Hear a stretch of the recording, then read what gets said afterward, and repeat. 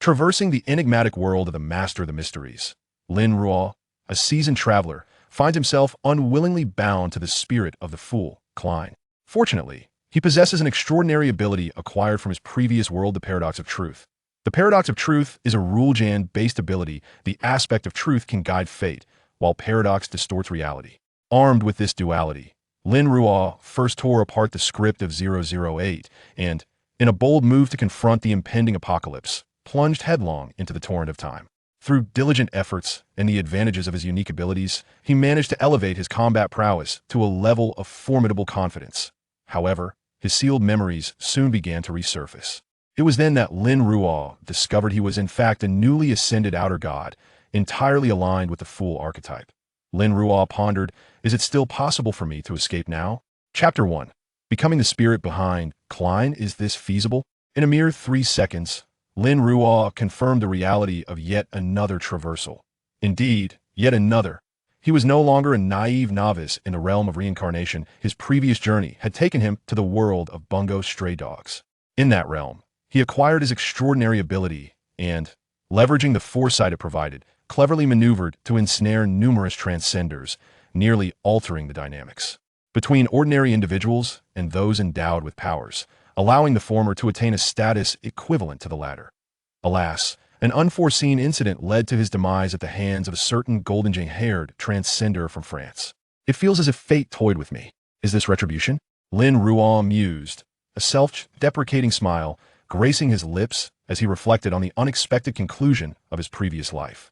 Such was the result of the extraordinary ability he had acquired, the Paradox of Truth. This ability, devoid of direct lethality, yet consistently reassessed as dangerously potent by the authorities, serves a remarkably straightforward function, divided into 2 components. The truth aspect allows for the manipulation of fate through written word. This manipulation essentially amplifies the likelihood of forthcoming events. Therefore, the greater the inherent probability of an occurrence, the more likely it is to manifest. Conversely, if the probability is minimal, failure is more probable. This phenomenon is unaffected by the strength of those involved, reliant solely on the likelihood of the event itself. Regardless of its success, a cost is incurred, and should it succeed, Lin Ruo would receive a sense of the outcome. Events that are nearly impossible to occur will not manifest even in ordinary individuals, while those with a substantial chance can ensnare even the mightiest of transcenders. However, the truth cannot directly extinguish a life. It can only guide an individual toward perilous circumstances, which is, in itself, sufficiently formidable. The second aspect of the Paradox of Truth corresponds to paradox. This ability is more straightforward and brutal, distorting reality and altering others' perceptions to a certain degree. However, the extent of this distortion is typically limited and requires maintenance, only affecting the user. In contrast, Lin Ruo found greater enjoyment in the cognitive alteration aspect of paradox. Though it bears numerous constraints, one cannot deny its synergy with truth renders it a formidable combination. Possessing the Paradox of Truth, Lin Ruo, despite lacking direct combat prowess, excelled in orchestrating the fates of many. Yet, such prowess could not ensure his survival in close proximity to a spatial transcender. After all, that entity was among the elite transcenders within the world of bungo stray dogs. TSK. Lin Ruo clenched his teeth, suppressing the tumult of emotions within, and redirected his focus to observe his surroundings. The room he occupied was modest in size, even deemed small by Lin Ruo's standards. To either side were brown wooden doors, flanking a low bed against the opposite wall. Additionally, the cramped space contained a wardrobe, a coal stove, and various kitchen utensils. Clearly, these items had borne the marks of time, evidenced by the singular dressing mirror, which bore 2 distinct cracks.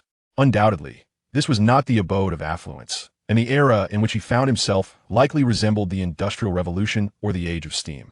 Yet, more than the furnishings, Lin Ruo's attention was captured by the sole inhabitant of the room, that a slender, emaciated youth lay sprawled over the table, dressed in a linen shirt, his black hair disheveled. Due to his position, Lin Ruo could not discern the youth's features, but he noted the gruesome wound on the young man's temple, clearly inflicted by a close-range gunshot. Remarkably, the wound was slowly healing at that very moment. Truthfully, the scene evoked a profound sense of familiarity in Lin Ruo, reminiscent of the opening scenes of a favorite novel.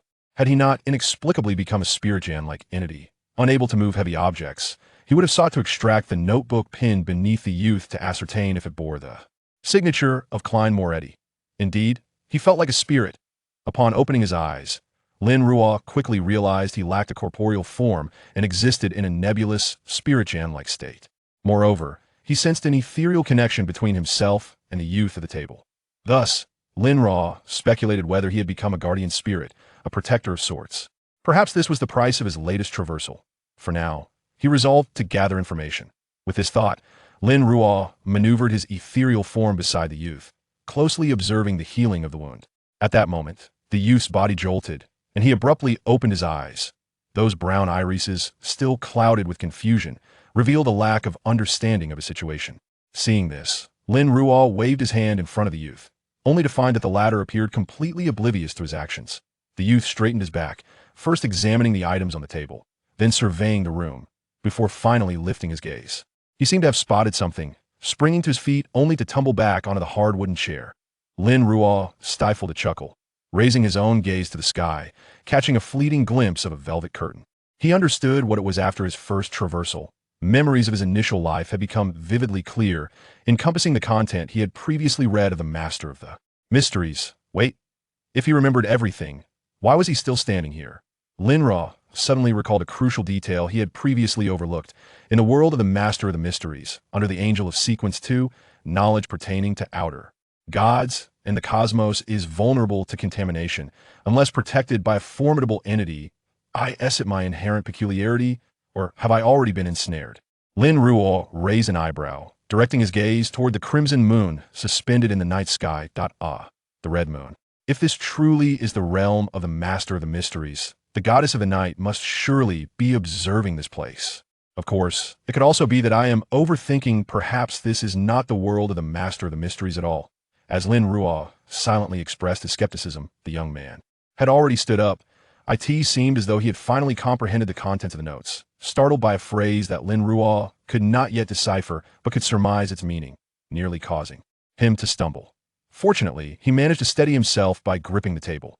Subsequently, the young man's gaze fell upon the revolver resting on the table and the bloodstains adorning the edge of the desk, his brow furrowing in concern. Under Lin Ruo's watchful eyes, the oblivious young man approached the dressing mirror. He was evidently taken aback by the grotesque wound near his temple reflected in the glass, recoiling several steps in shock.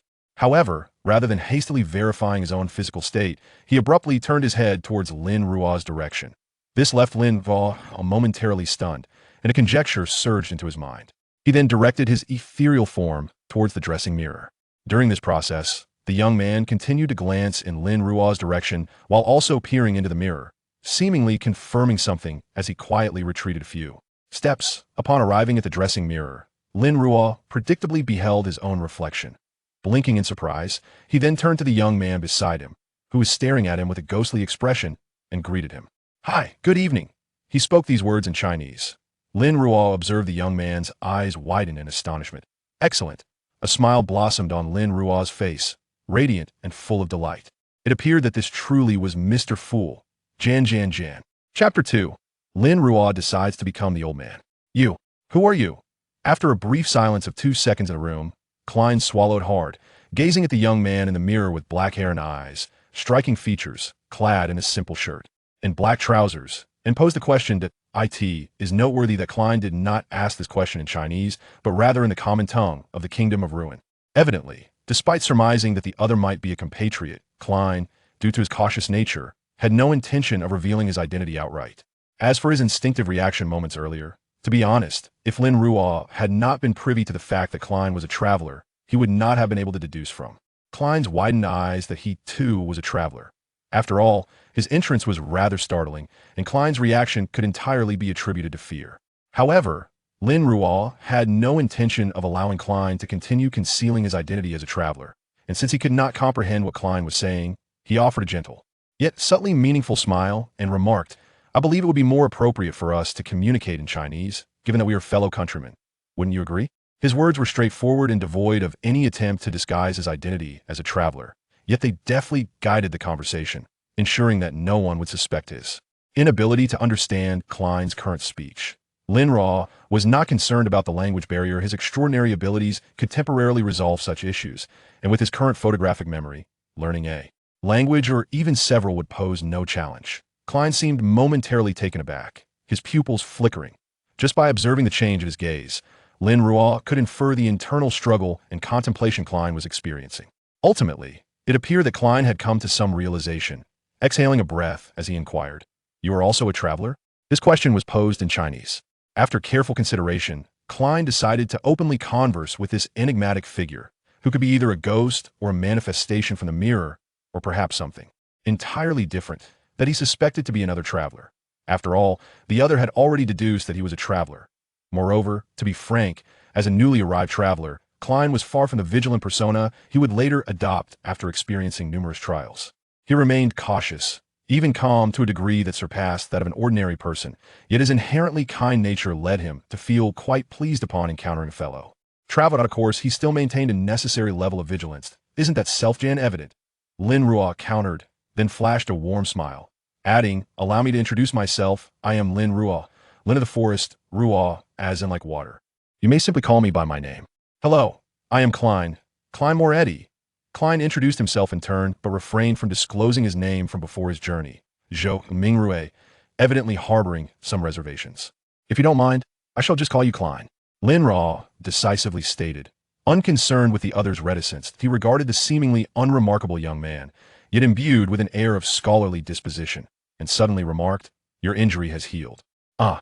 Upon hearing this, Klein immediately approached the dressing mirror to inspect the condition of his temple, and indeed, the once grotesque wound had completely mended. If not for the residual bloodstains, he might have believed he had merely imagined the earlier sight. Did I ask this? The healing effect brought about by traveling? Klein stood before the mirror, scrutinizing the state of his temple in disbelief, a smile involuntarily creeping onto his lips. Regardless, being alive was a welcome development for him. At this thought, Klein glanced at the other figure in the mirror, his expression a blend of hesitation and curiosity, yet he refrained from voicing any questions.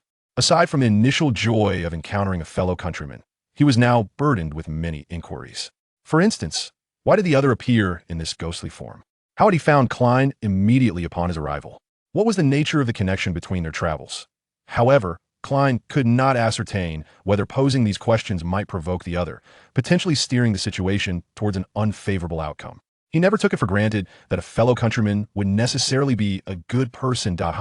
Conversely, Lin Ruo, observing Klein's hesitations, suddenly chuckled softly, his laughter devoid of malice and radiating warmth. He then smirked and remarked, "If you are inquiring about my current state, I can only say it is an unfortunate accident."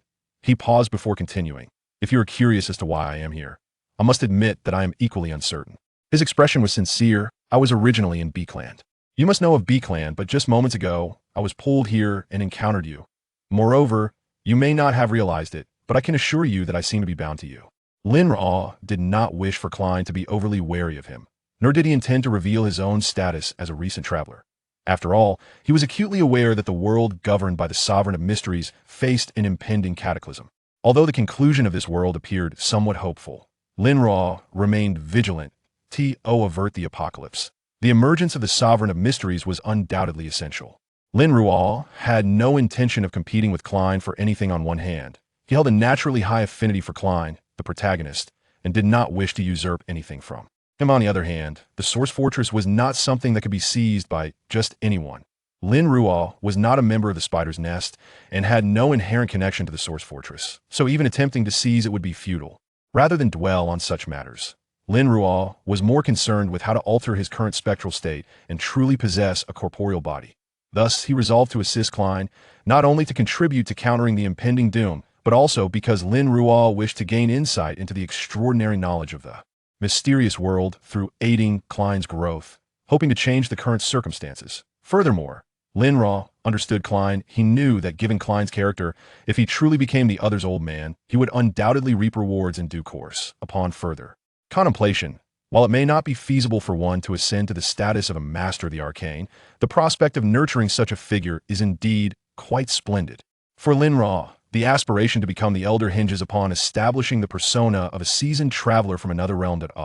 Klein responded, evidently taken aback by Lin Ruo's candidness, momentarily bewildered, and quickly added, "I apologize, I do not doubt you. I merely—" "Relax, I comprehend," Lin Ruo interjected, gesturing dismissively to halt his explanation. "Were I in your situation, I would likely exhibit even greater caution. My apologies." Upon hearing this, Klein Recognizing that Lin Ruo was genuinely unconcerned, felt compelled to apologize once more, that he then recalled Lin Ruo's earlier mention of a binding connection. As an ordinary individual, he was unable to sense the link between himself and Lin Ruo. However, having grown up immersed in web literature, he possessed an ample imagination and understanding regarding such matters. Curiosity piqued, he inquired, "Does the notion of binding imply that you are to accompany me?" "I am uncertain," Lin Ruo replied honestly, shaking his head, genuinely unaware of his current predicament. "Nevertheless, we could conduct an experiment." Chapter 3. The Transformation of the Fallacy. Upon uttering this phrase, and without allowing Klein a moment to respond, Lin Ruo deftly maneuvered his ethereal form to the wall, effortlessly phasing through it. However, once beyond Klein's line of sight, he did not continue to experiment with the distance that separated them. Instead, he silently commenced the activation of his extraordinary ability. "I do not comprehend the common tongue of Rune. This is a fallacy," Lin Ruo murmured, shortly thereafter receiving the corresponding feedback that this fallacy had taken effect. This signified that for the time to come, he would inherently grasp the meanings and written forms of the Rune common tongue he perceived and heard, even though he had never studied it, until he either dispelled this fallacy or his extraordinary ability was depleted beyond sustainability. Indeed, sustainability. This distinction sets fallacies apart from truths. The consumption of a truth is instantaneous. Once the fated guides is determined, regardless of whether it is realized, it incurs an immediate cost at the moment of use. In contrast, fallacies typically entail a continuous consumption. Much like what Lin Ruo had just enacted, whether distorting another's perception or reality itself, they require a constant exertion of extraordinary ability to maintain. Multiple fallacies may be sustained simultaneously, yet the consumption does not diminish accordingly. Thus, under normal circumstances, Lin Ruo refrains from maintaining multiple fallacies at once, for it is simply unsustainable. After temporarily comprehending the Rune common tongue, Lin Ruo sequentially employed fallacies to grant himself a provisional understanding of the commonly utilized Hermetic script within the extraordinary realm. This served as both an experiment and a means to ensure that he would not encounter complete illiteracy when navigating the extraordinary domain. As for other commonly used terminologies within the extraordinary realm, he would have to learn them gradually in the future. Lin Ruo held confidence in his learning abilities, possessing an almost photographic memory, given that he could utilize fallacies to preemptively comprehend the reading and writing of the corresponding languages. Acquiring a new language would not prove overly difficult, since the language pertaining to the extraordinary realm could be accessed through his abilities. What of the knowledge itself? After confirming that he could indeed utilize fallacies to acquire the language of the extraordinary realm, Lin Ruo pondered for a moment before asserting, "I do not possess knowledge of the potion formula for Fate Path Sequence 9. This is a fallacy." As the extraordinary ability surged forth with the spoken language, Lin Ruo received feedback indicating that the activation of this fallacy had failed. As anticipated, it was impossible to realize such a fallacy. Lin Ruo, having suspected this outcome, was not surprised. He merely rested his chin on one hand and continued to experiment with his abilities. "I do not possess a true physical form. This is a fallacy." Activation failed. "I am not a diviner path, extraordinary being. This is a fallacy." Activation. Successful? Lin Ruo blinked, distinctly perceiving the moment his ability took effect and the newfound aura that enveloped him. Knowledge accompanying the activation of his extraordinary ability informed him that it belonged to the aura of an angel from the diviner path. At this moment, to those knowledgeable in the field, he appeared to be a sequence 2 diviner. Even if extraordinary abilities were employed to verify him, the result would remain the same. Yet, this was the extent of it. For Lin Ruo had not genuinely acquired the abilities of a sequence 2 diviner. He had merely attained a semblance of an illusion. Had it been merely this, Lin Ruo would not have been overly astonished, for in his previous life, he had attempted to use fallacies to bestow upon himself extraordinary abilities beyond the truth fallacy, yet all had ended in failure. His current endeavor was merely an attempt to discern whether the world's differences would yield any changes. What genuinely astonished Lin Ruo was the additional information he received upon activating his extraordinary ability. His powers could not sustain the simulation of a sequence 2 diviner's abilities, as it would drain him instantaneously. This piece of information, seemingly innocuous, caused Lin Ruo to swallow hard. Could it be? I am not a demigod of the diviner path. This is a fallacy. An unfamiliar power surged within Lin Ruo in an instant, that of a sequence 4 trickster from the diviner path. Just as expected, a smile tugged at the corners of Lin Ruo's mouth as he began to explore the abilities he now possessed through the fallacy. Divination, combat, faceless ones, manipulation of ethereal threads. Essentially, all the abilities of the trickster mentioned in the original text were now at his disposal. This prompted Lin Ruo to eagerly experiment with these abilities. However, after merely a few trials, he ceased. For in just 11 or 12 seconds of maintenance, nearly 1/5 of his extraordinary energy had been expended. This compelled Lin Ruo to promptly revoke this fallacy and reassess the consumption of his internal extraordinary energy, leading him to some conclusions. If he did not simultaneously maintain other fallacies, the state of sequence 4 could likely be sustained for approximately 60 seconds. However, after that, he would essentially be rendered incapacitated, requiring a long period for his extraordinary energy to recover.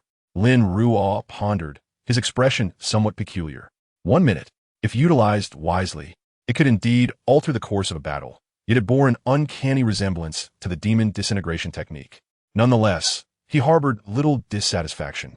For compared to his previous life, where he could not acquire combat prowess through fallacies at all, attaining this 1-minute Superman status was already commendable. He proceeded to conduct several more experiments, those not involving the extraordinary yielded results similar to his past experiences. However, the surprising aspect was that those pertaining to knowledge were often within his grasp first, while those related to extraordinary abilities were predominantly realized. Yet, there existed a limit. Sequence 4 and below abilities could generally be attained through fallacies, yet the consumption was indeed substantial. The closer one approached Sequence 4, the greater the cost. After several experiments, Lin Ruo nearly drained himself dry. Had he not curbed his desire to continue experimenting, he would have likely exhausted the energy required to maintain his understanding of both the rune common tongue and hermetic script. Having concluded his experiments with fallacy abilities, Lin Ruo found himself lacking the strength to further explore the abilities of truth. He did, however, manage to test the distance he could maintain from Klein, ultimately concluding that his range of movement was confined to approximately 100 meters from Klein. This range was neither particularly expansive nor exceedingly small. Nevertheless, considering his current peculiar condition, remaining near Klein might indeed prove advantageous.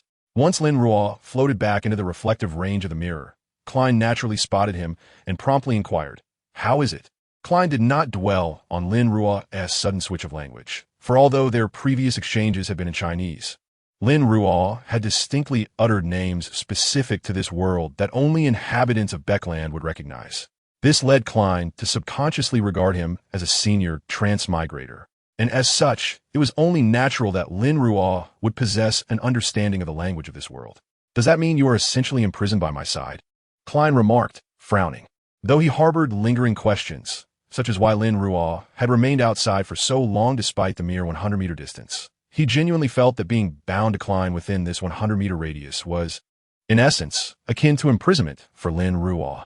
Furthermore, for Klein himself, having such a spirit lingering nearby was rather inconvenient. Chapter 4. Do you not wish to return home? Yet, this was an unavoidable circumstance. At least for now, I cannot conceive of any solution. Fortunately, I have no other destinations in mind at present, so temporarily accompanying you is not an issue. Lin Ruo could readily perceive the unspoken doubts within Klein's expression, and he was not taken aback. Rather, he welcomed it, for his decision to immediately step outside and commence experimenting with his abilities had been deliberate, intentionally revealing some flaws and an air of mystery.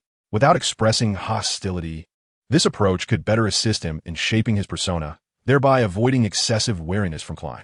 If he were to encounter Klein, who had already experienced the events surrounding the offspring of the evil god or the great smog, he would certainly not adopt such a method. However, with Klein just having traversed into this realm, it posed no issue at all.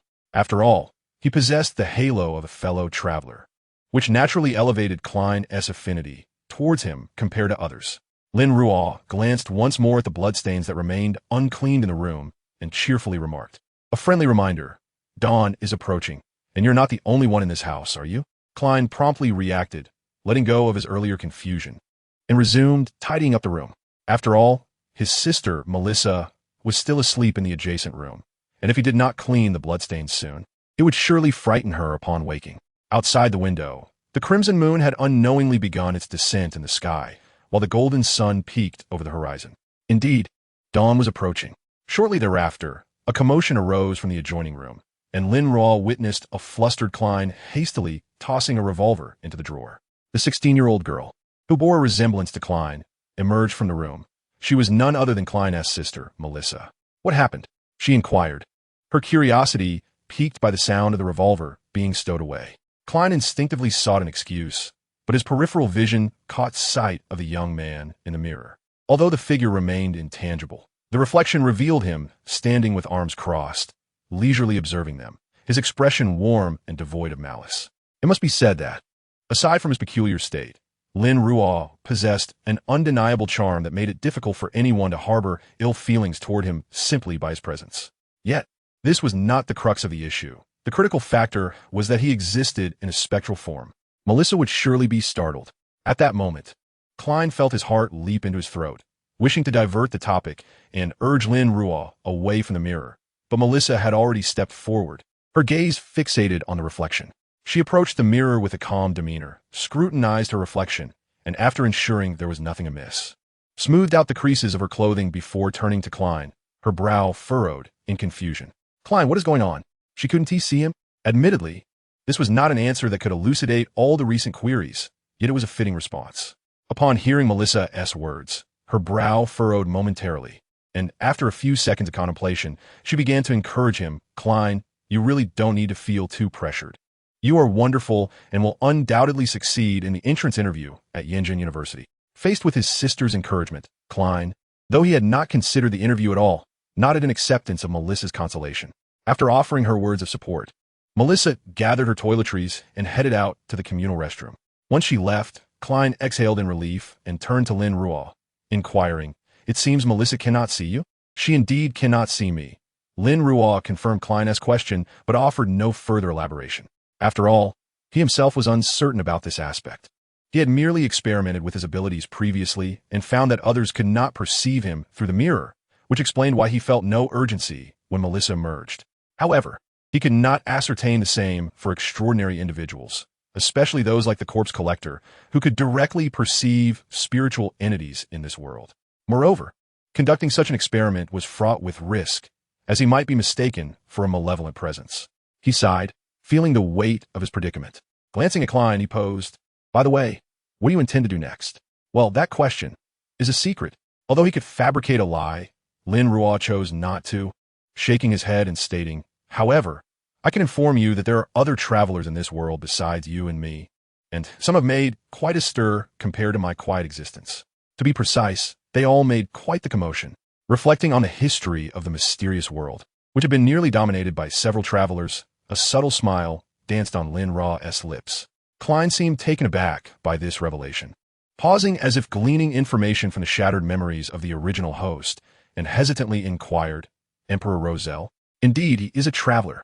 Lin Ruo nodded, observing Klein's expression shift to one of disappointment. Lin Ruo was momentarily taken aback, suddenly recalling the life he had led before his own traversal. Despite being orphaned, he had enjoyed the companionship of several close friends, sharing laughter and tears, a life that could undoubtedly be deemed blissful. Was it merely an illusion? Lin Ruo lowered his gaze, sighing, "You are right." Unbeknownst to him, he had yet to comprehend the reason behind his own traversal. Chapter 5. The Secret Holy Emblem. "You are right."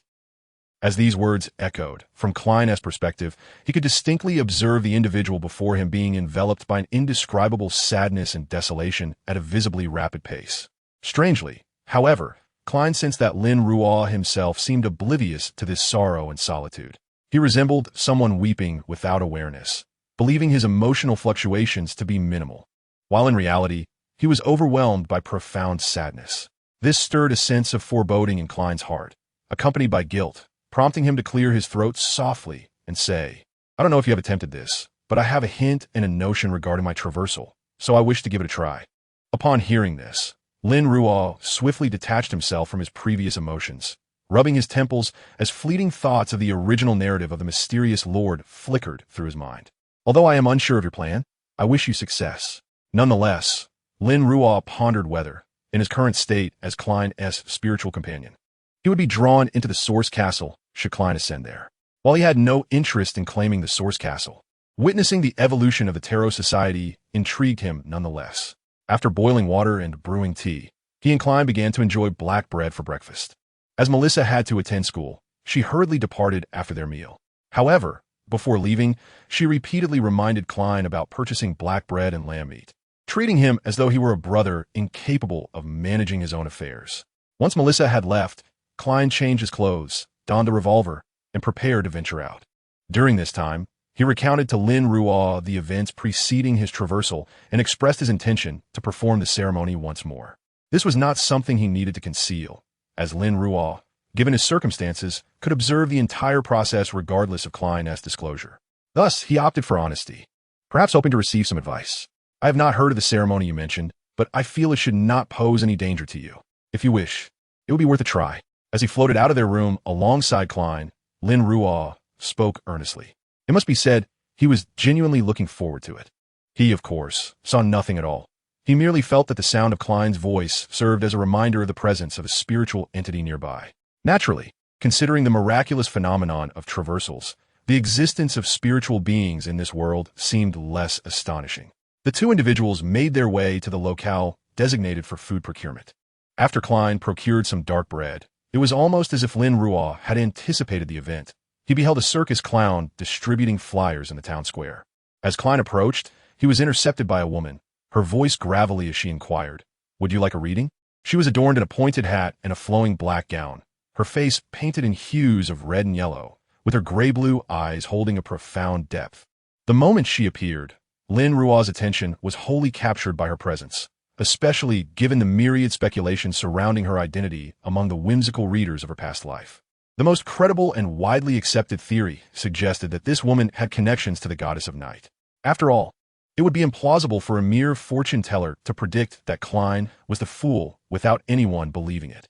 However, to Lin Ruo's disappointment, despite his unwavering gaze upon her, he discerned nothing amiss until the fortune teller concluded her reading for Klein, revealing the Fool card. Subsequently, she was ushered away by the true fortune teller, for this woman was, in fact, a beast tamer, as Lin Ruo noticed her standing beside the tent, her gaze now fixed upon him. Lin Ruo. Instinctively, he felt compelled to act, yet before he could do so, darkness enveloped him. This was a true darkness, not merely a fainting of consciousness. Almost immediately, Lin Ruo perceived something emerging from the void, resembling a resplendent galaxy or perhaps a crimson moon, but it vanished in an instant. He suddenly felt a cold, hard object in his hand, but before he could contemplate further, his vision returned to normal. Lin Ruo was nearly overwhelmed with anticipation as he glanced back at the fortune teller, only to be met with disappointment. Though she remained in her position, her focus had shifted elsewhere, and she appeared somewhat bewildered. There was no doubt that, regardless of any connection she might have had with the goddess of night, before him stood an ordinary individual. Lin Ruo bit his lip and turned to follow Klein, who was heading toward the market for lettuce and meat to procure the remaining ingredients.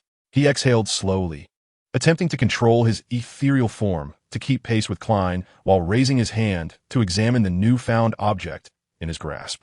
Lin Ruo, is this not the holy emblem of the Church of the Night? What purpose does the goddess of night have in bestowing this upon me? Although the extraordinary abilities ceased to function after the dissolution of the fallacy, much knowledge remained etched in his memory, serving as a reservoir of information. Undeniably, this was a remarkably useful item, especially for Lin Ruo at present, primarily to shield him from being deemed malevolent by the official extraordinary beings. Was this a form of preemptive investment? Yet, Lin Ruo found little joy in the acquisition of this holy emblem, as it instilled within him a palpable sense of being conspicuously orchestrated by unseen hands. Perhaps being under the gaze of the night was not entirely detrimental. He could not shake the uncertainty of what price he might have to pay for this gift in the future. Lin Ruo's thoughts drifted. Chapter 6. The Source Fortress has denied your entry. To be frank, I am feeling somewhat anxious at this moment. After preparing himself, Klein exhaled gently, murmuring, if possible, "Wish me success." With that, he took a deep breath, his gaze resolute.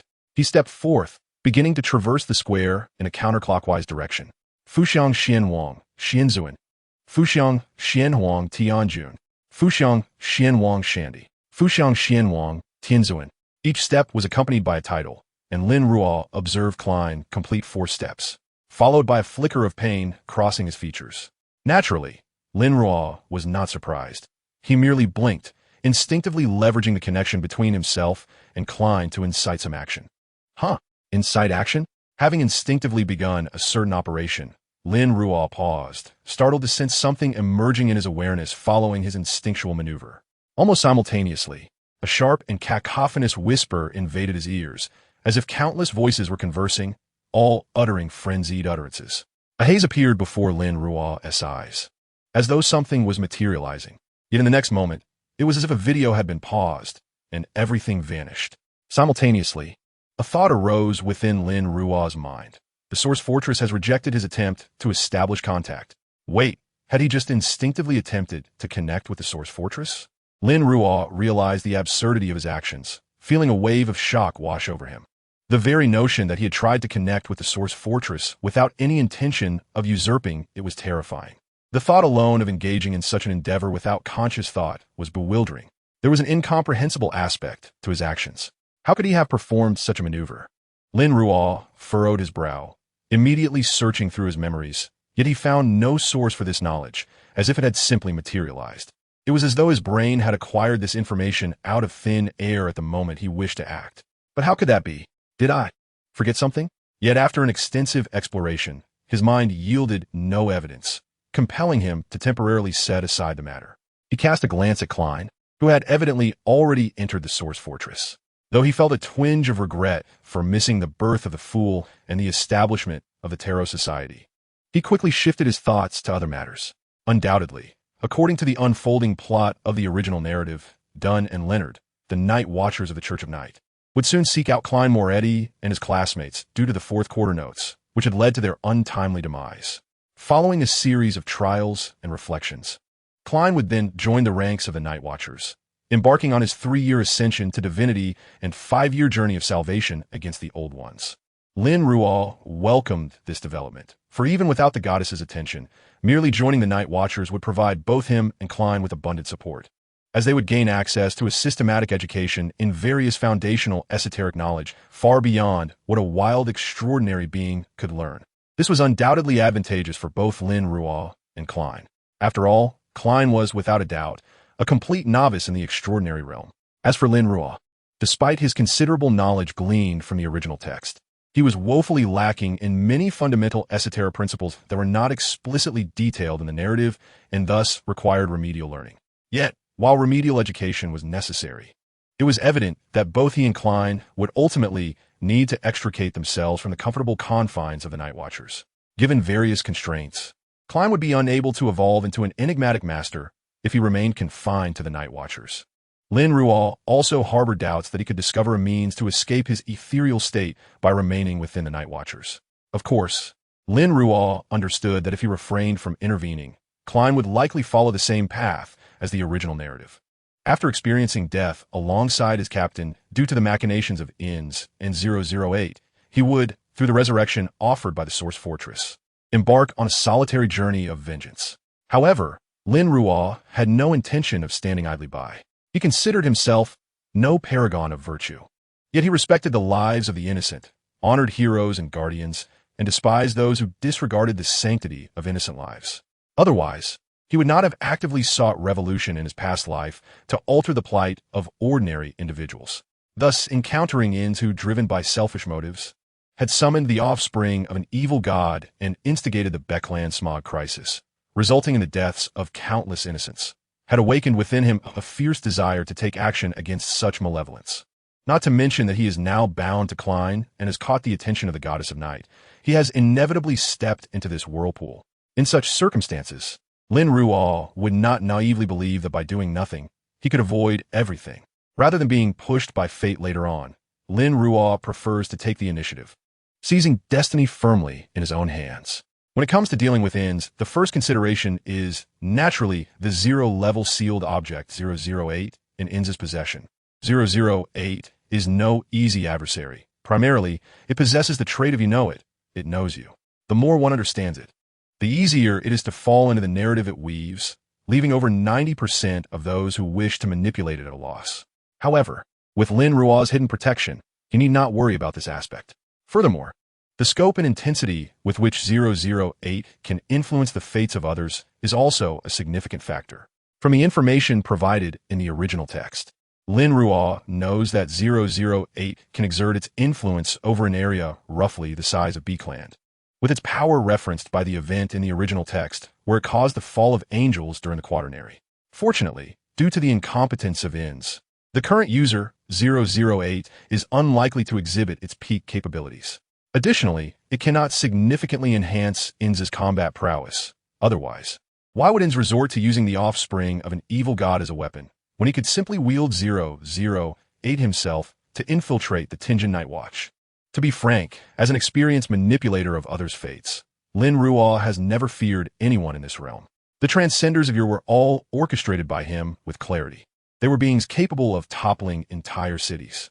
However, one must not act impulsively. It is essential to deliberate carefully. Chapter 7, Sequence 0, The Fool. While Lin Ruo pondered how to utilize his extraordinary abilities to incite chaos, Klein had arrived above the mist.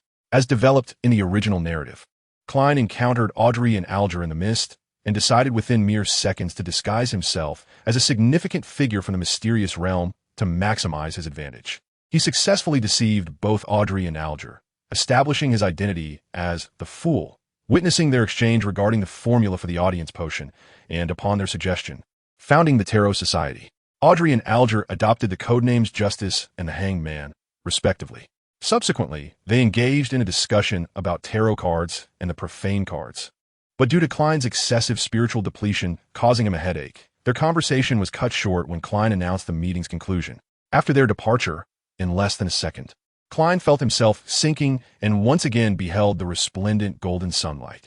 He still stood in that apartment, right in the center, not far away. The reflection in the full-length mirror revealed a young man with black hair and black eyes, quietly observing him from a distance. "You seem to have failed," the youth remarked, prompting a wry smile from Klein. Reflecting on the surreal events that had transpired above the mist, Klein felt a mix of confusion and an instinctual urge to confide. But when he opened his mouth, he ultimately said nothing. He merely dragged his leaden legs to a chair by the table, seemingly organizing his thoughts. After a few moments, he finally spoke. "After performing the ritual, I entered a mysterious place where I encountered an enigmatic presence who claimed to be the Fool." As he spoke, Klein's eyes instinctively averted from the shadow reflected in Lin Ruo's mirror. He had no intention of revealing his disguise as the Fool upon entering the mist. It was far too mysterious, and after all, he had only just met Lin Ruo. Despite Lin Ruo not having displayed any malice thus far, the inherently cautious Klein decided, after a few moments of contemplation, to keep this matter to himself, treating it as a secret. After all, one should harbor no ill intent towards others, yet remain vigilant. No mentally sound adult would divulge their secrets upon first meeting someone. If Lin Ruo were to discover this matter later, he could always apologize. Lin Ruo was not surprised by Klein's words. He was well aware of Klein's nature. He was not the type to lay bare his secrets upon first acquaintance. Understanding the caution in Klein's demeanor, Lin Ruo merely feigned a look of bewilderment and inquired, "The Fool?" "Yes, that is how he referred himself," Klein nodded. Perhaps because the first lie had already slipped from his lips, making this response much smoother. Moreover, he convened a regular meeting concerning the extraordinary realm, and I have joined. Klein did not intend to conceal the fact of the regular meetings, as he and Lin Ruo were unaware of how long they would be bound together. Given that the Tarot Society would undoubtedly hold meetings during this period, it was better to openly disguise himself as an ordinary participant, just like Justice Audrey and the Hangman Alger. Then he noticed a hint of concern on Lin Ruo's face. "You joined?" Lin Ruo remarked, his worried expression revealing no trace of pretense. "That is perilous. The extraordinary realm of this world is not so safe. Moreover, the individual you encounter claims to be the Fool." Klein felt a twinge of guilt, but could not help but inquire curiously, "Is there something wrong with that title?" He merely chose it based on the tarot card he drew. "I am unsure how to explain this to you. Are you familiar with potions and the divine hierarchy?" Lin Ruo's expression was somewhat conflicted, yet internally, he pondered what information to reveal to Klein. It should not involve contamination, but information solely regarding Sequence 0 should be acceptable. "Is that all you know?" Lin Ruo feigned an exasperated expression before continuing. "Well, after all, you have only just traversed here." "Listen well, Klein." Lin Ruo, having mentally prepared his explanation, elaborated. "In this world, the potion system consists of a total of 22 pathways, each ranging from Sequence 9 to Sequence 0, from low to high, from weak to strong. Sequence 9 marks the beginning of each pathway, while Sequence 0 represents the terminus. He paused momentarily, then added with a somewhat complex expression, however, very few are aware of the existence of Sequence 0. In the perception of the vast majority of extraordinary individuals, the starting point of the potion sequence is Sequence 9, and the end point is Sequence 1. Why is that? Although he sensed a headache approaching, Klein forced himself to remain attentive as he absorbed Lin Ruo's explanation.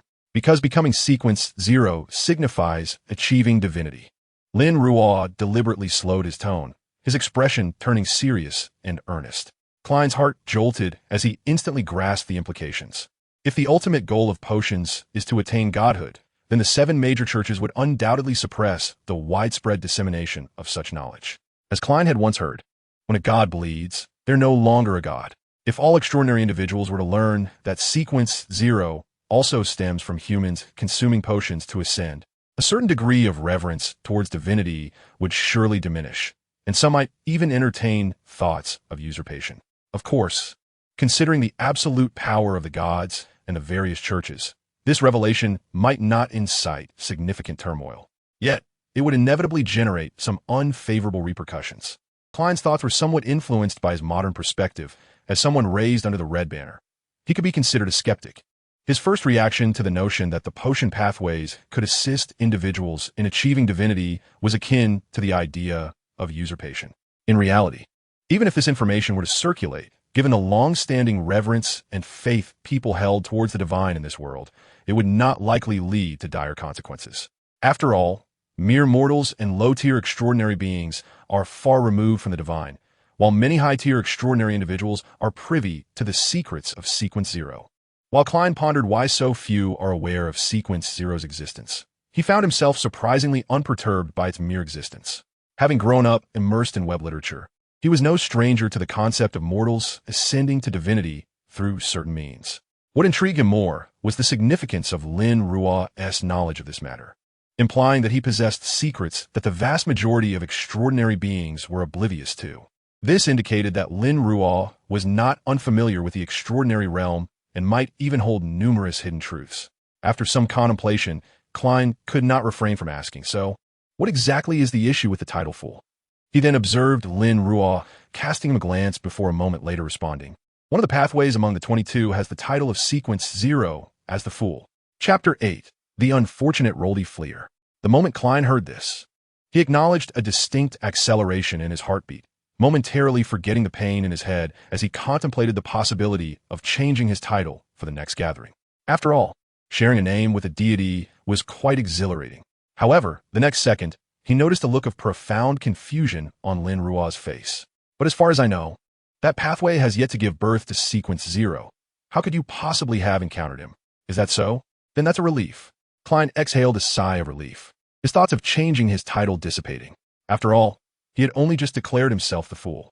Altering his title for the next gathering would significantly undermine the image he had tried to cultivate. It could even inadvertently lead to his identity being revealed. Moreover, having already adopted this title, if there were indeed issues associated with it, it was unlikely that changing it now would avert any consequences.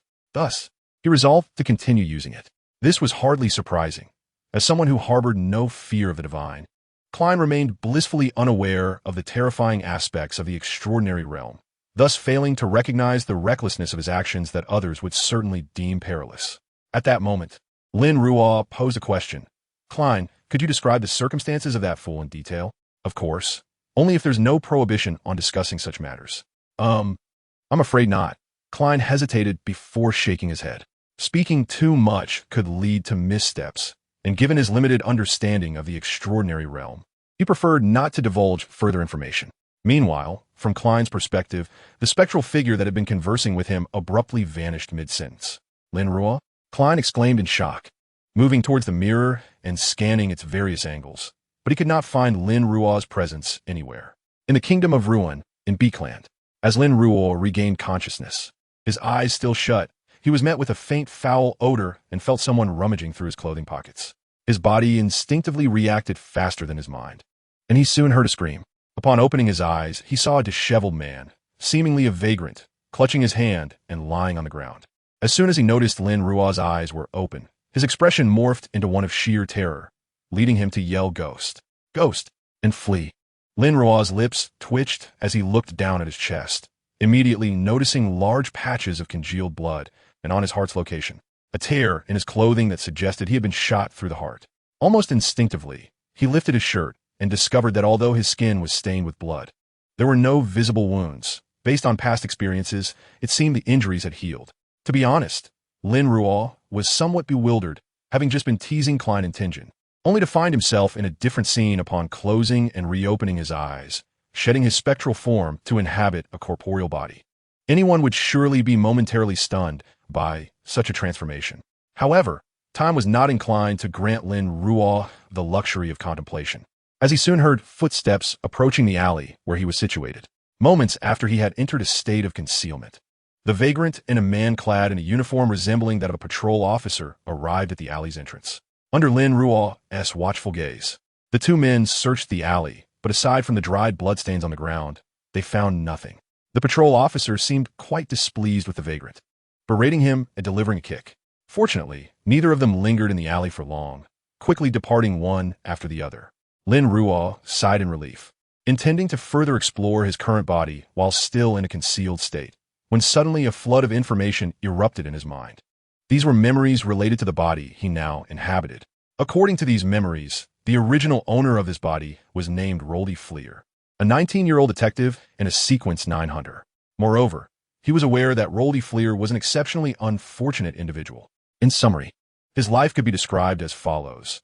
Born into a noble family, he initially enjoyed a blissful existence, but 7 years ago, his father, a viscount, was imprisoned for his involvement in a rebellion and subsequently committed suicide in jail shortly thereafter. Although Roldy and his mother were not overtly implicated in this event, the ensuing clandestine oppression of the Fleer family following his father's death led to their swift decline, and his mother eventually perished under the weight of despair. Not only that, but just as Roldy Fleer was on the verge of adulthood, under the watchful eye of his loyal old butler lord, a sudden fire consumed everything he had. Had it not been for the butler's desperate efforts to protect him, Roldy would likely have perished in that inferno. After narrowly escaping the fire, Roldy, realizing that someone wished to prevent his coming of age and the resurgence of the Fleer family, chose to live in obscurity. He fabricated a false identity, using his wealth, and disguised his appearance with cosmetics and wigs, transforming himself entirely into another person. Of course, Roldy Fleer could have simply left B-Clan to start anew in a place where no one recognized him. Yet, how could he possibly abandon the place where his father's life was taken, where his family fell from grace, and where a fire obliterated everything he owned? He did not even know who his enemies were. How could he forsake it all and leave? Driven by vengeance, Roldy Fleer remained in B-Clan. To facilitate his quest for the truth, he chose to become a detective. Aware of the existence of extraordinary beings, he began to frequent various mystical gatherings in B-Clan, ultimately discovering a true gathering for extraordinary individuals. At that gathering, he acquired the potion formula for a Sequence 9 hunter and had gathered all the necessary materials just days prior. Feeling hopeful for revenge, Roldy Fleer eagerly concocted the hunter potion yesterday and, after consuming it, successfully became a Sequence 9 hunter without incident. Under normal circumstances, one might expect that Roldy Fleer would at least live better than before. However, the reality was that after just gaining extraordinary power, his ego inflated, and he ventured alone into the East District, where he encountered human traffickers attempting to forcibly abduct individuals. Despite facing numerous misfortunes, his sense of justice remained strong, and he resolutely stepped forward to confront the situation. Then, he was ambushed by the accomplices of the traffickers and met his demise with a single gunshot. Chapter 9. Becoming a Hunter from Today. Thus concluded the life of Roldy Fleer. In the final moments of his memory, the most intense emotion Lin Ruo could perceive was one of resentment. However, this resentment did not stem from his own death or a lack of hope for vengeance, but rather from the sight before him. That girl was still being forcibly taken away by the traffickers. He had changed nothing. He had saved no one. TSK. Lin Ruo's gaze was inscrutable, his hand resting against his chest, feeling the lingering emotions of this body. Suddenly, he declared, "Since I have taken over your body, I shall inherit your hatred, whether it be the enemies who caused the original's family to fall apart or the traffickers who just ruthlessly ended his life." The former was the reward for using this body, while the latter was due to Lin Ruo's own profound disdain for such traffickers. As he resolved to take action, Lin Ruo, having accepted the memories, gained a fundamental understanding of his current situation. To put it simply, he did not directly transmigrate into Klein's spirit last night. Rather, he first inhabited Rolldifler's body, utilizing this unclaimed vessel for his rebirth. Consequently, just after his rebirth and before fully awakening, his soul was inexplicably drawn to Klein's side, where a binding occurred, leading to the events that transpired earlier. Lin Ruo mistakenly believed he had transformed into Klein's spirit, but in reality, he still possessed a body. It merely appeared that under certain circumstances, his soul could exit and venture toward Klein. TSK, how ironic that his previous fabrications turned out to be somewhat accurate. Reflecting on the lies he had spun earlier, Lin Ruo curled his lip, feeling a sense of relief in his heart. After all, regardless of the circumstances, he no longer needed to worry about the body. Firstly, one point must be clarified. Although the original owner had perished once, it was likely due to Lin Ruo's timely takeover that the extraordinary traits of his body had not manifested. Hence, Lin Ruo directly became a Sequence 9 hunter. For him, this was neither a blessing nor a curse. It was not a blessing because, upon becoming a Sequence 9 hunter, Lin Ruo lost the freedom to choose his sequence, unless he later transitioned into a witch or learned the Blood Emperor's formidable leap into a non-adjacent sequence. Or perhaps utilized an extraordinary item like the No Dark Cross to reset. Lin Ruo would be confined to the singular path of a hunter. It was not a curse either, for being a hunter is not an inferior sequence, unlike witches or demons, which severely contradict Lin Ruo's principles. Or sequences like Night and Storm, which already possess a sequence 0 and have limited potential for ascension, and are also influenced by outer gods. The hunter boasts formidable combat prowess, being one of the strongest in direct confrontation. One could refer to the Fourth Era, when the Blood Emperor was able to suppress the likes of Amon and Banyu through sheer force. Although Lin Ruo's ideal path would be to become an observer, considering Adam's presence, pursuing the hunter path to compensate for his lack of combat strength is not without merit. And since he intends to pursue the hunter path, he naturally must contemplate the issue of potion digestion and subsequent advancement. Lin Ruo understood the necessity of performance, knowing that to most effectively and swiftly digest the hunter potions, embodying the role of a hunter is nearly essential. As the name suggests, digesting hunter potions requires him to convincingly portray a hunter. This should not prove too challenging, as the hunter potions inherently bestow upon Lin Ruo excellent tracking capabilities, outstanding trap-setting skills, and an almost instinctual hunting ability, while also significantly enhancing his physical attributes, including recovery capabilities. One could assert that a Sequence 9 hunter is by no means weak. The original perished before achieving success, simply because he had recently consumed the potion and failed to fully adapt to the extraordinary abilities it conferred. Engaging in an encounter with two traffickers unprepared, compounded by the fact that they wielded firearms, which pose a significant threat to low-level extraordinary beings. If Lin Ruo wishes to effectively embody a hunter, he must first select an appropriate target, which could be traditional game animals or even humans. The most ideal targets, of course, would be the two traffickers who eliminated the original owner, as hunting them would allow him to perform and also serve as preliminary vengeance for the original. Moreover, Lin Ruo could ascertain that these two individuals were merely ordinary men, although the original had met his downfall at their hands. As an extraordinary being, especially one with advantages, Lin Ruo believed that with adequate preparation, hunting them would not pose a significant challenge. The only consideration would likely be the existence behind those traffickers, the Eastern District, and given that their targets are young girls. Capin, connecting to the content of the original text, Lin Ruo instinctively linked the trafficker Capin, who worked for the royal family and was involved in approximately 80% of the missing girl cases in Beakland, instantly narrowing his eyes. He certainly did not believe that the two traffickers were merely pawns of Capin, as, in fact, Lin Ruo harbored a greater loathing for the leader of such a trafficking ring than for the direct hand of violence. At this moment, he contemplated the conspiracy represented by Capin and the royal family of Ruin. Capin essentially acted on behalf of the royal family. This blood-soaked trafficker could be said to have contributed, albeit slightly, to the divine ascension ritual of Joseon. Yet, at the same time, he also represents a breakthrough, allowing the church's extraordinary beings to discover the royal family's malfeasance. Furthermore, Capin's domain lies within the jurisdiction of the Storm Church. An idea suddenly struck Lin Ruo to use Capin to draw the Storm Pigeons into the fray and subsequently deal with ends. While this may initially seem somewhat disjointed, Lin Ruo had previously considered involving the Storm Church in his plans against Inzwal and Tingen. Thus, he resolved not to rely on the goddess of night, but instead to engage the storm pigeons with the creed of don't hesitate, just act, and when in doubt, strike first. Of course, he had not yet devised a concrete plan for how to involve them, as time was too short. But now he had begun to formulate some ideas. To realize his ambitions, the first step would be to hunt Capin. Chapter 10. How to acquire subsequent potions. This was undoubtedly perilous, Lin Ruo understood. Yet it was not beyond the realm of possibility. Capin himself was highly unlikely to be an extraordinary being.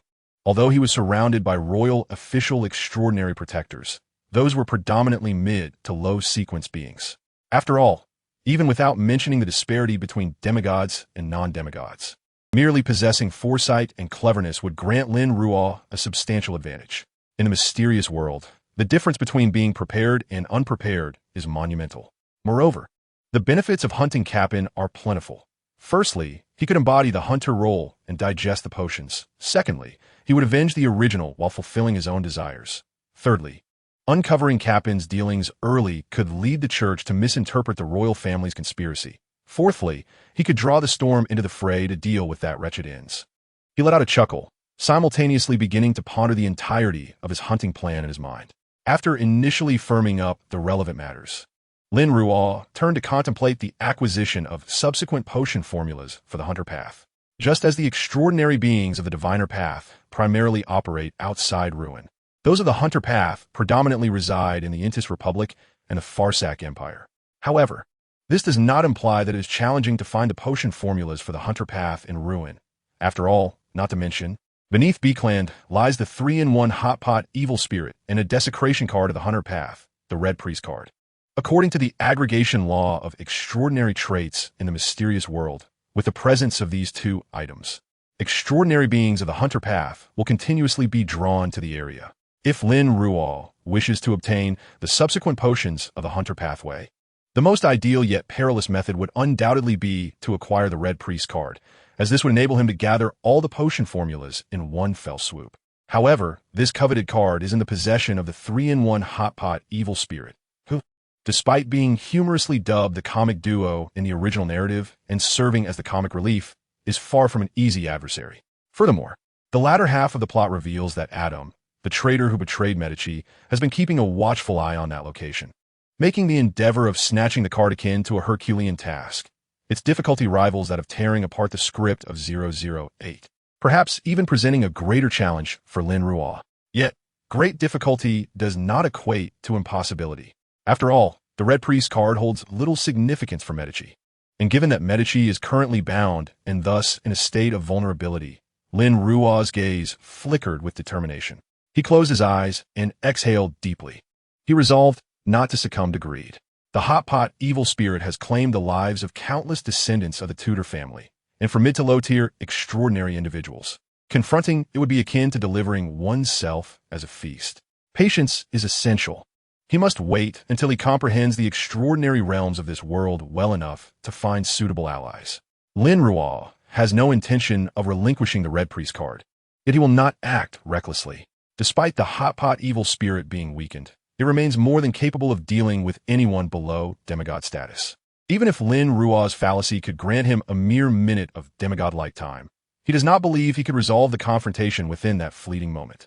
Additionally, the current state of the Hot Pot Evil Spirit renders it challenging for Lin Ruo to utilize truth for any strategic arrangements. His objective is to procure the Red Priest card, not to eliminate the Hot Pot Evil Spirit. Thus, reporting the adversary is out of the question, and summoning unofficial demigods to intervene would be tantamount to courting disaster. The unofficial demigods active in Beakland are primarily affiliated with either the Aurora Society or the Witch Sect, or a link to the Psychological Alchemy Society. Should any of these factions encounter Medici, rather than engaging in a struggle, they would likely assist him in escaping.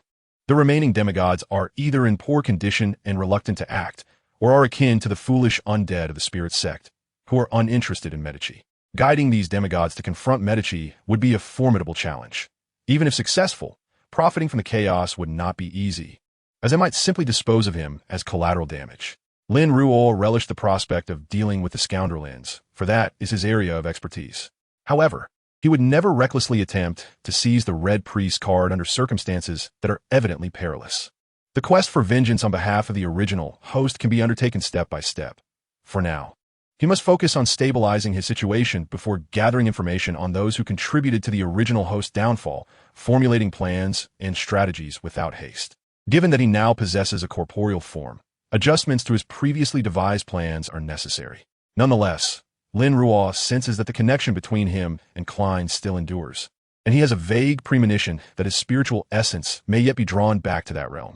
As for Inns, he aims to exert pressure from both sides, striving to expel him from the scene in the shortest time possible. The longer he lingers, the more unpredictable the variables become. With the acquisition of memories, he finds he can conserve energy regarding the fallacy of language. Lin Ruo mused internally, simultaneously nullifying the fallacies he had maintained concerning the ruined common language and the Hermetic script.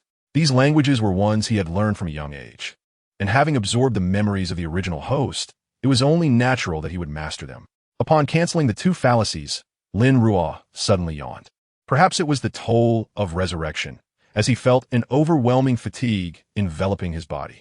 Coincidentally, as one who had nearly drained himself of energy during the previous experiment of fallacy, Lin Ruo's spirit was equally exhausted. In this state of compounded fatigue, he found himself in dire need of rest to recuperate, a necessity he had long resisted due to prior obligations. Now, having organized his affairs and formulated preliminary plans for the future, Lin Ruo resolved not to continue pushing himself.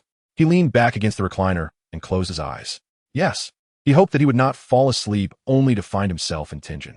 After all, he was truly fatigued. With such thoughts swirling, Lin Ruo's consciousness drifted into slumber. Chapter 11. Fallacy Distorted Thinking. Lin Ruo's slumber was deep. When he opened his eyes once more, the horizon was painted with the hues of twilight. It took him a few seconds to fully awaken, and after stretching languidly and sensing his internal abilities had returned, he proceeded to the kitchen to prepare a simple dinner with the available ingredients. As he devoured his meal, he contemplated the actions he would undertake that evening. He would not recklessly hunt down Capin tonight. Instead, he intended to gather information on Capin, facilitating the formulation of a specific hunting strategy. The intelligence presented in the original narrative could serve as a reference, yet considering the current timeline, diverged from that of the original. He needed to verify the facts once more. If the circumstances allowed, Lin Ruo could also seize the opportunity to hunt down a few scoundrels while collecting intelligence, thereby honing his extraordinary abilities while playing the role of a hunter and assimilating potions. Truly a multifaceted endeavor. Contemplating these matters, Lin Ruo finished his dinner, cleaned the dishes, and finally stood before the full-length mirror commonly used by the original host for disguise. I'm not a faceless man of sequence 6. That is a fallacy. Lin Ruo spoke softly, and almost instantaneously, he grasped the abilities of the faceless man without any conflict with his inherent sequence 9 hunter abilities. Lin Ruo surmised the reason for this, as the extraordinary powers he acquired through fallacies were not derived from actual potion consumption, but rather from assimilation, which naturally would not conflict with his original extraordinary capabilities. Currently, Lin Ruo could simulate the ability of the faceless man for 30 minutes. However, his intention in simulating this ability was merely to alter his appearance, which certainly did not require the full 30 minutes. In reality, it took him only a few seconds to cancel the simulation of the faceless man's ability, and the reflection staring back at him in the mirror revealed a visage that was entirely unremarkable, the kind of face one would forget at a glance. Lin Ruo couldn't help but smile at his own reflection. That night, in the East District, "Mama, help me!" The girl's cries for help were abruptly silenced, as 2 human traffickers, evidently seasoned in their grim trade, swiftly subdued her, one covering her mouth, while the other clutched her legs, lifting her off the ground and racing towards the alley's exit. Their objective was unmistakable: to deliver her to the cart waiting outside the alley, ensuring their success in this heinous endeavor. As they maneuvered through the alley, a faint yet distinct voice echoed, "The end of this alley is passable. That is a fallacy." The voice was so soft that the traffickers failed to hear it. However, upon reaching the alley's end and attempting to charge forward, the first trafficker collided with an invisible barrier, leaving him dazed and bloodied. The second trafficker, unable to avoid the sudden stop, stumbled and fell, causing the girl, who had been firmly restrained, to tumble to the ground as well. The girl naturally felt the pain from her fall. yet she was too preoccupied to pay heed to her physical discomfort. Instinctively, she crawled forward on all fours, dragging herself several meters before stumbling in an attempt to rise. Meanwhile, the trafficker behind her had also regained his composure. Upon witnessing the girl's desperate bid for escape, he lunged forward with the intent to subdue her. However, at that precise moment, a clear voice resonated in his ear. "You do not wish to capture her." The trafficker's movements ceased almost instantaneously, and in that fleeting moment, he perceived the truth in the words spoken to him. Indeed, he harbored no desire to seize that girl. How could he wish to do so? Fallacy, a distortion of thought. What are you doing? Are you letting her escape? The trafficker, who had just nearly battered himself senseless, was momentarily slowed down and, upon noticing the other trafficker allowing the girl to flee, was overwhelmed by a surge of urgency and ire, momentarily forgetting the bizarre circumstance he had just encountered. Just then, the earlier voice echoed again, audible to both. "You are all loyal to me." Accompanying this voice, Lin Ruo, transformed in appearance, appeared beside them. Instantly, a fervent madness mirrored in the eyes of both traffickers, as if Lin Ruo were their singular master. Observing this, Lin Ruo remained unfazed and calmly instructed. "Tell me everything you know about capping, including details regarding his villa." Fallacy, while the distortion of thought proved ineffective against transcendent beings. Leaving Lin Ruo lacking in direct combat capabilities against them in his past life, it remained remarkably effective against ordinary individuals and those with weak wills. Of course, this ability was not without its flaws. Maintaining the distortion of thought required continuous consumption. Moreover, unlike the truth which disregards the strength of the arranged, the distortion of thought was influenced by the strength and willpower of the subject. The stronger the will, the more challenging it became to distort their thinking. Additionally, the fallacy distortion had a range limitation, necessitating that one's voice be clearly heard by the target. This made it difficult for Lin Ruo's ability to affect those already aware of his power or those naturally cautious who would not listen to him. Nevertheless, it was evidently sufficient for dealing with the two traffickers before him. "Master, I cannot divulge the information you seek." Upon hearing Lin Ruo's command, the two traffickers exchanged a glance, one of them speaking up, his expression revealing that he was not unwilling, but truly incapable of doing so. Lin Ruo raised an eyebrow, not surprised, as he had long been aware that capping was backed by the extraordinary beings of the Black Emperor sequence. The experts of this sequence excelled in notarization and contracts, making it exceedingly simple to bind an ordinary person. While an ordinary individual in such a predicament might find themselves at a loss, Lin Ruo could simulate the abilities of the Black Emperor's path. The Black Emperor path and the Arbiter path were similar in nature. One emphasized the utilization of rules, while the other focused on the distortion of them. "Your secrecy should pertain to outsiders, yet I am not an outsider, am I?" Having successfully simulated the demigod abilities of the Black Emperor path, Lin Ruo articulated this, fully understanding how to compel the traffickers to reveal all without alarming the individual who had issued the secrecy command. This entire process took him less than 2 seconds. At this moment, the night deepened. Chapter 12. The Immutable Law of Extraordinary Traits. Eros, Berries, Katie, Park. It appeared that the extraordinary beings tasked with protecting capping bore no distinction from those in the original narrative. The night grew increasingly profound under such circumstances. Although Lin Ruo had anticipated being drawn back to Klein's side, the reality of it left him somewhat dazed. For it was precisely 3 or 4 in the morning, and Lin Ruo had been asleep, blissfully drifting in and out of consciousness, when he was abruptly awakened, only to be plunged back into darkness moments later. Simultaneously, in another city, he reopened his eyes in a spiritual form. The first sight Lin Ruo beheld was Klein standing alone at the edge of the street, a solitary figure. Lin Ruo blinked, a mischievous impulse overtaking him as he floated over to Klein and exclaimed loudly, "Hi, good evening, or perhaps good morning." This was, of course, spoken in Chinese. Klein, who had been gazing in a particular direction, flinched visibly, evidently startled by Lin Ruo's sudden greeting. However, he quickly regained his composure. Turning towards the source of the voice, and though he saw nothing, he still remarked, "Lin Ruo, it's me." Lin Ruo nodded affirmatively. "You nearly scare me to death," Klein complained, though the relief in his tone was palpable. After Lin Ruo had suddenly vanished, he had been quite concerned for him, considering they were compatriots. "Not at all." Lin Ruo shook his head, responding, "Our connection remains intact. You should have sensed this once you became an extraordinary being. After all, Just because a predecessor among the Traversers was not omniscient did not mean he needed to feign ignorance regarding such matters. Hearing this, Klein fell into contemplation before asking, "Is there a pattern to your being drawn to my side? What were you doing before being summoned? Sleeping?" Klein paused, suddenly realizing that this was quite normal, given that it was approximately 4 in the morning, a time when most individuals were fast asleep. Although he understood that Klein could not see him, Lin Ruo floated before him, inquiring, "Speaking of which, why are you out here in the dead of night instead of asleep?"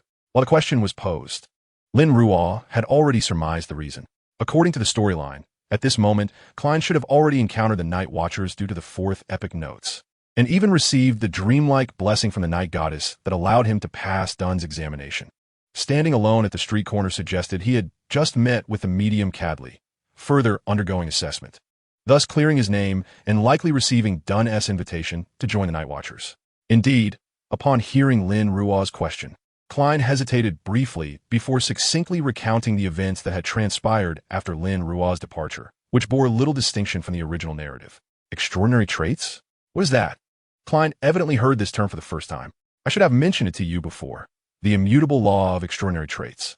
Extraordinary beings attain their status through the consumption of potions, and should an extraordinary being perish, the potions they ingested will precipitate and coalesce into corresponding items. Which are the extraordinary traits? These traits can serve as the primary materials for potion formulas of their respective sequences, allowing for the recompounding of potions. Thus, this world will never lack extraordinary beings. Does that mean cannibalism? Klein gasped, directly confronting the harsh reality of the extraordinary domain. You could say that, though it's not entirely accurate, as extraordinary traits are merely the condensed essence of potions. You might as well think of them as golden needle mushrooms. Does that make it a bit more palatable? Noticing Klein struggling with the grim truth of the extraordinary world, Lin Ruo couldn't help but deliver a playful remark. Golden needle mushrooms? Recognizing the familiar term, Klein felt a bit of a chill from facing the brutality of the extraordinary world dissipate as he queried, "Are there golden needle mushrooms in this world?" Indeed, this world contains a plethora of various mushrooms, some of which are rather special, Lin Ruo remarked meaningfully, then added, "Moreover, it's not strictly necessary to use the extraordinary traits of others to concoct potions. You know that potion formulas primarily consist of materials derived from extraordinary beings. In essence, extraordinary traits are simply substitutes for extraordinary materials. Moreover, in truth, there are few who are aware of the extraordinary traits. The majority of the extraordinary individuals remain oblivious to both the extraordinary traits and the law of indestructibility governing them. This includes a significant number of foundational, official extraordinary beings. This matter, akin to the existence of Sequence Zero, is a secret known to but a select few." At this juncture, Lin Ruo paused and remarked, "However, in a certain sense, this is a fortuitous circumstance." Chapter 13, on losing control. Fortuitous? Klein was taken aback for a moment, yet he quickly grasped the underlying reason for Lin Ruo's statement. He would never underestimate the malevolence of human nature, just as he believed in its inherent goodness. Were the law of indestructibility widely known, those aspiring to ascend but unable to procure the requisite materials would likely turn their ambitions toward other extraordinary beings, thereby amplifying the brutality within the realm of the extraordinary manifold. Truly, it is a cruel reality. Klein exhaled and inquired, "What relation does losing control have with the origins of extraordinary traits?" You should be familiar with the creation myth, yes? In that myth, there exists a rather simplistic notion that all things originate from a common source. Lin Ruo refrained from elaborating on the creation myth, as he was aware that Klein possessed some understanding of the subject. Furthermore, to be candid, while certain elements of the creation myth hold truth, much is steeped in fiction and thus unnecessary to recount. This notion cannot be deemed entirely correct, yet neither can it be labeled erroneous, for indeed, all extraordinary traits in this world do stem from a singular creator. Lin Ruo paused momentarily, hesitating to delve into further details, as he was uncertain whether to cross the line and risk contaminating Klein's mind. Extraordinary traits do not belong to humanity. The act of humanity embracing extraordinary traits to gain power is, in a sense, akin to theft, and to steal that which is not one's own comes at a price, with losing control being one such consequence. Lin Ruo continued to elucidate, though his words did not genuinely explain the essence of losing control. for he could not reveal to Klein that the existence of losing control is rooted in the very chaotic and frenzied principles governing this world.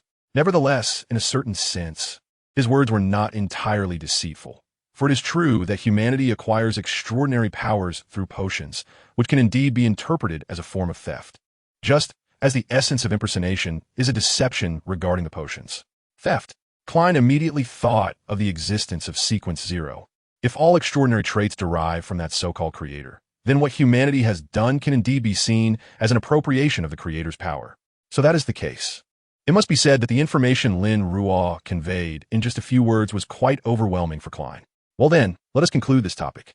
Observing Klein in a state of contemplation and slight bewilderment, Lin Ruo lightly cleared his throat and shifted the conversation, saying, "Since we have discussed the origins of losing control, allow me to elaborate on the various scenarios of losing control. Generally speaking, whether one is an ordinary individual or an extraordinary being, the path to ascension must commence with the gradual consumption of potions from Sequence 9. However, there are instances of exceptional circumstances, such as an ordinary person consuming potions from Sequence 8 or Sequence 7 directly, or an extraordinary being from Sequence 9 consuming those from Sequence 6. In such cases, the probability of losing control significantly increases. Once losing control occurs, the individual may either suffer mental demise, their body devolving into a monstrous form, or undergo a drastic personality shift, becoming cold, cruel, impulsive, and irritable. Alternatively, they may succumb to insanity, transforming into a walking monstrosity. Lin Ruo sighed as he spoke, adding, "In any case, once an extraordinary being loses control, they are no longer who they once were, but merely a monster donning their original guise."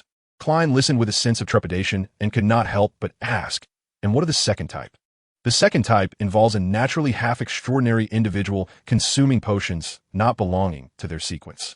Well, actually, the third type is quite similar to the second. Lin Ruo continued to explain. This world does indeed harbor naturally half-extraordinary beings. Some possess pure talent, while others inherit corresponding traits from extraordinary parents. For these individuals, if they do not consume the Sequence 9 potion from their own series when becoming extraordinary, they may experience mental issues at the very least, or even lose control outright. The third type of losing control is akin to the second, but refers specifically to genuine extraordinary beings consuming potions not belonging to their sequence. Lin Ruo elaborated. Generally, once a potion sequence is chosen, it cannot be altered. One must tread a singular path to the end. If an extraordinary being consumes potions not aligned with their path, while the first instance may not immediately lead to losing control, it will likely result in a state of half-madness, and they cannot continue to ascend otherwise. Losing control is almost guaranteed. At this point, Lin Ruo hesitated briefly, but continued. However, this is not absolute, as there exist adjacent paths within the extraordinary domain. And extraordinary beings on these adjacent paths can substitute sequences to a certain extent. For instance, the paths of night, death, and warrior are adjacent sequences, allowing an extraordinary being from the night path to appropriately consume potions from the death path to transition. This too remains a secret unbeknownst to the majority of extraordinary beings. Another secret? Lin Ruo truly possesses a wealth of knowledge that many ordinary extraordinary beings are unaware of. Klein could not help but internally marvel at Lin Ruo's words. Just as he was about to inquire about the other adjacent paths, he heard Lin Ruo say, "Klein, you must remember, once your extraordinary path is determined in this world, so too are your corresponding enemies and allies. This point is crucial, extremely crucial." Lin Ruo's tone held an unprecedented seriousness and gravity as he uttered these words. This compelled Klein to glance at him several more times. Although he saw nothing amiss, he still nodded earnestly, saying, "I understand." That's good. Now, let us continue discussing the remaining two scenarios of losing control. Lin Ruo's tone returned to its usual lightheartedness as he proceeded to introduce Klein to the fourth and fifth scenarios of losing control. These involve losing control due to the influence of residual mental imprints from the potions consumed, wherein one recklessly ascends without having fully expelled the potion's effects, as well as losing control due to encountering forbidden knowledge in daily life, being seduced by mysterious entities, or undergoing significant emotional trauma. After detailing all scenarios of losing control, Lin Ruo observed Klein, who appeared somewhat shaken, and reassured him, "However, you need not worry excessively. Losing control is not inevitable, especially at lower sequences, where the probability of losing control is quite low. If you are inclined towards this path, you may first become a low-sequence, extraordinary being, and after experiencing firsthand the changes and dangers brought by potions, consider your future ascension. Chapter 14. Half a believer and half an official. If you are inclined towards this path, you may first become a low-sequence, extraordinary being, and after experiencing firsthand the changes and dangers brought by potions, consider your future ascension. After a moment's pause, Lin Ruo added with a smile, "Moreover, I have mastered the art of impersonation. If you truly intend to become an extraordinary being, I can teach you this method. It will significantly enhance your ability to digest potions and reduce your chances of losing control." Having decided to mentor Klein, Lin Ruo was naturally disinclined to conceal the method of impersonation from him. Furthermore, Lin Ruo understood that even if he did not divulge it now, Klein would soon discover it for himself, so it was better for him to extend this personal favor. Impersonation? What is that? Klein inquired, curiosity piqued. Your willingness to learn is commendable. Lin Ruo was not at all surprised by Klein's eagerness, so he simply smiled and replied, "The concept of impersonation is quite simple. You need only remember these few phrases. The essence of potions lies not in mastery and excavation, but in digestion and impersonation. The name of a potion is not merely a symbol. It embodies imagery and serves as the key to its digestion. To illustrate this point, if you choose to embody the role of a hunter from Sequence 9, you must truly assume the persona of a hunter, engaging in the hunt and transforming yourself into a genuine hunter." Lin Ruo instinctively drew an analogy with his own sequence and continued, "In my view, the essence of role-playing is fundamentally a form of deception regarding the potion. This is merely my perspective, and you may take it into consideration." Deceiving the potion? Klein listened, somewhat perplexed, yet he grasped the purpose of role-playing. For Lin Ruo's example was quite straightforward. Lin Ruo then added, "Moreover, Klein, you must remember the core principle of role-playing. You are merely playing a role. You may adopt the guise of anyone to digest the potion, but you must remain true to yourself. Neglecting this truth may hasten your demise." Klein was taken aback by these words and nearly blurted out, "Why is that so?" A clear self-awareness is paramount in the realm of the extraordinary. Becoming overly engrossed in role-playing can lead to losing oneself, which may initially result in mental disturbances and, in severe cases, cause one to lose control. Lin Ruo did not leave him in suspense, but directly elucidated the matter. "I see." Klein vaguely felt he understood, yet he remained uncertain, as he had not yet actually consumed a potion. He was merely listening to Lin Ruo's explanations, which always made it challenging to grasp the tangible reality. Nevertheless, Klein took a deep breath, his expression earnest as he gazed in Lin Ruo's direction. Even though he saw nothing, it did not diminish the solemnity of his tone. "Lin Ruo, thank you for sharing this with me." He recognized that Lin Ruo was under no obligation to impart such knowledge, especially since it encompassed many secrets that ordinary extraordinary individuals were unaware of. Klein pondered whether Lin Ruo had made any sacrifices to uncover these secrets, yet the latter generously shared them without expectation, which he regarded as a profound kindness. "No need for thanks. After all, you are my fellow countrymen. I cannot simply watch you tread down the wrong path." Even knowing that Klein could not see, Lin Ruo waved his hand dismissively, his lips curling into a slight smile, indicating his good spirits.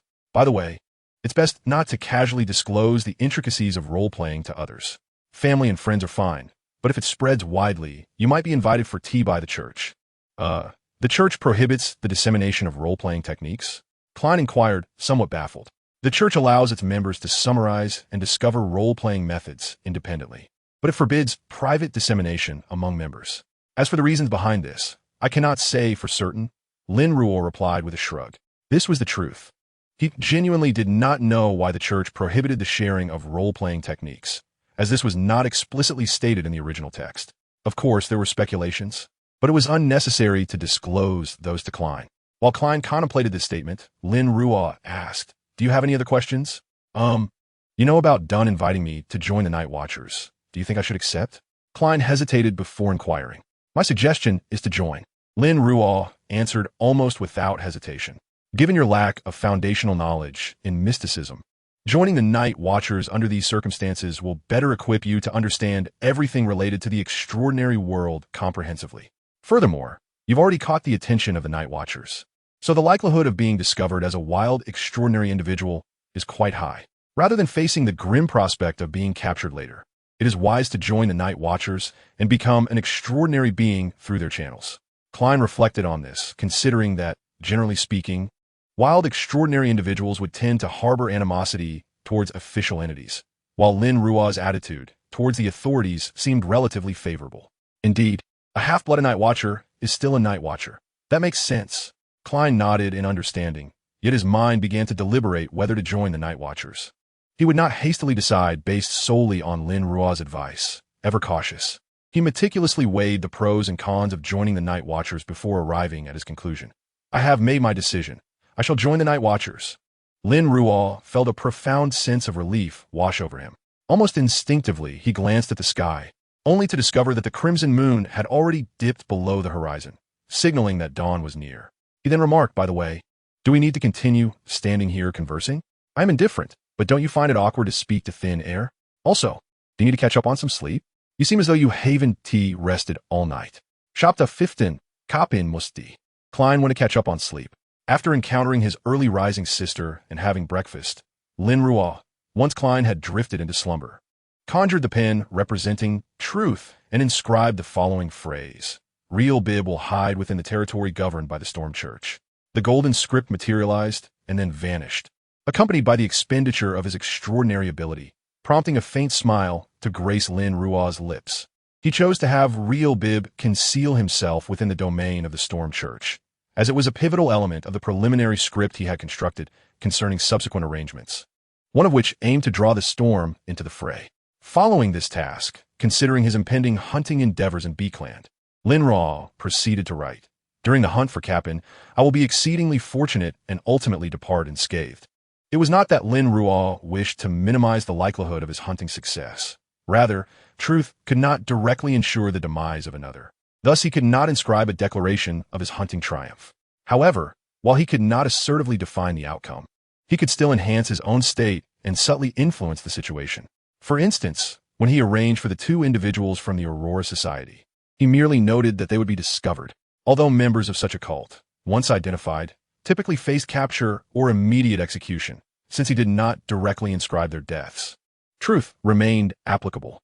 Furthermore, Lin Ruo could gauge the potential success of his forthcoming actions based on the amount of truth expended, akin to an alternative form of divination.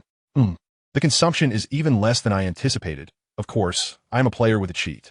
Lin Ruo mused, then subsequently dismissed the pen representing truth. He languidly stretched, contemplating that since he had idle time, he might as well continue experimenting with fallacy. Due to the considerable consumption from his previous experiments, which had hastened his exhaustion, Lin Ruo still had numerous ideas he wished to explore. Now that he had free time, he was determined to press on with his experiments.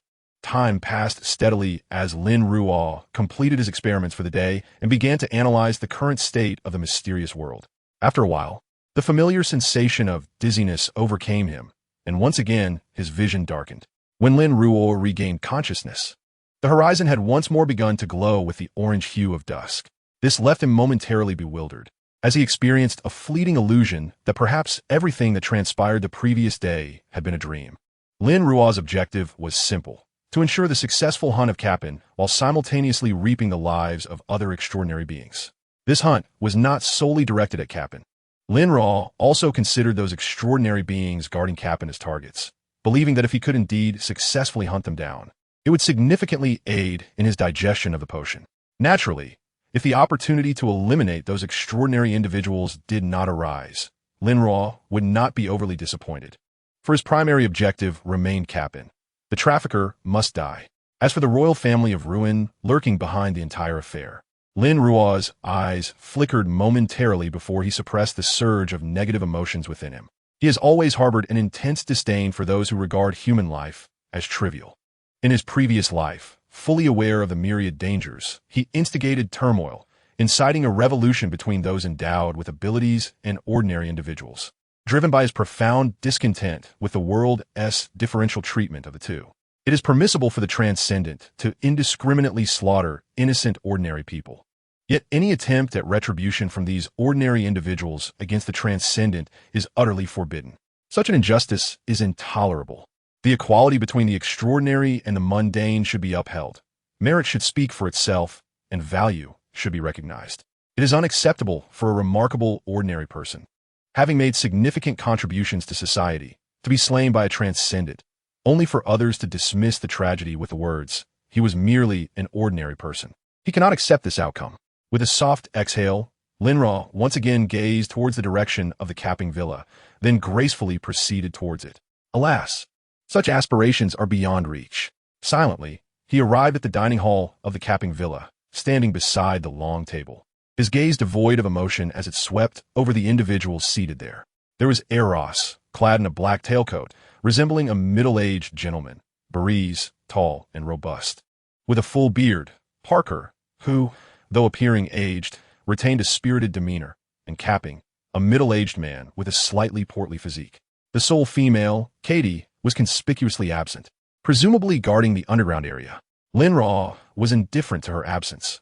After all, once he created a commotion here, eliminating Capping would inevitably attract the attention of the church's official extraordinary beings, and the underground area could no longer remain hidden. He approached Eros, the highest-ranked extraordinary being present, and whispered, "I am not a demigod of the aberrant path. This is a fallacy." In an instant, Lin Ruo penetrated Eros's body, who suddenly felt a cold entity invade him, seizing every corner of his being. His mouth and limbs no longer belonged to him. Not good. A vengeful spirit has possessed me. Due to his unaffected cognition, Eros, having once perused relevant materials, quickly grasped the situation. However, this awareness proved futile. Possession by a vengeful spirit is inherently a skill of overwhelming control. If Lin Ruo were merely a sequence 5, Eros might have had a sliver of resistance. But now Lin Ruo was no mere vengeful spirit. He was a sequence 4 puppet, using a demigod's might to overpower a sequence 6. The outcome was inevitable. All of this transpired within a mere second. To the outside observer, Eros merely paused before resuming his slicing of steak. Simultaneously, it appeared as though something in the dining hall was subtly shifting. Capping, with a slightly portly frame, looked on in disbelief as the tablecloth that bound him seemed to come alive. Before he could comprehend, his hand clutching the knife was suddenly yanked, and the knife plunged into his neck. Ack! His scream echoed throughout the dining hall. Instinctively, Capping attempted to dislodge the knife from his throat, but shockingly, it seemed to possess a life of its own, relentlessly driving deeper, rendering him incapable of voicing a cry as his vocal cords were severed, and his trachea was sliced open. This was not an isolated incident for Capping. In fact, at the moment of this bizarre occurrence, every inanimate object in the dining hall became a lethal weapon. Lin Ruo had imbued these items with life and commanded them to kill. Among all present, Capping undoubtedly suffered the most. As an ordinary man, he had nearly no capacity to resist against these anomalies. His life swiftly reaped. Among the extraordinary, Eros found himself in dire straits as well. Once the strongest among those tasked with protecting Capping, he became Lin Ruo's primary target. In a state of possession, he found himself entirely at the mercy of the surrounding objects, sustaining grievous injuries in mere moments. However, the other two extraordinary beings were not faring much better. Their utensils attacked them, their food attempted to choke them, and their chairs exploded, catching them off guard. The demigod's power is inherently overwhelming against mid to low-tier extraordinary beings, especially when the demigod is exploiting a surprise attack on these lower ranks. No one could withstand such an onslaught. Now, merely 10 seconds had elapsed since Lin Ruo had emerged from stealth. In that brief span, despite the brevity of conversation, all individuals in the dining hall, extraordinary and ordinary alike, were left drenched in blood. Those in better condition bore mere injuries, while the unfortunate, like Capping, had lost their lives. Nevertheless, the extraordinary beings assigned to protect Capping were not utterly inept. Although caught off guard by Lin Ruo, they were not completely unresponsive. Among them, Eros, the highest in rank and under Lin Ruo's control, was evidently the most unwilling to meet his demise. Seizing the moment while Lin Ruo commanded the inanimate entities to attack, Eros's iron-black metallic gloves radiated a sense of authority, though this did not alter his fate of being grievously wounded by the lifeless entities. It did momentarily sever Lin Ruo's control over him. Seizing this opportunity, Eros quickly declared, "This place forbids phantoms and vengeful spirits." Yet, this proclamation had no effect on Lin Ruo. It was not due to a deficiency in extraordinary ability. Rather, as Lin Ruo's manipulation of Eros faltered, he instantly comprehended what the other might attempt. Thus, he voluntarily exited the state of possession and simultaneously echoed, "I am not a demigod of the storm path. This is a fallacy." In an instant, Lin Ruo transitioned from puppet to disaster archpriest, materializing beside the severely injured Eros.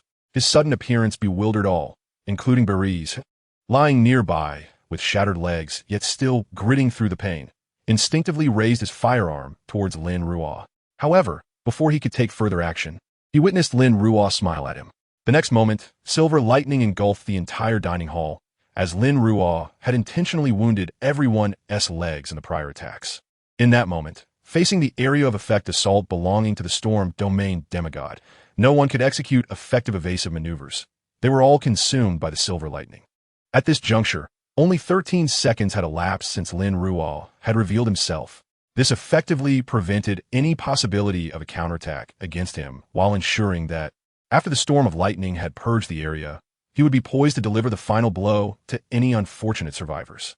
Once the lightning subsided, not a single soul among the attendees, save Lin Ruo, continued to draw breath. This outcome was hardly surprising. As the most formidable individual among the 22 paths, the disaster archpriest, lightning, was potent enough to incapacitate even a standard demigod, let alone this group of severely weakened extraordinary beings and ordinary individuals.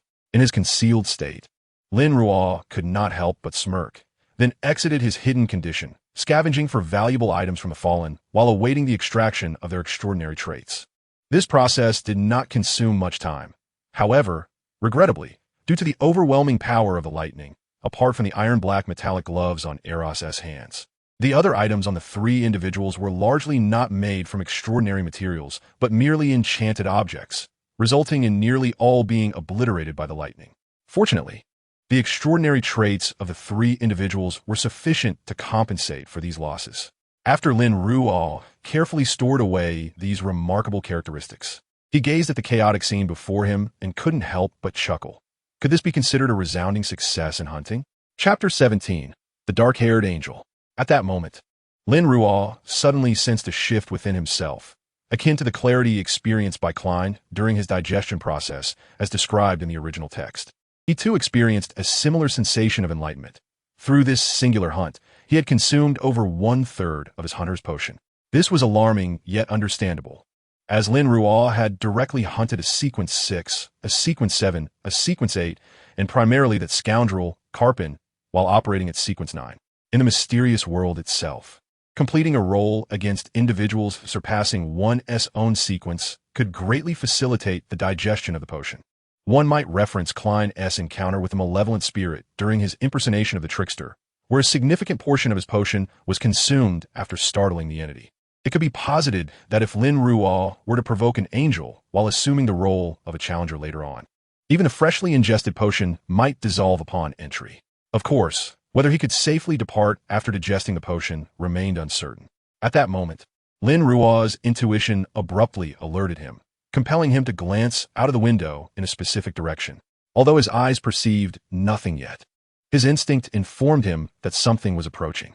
Lin Ruo recognized it as a demigod from the Storm Church. Without hastening to employ his fallacies, he retrieved a deck of tarot cards. Extracting the Judgment and Chariot cards, he placed the Judgment card over Carpin's face while retaining the Chariot card for himself. After waiting for about several seconds, a howling wind surged from the distance, and an elderly man, clad in a black robe adorned with storm symbols and wearing a black soft hat, descended from the sky. This was the cardinal of the Storm Church, the Archbishop of the Beklan Diocese, the Divine Singer, Ace Sneck. With a mere glance, the Divine Singer Ace Sneck took in the disastrous state of the restaurant, cleansed by lightning and the scattered tarot cards. Meanwhile, Lin Ruo, concealed in a state of secrecy, softly asserted, "I am not a sequence 4 of the Apprentice Path. That is a fallacy. I am not a sequence 2 of the Apprentice Path. That is a fallacy." Simultaneously, Lin Ruo established two fallacies. One to simulate the aura of a sequence 2 of the Apprentice Path, ensuring that upon exiting his concealed state, he would appear genuinely angelic. The other to mimic the abilities of a sequence 4 of the Apprentice Path, ensuring that should the tempestuous elder take offense, he would not be instantly obliterated and would be able to escape in time. Subsequently, Lin Ruo emerged from his hidden state, unabashedly revealing his true stature. The divine singer Ace Sneck, who had been observing the restaurant's environment, was taken aback. He stared at Lin Ruo in astonishment, his hand nearly reacting faster than his mind by unleashing lightning. Yet he restrained himself just before the bolt could be cast. His intuition warned him that this was an angel, a stranger among angels. Being irritable did not equate to lack of intellect. Even Ace Sneck understood that, as a demigod, should he engage in combat, the outcome was uncertain and the destruction of the area would likely ensue. Just as he contemplated his next course of action, a phantom doorway suddenly materialized in the air beside him, and a man in his 40s, exuding elegance and maturity with golden eyes, stepped through the ethereal portal. The golden-eyed man immediately noticed the divine singer Ace Sneck and sensed the peculiar atmosphere surrounding the scene. This caused him to pause momentarily before turning his gaze to the restaurant, where he beheld a young man standing quietly, dark-haired, dark-eyed, with unremarkable features and an indifferent expression. An angel. The ethereal hint from his intuition instantaneously illuminated the source of the peculiar ambience. Suddenly, the golden-eyed man heard laughter emanating from the dark-haired angel. Both he and the divine singer Ace Sneck turned to see the dark-haired angel gazing at them with a smile playing at the corners of his mouth. The fallen creator is about to conduct a grand and bloody sacrifice in Tingen. I have come to inform you of this at the behest of my lord. This declaration left both the divine singer Ace Sneck and the golden-eyed man momentarily stunned. Ace Sneck instinctively wished to inquire further, but the dark-haired angel smiled once more, raised his right hand to press against his left shoulder, and bowed slightly in a gesture of respect. Then, stepping back, the dark-haired angel retreated into the phantom doorway, which was adorned with mysterious symbols. In the next instant, the portal closed, and the dark-haired angel vanished before the two demigods. In the still air, the tarot card representing the chariot gently descended, fluttering like a butterfly, imbued with an indescribable symbolism. This left the divine singer Ace Sneck and the golden-eyed man exchanging glances, each lost in contemplation. By the way, what brings you here? Ace Sneck suddenly recalled something, glancing at the golden-eyed man with no small degree of rudeness. He certainly had the right to ask, as this was his jurisdiction. However, the golden-eyed man's timely arrival was not solely due to such a simple reason. He indeed resided nearby, but had it not been for his connection to the matter at hand, he would not have rushed over so promptly. Yet, that was not for outsiders to know. Thus, the golden-eyed man replied, "It seems there are remnants of storm power here. Did that angel employ a sealing object from the realm of storms?" This was, in fact, a probing question, testing whether this incident was related to the Punisher. Considering that wild angels were rare in the world and corresponding demigod-level sealing objects from the storm realm were equally scarce. Moreover, the dark-haired angel's earlier demeanor made it difficult for the golden-eyed man not to speculate whether he could be a hidden angel of the storm church. The divine singer Ace Sneck merely cast a glance at him. His already irritable mood had soured further. He retorted, "What does that have to do with you?" At that moment, the ever-dawdling Punishers finally made their tardy appearance. He was unconcerned about the safety of the girls imprisoned in the underground area, knowing that such a commotion would inevitably attract the official extraordinary beings of the church, who would rescue the victims regardless of which church it was. Thus, after orchestrating a grand event and posing as an angel, Lin Ruo lazily stretched and began to address the fruits of his labor. Chapter 18. The Storm Elder in Action. The three freshly acquired extraordinary traits naturally required immediate attention. Therefore, Lin Ruo first placed each of the three traits in iron boxes, performing a simple ritual to create a sealed barrier of spiritual energy around the surface of each box to ensure that the extraordinary traits would not contaminate the outside world. Next, Lin Ruo retrieved the iron-black metallic gloves belonging to Eros, employing the abilities of a demigod from the diviner pathway to divine the gloves' powers and whether they bore any tracking markers. Fortunately, the divination yielded favorable results. The iron-black gloves bore no additional tracking information, although there remained a possibility that tracking existed but was not revealed, considering that the gloves were held by a mere sequence 6. Such a possibility could essentially be dismissed. Simultaneously, Lin Ruo confirmed the functions and side effects of the iron-black gloves. According to the divination results, the iron-black gloves correspond to the abilities of the Punisher Knight from the Judicator's Path Sequence 5. When donned, they grant the wearer the ability to prohibit a specific phenomenon within a certain range, such as preventing levitation in the vicinity. Additionally, They allow the wearer to impose retribution on particular targets, thereby enhancing their targeted offensive capabilities. However, apart from these attributes, the gloves possess no further powers. Their side effects are rather straightforward. When merely worn without activation, the adverse effects are minimal, merely intensifying the wearer's desire for symmetry, which bears a hint of obsessive-compulsive tendencies, though it is manageable. Furthermore, for 5 hours following each use, the wearer will be prohibited from engaging in one random action. This prohibition is entirely capricious, with good fortune. It may involve refraining from drinking water, an inconsequential act during that time, while misfortune could result in being barred from utilizing a specific extraordinary ability. Regardless of the circumstances, only one action will be prohibited within the 5-hour time frame. Such a peculiarly enigmatic side effect indeed. After reflecting on this with a quiet sigh, Lin Ruo stored the iron-black gloves away, recognizing that he would not require them for the time being. Having completed this task, Lin Ruo retrieved paper and pen, commencing a review of his actions from the day. To be honest, today's hunting expedition was undeniably successful, even surpassing Lin Ruo's expectations as he perfectly achieved all his objectives. Not only eliminating capping and dispatching 3 extraordinary individuals, but also successfully masquerading as an angel, redirecting the gaze of the storm pigeons toward Tinjin. Yet, despite the flawless outcome, Lin Ruo perceived several flaws throughout the hunting process. Firstly, he underestimated the overwhelming superiority of demigods over ordinary extraordinary beings.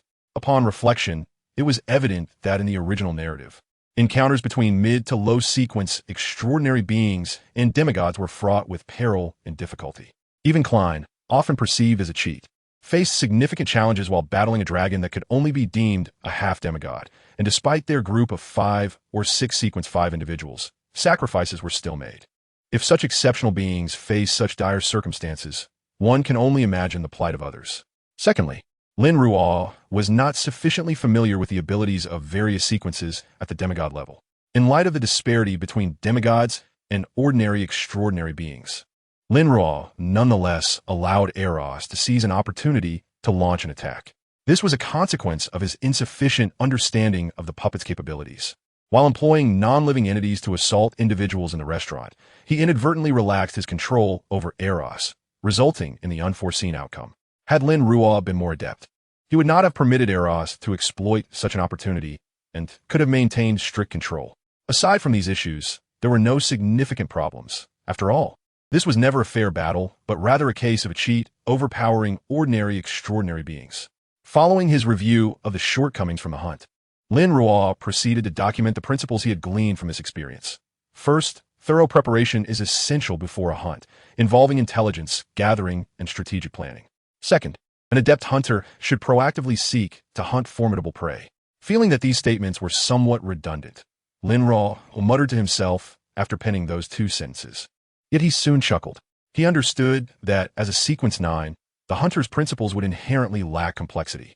Moreover, it must be said that, despite their seemingly trivial nature, executing these principles in practice is far from straightforward.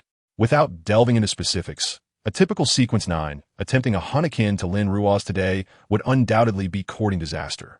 With a sigh of relief after summarizing the principles, Lin Ruo lazily stretched and pulled out his pocket watch, discovering it was not yet even 8 o'clock. This was hardly surprising, as his hunt had not consumed much time. He had spent more time reflecting and summarizing the principles than on the actual hunt. It was time to study, Lin Ruo murmured, as he entered his study to commence self-directed learning of the ancient giant language. This was undoubtedly a formidable task. Yet Lin Ruo was confident in his learning abilities, believing he could master it within a month. Beckland, St. Wind Cathedral. Who was capping? After completing preliminary reconnaissance of Capping's villa, the Song of God, Ace Sneck regarded the captain of the Punisher squad before him, his gaze devoid of emotion as he inquired, "Why does his villa have an underground prison?" A wealthy individual rumored to be connected to multiple cases of missing girls, suspected of being a human trafficker, and clandestinely engaged in slave trading. That underground prison corroborated the rumor's veracity. How can a human trafficker garner the protection of several extraordinary beings? And why would an angel personally intervene to execute him? A Sneck continued, pressing for answers. Involving an angel is no trivial matter, even a Sneck, as the Song of God, did not believe that a mere human trafficker could provoke such a significant response. Moreover, The fact that capping was protected by several high-sequence, extraordinary beings further complicated the situation. I have also attempted to investigate, Sneck stated, devoid of any reproach, and continued. Continue to pursue this matter. If you uncover any leads, do not act impulsively. Report them to me immediately. Additionally, arrange for a steward and their team to head to Tingen, intensifying the search for members of the Aurora Society in Beckland and Tingen. Once the captain of the Punisher squad departed, Sneck took out his customary notebook, jotting down, capping, human trafficking, suspected angel of the apprentice pathway, possibly an organization under the codename Tarot, the true creator sacrifice, and a hidden conspiracy. Chapter 19, Clues of Enemies. The next morning, upon rising from bed and glimpsing the colors of dawn at the horizon, Lin Ruo felt somewhat bewildered. Was he not summoned to Klein's side today? Blinking his eyes, Lin Ruo found himself puzzled by the mechanism that had previously drawn him to Klein. Initially, he had been summoned twice in the early hours, leading him to believe this would be a recurring occurrence. However, it now seemed otherwise. Could it truly be random? If he were to be summoned mid-battle, would he not be in peril? Lin Ruo lamented silently, then skillfully began his morning routine. After washing up, he ventured to the marketplace, secured provisions for the forthcoming days, and settled down to enjoy breakfast while perusing the morning news. As anticipated, the newspaper reported on the events surrounding Capping's villa, albeit without delving into the extraordinary. It merely stated that the blood-stained human trafficker had been sanctioned by a mysterious figure. However, unlike the original narrative where Klein, draped in the guise of the Black Emperor, exacted justice upon Capping and earned the title of the Thief Black Emperor, the newspaper refrained from bestowing any moniker upon Lin Ruo, simply referring to him as a mysterious individual. Yet, it did provide a detailed account of the tarot cards found at the scene, describing it as a ritualistic act of justifiable murder. Such a pathetic newspaper, destined for ruin, Lin Ruo remarked with a smirk, and upon finishing the remaining articles, he suddenly realized a significant oversight from yesterday. He ought to have taken the items from Capping's safe. Unlike Klein in the original timeline, who had been pressed for time, Lin Ruo had indeed possessed the opportunity. He simply had not remembered to do so. However, this could hardly be blamed on him, as Lin Ruo had never truly lacked for money. His sole focus yesterday had been on eliminating the scum, accomplishing his hunt, and fulfilling his objectives, leaving no room for thoughts of such matters. As for the tarot cards he scattered at the scene, Lin Ruo did not see any issue. While he had yet to join the Tarot Society, he believed that given his connection to Klein, becoming an external member or even a formal participant was merely a matter of time, necessitating an early establishment of the Tarot Society's reputation.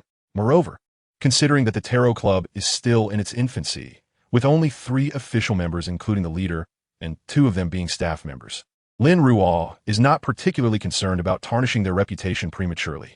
On the contrary, one could argue that Lin Ruo's actions render Klein's situation more secure. Who would expect an organization featuring angels to be led by an ordinary individual? Although this angel is but a FA with a true rank of only sequence 9.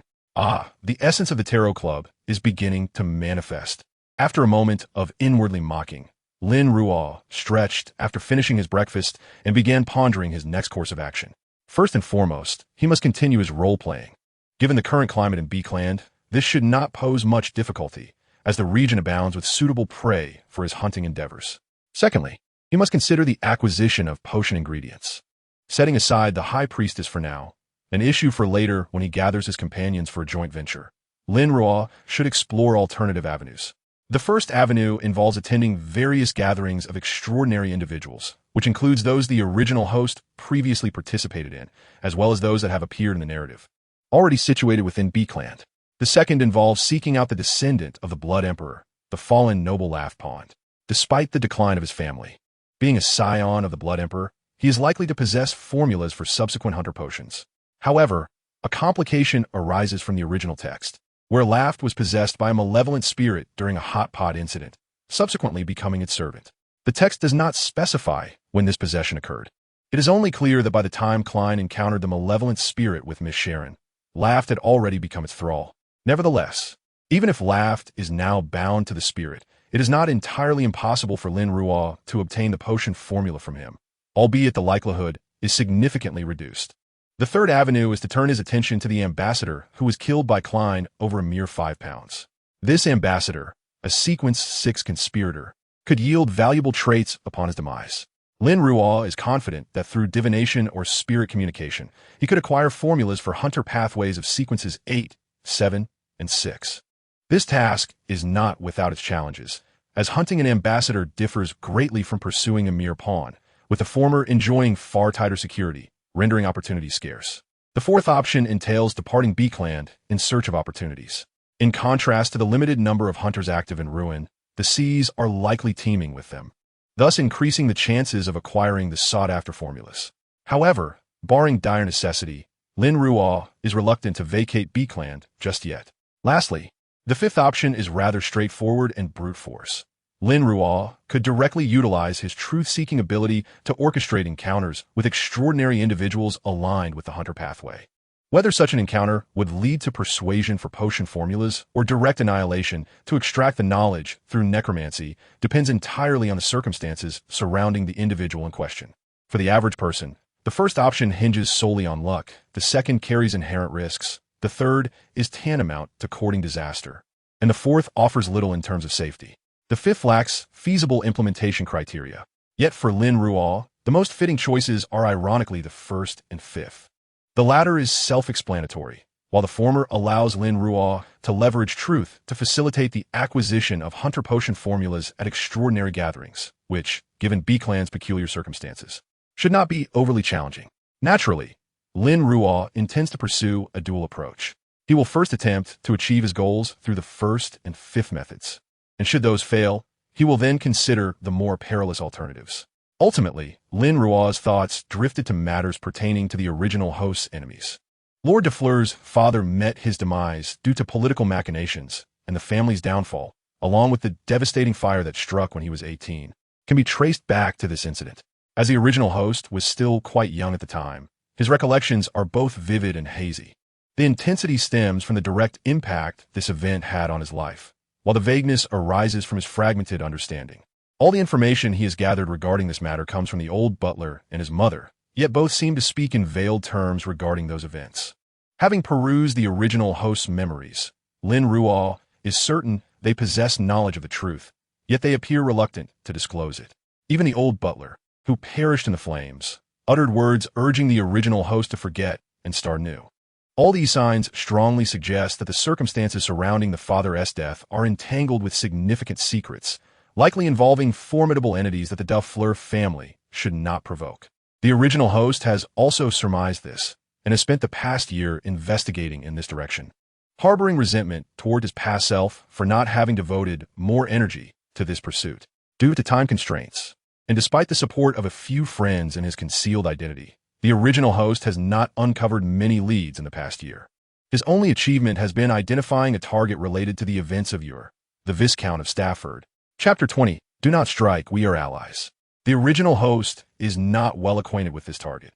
He only knows that the individual is currently the captain of the Royal Guards, possessing information that anyone with a modicum of influence could ascertain. Initially, the original host planned to investigate this Viscount further after becoming an extraordinary being.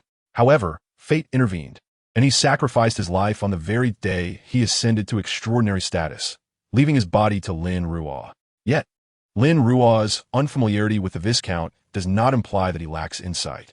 In fact, from a certain perspective, Lin Ruo may not have comprehensive knowledge of the Viscount, but having read the original text, he is aware that the individual serves directly under the King of Ruin and is intricately tied to the overarching plot in Volume 5 regarding King George III Divine Ascension attempt. What a remarkable coincidence! Lin Ruo mused, crossing his legs in contemplation, momentarily at a loss for words. Others may be unaware, but he certainly cannot be oblivious. The myriad issues surrounding Klein are similarly connected to this matter. The trafficking of humans and the slave trade are largely motivated by the royal family's need for living sacrifices to prepare for King George III's ascension ritual. Lin Ruo had initially intended to settle accounts with the murderous bastard, George III, once he attained a higher rank. And now it appears this endeavor could evolve from a solitary quest into a vengeful mission for the original host. Of course, until further evidence emerges. This remains merely Lin Ruo's speculation, or perhaps it is just a coincidence. However, given the keywords associated with the notorious Viscount of Stafford, who was embroiled in a rebellion 7 years prior, Lin Ruo doubts this can be dismissed as mere happenstance. Even if it is not coincidence, this matter requires careful deliberation. After all, the events surrounding King George III Divine Ascension involve not just the ruined royal family, but also secretive sects such as the Auroral Society, the Witch Cult, and the Psychological Alchemists. Such a complex web is beyond the capabilities of Lin Ruo, currently only a Sequence 9, to navigate. Acting recklessly might inadvertently alert enemies, putting him in mortal danger, except for yesterday's unique circumstances. It is clear that the priority is to elevate his rank. Lin Ruo exhaled deeply, contemplating the weight of the path before him. He felt somewhat bewildered, truly perplexed, and in that instant, cold sweat nearly trickled down his forehead. At this very moment, he found himself once again drawn to Klein's side. However, this was not the crux of the matter. Rather, the focus lay on Klein, who stood within an office. Not far from him, clad in a white shirt and a black waistcoat, a man of approximately 30 years, albeit with a noticeably receding hairline, regarded him with an expression of profound astonishment in his deep gray eyes. Dun Smith, this is the Blackthorn Security Company. This is the Tingjin Night Watchers Division. The current moment aligns with the original storyline wherein Klein is being pursued by the followers of the mysterious council seeking Dun's assistance. I am Lin Ruo, a favorite of the goddess. Should you harbor doubts, you may perform a ritual to seek the goddess's validation. Even if one were to outright deny it, they would likely provide a plausible explanation to alleviate any subsequent concerns. This is certainly not a mere invocation of simple ritual magic. The essence imbued after a prayer to the goddess would be so potent that it would far exceed Dun's imagination. This was intended to prevent any inadvertent thoughts of 008 from surfacing, which could alert the other party. In the original narrative, Klein had evaded 008's perception through similar means while hunting ends. What was he to say? Should he speak in Lin Ruo's favor? Yet, it seemed the other party did not require such advocacy. A favorite of the goddess might be considered a semi-official, extraordinary being, but even without extensive knowledge of mysticism, Klein understood how rare such entities were. The entire church likely housed but a few. Nevertheless, despite the peculiarities of his thoughts, Klein exhibited no outward signs of his inner turmoil. With his acting skills practically honed to perfection, he merely regarded Dun in silence, awaiting his conclusion. Chapter 21. Becoming a favorite of the goddess. This instruction stemmed from Dun's consideration that Klein was still an ordinary person. In the event of an unforeseen circumstance, Leonard, the midnight poet, would evidently be better equipped to respond swiftly than Klein. Upon receiving the note, Klein froze for a moment, about to speak, when Lin Ruo interjected, saying, I apologize, Captain Dun. Due to certain inconvenient reasons, I have temporarily bound myself to Klein and cannot stray too far from him. However, I wouldn't mind if you summon Leonard. Dun's gaze immediately sharpened as he turned to Klein, prompting Klein to awkwardly avert his eyes, saying, I'm sorry, Captain. Never mind. Dun observed him for a while, then ultimately shook his head, choosing not to comment further. If Lin Ruo were indeed a favorite of the goddess, then all would naturally be well. However, if he were not, then Klein would undoubtedly require further scrutiny, and there was no need to express anger at this juncture. I will fetch the materials. Klein quickly excused himself in the office, leaving Dun and Lin Ruo alone. The silence that ensued was palpable, as neither party spoke. Dun clearly noted Lin Ruo's presence, raising an eyebrow, but refraining from further remarks. Soon, in Lin Ruo's presence, Dun conjured a wall of spirituality and began to set up the ritual to beseech the goddess for answers. You are the goddess of the night, more exalted than the starry skies and more eternal than time itself. You are the sovereign of crimson, the mother of secrets. You are the queen of misery and fear, the lord of slumber and silence. I beseech your assistance, yearning to know whether the person before me, named Lin Ruo, is indeed your favored. As soon as the last word fell, the flames of the 3 candles used for the ritual flared brilliantly. Observing this, Dun closed his eyes momentarily, then dripped a drop of the full moon essential oil onto each of the 3 candles. Subsequently, he grabbed the ritual parchment and held it near the candle that represented himself, igniting it before casting it into the great cauldron. The flames surged high, consuming the parchment entirely in an instant. After 2 or 3 seconds, the fire subsided, leaving behind a heap of ashes, which, devoid of wind, began to form a single word, yes. Lin Ruo remained uncertain as to why the night goddess acted in such a manner. Perhaps it stemmed from his true essence as a traveler, or perhaps there were other unknown reasons. Regardless, Lin Ruo was acutely aware that in the enigmatic world, Every gift comes at a cost. Yet, he could not fathom what the night goddess truly desired from him. Nevertheless, regardless of his inner sentiments, Lin Ruo maintained a smile, saying languidly, "Now, I trust there are no lingering doubts regarding my identity." Dunn immediately displayed an apologetic expression, stating, "I apologize, Your Grace, for any previous offenses. I offer my sincere apologies. It is quite all right. I understand and appreciate your caution. In truth, if you were to believe me solely based on a single utterance, I will be disappointed." Lin Ruo replied with his signature gentle smile. This visibly relieved Dunn, who then inquired, "Your Grace, do you have matters to discuss today? Also, what is your relationship with Klein?" "I do have certain matters, yet they pertain to something of significant importance. Hence, I cannot disclose them at this moment." Lin Ruo first offered a sheepish smile to Dunn, then glanced at Klein, adding, "What I can assure you, in the name of the goddess, is that Klein poses no issues. He is a fine young man, and I hold high hopes for him." Upon saying this, Lin Ruo made a gesture of prayer to the goddess, exclaiming, "Praise the goddess! Praise the goddess!" Dunn and Leonard, who was also present in the room, promptly echoed the praises, while Klein, the less devout follower of the night, lagged slightly behind. However, as the attention of all was diverted from him, he went unnoticed.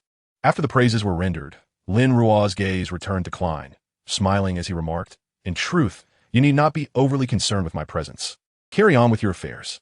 By the way, has Klein been followed?" Klein instantly recalled the earlier incident of being followed, instinctively looking towards the captain.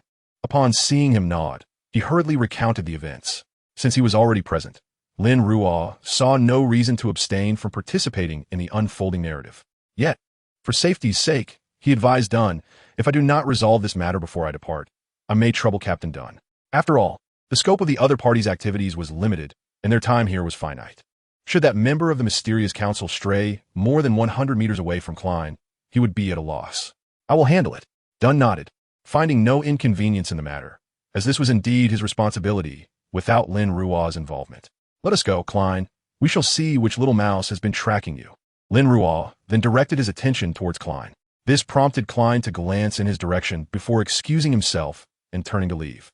Lin Ruo floated gracefully behind him, accompanied by Leonard, who, upon exiting the office, first offered Klein a friendly smile before whispering something to him, causing Klein's lips to twitch. For he had overheard Leonard saying, "So this is the reason you survived. It seems you are quite special." Chapter 22. The Unfaithful Favored. "No, poet, I'm not the reason for his survival. Moreover, you should ensure that your own foundation remains unblemished. One might say that he is indeed deserving of being one of the 3 misfits of the future Tarot Society. After all, there is still a member of the mysterious council tracking Klein outside. While their sequence appears to be low, they are likely a diviner. With the insight granted by the diviner's path, should they activate their spiritual sight, they would directly perceive spiritual entities. It would be unfortunate if they inadvertently frightened the individual away. Once outside the church, Klein, feeling the lingering sensation of being watched, slipped into an act, adopting a leisurely strolling demeanor. Meanwhile, Lin Ruo sensed a gaze from afar, scrutinizing not him, but rather Klein. He immediately scanned the vicinity and soon pinpointed the source of the stare. The individual was not far off, indeed rather close, which was hardly surprising. After all, despite Klein's connection to the source fortress, he remained an ordinary human at this moment, merely half a diviner. The fact that the watcher's gaze was perceptible to Klein indicated that they would not be too distant. After all, it was beyond their imagination that Klein could be an extraordinary being. Lin Ruo chuckled softly, glancing at Klein before silently drifting behind the member of the secret society. "I am not a sequence 6 of a night path. That is a fallacy."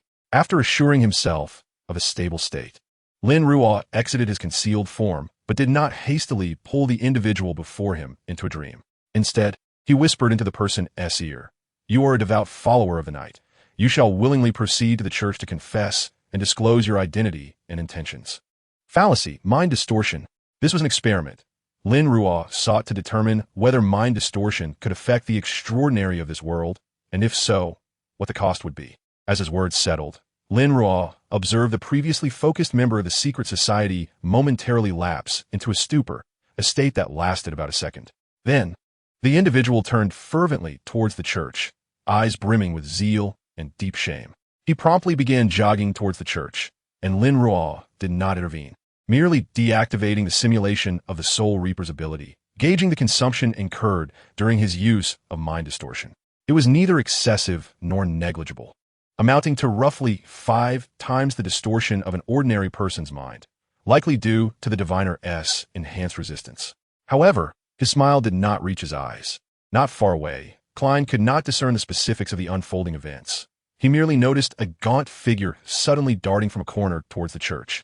The man rushed past him, eager to enter the church, and the lingering sensation of being watched vanished mere seconds before the man's appearance. So this was the one who was tailing me, Klein realized, and a familiar voice echoed in his ear. The little mouse has been dealt with. He will now go to the church to confess on his own. What did you do to him? Klein could not help but inquire, as the brevity of the encounter left him perplexed. It had been less than half a minute since he had last sensed the Watcher. I merely hypnotized him using my extraordinary ability, Lin Ruo replied with a smile, then added languidly, by the way, Klein, I apologize for not informing you earlier that I am a favorite of the goddess. I hope you are not upset. Klein was taken aback, pursing his lips. He was not truly angry. After all, he understood that Lin Ruo was under no obligation to disclose his status as a favored one. Yet, a twinge of discomfort lingered in his heart. Though their time together had not been extensive, due to their shared homeland, the familiarity of their national features, and Lin Ruo's selfless guidance in the realm of mysticism, Klein had genuinely come to regard Lin Ruo as a friend. It was this friendship that made him sensitive to the other's deceit. However, it seemed he had no right to complain, given that he too had withheld the truth of being the fool. Contemplating this, Klein suddenly felt disheartened and morosely asked, why are we bound together? Following the earlier incident, Klein naturally harbored doubts about Lin Ruo's previous explanation, though he had deemed it inappropriate to inquire at that moment. I truly do not know the answer to that question. Lin Ruo shook his head.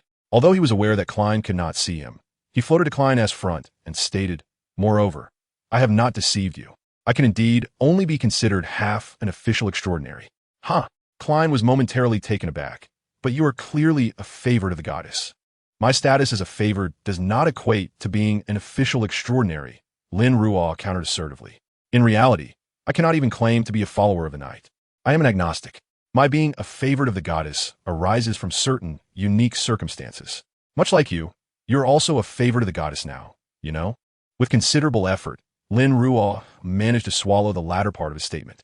He offered this explanation directly, fearing that if Klein discovered later that he was also a favorite of the night, constantly under the goddess's gaze, he might think Lin Ruo had been sent to monitor him from the outset. Lin Ruo had no desire to bear such an unjust burden, even with Klein's fortitude.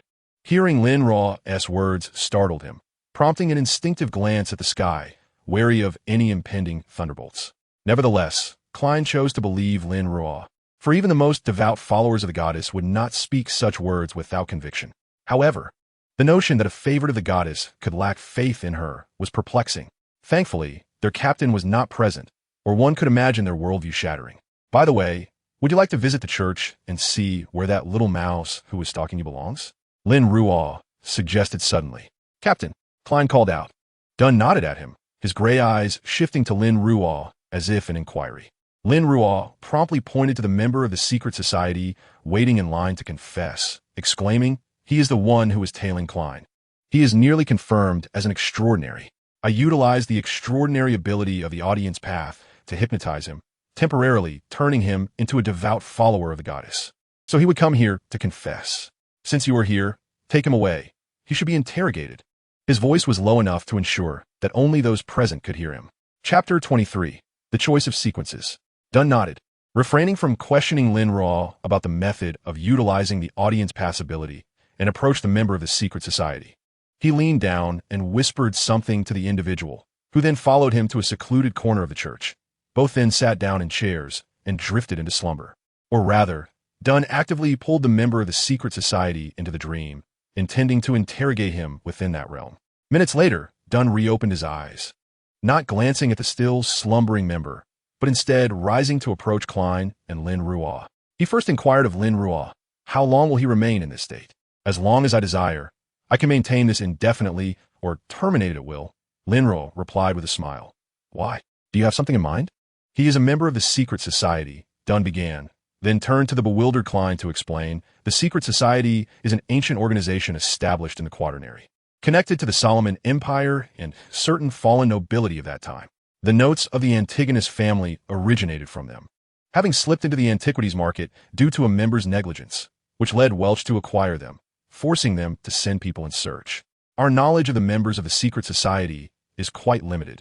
However, since we have managed to turn one due to your esteemed ability, I wish to see if I can extract more information about the secret society through him, attempting to capture their remaining members in reverse. This was Dun's explanation to Lin Ruo. Although the outcome might not yield substantial results, after all, those individuals were as adept at hiding as rats in a sewer. It was worth the attempt. Dun then smiled at Klein, adding, regardless of whether the operation succeeds, they will understand that we have likely obtained the notes of the Antigonus family or have grasped key clues. In that case, as long as those notes are not of utmost importance, they will generally choose to abandon their pursuit. That is their survival philosophy. It was evident that Dun was both explaining and reassuring Klein. But what if those notes are indeed of utmost importance? Klein asked, unable to suppress his concern, instinctively casting a glance in Lin Ruo's direction.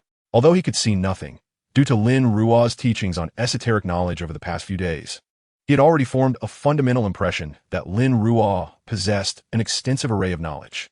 Naturally, he felt inclined to seek answers from him at that moment. Denton smiled silently and cast a glance at Lin Ruo. After all, he was well aware that, compared to his position as an ordinary night watch captain, Lin Ruo, as a divine favored one, undoubtedly held a wealth of information. Lin Ruo raised an eyebrow in response to their gazes and, without reservation, smiled and said, "There's no need for deliberation. That notebook is indeed extraordinarily important. As far as I know, it was once a first-level sealed item of the Steam Church. Therefore, if you manage to obtain that notebook, I advise against perusing its contents, as it may expose you to a subtle form of contamination you might not even be aware of. Though such contamination can be removed, it remains a potential hazard." Lin Ruo was issuing a precautionary warning to Denton, for in the original narrative, Denton had initially encountered contamination after opening that very notebook. Although Lin Ruo had planned to deal with that vile creature, Ines, right from the outset to prevent any disruptions, it was still preferable to minimize risks. Hearing his words, both individuals present were taken aback. However, while Klein, who was only partially aware of the contamination, remained less concerned, Denton clearly understood the gravity of Lin Ruo's statement. He nodded and replied, "Thank you for the warning. I will remember it." Although Denton was not known for his remarkable memory, he should not forget such a significant matter. As Lin Ruo contemplated this, he added, "By the way, regarding this matter, I would like to attribute all the credit to Klein, given the merit of this endeavor, along with the potential hidden dangers and the assistance Klein could provide in locating the notebook after enhancing his intuition. I believe he should be granted an opportunity to make a choice. Am I right?" Lin Ruo proactively suggested this, primarily because he feared that his involvement might adversely affect Klein's aspirations to become a diviner. After all, he was eagerly anticipating nurturing Klein into a master of the arcane. Denton paused momentarily and then nodded, saying, "Indeed, considering the merit from this incident and the necessity of finding the notebook, Klein, you are eligible for a choice now." A chance to choose? Klein sensed something and felt a sudden surge of anxiety. Denton, suppressing his smile, adopted a serious and solemn demeanor, asking, "Do you wish to become an extraordinary being? You can only select a starting sequence from the incomplete series of extraordinary beings. Of course, you may also opt to continue accumulating merits until you can choose to become an eternal sleeper. Given your current circumstances, that shouldn't take too long." As expected, Klein felt a rush of excitement, for he had already made a firm resolution previously and exhibited no hesitation as he inquired, "Can I select from those sequence 9 options?" One must possess detailed information to decide whether to accept or decline, and to specify which sequence to choose. Dutifully, Denton promptly began explaining the options to Klein, while Lin Ruo listened attentively. The results, as anticipated, mirrored those in the original work. Klein had 3 sequence 9 options available. They were the Seeker, who possessed a comprehensive yet rudimentary understanding of magical, witchcraft, and astrological knowledge, and was familiar with various ritualistic magics. The Corpse Collector, who, upon consumption, would be mistaken for one of their kind by mindless undead, thus evading attacks, could withstand the cold, decay, and the miasma of death, could directly perceive certain malevolent spirits, understood the characteristics and weaknesses of various undead creatures, and experienced some physical enhancements. Faced with these 3 choices, Klein understandably hesitated. Dinton, recognizing his predicament, reassured Klein that there was no rush to decide. He only needed to inform him of his choice by Monday. Regardless of what Klein chose, he would offer his unwavering support. Lin Ruo watched him depart before turning to Klein and asking, "Have you made up your mind? Which path do you intend to choose?" Klein exhaled deeply before shaking his head, admitting, "To be honest, I feel a bit hesitant." Hesitation was natural, considering the gravity of the decision at hand. Lin Ruo smiled gently and replied, "Let us go. We can't remain in the church discussing matters forever. Although I wouldn't mind, you will likely be perceived as a lunatic. Choose a place you wish to go and contemplate slowly." Klein nodded, as he too sensed the sympathetic gazes of other worshippers directed at him, due to his self-talk. While engaging in shooting practice, Klein pondered the pros and cons of the sequences Dinton had mentioned, recalling Emperor Rosel's comments about regretting not choosing to become a diviner. Suddenly, he thought of something and turned his gaze toward Lin Ruo's direction, halting his shooting practice to ask, "Lin Ruo, what do you think I should choose?" Lin Ruo chuckled at the question, responding, "In fact, I possess several other starter potion formulas for different paths. However, compared to those, I still recommend you choose the diviner." Klein, intrigued, inquired, "Why do you say that?" He was genuinely curious. Rosel had once regretted not choosing to become a diviner, and now Lin Ruo was advising him to do just that. What made this sequence so special? "Do you remember me mentioning the existence of Sequence 0? Lin Ruo's smile took on a deeper significance as he continued. "The reason I suggest you choose the diviner is that this path does not yet have Sequence 0. No Sequence 0. Klein immediately recalled Lin Ruo's definition of Sequence 0 and reflected on Rosel's regrets about choosing the paths of apprentice and thief. Hesitantly, he asked, "Do apprentices and thieves also lack a Sequence 0? Of course, you learned that from Emperor Rosel's diary?" Lin Ruo nodded, his smile morphing into one of mischievous delight. "I have indeed read Emperor Rosel's diary, and quite a few others. I must say, many of the contents are rather amusing." Lin Ruo expressed this without any attempt to conceal his playful tone. "Like what?" Klein asked, suddenly curious. "For instance, Rosel once wrote in his diary, 'The taste of witches is quite delightful.' What's wrong with that?" Klein responded, somewhat perplexed, his intuition suggesting that if it were merely a romantic history, Lin Ruo's demeanor would not seem so peculiar. "Let me share a little esoteric knowledge with you. Over 90% of witches in this world were once men. The Sequence 7 of this path is called Sorceress, and Sequence 9 is known as Assassin." Finally uncovering Rosel's secret, Lin Ruo's smile broadened significantly. At the same time, he recalled something he had previously read about the mysterious dream extras in modern times and mischievously remarked, "To be honest, the name of this Sequence 9 is quite misleading. Isn't it? If I hadn't been left with no choice at the time and only knew the name, I might have chosen it too." Klein fell silent, unable to respond. The fact that an assassin would eventually become a sorceress was utterly absurd. Klein couldn't help but cover his face in exasperation. "All right, enough of that." Lin Ruo reined in his playful demeanor slightly and said earnestly, "Since you are considering a sequence, I happen to have some understanding of these 3 sequences you can choose from.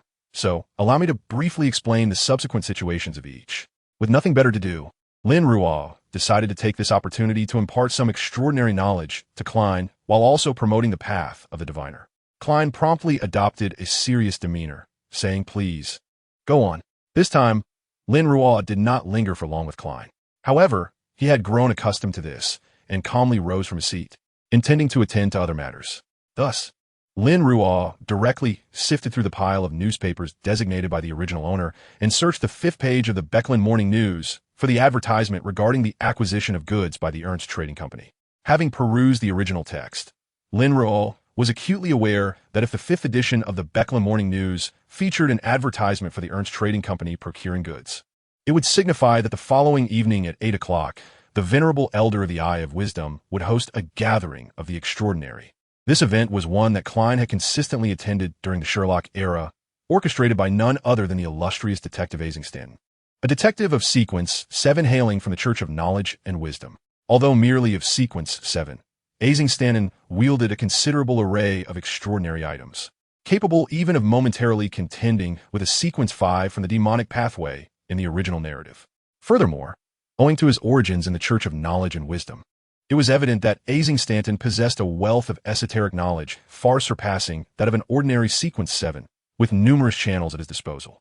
Naturally, Lin Ruo intended to partake in this assembly, as it presented an additional avenue and potential paths. Not to mention that the information gleaned from the original text suggested that Stanton was distinctly aware of the hunter pathway, even possessing knowledge of the potion formula for sequence 9. Otherwise, he would not have acquired the extraordinary traits of a hunter from Klein. Coupled with the fact that Stanton hailed from the same church of knowledge and wisdom as Anderson, who traversed the hunter pathway and had attained sequence 5. Lin Ruo had ample reason to conjecture that the Elder of the Eye of Wisdom possessed subsequent potion formulas related to the hunter pathway. Of course, even in the absence of such knowledge, Lin Ruo would not be overly disheartened, for having one more individual and one more avenue could potentially prove advantageous in the future. Lin Ruo's search bore fruit, for he indeed discovered the advertisement for the Ernst Trading Company in the Klein Morning News, indicating that there would be a gathering of the extraordinary at the Brave Tavern the following evening. He was aware of the secret code required for participation in this gathering, yet he could not simply waltz in without any intermediary. After all, he understood that Stanton, the organizer of the gathering, was quite cognizant of the attendees. An uninvited participation could easily incite unnecessary complications. Thus, he resolved to seek an introduction. Lin Ruo was well aware that the individual capable of providing such an introduction was a man named Kasparis. In Chapter 25, he contemplated leveraging the name of the elderly Ian as a recommendation to approach Kasparis for an introduction to the gathering of the extraordinary. This carried a certain degree of risk, yet it was manageable, and persuading the ordinary Kasparis would be a simple task for Lin Ruo. The potion formula for sequence 8 was approximately 400 pounds, factoring in the premium. Presently, he possessed 1,618 pounds, making it feasible for him to procure the potion, with the cost of materials nearly covered. Given that he was contemplating the purchase of a potion, Lin Ruo deemed it prudent to assess his current financial standing. As the saying goes, a small camel is larger than a horse. Although the original owner had concealed his identity, his modest treasury, while not comparable to its former state, still retained some value. In addition to the cash he held, the residence in which Lin Ruo currently resided, along with 2 standalone properties for rent on the adjacent street, were part of the original owner's estate. Moreover, in a highly profitable hotel located in the West End, Rolldiver had a considerable stake. It could be said that were it not for Rolldiver's singular focus on vengeance, he could easily sustain a comfortable life on the remnants of his family's wealth. Lin Ruo also possessed extraordinary traits such as sheriff, interrogator, and judge, and if he were to liquidate them, the proceeds would likely exceed the original owner's total assets. Indeed, the profession of the extraordinary was one that yielded swift financial returns, yet also demanded swift expenditures. Lin Ruo chuckled at the absurdity of it all, fully aware that his circumstances were not replicable by the average extraordinary individual. Furthermore, considering the recent fervent search by the Rune military and the royal family for clues related to the angel who had dispatched Caping, Lin Ruo intended to keep a low profile, at least until he was financially secure, and thus did not plan on selling those 3 extraordinary traits.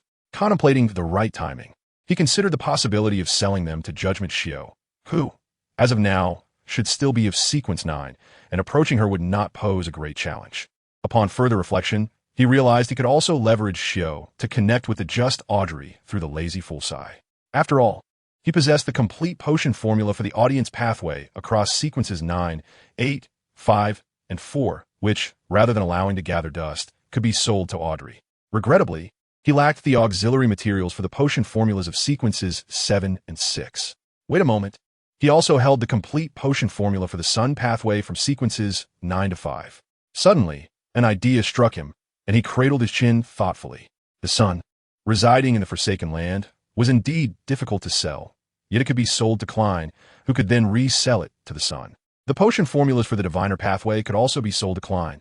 He had them all. While he did not mind imparting esoteric knowledge to Klein free of charge, he intended to engage in a proper transaction regarding the potion formulas. It was not a matter of financial need. Rather, he feared that directly handing over the potion formulas might alarm Klein, leading to unnecessary complications. He couldn't shake the feeling that he could single-handedly invigorate the Tarot Society. Lin Ruo's smile suddenly took on a subtle nuance, contemplating the possibility of being the puppeteer behind the Tarot Society. A cultivator of the mysterious lord? How splendid that would sound. Of course, it was all in jest, yet Lin Ruo remained dutifully focused on his pressing matters. For instance, he utilized the capacity of truth to amplify the likelihood of encountering the formula for the provocateur at the gathering he would attend the following day. That night, at the Brave Tavern, Lin Ruo patiently awaited the evening hours, mindful of the tavern's operating schedule. Throughout the day, he had not been idle. After completing his daily studies, he visited extraordinary friends acquainted with the original owner, discovering that there were no imminent plans for the gatherings the original owner had previously attended. Subsequently, he procured several new false identities, just in case. By the time he concluded his various errands, night had fallen. After donning a disguise, Lin Ruo made his way directly to the Brave Tavern. Upon crossing the heavy black wooden door and passing the brawny man at the entrance, Lin Ruo was greeted by the raucous sounds of cheers and toasts, as well as the intoxicating aroma of rich malt liquor. Casting a casual glance around, he noted two stages at the center of the tavern. One was showcasing a lively game of cat and mouse, while the other hosted a combat competition. Approaching the bar, Lin Ruo ordered a half and half and inquired of the bartender, "Where might I find Kaspery's Kanlanin?" The bartender paused his pouring, lifted his gaze to scrutinize Lin Ruo for a few seconds, and then replied, "In the Three of Hearts room." "Thank you."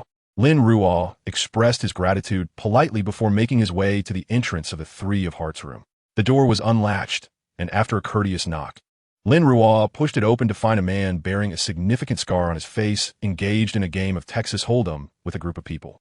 Upon hearing the commotion, everyone turned their attention towards Lin Ruo. Maintaining his composure, Lin Ruo merely smiled and stated, "I seek Kaspery's Kanlanin. The old man sent me."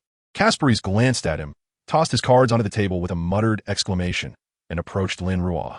Together, they exited the card room and retreated to a secluded corner, where Kaspery's inquired, "What do you desire?" Kaspery's Kanlanin was primarily a black market arms dealer. Aside from introducing others to Asing Stanton's gathering of the extraordinary, he primarily engaged in the trade of weaponry. Lin Ruo, of course, had his own channels for procuring weapons.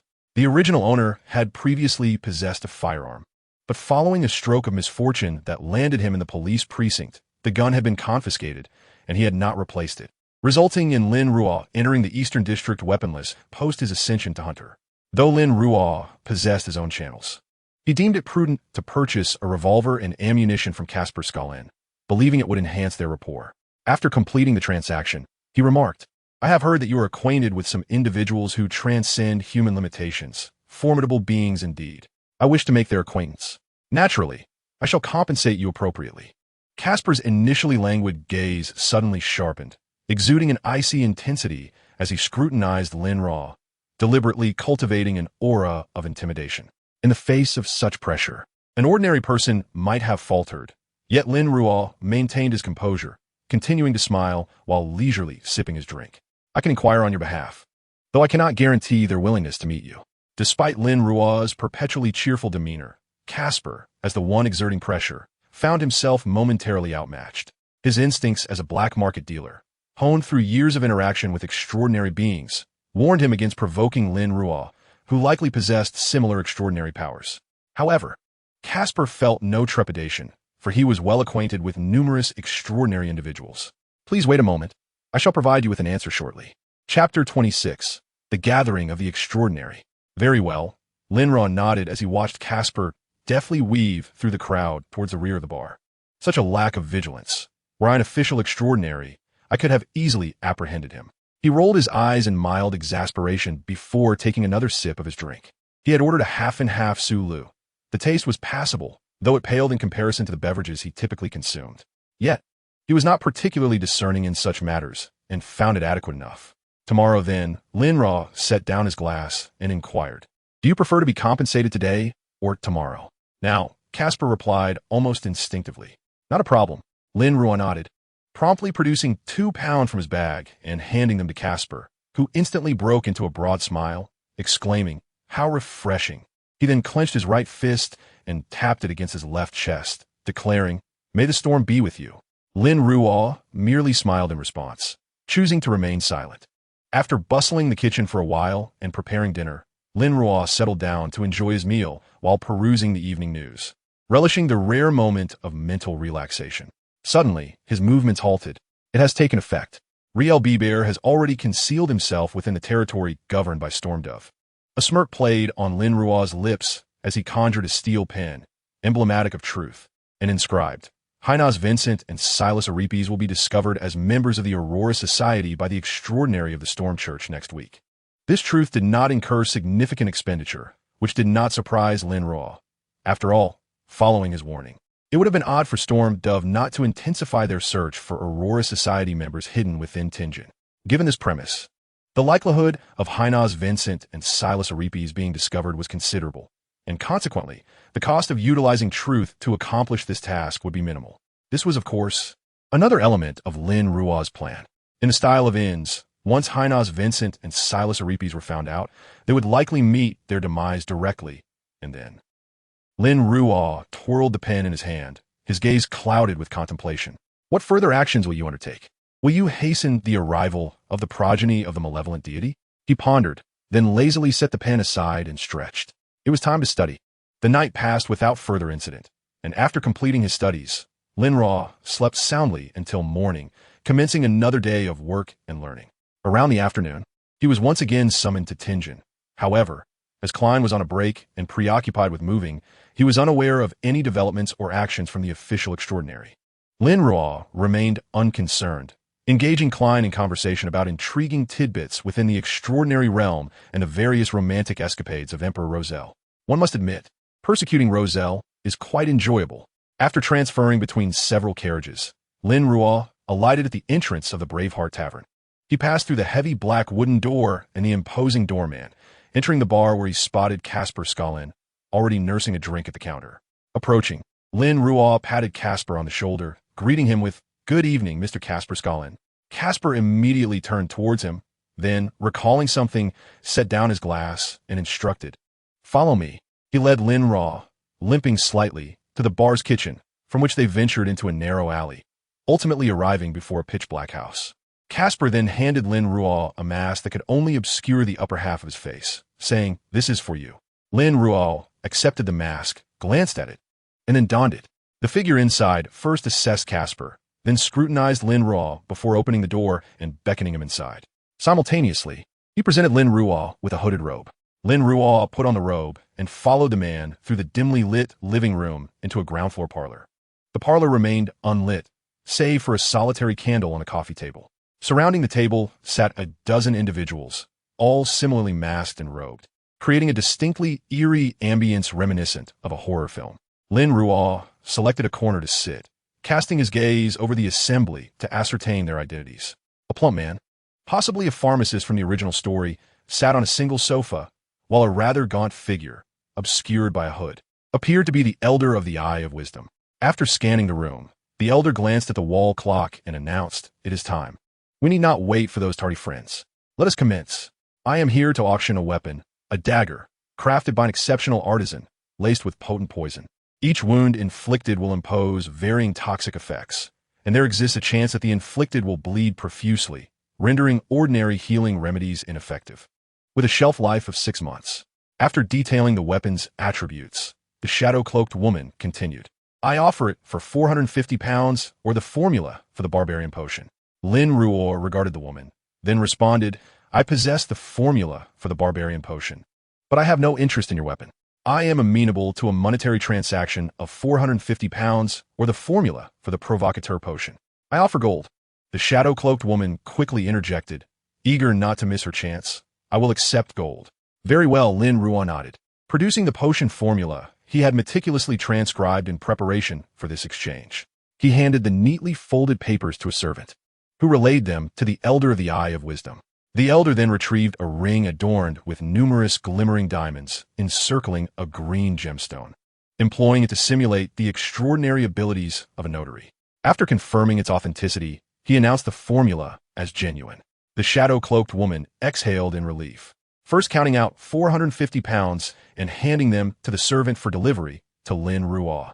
She then seized the papers from the servant's hand, unable to wait for the gathering to conclude, and hastily opened the document to examine the formula.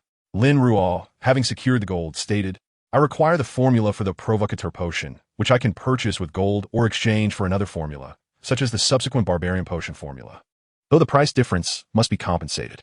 Chapter 27. Not everyone has the power of choice. I possess not what you seek, yet I am privy to a clue that shall be revealed at our next gathering. Alternatively, Should you be amenable to a monetary exchange? I can provide you with 800 immediately. The woman, her visage entirely shrouded in shadow, spoke forthwith. Lin Ruo cast a glance her way, only to hear the elder of the wise, I leisurely proclaim. I hold the formula for the provocateur's potion, priced at 450. Indeed, Lin Ruo exhaled in relief. Sensing the truth come to fruition, he first directed his gaze towards the elder of the wise eye, declaring, deal? Then he turned to the woman cloaked in darkness, stating, the briber's potion formula, 800. Agreed. The woman, her face enveloped in shadow, nodded eagerly. Thus, Lin Ruo counted out the freshly deposited pounds into the hands of the attendant, repeating the previous procedure, ultimately acquiring a neatly folded paper along with 800 in gold pounds. Perhaps it was due to his innate prowess, but Lin Ruo felt little excitement upon receiving the formula. Rather, he experienced a mild sense of relief. Nevertheless, he could not restrain himself from opening the potion formula to take a glance. Main ingredients: eyes of an adult Manahai black cat, 1 complete specimen of gorilla grass.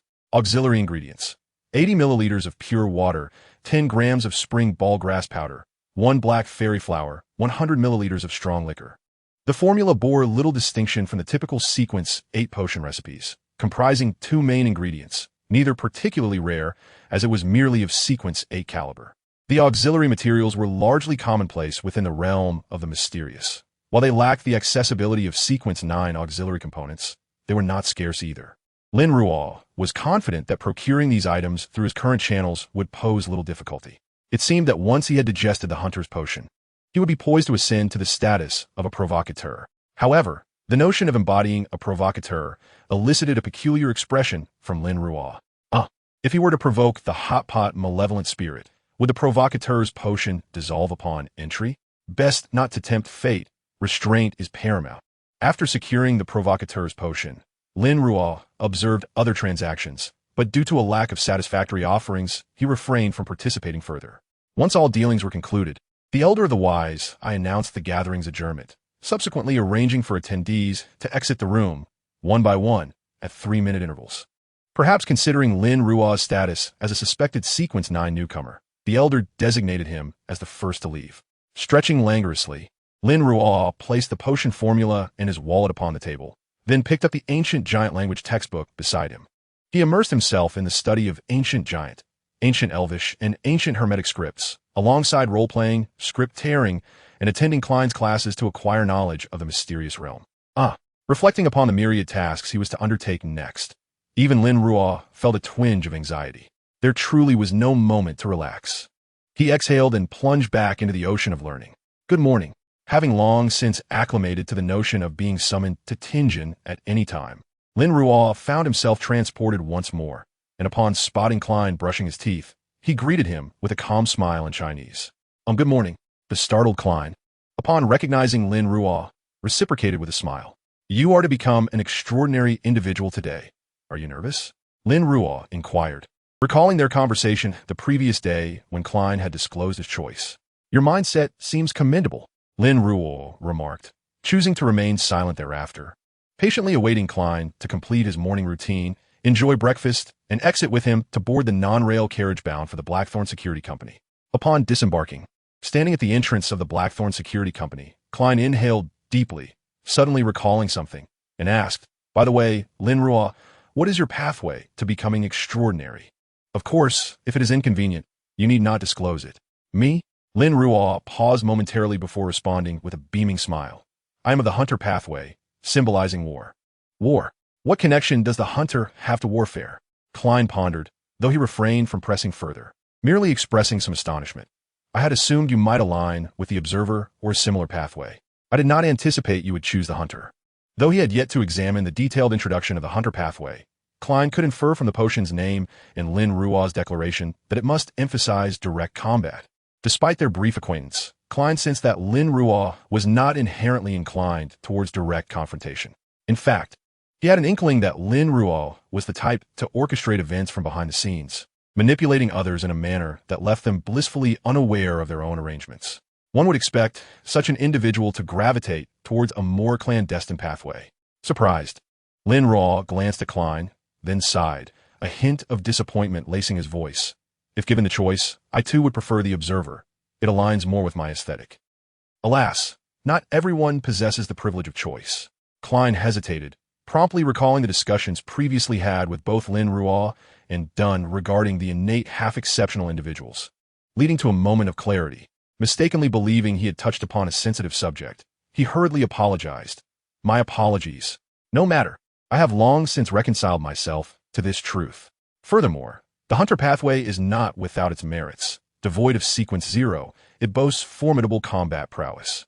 And surely, it is preferable to being a witch, is it not? In contrast to Klein, who had just experienced a moment of melancholy, Lin Ruo swiftly regained his composure, even finding the humor to make a quip. Klein was reminded of Lin Ruo's earlier explanation regarding the witch pathway's propensity for gender transformation, causing his lips to twitch involuntarily. Very well, let's not tarry any longer. We must proceed inside.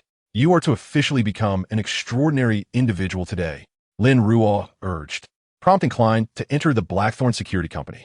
Klein first inquired about the whereabouts of Roshan Dunn, and upon confirming Dunn's presence in the second-floor office, he knocked on the door. Come. Dunn's voice remained as deep and gentle as ever. Chapter 28. On the edge of chaos, the great Pung spreads its wings. Old Neil. Upon hearing the summons, Lin Ruo and Klein stepped into the office. Inside, Dunn looked up, his gray eyes settling first upon Lin Ruo, nodding in acknowledgement. Good morning, esteemed guest. Though they belonged to different sects, if there were any significant operations on the part of the substitutes, the night watchers would typically receive word. In the event of a substantial operation, it was not unusual for the official extraordinary individuals of the three churches to collaborate. Investigate this matter, but do not make your inquiries overt. Also, remember to keep an eye on their movements. If they approach you for a joint operation or undertake any major actions, do let me know, Lin Ruo replied. He indeed required to stay informed on this front, to discern the movements of the storm pigeons, which would aid in his information assessment and the formulation of subsequent plans. Understood. I will expedite my inquiries and provide you with an answer by tomorrow. Dunn nodded without probing into Lin Ruo's motives for requiring such information. He then turned his attention to Klein, asking, Have you made your decision? Yes, I have made up my mind. Klein affirmed solemnly. Tell me your answer. The diviner. Lin Ruo, observing the exchange, could not suppress a smile. He recognized that the future master of the mysterious was finally taking his first step. Undeniably, the sensation of witnessing history unfold was quite gratifying. Subsequently, Lin Ruo continued to observe the dialogue between Klein and Dunn, accompanying the two as they descended into the depths of the Blackthorn Security Company. Certainly, during this process, Dunn imparted some esoteric knowledge to Klein, discussing his remuneration, and casually mentioned matters concerning the secret society. We have made certain advancements in our operations against the secret society, owing greatly to your esteemed capabilities, my lord. They have yet to uncover the betrayal of the little mouse tailing Klein. Consequently, we have acquired a trove of information, confirming the society's connections to the fallen aristocracy of the Solomon Empire. Moreover, I have just received news that there seems to be a lead regarding the Antigonid family's notes. I have dispatched the little mouse to investigate, and results may soon be forthcoming. Let's hope so. Lin Ruo smiled, yet his mind raced through all possible outcomes, deepening his grin as he heard approaching footsteps. Turning to look, he saw an elderly man carrying a silver box adorned with intricate patterns. Although they had never met, Lin Ruo recognized him as Old Neil, the one Dunn had summoned to procure ingredients for Klein's potion of divination. In the original narrative, Old Neil profoundly influenced Klein, nearly serving as a mentor, yet tragically succumbed to monstrosity under the watchful eye of the concealed sage. It could be said that it was Old Neil's demise that first allowed Klein to empathize with the harsh realities of the extraordinary world. Captain. Old Neil nodded at Dunn first, then turned his gaze to Klein, saying, Good morning, young lad. Suddenly, he raised his empty hand and tapped his forehead twice, his eyes landing on Lin Ruo. Greetings, you must be the esteemed lord accompanying young Klein, as Captain mentioned. I never expected to meet a divine favor in person. Hello, Mr. Neil. Lin Ruo replied with a smile, but his subsequent words caused the faces of all present to shift slightly. I am uncertain whether you are intentionally pursuing knowledge or inadvertently being inundated with it, but I must candidly state, Mr. Neil, you have attracted the attention of the concealed sage. If you continue to absorb such knowledge, you will lose control. Lin Ruo had no intention of allowing Old Neil to meet his demise. After all, he had no desire to use Neil's death to enlighten Klein about the cruelty of the extraordinary world. It was essential for Klein to avoid becoming a sheltered flower. It was unnecessary to spur his growth through the loss of loved ones. This world was already harsh enough without the inexplicable deaths of innocents to underscore that cruelty. Naturally, Lin Ruo could not guarantee that he could save old Neil. After all, Neil seemed already to have caught the attention of a concealed sage, and Lin Ruo was currently unable to contend with such a formidable opponent. However, he could certainly highlight the issue, thereby providing old Neil with a chance to survive. Klein, equally astonished, looked at old Neil, aware that Lin Ruo would not speak lightly on matters of such gravity. Taken aback by the sudden revelation of his predicament, old Neil opened his mouth, only to finally, somewhat dejectedly, utter, "I merely sought to resurrect her. Furthermore, I only pursued a modicum of knowledge, which is not problematic." The last statement resembled both a defense and a self-persuasion. "But from my perspective, you are nearing the point of losing control," Lin Ruo observed old Neil, his expression equally grave. "Believe it or not, if you persist, within 2 months, your companions will be visiting your grave to pay their respects." This was a stark reality. In the original text, old Neil had not survived beyond 2 months. Old Neil froze momentarily, despite it being their first encounter as a devoted follower of the goddess. He naturally did not doubt Lin Ruo's words, being a favored one of the divine. Lin Ruo then turned to Dun, whose expression bore both seriousness and concern. "You would do well to report his situation to the higher-ups. They should provide a resolution. While I cannot guarantee his salvation, if left unchecked, his fate will undoubtedly be loss of control." "I understand. I will do so. Thank you very much for your warning, esteemed lord." Unlike his prior respect stemming solely from Lin Ruo's status, this time Dun's words carried genuine respect and gratitude toward Lin Ruo himself. As someone who valued camaraderie immensely, Dun was unwilling to witness old Neil's descent into chaos. "Do not mention it. I merely acted as I ought to," Lin Ruo replied with a casual smile. "I know. I will know what to do." Old Neil lowered his head, appearing quite disheartened, yet he did not contest Dun's decision. Remembering something, he raised the box in his hand, saying, "Captain, would you mind if I prepared a potion for young Klein?" Chapter 29, Promotion and Changes in Abilities. "Captain, would you mind if I prepared a potion for young Klein?" Dun frowned slightly, instinctively glancing at Lin Ruo. Upon noticing this, Lin Ruo nodded, though Mr. Neil's condition is not ideal. Brewing a potion should pose no issue. Dun nodded. "Then I would trouble you, esteemed lord, to oversee them here while I contact the sanctuary." Having spoken, he turned to leave, then paused after a few steps, turning back to say, "One more thing. I will notify Leonard to come here, Klein. Remember to inform him of the situation." All right, I will tell him," Klein quickly replied, nodding, and Dun turned once more, fortunately. This time he did not pause to mention anything further. After Dun departed, Klein's gaze fell upon old Neil, filled with concern and hesitance. "Mr. Neil. Additionally, I am about to prepare the potion of divination for you. Are you not looking forward to it?" Old Neil remarked, his expression somewhat animated. Klein opened his mouth, momentarily at a loss for words, ultimately managing to say, "Then I shall trouble you, Mr. Neil." "It is no trouble. It is merely my duty." Old Neil promptly entered the alchemy room with his box, and Klein followed closely behind, suddenly whispering, "Lin Ruo, do you think Mr. Neil will be all right?" "I cannot guarantee anything."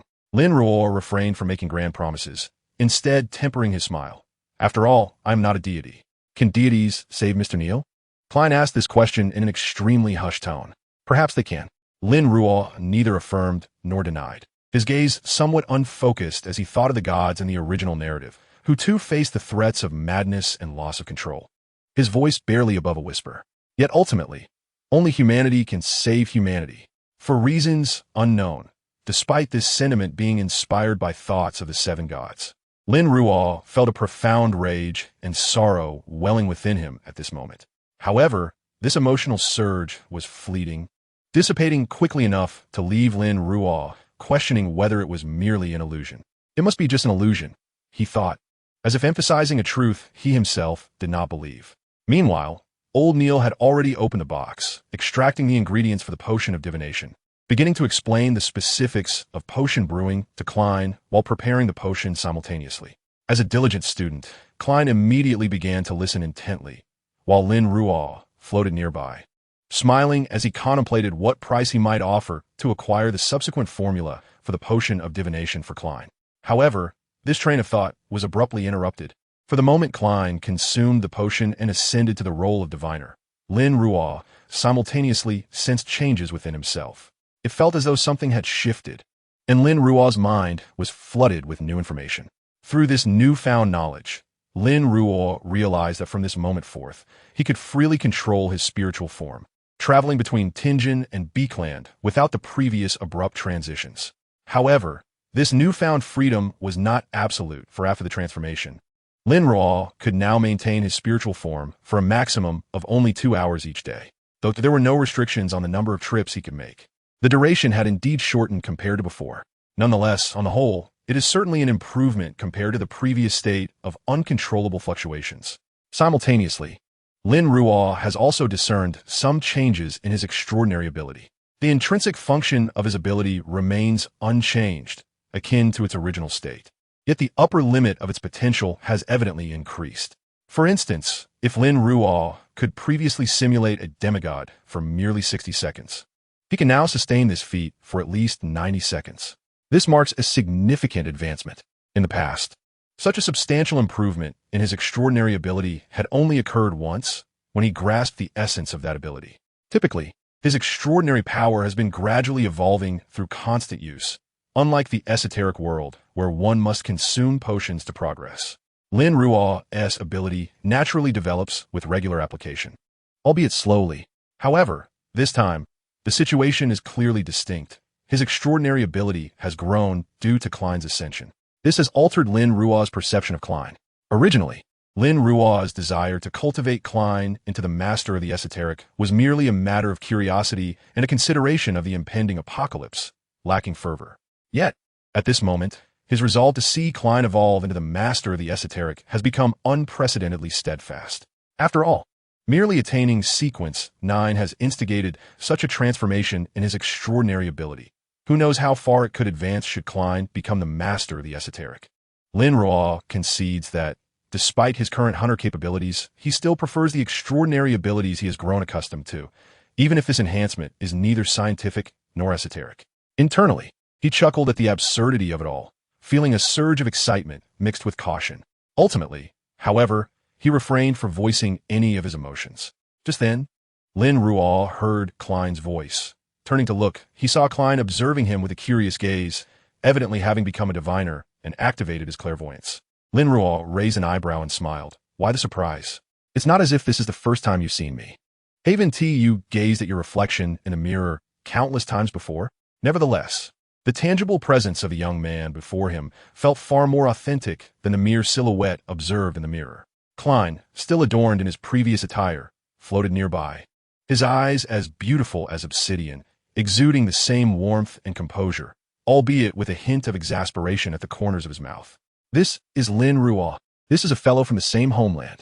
Klein suddenly felt a chuckle rising within him, and indeed he laughed, saying, "Don't you have to change clothes as a spirit? Spirits don't need to change clothes, nor do they need to bathe, so why should I?" Lin Ruo shot him a glance, then inquired with a smile, "How does it feel to become a diviner?" Chapter 30, concerning the subsequent potion formulas. How does it feel to be a diviner? Lin Ruo, observing Klein's demeanor, quickly surmised the situation and advised, "I suggest you deactivate your clairvoyance promptly. You have only just ascended to the extraordinary. Activating clairvoyance will impose a significant strain on your spirit and will continuously deplete your energy. Trust me, if you keep this up, it won't just be a headache at your brow, but your entire head may throb, and you might even experience hallucinations."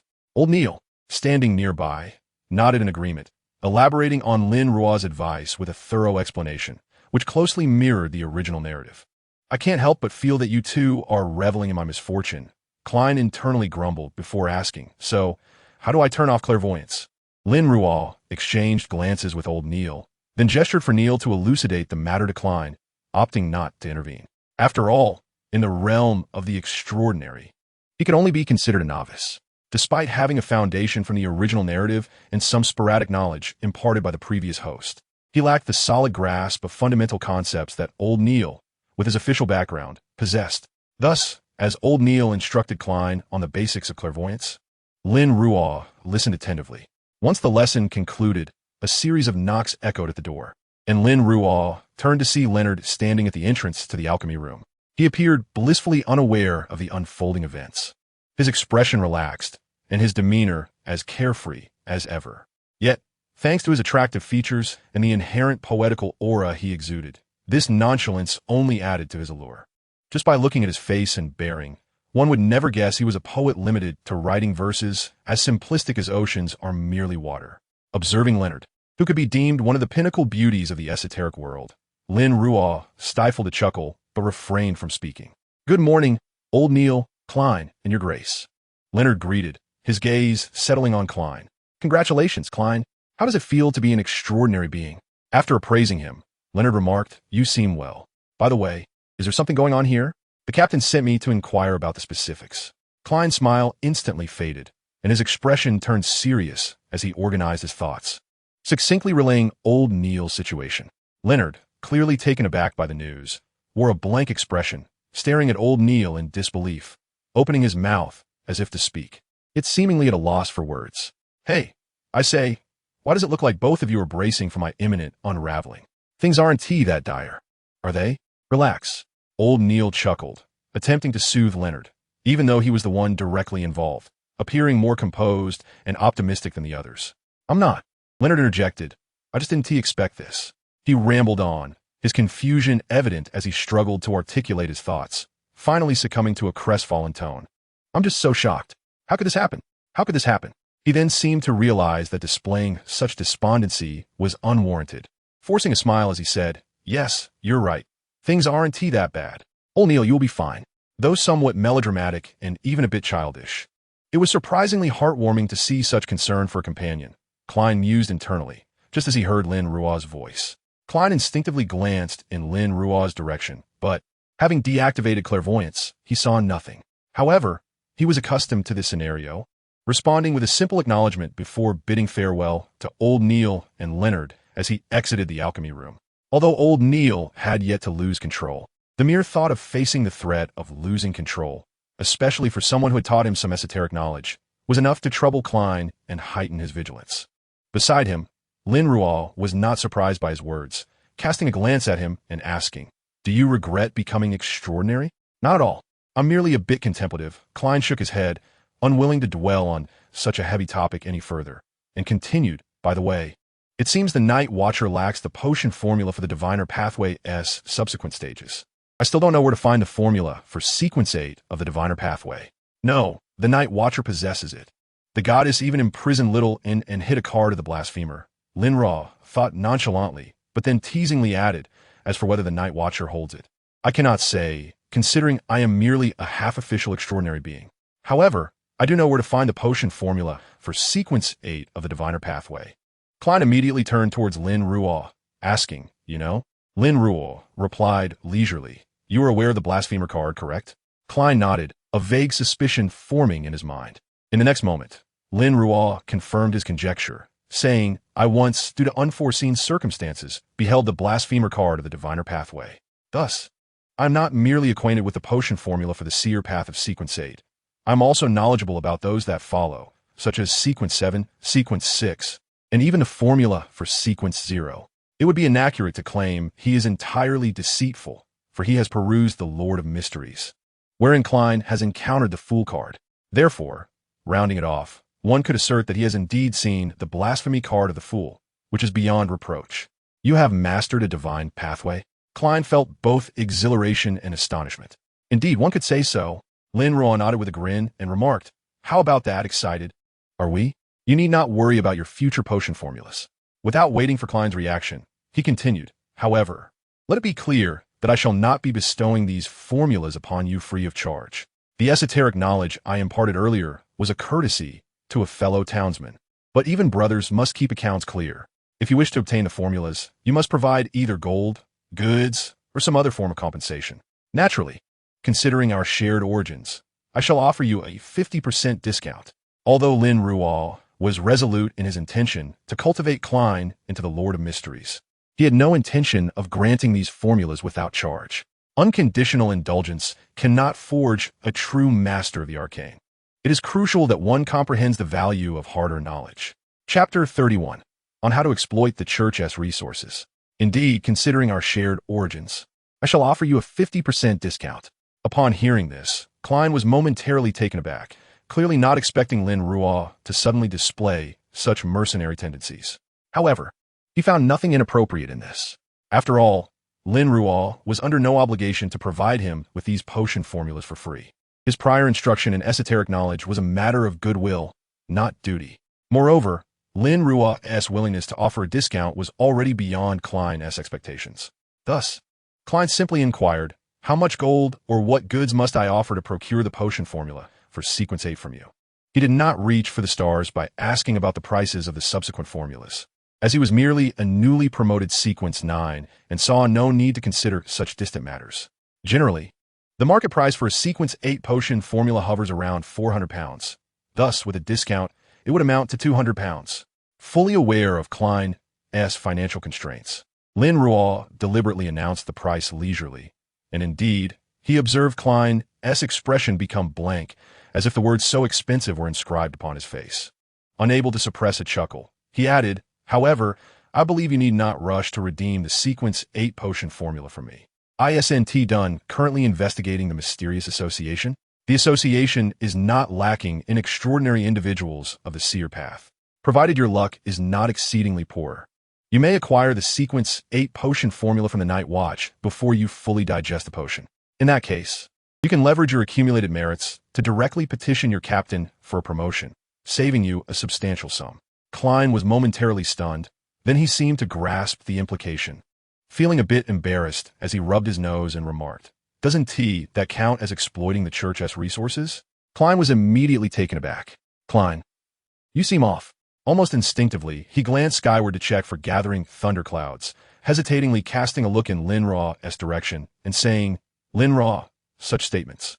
Ahem, you are, after all, a favored one of the goddess." The implication being that as someone under the goddess's gaze, it was inappropriate to frequently utter such remarks. Lin Ruo merely smiled silently, then shifted the topic by saying, "By the way, Klein, you still do not know what the Sequence 8 of the Seer Path is called, do you? Would you like to know?" The answer was the Fool. Under Klein's eager gaze, Lin Ruo willingly uttered the two words. Klein was momentarily taken aback, momentarily unable to comprehend, and it took several seconds before he hesitantly remarked with a hint of surprise, "The Sequence 8 of the Seer Path is called the Fool?" "Yes." Lin Ruo's smile grew increasingly mischievous as he continued, "Let me share another piece of information. The Sequence 7 of the Seer Path is known as the Magician. This surely suggests the potential for an entire ensemble." Klein could not help but make a quip. Lin Ruo burst into laughter, but soon after, a look of concern mixed with worry crossed his face, and he asked in a similarly concerned tone, "By the way, today is Monday. Are you once again attending that gathering hosted by the Fool?" Detecting the concern and care in Lin Ruo's tone, Klein felt a pang of guilt for deceiving his friend. However, as someone masquerading as the Fool, he maintained his composure, concealing his emotions, and merely nodded in affirmation. Lin Ruo, however, was keenly aware of Klein's underlying unease, and at that moment, a series of mischievous thoughts surged through his mind, one after another. But he suppressed them all. Klein felt increasingly guilty, yet amidst that guilt, he was also touched. He sincerely said, "I will." "Thank you." "Huh?" Klein initially nodded, then realized something, hesitatingly asking, "Lin Ruo, can you now control your comings and goings?" He had not forgotten that previously, Lin Ruo's appearances and disappearances were entirely passive. More or less, after you ascend to become an extraordinary being, you may find that our connection is perhaps even more remarkable than one might imagine. However, at present, I can only remain here for a maximum of 2 hours each day. Lin Ruo paused before adding, "You should be able to perceive our connection now, right?" Klein promptly nodded. He indeed could sense the tenuous connection between himself and Lin Ruo. Indeed, Klein confirmed, indicating his agreement. "By the way, Klein, have you considered how to portray the seer?" Lin Ruo suddenly remembered something and inquired.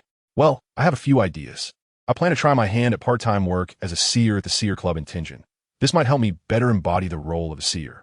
Having gained insights into the portrayal methods earlier than in the original narrative, Klein was evidently more confident about how to embody a seer. "Excellent idea." Lin Ruo was not surprised by this outcome, and he smiled as he added, "Speaking of which, although I have never portrayed a seer, I do possess some general principles for embodying a seer, as well as insights from other seers that might serve as references for you. Of course, This is strictly for reference. As he recalled the original narrative, Lin Ruo's tone grew serious as he cautioned, Klein, you must remember, even within the same sequence, the methods of portrayal will differ among individuals. Others' portrayal methods may serve as a reference, but they must never be wholly replicated. As he spoke these words, Lin Ruo also thought of the several hunters from the original narrative. He understood that this admonition was directed not only at Klein, but also a reminder for himself. He too must remember this. I will remember, Klein promptly nodded. Lin Ruo's tone softened once more, and with a smile, he stated now, listen closely. One of the general rules for portraying a seer is to avoid over-relying on divination. Divination is not omnipotent. Chapter 32.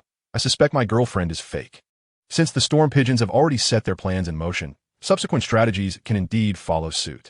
Stretching lazily, Lin Ruo suddenly chuckled softly, then conjured a pen in his hand that represented truth.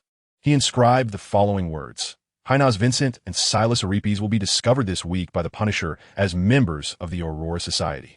Exposing the identities of Hainas Vincent and Silas Aripes was, of course, intended to demonstrate to the storm pigeons that the Aurora Society indeed harbored intentions of causing trouble in Tenjin. Moreover, Lin Ruo was acutely aware that if Hainas Vincent and Silas Aripes truly became exposed, Ins would undoubtedly take action, not allowing the matter to go unaddressed. Will you choose to eliminate them, severing the connection, or will you, while the plan is still in its infancy, forego this move and embark upon an alternative strategy? Lin Ruo rested his chin on the pen, narrowing his eyes, his breath suddenly taking on a dangerous air. Perhaps, he mused, it was time for that sinister offspring of the malevolent deity to make an early appearance. TSK. With that thought, he dismissed the pen that symbolized truth and commenced his day of work and study. Naturally, the emphasis lay primarily on learning. For Lin Ruo currently found himself grappling with several languages simultaneously. As for work, although he continued to act as a detective, primarily for the sake of concealing anomalies, gathering intelligence, expanding his network, and a certain morbid curiosity, he had not garnered much acclaim in the past year, leading to a lack of assignments in recent days. The few requests he did receive were mostly trivial cases involving lost pets. Such is the fate of every detective, he pondered, a faint smile gracing his lips as he considered whether to follow the example of the original character, Klein, and place an advertisement in the newspaper to attract clients. Perhaps it was some kind of law of the universe, for shortly after this reflection, the bell signaling a visitor chimed. With an air of calm assurance, Lin Ruo set down his textbook, rose, and opened the door to find a somewhat anxious young man standing outside. Ilamakati, residing in the third house from the left on this street, was a middle-class individual earning between 400 and 600 pounds annually. Although he possessed a slightly shy demeanor, he was a newly appointed teacher at Klein University. Lin Ruo rifled through the memories of the original owner and made a preliminary judgment in his heart. As a detective burdened with secrets and deep-seated grievances, Roldefreer would undoubtedly have conducted inquiries into the neighbors he might encounter before moving into this street. Thus, Lin Ruo greeted the young man with a warm and reassuring smile, saying, "Good day, sir. Please come in and have a seat." "Oh, hello," the young man stammered, still somewhat uncomfortable, but perhaps lulled by Lin Ruo's smile. He visibly relaxed. He instinctively glanced around, confirming the absence of others before following Lin Ruo inside. Once the door was closed, the young man seemed to remember something and asked, "You're Detective Ross, right?" Given his desire for anonymity, Roldefreer would not carelessly use his real name in his dealings. In truth, Lin Ruo was currently known to the outside world as Ross Ale. "You know me?" The young man looked at Lin Ruo with a hint of surprise, opting not to touch the cup of red tea on the table. "Indeed, Mr. Caddy. Every detective must possess a wealth of information. It would be impossible for me to be entirely uninformed about the residents of the same street." Lin Ruo maintained a smile. Ilamakati paused for a moment, seemingly accepting Lin Ruo's assertion. Lin Ruo then cast another glance at him and inquired, "So, Mr. Caddy, may I ask what brings you here today?" "Rest assured, Mr. Ilamakati, you must trust in my professional integrity. Moreover, as a detective, I have encountered far more extraordinary matters than you might imagine. What may seem insane to you could very well be routine to me. Therefore, please confide in me, and I shall endeavor to alleviate your troubles, shall I not?" As he spoke, Lin Ruo's smile softened, his tone turning serious and earnest. He appeared both mature and trustworthy, instilling a sense of calm in his interlocutor. Ilamakati clearly found reassurance in Lin Ruo's demeanor, appearing somewhat more relaxed yet still tense as he said, "Well, I feel that my girlfriend is not who she claims to be." "Excuse me?" Lin Ruo raised an eyebrow, but before he could probe further, Ilimikati hastily continued. "I know this sounds unbelievable. Sometimes I question my own sanity, but I truly believe my girlfriend is not real. No, I can't say she's fake. Someone has taken her place. Although she looks exactly like my girlfriend and behaves just like her, she is not her. She is not her." Ilimikati's voice rose sharply, and he became visibly agitated. "Someone has replaced Liar. Someone is impersonating her. I can't find her. Calm down, sir, please." Lin Ruo's expression remained largely unchanged as he regarded the emotionally charged young man, his voice steady. Though his tone was soft, it had an almost instantaneous effect, soothing the previously frantic Ilimikati. The latter took a few deep breaths, looking at Lin Ruo with a mixture of astonishment and apology. I'm sorry, Detective Ross. I got too carried away." He then, with a hint of curiosity, added, "What did you just do?" I suddenly calmed down. The use of his extraordinary ability served not only to quell Ilimikati's emotions, but also to leave a mysterious impression, enhancing his own credibility. As for the possibility of Ilimikati reporting him, he considered that the likelihood was minimal, and being a devotee of the goddess of the night, Lin Ruo harbored no fear of such repercussions. "Is it a psychological trick?" Ilimikati nodded, as if grasping the concept, though not fully convinced. Lin Ruo paid little mind and pressed on, "Mr. Ilimikati, could you elaborate on the situation? When did you first suspect that someone had replaced your girlfriend?" His interest was piqued. After all, Ilimikati's predicament seemed likely to involve the extraordinary. Although it was conceivable that Ilimikati might simply be overly sensitive or mistaken, the possibility of a faceless entity impersonating his girlfriend, or, alternatively, an extraordinary individual employing some arcane means to disguise themselves as Miss Liar Urea for some clandestine scheme, could not be overlooked. In Chapter 33, this pendulum must be broken. According to Ilimikati, he had first noticed something amiss with his girlfriend Liar 3 days prior. However, he could not articulate precisely what was wrong, as he had relied solely on intuition to discern the irregularity. "I believe I have grasped the general circumstances. Now, please, outline your expectations, Mr. Ilimikati. Are you merely seeking to ascertain whether the individual in question is indeed your girlfriend? Or do you require me to conduct a more thorough investigation into her identity and whereabouts?" Lin Ruo inquired, maintaining his serene and gentle smile. He cast a glance at the stack of money, raising an eyebrow. He understood that while 150 pounds was insignificant to him, it likely represented Ilimikati's limit for the time being. Lin Ruo did not rush to accept the money, but instead remarked, "Mr. Ilimikati, while it may not be pleasant to say, I must caution you. If Miss Liar has indeed been replaced by an unknown party, it is highly probable that she has met with grave harm. Please prepare yourself for that possibility." "Understood," Lin Ruo nodded, then added, "As for the individual impersonating your girlfriend, do you wish for me to investigate their identity and motives?" Though he posed the question, Lin Ruo intended to probe the matter regardless of Ilimikati's response. His motivations extended beyond mere curiosity or a sense of justice. Since Ilimikati lived on the same street, any trouble in his vicinity could potentially implicate Lin Ruo as well. Thus, it was prudent for him to take the initiative rather than be caught off guard should circumstances escalate. The one impersonating Liar, Ilimikati, hesitated briefly before concluding, "No need to concern yourself with her. However, if it is confirmed that she is not Liar, I would appreciate it if you could alert the authorities, Detective Ross. I do not wish to have her remain in my life any longer." A faint undertone of trepidation lingered in the final words. "I comprehended. I shall comply." Lin Ruo nodded with a gentle smile, subsequently inquiring further of Ilimikati before ushering the Klein out the door. Once Ilimikati departed, the commercial smile on Lin Ruo's face evaporated in an instant, his eyes narrowing slightly. He then opened a drawer to retrieve the crystal pendulum he had previously purchased, whispering, "I am not a diviner of the fifth sequence. This is a fallacy." With the fallacy activated, Lin Ruo, who had successfully simulated the capabilities of a master of secrets, did not hesitate to employ the traditional skills of a diviner. Ilimikati's girlfriend had indeed been replaced by another. As Lin Ruo's words fell, the pendulum in his hand began to rotate clockwise, signifying that Ilimikati's girlfriend had indeed been supplanted by another, affirming that Ilimikati's concerns were not mere figments of his imagination. Unperturbed by this revelation, Lin Ruo proceeded to divine further, This matter involves extraordinary elements. The pendulum then spun under his gaze, initially rotating counterclockwise a quarter turn before descending and rotating clockwise half a turn, only to come to a standstill thereafter. Lin Ruo? Could it be that this pendulum is malfunctioning? A failed divination should not yield such a result. Despite a torrent of grievances bubbling within, Lin Ruo remained vigilant. After all, such a result implied that if there was no fault on his end, then the opposing party was certainly formidable.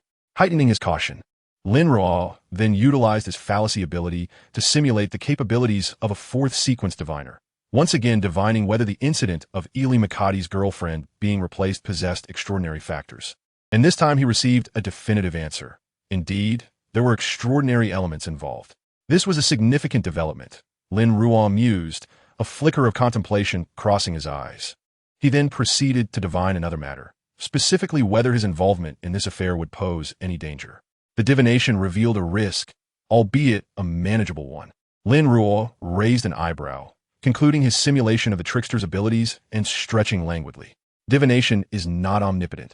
I must remember that, he muttered, his half-lidded gaze obscuring his true thoughts. Afternoon, Beekland, West District. A cup of Nia coffee, no milk, no sugar, thank you. The young man, whose features were so ordinary that he could easily be overlooked in a crowd, sported disheveled black hair and caramel-colored eyes. The front desk attendant cast a fleeting glance, relaying the order to the kitchen before lapsing back into a stupor, her mind seemingly adrift. The dark-haired youth appeared indifferent. After placing his order, he casually found a seat by the window, his gaze directed outside as though admiring the scenery. This young man was in fact Lin Ruo, disguised using the abilities of a faceless one. The purpose of his visit was to surveil Ili Makati's girlfriend. Based on the intelligence he had gathered, Liar, like Ili Makati, was a teacher, albeit a dance instructor specializing in social dances for the daughters of nobility. Today, her students were located in a mansion directly across from the CAF, and from a chosen seat, Lin Ruo could effectively ensure that he would spot Liar the moment she appeared. Moreover, according to the information provided by Ili Makati, Liar had a habit of indulging in afternoon tea. After her classes, she often frequented the CAF where Lin Ruo now sat for a cup of coffee to unwind. Although Liar had already been replaced, the likelihood of the imposter maintaining Liar's previous habits and entering the CAF was considerably high, which would undoubtedly facilitate Lin Ruo's observations. While waiting, Lin Ruo's coffee was served, and as he took a sip, he noticed a girl with brown hair and blue eyes emerging from the mansion across the street. With a mere glance, Lin Ruo narrowed his eyes before averting his gaze. This was a weapon. His first conclusion was drawn.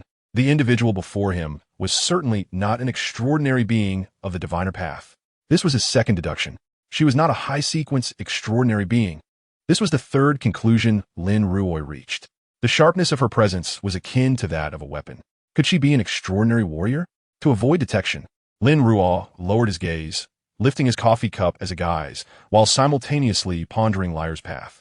Though he had turned away, Lin Ruo continued to monitor Liar through his extraordinary capabilities, derived from the simulated abilities of a diviner. In this manner, Liar stepped into the CAF where Lin Ruo was seated. However, he noticed that upon entering, Liar's body hesitated for a brief moment. It was a fleeting pause, scarcely perceptible to an ordinary person, yet it set Lin Ruo on high alert. This individual, could she have noticed him? He mused, though his expression remained unchanged. Thoughts racing through his mind. Was it because of that fleeting glance? No, it was when she entered the CAF that the anomaly occurred. Lin Ruo contemplated as he observed Liar approach the front desk to order a coffee before heading in his direction. Her gaze did not land on him, but rather on a seat by the window, seemingly intent on merely passing by to take a seat. As she drew nearer, Lin Ruo's body tensed, yet his outward demeanor remained composed, his eyes still lowered as he savored his coffee. At last, the front desk attendant, having ceased her daydreaming, glanced over to witness an utterly mundane scene. The brown-haired girl appeared to be passing by the dark-haired young man, who was engrossed in his coffee, seemingly lost in thought. Suddenly, the sound of a blade clashing against porcelain pierced the tranquil ambience of the CAF. The brown-haired girl had unexpectedly produced a gleaming dagger, lunging toward the young man. Yet, he seemed prepared. With a flick of his wrist, he used his coffee cup to parry the strike. As the cup shattered, warm coffee splattered across the floor, staining both of their garments. However, at that moment, no one seemed to care about such trivialities. The brown-haired girl, undeterred by her failed attempt, lifted her right leg, preparing to deliver a powerful kick. Given her stance, Lin Ruo, with his ninth sequence physique, would undoubtedly find it unbearable. Yet, Lin Ruo was no pushover. Just before Liar's kick could land, his free hand snapped his fingers. In an instant, flames erupted beside the front desk, and there stood Lin Ruo, who had previously been at the window, utilizing the seventh sequence capability of the Diviner Path, Flame Leap. Lin Ruo had set up matchsticks near the front desk long before ordering his coffee. After all, his investigation required careful consideration. He had simulated the abilities of a diviner. Lin Ruo was acutely aware of his shortcomings in close combat, as he had never pursued that avenue. Even though he had since taken the hunter path and gained relevant knowledge and combat instincts through potions, he still could not measure up to those who specialize in that domain in such a short time. During the investigation, he had to start by simulating lower sequence abilities. Given this premise, the diviner's abilities, which he was quite familiar with, were undoubtedly the most suitable for his inquiries, being both convenient and versatile, while also allowing him to remain alive. As Lin Ruo's silhouette emerged beside the flames of the front desk, the instant he had just whispered something inaudibly, a glimmering dagger, accompanied by the sound of slicing air, was launched towards him. This, of course, was the dagger thrown by Lier. Just as the dagger reached him, Lin Ruo subtly sidestepped to evade it, and Lier's figure appeared simultaneously. It seemed she had utilized the dagger to achieve a short-range teleportation. Upon seizing it, she thrust it directly towards Lin Ruo's heart. This was undeniably an unexpected turn of events, as surprise etched itself across Lin Ruo's face. Evidently caught off guard by the unfolding circumstances. Observing his reaction, a smirk crept upon Lier's lips, and in the next heartbeat, her dagger plunged into flesh and blood. The familiar sensation and the metallic tang of blood at her nostrils entranced her, prompting her to instinctively murmur, "Praise the Colonel." Her eyes danced with a mix of fascination and reverence, but soon her gaze turned cold, as though she were appraising something detestable. Suddenly, Lier froze for a moment, then staggered back a few steps. There's indeed something unusual about you," she heard a voice declare, and then the dream shattered, the surroundings transforming in an instant. She found herself once again beside the window, the dagger still firmly in her grasp, yet she had not thrown it. The young man, her prey, leaned casually against the front desk, seemingly unfazed as he regarded her. Everything that had transpired was merely a dream woven by him. It was only through the influence of the dagger in her hand that she became aware of this. "Miss, I believe we have not met before. Could you enlighten me as to why you wish to kill me?" Lier heard him say, and as she regarded him, the impression he left had shifted dramatically compared to before. Lier, well versed in the extraordinary realms of this world, instantly comprehended that what stood before her now was a demigod. Flee. This is not prey she can contend with. With a split-second decision, Lier flung the dagger out the window, the sound of shattering glass echoing as her figure vanished, merging into the crowd to conceal her escape. Simultaneously, in reality, Lin Ruo observed the girl he had forcibly drawn into the dream, now collapsed on the ground, her lips curving slightly upward. He blinked, then sighed, "What a pity. Time is insufficient. Otherwise, several layers of dream within a dream would have been far more intriguing." Indeed, Lier had been ensnared in the dream Lin Ruo had crafted for her since he switched to his simulated abilities upon reaching the front desk. The Dark Night, a hallmark of the demigod's prowess, was not so easily unraveled. Casting a glance at the now empty restaurant post-battle, Lin Ruo retrieved the revolver he had repurchased through the original owner's channels and pressed it against Lier's forehead. He certainly harbored numerous questions, but as a genuine hunter of merely sequence 9 strength, Lin Ruo resolved to eliminate the risk first before engaging in any communication. After all, given her propensity to kill at the slightest provocation, she was hardly a benevolent figure, and Lin Ruo would show no mercy to such individuals. Bang! Chapter 35. Why is there a cult intrusion? Lin Ruo felt a bit bewildered. He was genuinely perplexed, for just moments ago, he had slain the individual who had replaced Lier, a person filled with inexplicable malice towards him, and had arranged a ritual to commune with her corpse. The divination process had proceeded without incident, and after successfully communicating with the remnants of Lier's spirit, Lin Ruo's first inquiry naturally pertained to her whereabouts. Unsurprisingly, he learned that Lier had indeed been brutally murdered by the impostor, her body discarded in the Eastern District, and he was uncertain whether it could still be found. Although he had anticipated this outcome, it still elicited a sigh from him. He then sought information about the usurper.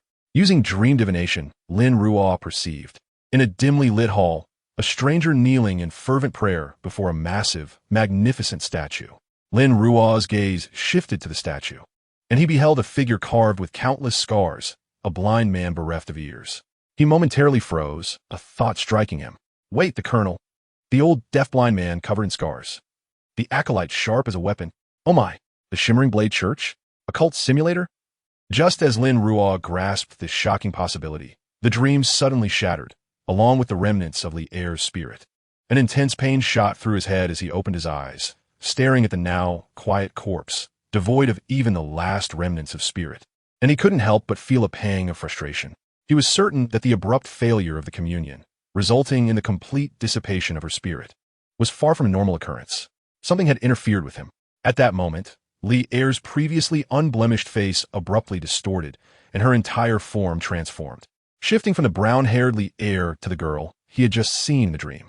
Concurrently, an object fell from her face, and Lin Ruo noticed a faint glow emanating from what appeared to be a scar on her neck, revealing a bone-white, crescent-shaped object. Lin Ruo hesitated for a second as he stared at these two suspicious items, ultimately deciding to collect them. However, before he could search the girl's other belongings, his instinctive awareness suddenly warned him. He lifted his head and peered outside, where he spotted members of the punishment squad racing towards them. Though he did not fear revealing his identity, Lin Ruo was not inclined to engage with the old pigeons as a divine favored one unless absolutely necessary. Moreover, his intuition suggested there were likely no further clues to be gleaned from the girl. Casting one last glance at the old pigeons of the punishment squad, who had, in a sense, abandoned their mission, Lin Ruo then activated his concealment and departed the CF. He intended to seek out the abandoned remains of Li Er. At dusk, within Lin Ruo's detective agency, Detective Ross, she is missing. She is missing. The moment Illimakati hurried into the detective agency, he immediately voiced his urgent concerns to Lin Ruo, his expression a blend of anxiety and the faint relief of a burden lifted. This was not surprising. His anxiety stemmed from the fear that he would be unable to locate his true girlfriend after Li Er's disappearance, while the relief arose from the departure of a looming threat. Calm down, Mr. Illimakati. Lin Ruo glanced at him and understood that the punishment squad must have suppressed news of the afternoon's events, which was typical of official extraordinary operations. He was also acutely aware that, according to protocol, the punishment squad would undoubtedly investigate matters related to Li Er with Illimakati, her boyfriend, likely at the forefront of their inquiries. Under such circumstances, if Lin Ruo did not take action, he would easily become a subject of investigation himself, thus exposing his identity as a divine favored one, entangling his current persona with Tinjin's. Therefore, Lin Ruo poured a cup of coffee for Illimakati and, with a sigh, remarked, Mr. Illimakati, I am already aware of this matter, and I regret to inform you of it. I will continue my investigation into the whereabouts of the true Miss Li Er. However, now that the imposter has disappeared, it can be said that vital leads have been severed. You must prepare yourself mentally. Yet, he had no intention of abandoning Illimakati's commission outright, for it was the norm for a detective to persist in their inquiries under such circumstances. He intended to present himself as an ordinary detective in this matter, striving to attract not a shred of attention from the Punisher. In this world, low-tier extraordinary beings often remain undetected by others unless they choose to reveal their anomalies. Had he foreseen this earlier, he would not have crafted a Fa Ade. Now, he found himself in the position of having to clean up his own mess. With this thought, Lin Ruo couldn't help but mentally scoff. I understand now. Illimakati was suddenly at a loss. Observing this, Lin Ruo offered him a few words of comfort before making an excuse to visit the restroom. Upon his return, he had simulated the audience's pathway ability and, through hypnosis, helped Illimakati forget the incident from the morning when he had been calmed by a single phrase.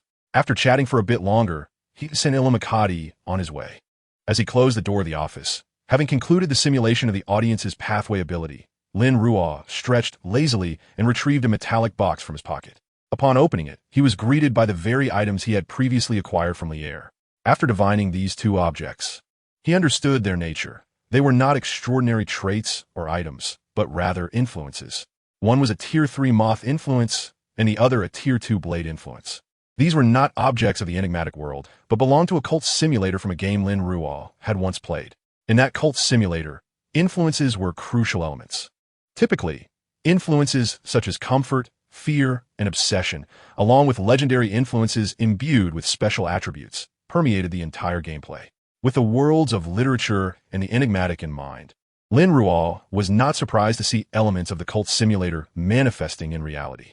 What perplexed him was the emergence of cultists within the enigmatic realm. Could it be that this was a world where the enigmatic and the cult intertwined? Though it was also possible that they simply lacked understanding of the extraordinary domain. Moreover, there was the pressing question of why that blade acolyte had suddenly attacked him. Lin Ruo narrowed his eyes and ultimately resolved to visit the night goddess at the St. Samuel Church in Beakland, seeking information related to the cult. If they too were unaware, it would spell serious trouble. Chapter 36, The Outcome. That night, in Beakland, the St. Samuel Church welcomed a unique guest. Good evening, Lord Lin Ruo. The elderly man, clad in a black robe with red accents and adorned with 5 dark emblems on his chest, had a gaunt yet clean visage. Most striking were his deep-set eyes, which radiated a tranquility unmistakably characteristic of the night. He was St. Anthony Stevenson, one of the 13 archbishops of the Night Church and the head of the Beakland diocese, a true figure of authority within the Night hierarchy. He was also the second individual, after the so-called Aunt Anna, who tended to the goddess's affairs regarding Klein. At that moment, hearing St. Anthony's friendly greeting, Lin Ruo, whose appearance had adjusted to his true form thanks to the faceless one's ability, returned the gesture with a gentle smile. Good evening, Archbishop Anthony. I hope my unexpected visit has not caused you any disruption. In truth, I am here seeking your assistance with a few matters. He held no doubt as to how Archbishop Anthony was aware of his existence. After all, even without mentioning the goddess's divine oracles, Lin Ruo had understood that Dunn would have reported his presence after revealing his identity in Tianjin. This was a consequence Lin Ruo had allowed to unfold. Having already been officially recognized as a devotee of the night in Tianjin, there was little need for further concealment. I would be glad to assist you, Lord Lin Ruo. However, might I inquire about the nature of your difficulties? Archbishop Anthony inquired softly. Perhaps he had received a divine oracle from the goddess beforehand. Or perhaps the divine followers possessed an inherent uniqueness. Either way, the archbishop's demeanor towards Lin Ruo was decidedly cordial. After careful consideration, Lin Ruo asked Archbishop Anthony, "Have you heard of the 8 pathways? The judge, the light, the forge, the heart, the blade, winter, and the moth?" After some reflection, Lin Ruo decided to present substantial information as a prelude to his inquiries. While this would expose his understanding of the cult, it was evident that as someone who had just traversed into this world and was already designated by the night goddess, Lin Ruo could no longer hope to appear blameless in her eyes. Thus, it would be wiser to be forthright. Perhaps such openness would yield more clues. Upon hearing this, although his reaction was subtle, St. Anthony paused momentarily before responding with visible confusion. The judge and 8 pathways? Have you heard of Colonel, the lion craftsman, and the night watchman? Lin Ruo's heart sank when he saw Archbishop Anthony shake his head, yet he persisted in his inquiries, listing all the names he was familiar with concerning the judge. You may consider them as eldritch entities, Lin Ruo explained, though his heart felt a chill. He understood that if even someone of Archbishop Anthony's stature was entirely ignorant of the cult-related matters, then it was highly likely that the previous enigmatic world indeed had no connection to cult-related phenomena. Yet here he was confronted with such entities, and the implications of this made his head spin. Perhaps he could take a more optimistic view. After all, that blade acolyte might merely be an isolated case like himself. As he consoled himself mentally, the elderly man before him inquired, "Lord Lin Ruo, is the difficulty you face related to the eldritch entities you just mentioned?" One could say that, Lin Ruo replied candidly. "It does not quite amount to a difficulty, but I require information about them to confirm certain matters. And this is of utmost importance." Lin Ruo's primary purpose for visiting Anthony Stevenson was indeed to ascertain whether the archbishop possessed any knowledge of the cult. However, beyond that, he also harbored intentions of gathering materials related to the cult, for his understanding was limited to the game. And the scope of the game was far too narrow to encapsulate the reality of the cult now that it had materialized. "I understand. I shall have someone investigate the matters you mentioned." Archbishop Anthony nodded thoughtfully, his expression turning serious. "Is there anything else? I need to review some materials regarding the characteristics of the 22 pathways and certain ritualistic magic. Additionally, I would like to examine the records of extraordinary events that have transpired in Beakland in recent years," Lin Ruo stated, maintaining his composure. This was his third objective for this visit, to catch up on his studies and further comprehend the current state of extraordinary phenomena in Beakland. Hearing this, Archbishop Anthony regarded Lin Ruo thoughtfully, but said nothing further. He merely nodded and rose, saying, "Please follow me, Lord Lin Ruo." The two departed from Archbishop Anthony's study, traversing a lengthy corridor before entering a clearly designated archive room. Here are the tomes regarding ritualistic magic. These are the records of the characteristics of the 22 pathways as documented by the St. Samuel Church, though they are not complete. While there is ample information regarding low to mid-tier pathways, data on high-tier pathways is exceedingly scarce. After providing this overview, Archbishop Anthony continued, "I hope you find what you seek." With that, he traced a crimson crescent on his chest, proclaiming, "May the goddess bless you." Lin Ruo took his leave, and Archbishop Anthony nodded slightly, neither pressing for more information nor insisting he stay, departing the archive with brisk efficiency. As Lin Ruo watched him leave, his gaze fell upon the abundance of materials before him. He casually pulled out a tome and began to delve into the serious work at hand. The archive soon fell into silence, with nary a sound for an extended period. Chapter 37. Lin Ruo. I believe the fool is not a benevolent deity. The following day, in Tianjin, after an intensive night of brushing up on his knowledge of mysticism, Lin Ruo arrived in Tianjin to find Klein diligently studying the fundamentals of mysticism. He was not particularly surprised by this, for among the night watchers of Tianjin, apart from Klein and old Neil, the extraordinary individuals predominantly belonged to the martial faction. It would be more fitting to send these individuals in a battle against cultists rather than tasking them with the teaching of esoteric knowledge, which would be quite a burden. Consequently, when old Neil, the prospective instructor, was isolated due to the risk of losing control, Klein, this novice interloper, was left with no option but to engage in self-study of the mystical arts until his issues were resolved or a new seeker was dispatched by the church. Observing Klein, who was engrossed in his reading, completely unaware of his presence, Lin Ruo stroked his chin, recalling the knowledge he had fervently absorbed the previous night, and felt a surge of eagerness. As someone who aspired to cultivate Klein into the master of the mysteries, Lin Ruo was more than willing to don the role of a temporary teacher. With a light chuckle, he remarked, "I believe you might require a temporary instructor." "Oh, Lin Ruo, you've arrived," Klein exclaimed, lifting his gaze towards Lin Ruo's direction, while his fingers lightly tapped on the table to activate his spiritual sight. "Indeed." Lin Ruo nodded, smiling as he inquired, "Are you self-studying the mystical knowledge?" "Yes." Klein nodded, expressing a mix of resignation and frustration. "I have no choice, Mr. Neil is unavailable to teach me at the moment, and the other night watchers are not suited for it. Thus, I am left to my own devices." "It seems you genuinely need a temporary teacher," Lin Ruo stated, as he seized the book from Klein's hands and flipped through a couple of pages, quickly recognizing it as one he had reviewed the night prior, primarily focusing on various symbols and rituals within the realm of mysticism. Being a photographic memory aficionado, Lin Ruo had thoroughly committed the book's contents to memory and chuckled. "Would you like me to step in as your temporary instructor?" Klein was momentarily taken aback, but his immediate reaction was one of delight. Is that possible? Having a teacher instead of self-studying would be far more beneficial. He felt relieved, as he had grown to trust Lin Ruo's knowledge, despite knowing that Lin Ruo's path leaned towards the combat-oriented hunter. "Certainly, but I must clarify that my approach is primarily focused on combat. Hence my knowledge of the mystical arts in terms of breadth and depth cannot compare to that of a seeker or a diviner," Lin Ruo replied with a calm demeanor. "I can only impart to you the fundamental principles of mysticism and a few small techniques I'm familiar with. Naturally, if you are curious about other paths, feel free to inquire. While my understanding may not be exhaustive, I do possess a basic awareness of most aspects. Once the issues concerning old Neil are resolved, or your new instructor arrives, you will need to seek their guidance for more advanced knowledge in the mystical domain." Lin Ruo was merely offering Klein a precautionary note, as he intended to guide Klein with a nurturing spirit rather than deceive him, and thus felt it necessary to clarify the circumstances. "I understand.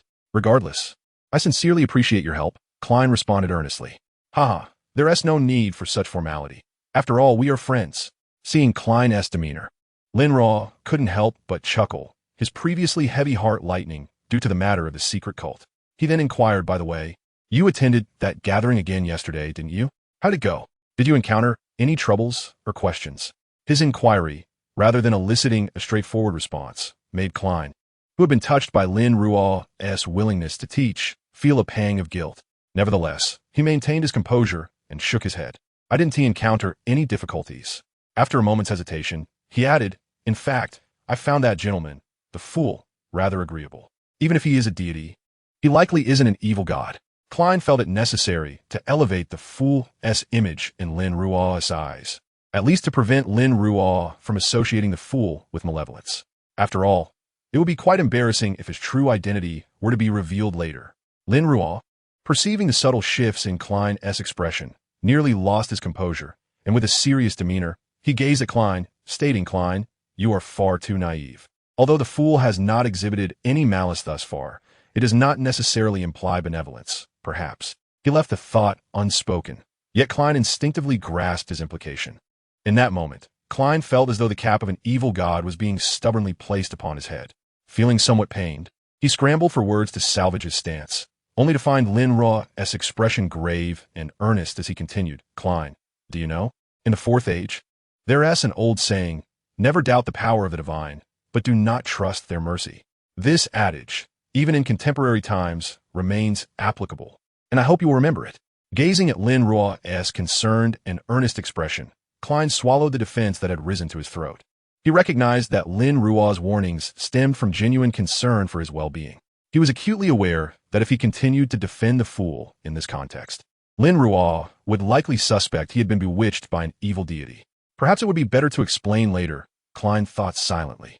Lin Ruo, observing every subtle change in Klein's expression, stifled a smile that was nearly bursting forth. Clearing his throat, he set the book aside and said, "In that case, let us commence an intriguing first lesson, shall we? Klein, do you possess a pendulum?" Not yet. I was actually planning to save money to purchase a crystal or silver to craft a pendulum," Klein replied honestly, internally speculating whether Lin Ruo's first lesson would involve divination techniques. Then, he heard Lin Ruo's voice, laced with playful amusement. "Perfect. Let us use this as a case study on how to reasonably and appropriately reimburse for our first lesson." Klein was taken aback, his eyes widening in disbelief. Momentarily questioning whether he had misheard, he recalled Lin Ruo mentioning the benefits of being associated with the church, particularly regarding reasonable reimbursements and exploiting opportunities. And he couldn't help but swallow hard. Lin Ruo continued, "As night watchers backed by the church, many of our expenses do not require us to pay out of pocket. For instance, the pendulum you need is classified as standard equipment for auxiliary extraordinary individuals and can be requested as a benefit from higher authorities, allowing us to legitimately exploit this opportunity." While he felt it was inappropriate for Lin Ruo, as a divine-favored individual, to speak in such terms, Klein found himself utterly captivated by the prospect. After all, he was above all a god of poverty. Chapter 38, the script. Although Lin Ruo indulged in a rather mischievous explanation of how to reasonably and decorously exploit the church's resources during the first lesson, leaving Klein in a state of bewilderment, he nevertheless proceeded to impart genuine knowledge of the mystical arts post-lesson. For example, he taught Klein the swinging pendulum method in divination, how to utilize divination to ascertain the favorable or unfavorable nature of a situation, various symbols within mysticism, foundational knowledge in the realm of divination, and insights regarding the 22 paths. So, old Neil is nearing a loss of control due to being inundated with too much knowledge from the hidden sage? Upon hearing Lin Ruo explain the fatal characteristics of the seeker path, Klein immediately thought of old Neil and inquired thoughtfully. One could say that, though it's evident that Mr. Neil isn't simply passively absorbing information, he actively seeks knowledge, Lin Ruo replied, nodding. He seemed to recall something and added with a hint of sarcasm, before the emergence of the hidden sage, the seeker path was relatively safe. Unlike now, it's a realm best avoided by those lacking aptitude. One can only say that there exists a wildly extreme individual who not only possesses remarkable combat skills, but also delights in imparting unsolicited lessons. Truly an exhausting presence. Klein's expression momentarily became nuanced. Well, let us set this aside. There remains a bit of time before the 2-hour mark. Allow me to enlighten you on other matters. Lin Ruo glanced at the clock on the wall and, with a smile, inquired, "Do you know which of the 22 pathways possesses the most characteristics of a pyramid scheme?" "Which one?" Klein responded, genuinely intrigued as he engaged in the conversation. Today, through Lin Ruo, he felt as though he were witnessing a broadening of his horizons. The answer is the sun. Lin Ruo did not keep him in suspense, readily providing the answer. Before Klein could ask for further clarification, Lin Ruo elaborated. The sun pathway is, in fact, the most reminiscent of a pyramid scheme that I have encountered. The devotees of the sun extol its virtues, and even the extraordinary items associated with this pathway sing praises of the sun. Many of the side effects of these extraordinary items compel individuals to begin extolling the sun themselves. At this juncture, Lin Ruo paused, momentarily lost in thought as he glanced in a particular direction. It has taken effect. Just moments ago, his extraordinary ability informed him that the truth he targeted concerning Hainaz Van Sant and Sirius Aripes had come to fruition. This signified that these two members of the Aurora Society had now been exposed to official scrutiny.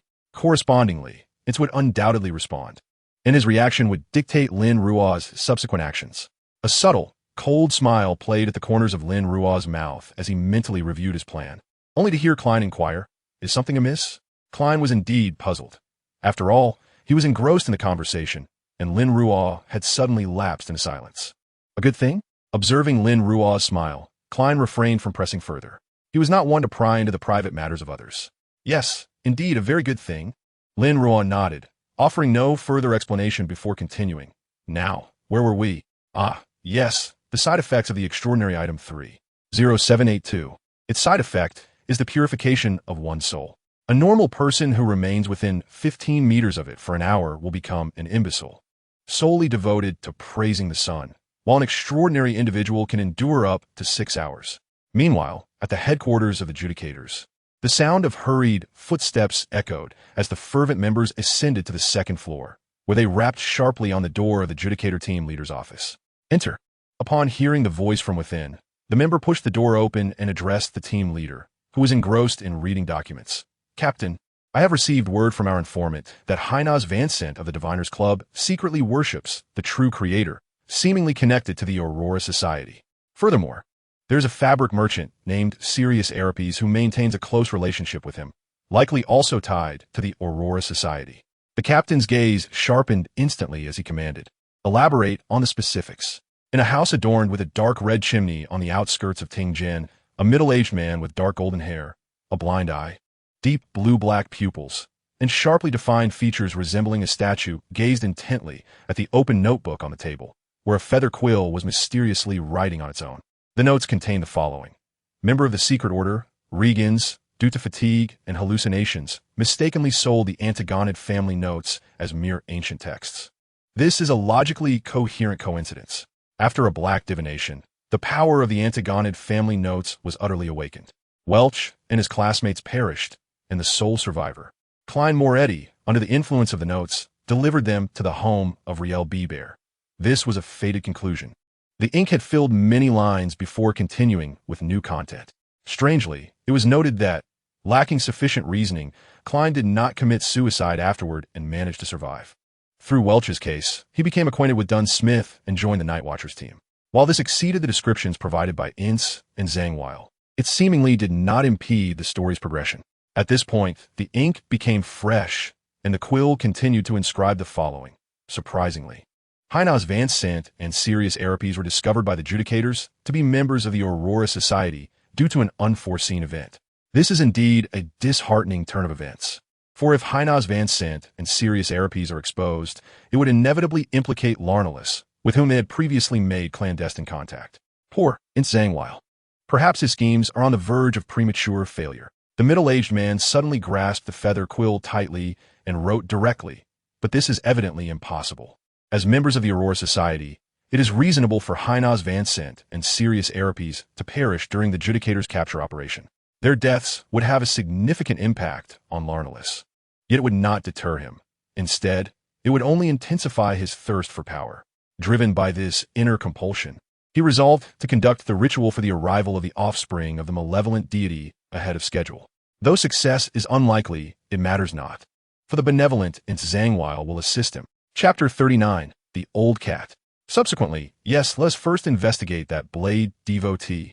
Lin Ruo approached the floor-to-ceiling window, drawing the curtains aside to gaze at the bustling traffic outside, murmuring softly.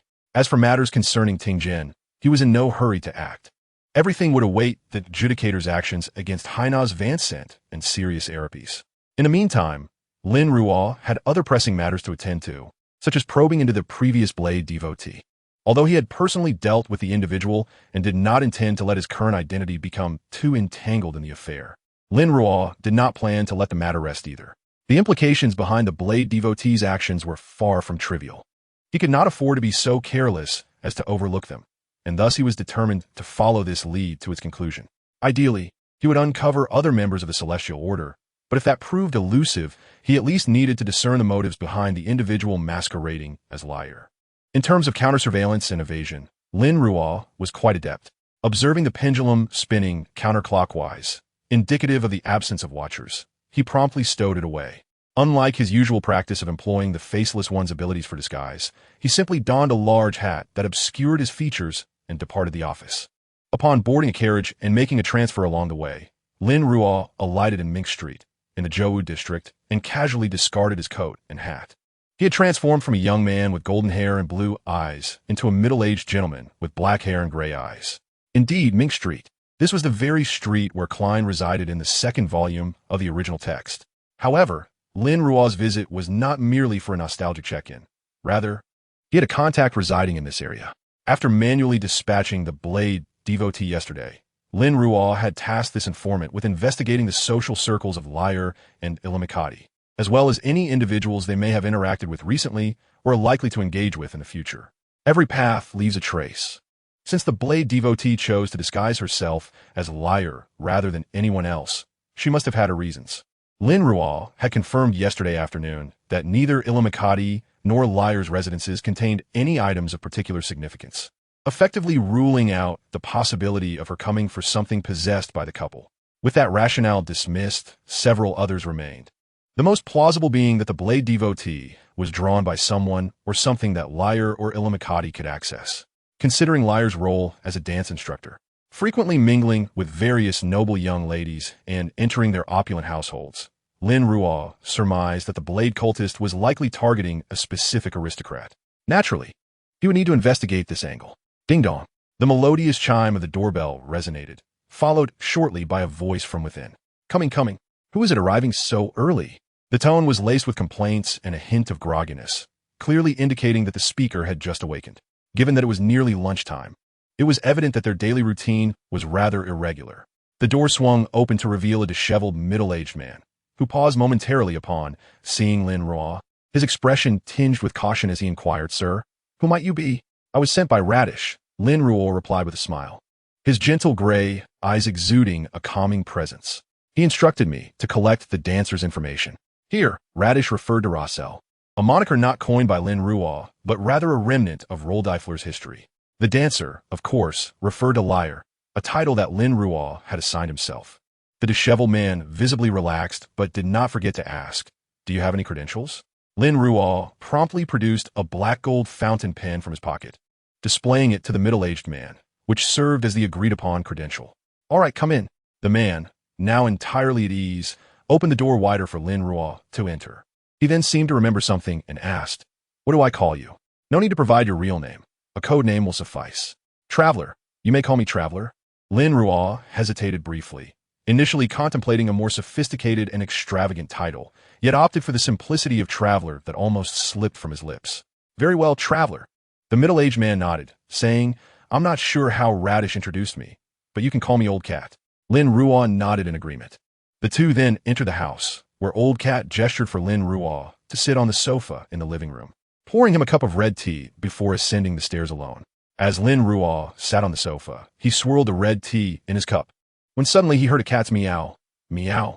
He turned toward the sound, witnessing a British short-hair gracefully leap down from the window, striding with an elegant yet languid gait toward the sofa. The feline did not even glance at Lin Ruo, instead choosing to leap onto the sofa opposite him, curling up into a ball and feigning sleep. Lin Ruo paid no mind to the cat's indifference, his gaze drawn to the creature's paws, which were stained with dirt and dust, with faint traces of blood discernible beneath the grime. After a prolonged wait, Old Cat descended the stairs, a file folder in hand. His gaze first landed on Lin Ruo, then shifted to the cat on the sofa, revealing a look of surprise. Old Cat hurried to the sofa, first handing the file folder to Lin Ruo before inspecting the short hair with a mix of concern and disdain. "Look at you, so dirty. How'd you get hurt?" "It's nothing.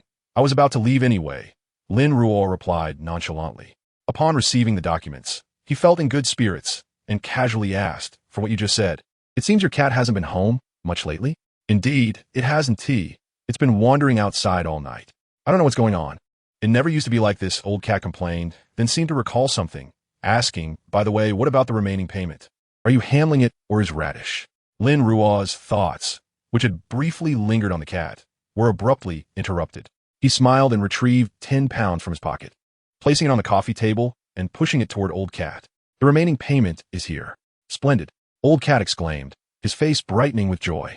Lin Ruo then stood up, saying, "Well then, I shall take my leave, Mr. Old Cat." Chapter 40. Clues pointing to Audrey Hall. How fortuitous. In an unnamatin. Lin Ruo, perusing the files, raised an eyebrow upon encountering a familiar name. Audrey Hall, Miss Justice of the Tarot Society. Soon to become an audience member of the Dreamer Pathway, and just 18 years old, the daughter of the esteemed Earl Hall. This young lady, in the original narrative, was synonymous with financial prowess, single-handedly invigorating the internal economy of the Tarot Society. Moreover, due to her nearly unparalleled beauty and her golden hair and blue eyes, she and Leonard were playfully dubbed the Green-Eye Beauties by readers. Additionally, due to the late-game enhancements to close combat for audience pathways, Audrey Hall also earned the moniker Diamond of Bakerland. However, these accolades were not the aspects most often discussed about Miss Audrey Hall. Rather, it was her peculiar companion, a dog of the same pathway, which had even become an audience member before her. One could only wonder if the Dreamer's dog had taken its first steps yet. Reflecting on the myriad elements of the original tale, Lin Ruo's smile took on a nuanced quality. Yet, despite the playful teasing, Lin Ruo earnestly contemplated the possibility that the Blade cultist's target might indeed be Audrey Hall. Frankly speaking, the likelihood was not insignificant. After all, Audrey's father, Earl Hall, was a genuine, powerful noble with considerable influence in Ruin. Furthermore, Audrey's status inherently afforded her access to individuals of similar or even greater authority. If the Blade cultist, or those behind him, sought to stir trouble in Ruin, targeting Audrey Hall would be a prudent strategy. Moreover, unlike Earl Hall, who was subject to regular inspections by the Church of the Night to ensure he was not under the influence of extraordinary powers, Audrey Hall attracted far less attention from the Church, making her easier to control without raising suspicion. Additionally, Lin Ruo pondered a rather improbable yet not inconceivable scenario. Since he, as a transmigrator, was privy to the intricate plot of the mysterious world, could it be that the cultists hailing from the esoteric realms were also aware of it?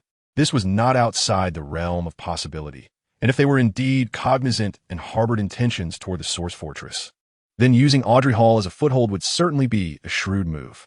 After all, although Klein was currently weak, he was under the watchful gaze of the Goddess of Night, and any direct action against him would likely provoke a wrath.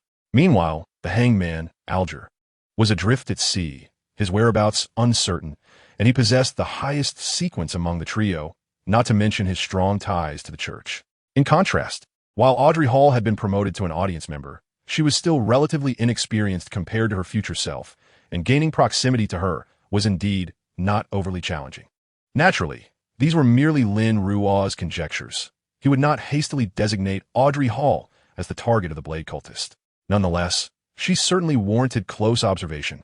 Muttering to himself, Lin Ruo resumed his examination of the remaining documents. As a teacher, Alimika had limited interaction with others, primarily consisting of students or colleagues, with few exceptions. Conversely, Lyre, as a dance instructor, had encountered several prominent figures, though among them, only Audrey Hall stood out as the highest in rank, with the other noble young ladies possessing comparatively lesser pedigrees. Given this, Lin Ruo could not afford to scrutinize each individual closely. He lacked the energy and resources for such an undertaking. Thus, he selected a handful of key individuals to focus on, including Audrey Hall, deciding that his next step would be to engage with them. There was nothing wrong with this approach. It was high time for me to connect with members of the Tarot Society. Who knows? Perhaps I could even become a candidate recommended by Justice for future inclusion in the Tarot. Lin Ruo mused, recalling the original narrative where, under Audrey Hall's guidance, he encountered the esteemed Fool, only to unwittingly blurt out the name of the Fool during a moment of carelessness, alongside the strongest champion of passive victory, the magician Furs, who was so laid back that even a squid would struggle to challenge him. With a chuckle, Lin Ruo slipped into contemplation once more. He pondered over the manner in which to approach Justice Audrey, contemplating whether he should also take the opportunity to meet Judge Hugh and the magician Volth. However, such matters required careful deliberation and could not be rushed. While Lin Ruo was strategizing on how to infiltrate the Tarot Society and engage with its members. Within a private chemistry laboratory replete with instruments and supplies, a voice filled with exuberance echoed. "Haha, I truly possess an innate talent for the arcane. I succeeded on my first attempt." The girl, whose words carried a hint of youthful exuberance tinged with a playful absurdity, stood tall with flowing golden locks. She was none other than the stunning Audrey Hall, the pinnacle of beauty that had once captivated Klein. At that moment, she gazed intently at the cup in her hand, watching countless bubbles rise, creating an atmosphere of tranquility. Ultimately, the liquid within the cup settled into a viscous, silver-white substance. This was a freshly concocted audience potion of Sequence 9, derived from the Dreamer Pathway. As a monetary adept, Audrey Hall had, since Monday, swiftly gathered all the necessary materials to brew the audience potion after acquiring the formula from the hanged man, Algae. This epitomized the essence of wealth and indulgence. Taking a deep breath, just as Audrey Hall closed her eyes, preparing to consume the audience potion, a sudden barking erupted from outside the laboratory. Her brow furrowed, and she hastily placed the potion in an inconspicuous shadowed corner, turning to the door and instinctively inquiring, "Susie, who has arrived?" Soon after, she spotted her loyal maid, Annie, appearing in the corridor. Abruptly, she realized that her golden retriever, Susie, who should have remained outside, was nowhere to be seen, and the laboratory door stood ajar. A foreboding sensation enveloped Audrey Hall as she recalled that particular golden retriever had a knack for opening doors. She then heard a distinct sound emanating from within the laboratory. Without a moment's grace, Audrey Hall dashed into the laboratory, only to find the cup she had intended to use for the audience potion shattered on the floor. Her golden retriever, Susie, was licking the last drop of the silver liquid in front of her. Audrey Hall stood frozen at the doorway, resembling a statue. Meanwhile, Susie sat innocently, gazing up at her with wide eyes and wagging her tail. Simultaneously, off the coast of Pritz Harbor, on an island perpetually shrouded in storms, an ancient sailing ship lay anchored in the harbor. "Signs, you know too little," Algae murmured silently as he watched his departing companions. The winds and waves grew ever more tumultuous. Chapter 41, Lin Ruo's Plans. June 5th, Thursday, Tianjin City.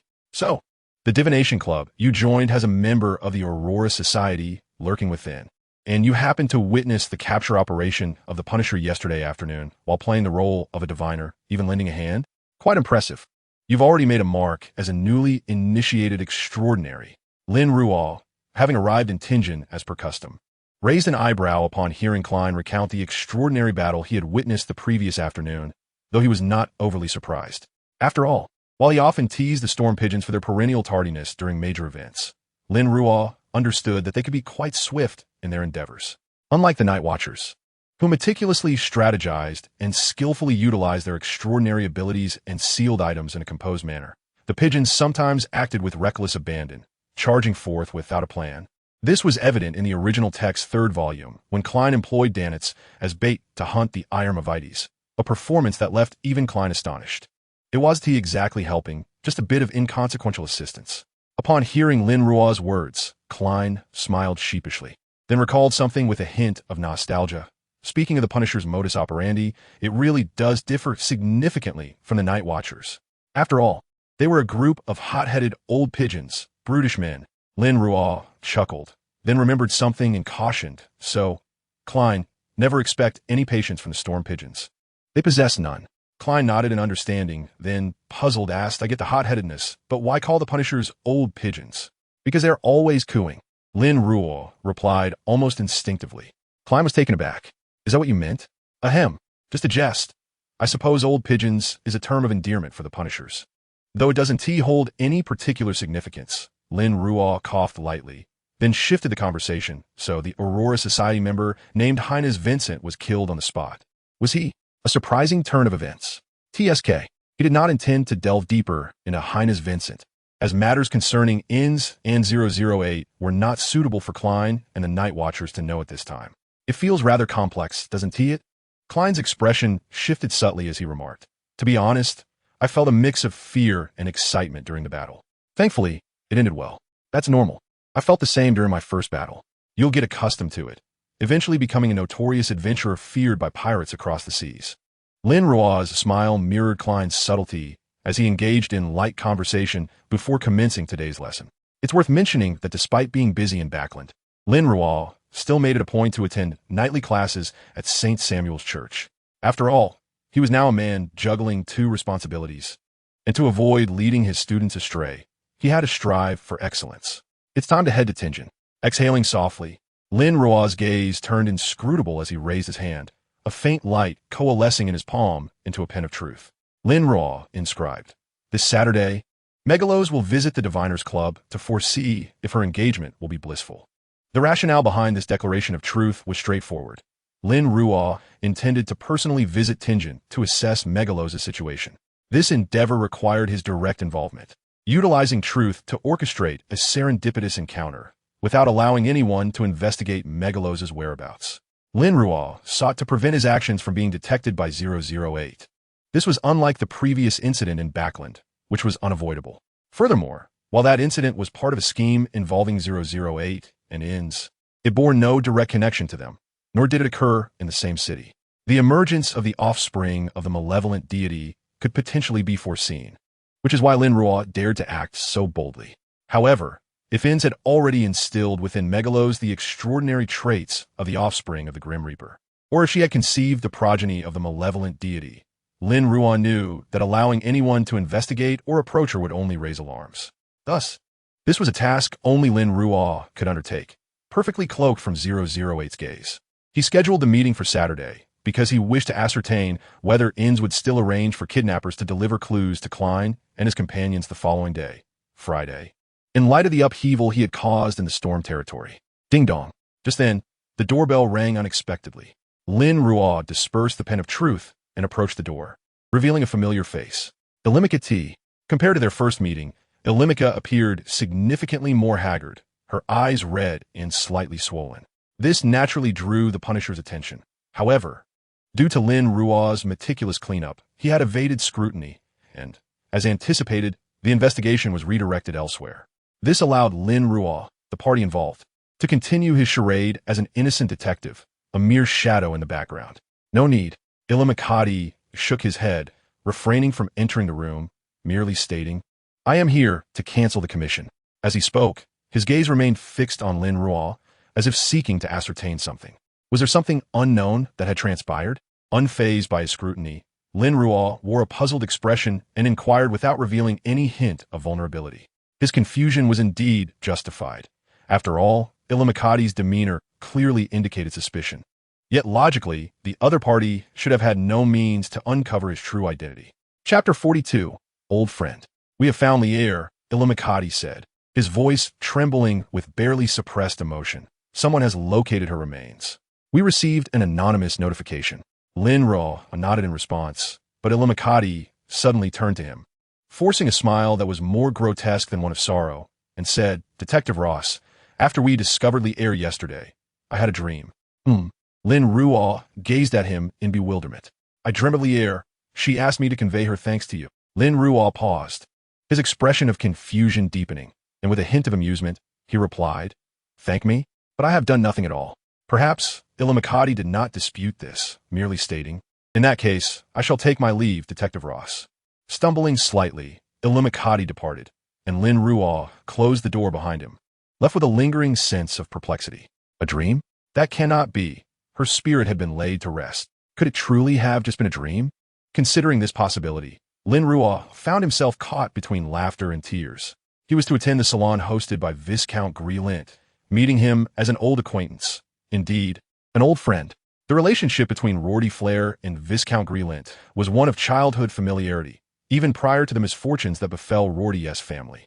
Though their outward connection had faded after Rorty's father was imprisoned and his family fell from grace, they still maintained some degree of correspondence privately.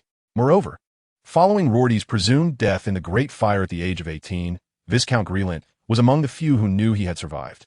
In fact, he was one of the friends who had assisted the original owner in uncovering the truth over the past year. Lin Ruo's intent to visit Viscount Grelint at this juncture was straightforward. He aimed to use the Viscount as a conduit to connect with Audrey Hall. This endeavor would not pose significant difficulty, as Viscount Grelint was already a confidant of Audrey. In the original narrative, it was he who introduced Forth to the virtuous Audrey, thereby indirectly saving Forth's life. Given the bond between Viscount Grelint and the original owner, Lin Ruo was confident in persuading the Viscount to act as an intermediary. Naturally, Lin Ruo would not approach Audrey Hall under the pretense of warning her about potential threats from the Blade Believers, as he had no intention of revealing matters concerning Si-Chun and the Eight Paths Believers. Instead, he would merely caution her that someone might be harboring ulterior motives. In truth, Lin Ruo intended to approach Audrey Hall under the guise of former nobleman Rorty Flair, who was eager to uncover the truth, yearn for power, seek vengeance, and restore his family's former glory. This was not an outlandish pretense. After all, it was entirely plausible that Rorty, in his previous state, would wish to unravel the truth and pursue retribution by getting close to a lady of high nobility like Audrey Hall. Simultaneously, Lin Ruo sought to achieve two objectives: to engage with Audrey Hall while investigating the original owner's enemies and the truth of the past. The only potential complication was that Audrey Hall had ascended to the role of an observer, making it challenging to deceive her with an act. However, Lin Ruo, while uncertain of his ability to fool an observer, could adeptly simulate the skills of a jester, mastering his expressions and body language with precision. The remaining challenge lay in how to approach and persuade her. Yet, those are matters for another time. Presently, Lin Ruo needed to meet with Viscount Grelint and converse earnestly with him. In the afternoon, the opulent villa of Viscount Grelint in Beekland served as the venue for the salon. Lin Ruo did not attend in his capacity as Detective Ross, but rather as a painter, adopting another of Rorty Flair's false identities, a prearranged guise for their meeting. After all, attending such a salon, despite its inherent risks, presented a more discreet approach than a solitary visit to the Viscount, as blending in among a crowd would be less conspicuous. In this manner, Lin Ruo mingled among the guests, partaking in food and drink, adeptly navigating conversations with those around him, seamlessly flattering the other nobles present at the salon. He performed the art of blending in with remarkable finesse. As the salon progressed, Lin Ruo received a discreet signal from Viscount Grelint. Excusing himself to the lavatory, he had become an acquaintance to many, recognized by faces familiar from the past. Long time no see, Grelint. Securing the door, Lin Ruo turned to the individuals within, greeting them with a smile. Long time no see, Rorty. Viscount Grelint, who had been seated at his desk, now beamed with joy. Rising, he approached Lin Ruo, appearing as though he wished to embrace him, but hesitating. He opted instead for a more reserved acknowledgement, saying, "I trust you are well. How have you been?" "Quite well, at least better than the average person," Lin Ruo replied, stepping forward to embrace Viscount Grelint, a gesture befitting Rorty Flair's character. Then, taking a step back, Lin Ruo remarked, "I heard you have yet to locate the potion formula for the physician." "Don't mention it. I haven't even found a true extraordinary being," Viscount Grelint lamented, his expression darkening. "The ones I've encountered have all been charlatans." After his complaint, Viscount Grelint seemed to recall something and turned to Lin Ruo, asking, by the way, "Weren't you writing to say you were looking for the hunter's potion formula? Have you found it?" Chapter 43. On approaching members of the Tarot Society. "In fact, I'm already a hunter." Lin Ruo's face displayed a smile that resonated with the original owner's character. Viscount Grelint paused. Then his expression transformed into one of delight. "That is splendid news. Since you have become a hunter, it implies you are now part of the genuine, extraordinary circle, correct? May I join your circle?" "I cannot introduce you to the circle just yet," Lin Ruo replied, "but I will keep an eye out for the potion formula of the alchemist." "You need not worry about that." At this point, Lin Ruo hesitated briefly before adding, "While I have not acquired the complete formula, I have confirmed that the primary ingredients for the alchemist potion are the horn of an adult unicorn and 3 grams of the crystalline venom of a crowned jellyfish.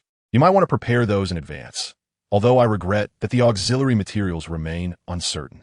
"One moment, let me jot that down."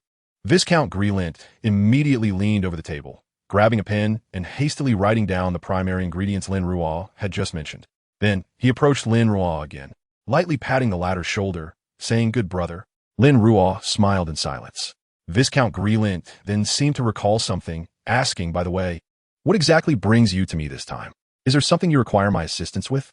"Indeed, there is one matter for which I need your help." As Lin Ruo anticipated, persuading Viscount Grelint to agree to act as an intermediary required little effort on his part. After all, the relationship between Rorty Flair and Viscount Grelint was indeed strong, and the request itself was not a significant matter. One need only recall how easily the Viscount had previously introduced the magician forth to the virtuous Audrey. However, even though he had agreed, Viscount Grelint could not immediately arrange for the two to meet. After all, due to considerations of confidentiality and security, Viscount Grelint could not allow the two individuals to meet privately. It was inevitable that arrangements would be made for a salon or a ball, under the guise of others, to facilitate their meeting. Fortunately, Lin Ruo was not in a hurry. On one hand, he could take the opportunity to observe the circumstances surrounding other suspicious targets in this world. On the other hand, although Lin Ruo sought to uncover the truth behind the secret cult, he understood that such inquiries could not be resolved overnight. Moreover, with his current meager strength at Sequence 9, should he truly uncover something significant, he would most likely have to rely on the Night Goddess for assistance. He chuckled to himself in self-deprecation, suddenly remembering something as he opened the mailbox, and was momentarily taken aback. Inside the mailbox, alongside the newspapers and magazines Lin Ruo had subscribed to, lay a thick envelope. Upon picking it up, he noticed it bore no signature. Opening it revealed a neat stack of gold pounds. Lin Ruo squinted, lightly tapping the envelope, only to discover that it contained exactly 120 pounds. Illimakati. TSK.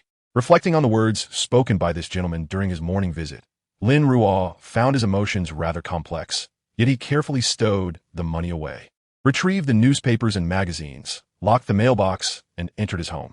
The issue regarding his contact with Audrey was resolved. As for Furs, should he approach her as a fellow victim of the same coup, or as a mere reader?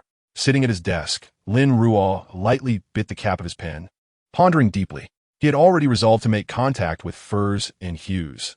On one hand, both were entwined with the mysteries surrounding Mr.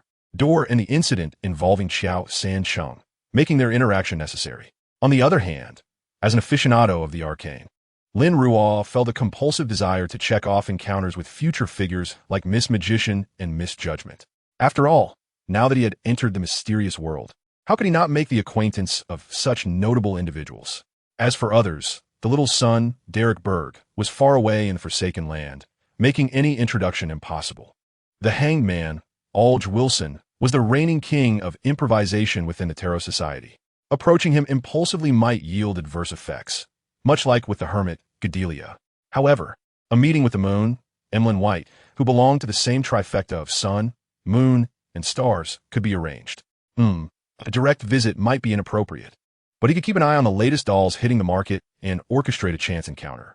With a strategy to engage with Emlyn White settled, Lin Ruo resumed contemplating his previous dilemma, quickly arriving at a decision. He would approach Furs as a reader, casually hinting at topics concerning the full moon murmurs and Mr. Dor, enticing her to seek him out. The reason for abandoning the latter approach was primarily due to Lin Ruo's consideration of Furs and Hughes' identities as wild, extraordinary individuals, and the caution Hughes exhibited regarding past events. Directly approaching them in that capacity would not only be hard for them to believe, but could also frighten them away. If they would be scared off, that would be undesirable. Thus, it was better to masquerade as a reader, casually bringing up topics of interest to Furs, prompting her to delve further, while gradually laying down the remaining bait, making her work for the answers, which would, in turn, arouse less suspicion. After all, humans are complex creatures. They often harbor doubt towards easily obtained information or those who approach them readily, yet they resolutely believe in what they have painstakingly uncovered. With this thought in mind, Lin Ruo decided to head out to the bookstore. He intended to purchase the book written by Furs, and, after reading it, he would write to her as a reader. One must not be unprepared when masquerading as a reader. He did not dwell on these thoughts for long, and hurriedly made his way home. After all, that evening, besides reading Wuthering Heights, he also had lessons to attend at St. Samuel's Church. On Friday, a torrential rainstorm struck Tianjin, bringing a refreshing coolness to the sweltering summer. At the Blackthorn Security Company, Lin Ruo, who had intentionally chosen to arrive at noon, gazed absently toward the entrance. He was, of course, waiting to see if, with Hina's Vincent and Sirius Arapes captured, Riel Bibber hiding in the jurisdiction of the Storm Church, it would orchestrate a kidnapping incident as he did in the original narrative, to aid the Night Watch team in locating that journal of the Antigonus family. Naturally, Klein was presently enjoying lunch with others at the Blackthorn Security Company. Top. The sound of footsteps approached from behind. Lin Ruo turned, spotting Dunn, who had been summoned to the church for an undisclosed discussion. entering the room with a somewhat hurried expression. "What has happened, Captain Dunn?" Without allowing Dunsmith to speak first, Lin Ruo inquired. He understood that Dunsmith's sudden presence signified that something unknown to him had transpired. "We have located the whereabouts of Riel Bibber. Thanks to the information provided by that little mouse under your control, Your Grace. The members of the Secret Order arrived ahead of us." Hearing Dunsmith's words, Lin Ruo raised an eyebrow, feeling unsurprised. After all, he had considered such a development. He just didn't know if it was pure coincidence or if it was manipulating events behind the scenes. "Well, to be prudent, let us assume it is indeed meddling." Lin Ruo mused, as Klein beside him set down his food, saying, "Captain, do you require my assistance?" Dunsmith nodded, stating, "You are the only survivor from the previous incident, and there may still be ties to the Antigonus family, so you must participate in this operation with us." With that, Dunn paused, then smiled at Klein, adding, "But do not worry, you shouldn't need to engage in any formal combat. Just focus on support." Klein promptly nodded, though a hint of confusion crossed his face as he asked, "Are we acting immediately? So soon?" Dunsmith confirmed with a nod, explaining, "According to our intel, the members of the Secret Order intend to leave with Riel Bibber and the Antigonus family journal, so we must act right away. We cannot wait for someone from Beckland to arrive. Prepare yourself. I will go gather some supplies." With that, Dunsmith turned to leave, but after taking a few steps, he paused and turned back to add, "By the way, considering that the Secret Order may have several extraordinary individuals and our manpower is insufficient, we will be collaborating with the executors for this mission since Riel Bibber is hiding within the jurisdiction of the Storm Church." "Understood, Captain." Klein, who had previously worked with the Storm Pigeons, nodded in comprehension. Just as he was about to ask if there was anything else before Dunn turned around, he inquired, "Is there anything else?" Dunsmith hesitated for 2 seconds, seemingly in contemplation, before his gaze landed on Lin Ruo, asking, "Your Grace, will you be participating in this operation?" On one hand, Lin Ruo did not intend to coddle Klein like a sheltered flower. He could not take responsibility for everything. On the other hand, in order to prevent Ince from noticing him too early, Lin Ruo planned to remain as low-key as possible until he resolved matters with him. The previous member of the Secret Order was one thing, as they were a relatively inconspicuous character, but for this incident, which might have been orchestrated by Ince, it would be better if he refrained from involvement. Although 008 might already be aware of his existence, that did not equate to Ince. Lin Ruo, fully aware of the peculiarities of that pen, would never conflate the two, just as Lin Ruo's goals were solely focused on Ince. He had never considered the handling of 008. However, there is no need for him to ponder deeply, for the original text subtly hints that perhaps, once Lin Ruo has dispatched Ines, a certain illustrious father, who sends his offspring to study among the stars, might quietly materialize, retrieve the pen, and pose the question, "Are you amenable to such an ending?" As he mused, Lin Ruo was suddenly seized by a shiver, feeling as though his very essence had faltered. Almost instinctively, he glanced to his sides, suspecting that the elusive psychological master, who was perpetually disengaged from worldly affairs, might be lurking nearby. After all, being the king of angels, surely he would not indulge in such tedium? Finding nothing amiss, Lin Ruo could only offer himself a modicum of reassurance while urging Klein to prepare the necessary items. At that moment, Dunsmith reappeared within Lin Ruo's line of sight. However, he seemed devoid of any sealing artifacts, and Lin Ruo noted that his pockets bulged with various items. Lin Ruo speculated that they likely contained potions or charms. "Let us depart. The carriage awaits outside. We must rendezvous with the Punishers," Dunsmith declared, his demeanor exuding a sense of urgency. Klein nodded, hurrying to follow. Upon entering the carriage, he realized, to his astonishment, that apart from himself, the only other passenger was Lin Ruo, while Dunsmith assumed the role of the coachman outside. "Captain, are only the two of us from the Night Watch participating in this operation?" Klein inquired, a hint of bewilderment in his voice. He acknowledged that it was not surprising for Dunsmith to be driving, as the usual coachman for the Night Watch was the administrative officer Cecil, who was tasked with procurement and logistics, an entirely ordinary individual ill-suited for such endeavors.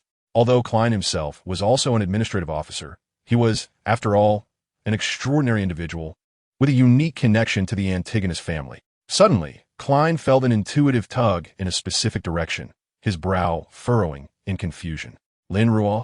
Just moments ago, he had sensed Lin Ruo's presence, since his ascension as a diviner and having gained a rudimentary grasp of potion making.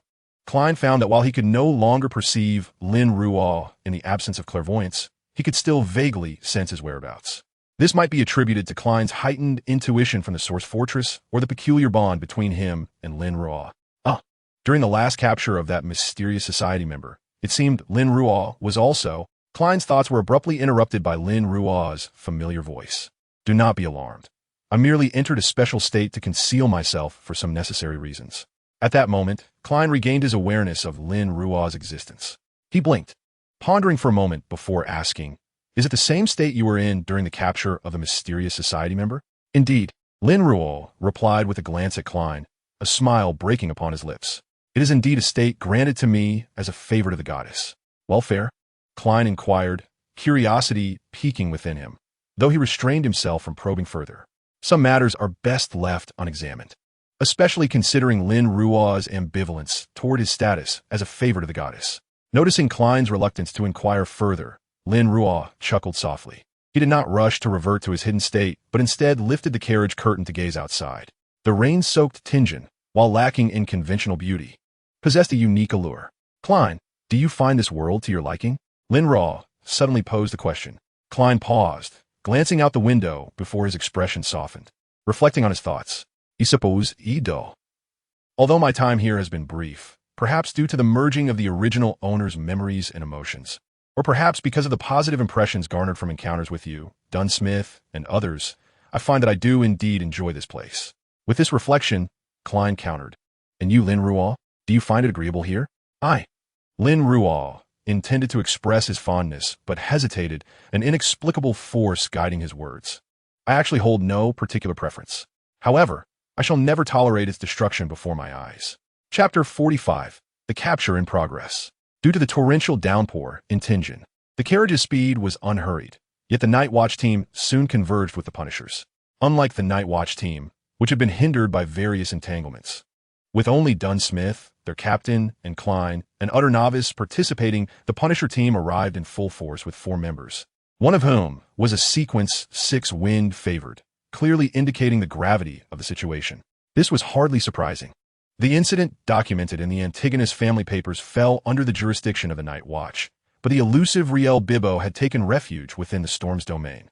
Recently, the Punishers have been driven into a state of rage, desirous of eliminating all troublemakers due to Lin Ruo's prophecy, and they would not tolerate disturbances in their territory. Naturally, it was crucial to note that the Tianjin Punisher team was not lacking in personnel to investigate the Aurora Society's Special Task Force, or else the Sequence 6 support would not have been available. Upon their convergence, Lin Ruo had already entered his concealed state, quietly shadowing Klein as a silent observer. Under his watchful gaze, the 2 captains conferred on the overarching strategy for the impending capture operation. As a Night Watch member favored by the Goddess of Night, adept in strong control, Dunsmith naturally favored a cautious approach, suggesting they utilize the Nightmare's characteristics to incapacitate their foes before proceeding with further plans. In contrast, the Punisher's strategy was refreshingly straightforward. Rush in and seize the moment. The amalgamated result was that upon reaching the destination, Dunsmith would assess whether he could first subdue the enemies before the Storm Punishers executed a frontal assault. Should any unforeseen incidents arise, such as premature discovery, they would adapt accordingly. Given the need to avoid alarming their targets, neither the Night Watch nor the Punishers had conducted thorough reconnaissance at the target location. Thus, aside from a general plan, adaptability in combat was paramount. Once the action plan had been solidified, the 2 teams diverged, each approaching the target residence from different angles to form an encirclement. Soon, Dunsmith arrived at a standalone villa where Riel Bibbo and the mysterious society members were concealed. After disembarking from the carriage, Dunsmith turned to Klein, who had taken hold of his revolver, and quietly instructed Klein, "Divine whether there is danger within. Understanding the level of threat would be even more advantageous." Klein, already gripping his revolver, nodded eagerly and reached into his left sleeve, retrieving the yellow crystal pendulum he had acquired after attending Lin Ruo's introductory lesson. It had proven that Klein was adept at applying what he had learned in practical scenarios. After removing the pendulum, and following several days of practice, Klein swiftly engaged in divination. "There is danger inside. There is danger inside." After silently repeating this 7 times, Klein opened his eyes to find the yellow crystal pendant rotating in a clockwise direction at a moderate amplitude and speed. This indicated a presence of danger, not high, yet not negligible. Observing this, Lin Ruo raised an eyebrow, clearly noting the divergence from the original narrative. In the original development, due to Riel Bibo's uncontrollable state, the divination results would have undoubtedly indicated a significant threat. At present, it may be due to the interference of Ins, or perhaps the secret society has prematurely located Riel Bibber, preventing him from engaging in self-destructive behavior. In any case, the circumstances have deviated somewhat from the original narrative. Please conduct another divination to ascertain if there are any dangers in the vicinity. Upon observing Klein's divination results, Dunsmith paused for a moment before responding. Klein promptly acknowledged the command and was on the verge of performing another divination when a sudden, thunderous noise interrupted his actions. Startled, Klein turned his gaze towards the source of the sound, realizing it emanated from the rear of the villa, where the punishers were positioned. Have they begun to engage? Klein pondered, just as Dunsmith remarked, it seems our operation has been detected ahead of time. Klein, remain here as a precaution. I shall go to their aid. As a responsible captain, Dunsmith could not allow Klein, a mere clerical officer, to directly partake in the imminent perilous conflict. Doing so would be akin to jesting with Klein's life. Understood. Klein nodded vigorously, once again gripping his revolver. He swiftly adjusted the firing mechanism, disengaging the safety to ready himself for an instant shot at any adversary. The relentless downpour obscured visibility, and as Klein watched Dunsmith skillfully enter the villa, he remained vigilant for any potential changes around him, straining his ears to discern the sounds emanating from behind the villa to gauge the state of the battle. Truth be told, despite having participated in combat for the second time, Klein could not shake off a sense of trepidation. Just then, out of the corner of his eye, he caught sight of something hurtling towards him. It was a fist-sized, orange fireball which, astonishingly, flew through the rain as if impervious to its effects, speeding towards Klein. It was undeniably unexpected. Klein instinctively dove to the side, narrowly evading the fireball, only to be astonished to find that upon striking the wall, it did not cause the anticipated devastation, but rather dissipated into nothingness. An illusion, Klein immediately surmised, and just then, the wall where the fireball had impacted rippled with waves. Suddenly, a man clad in a black tailcoat and adorned with a half-height silk top hat materialized, despite his formal attire reminiscent of a gala. The man's face was painted in red, yellow, and white, forming a clownish visage with exaggeratedly upturned corners of his mouth, a starkly absurd contrast to his elegant garb. Aware of his own close combat capabilities, Klein swiftly retreated, distancing himself from the clown while resolutely keeping his firearm at the ready, almost instinctively choosing to fire without hesitation. Bang! The bullet discharged, effortlessly finding its mark. However, in the next instant, the clown vanished, much like the earlier fireball. Simultaneously, Klein abruptly lunged to the left, as a distinctly visible bullet hole appeared at his previous location. Chapter 46, Klein's First Kill. Air bullet.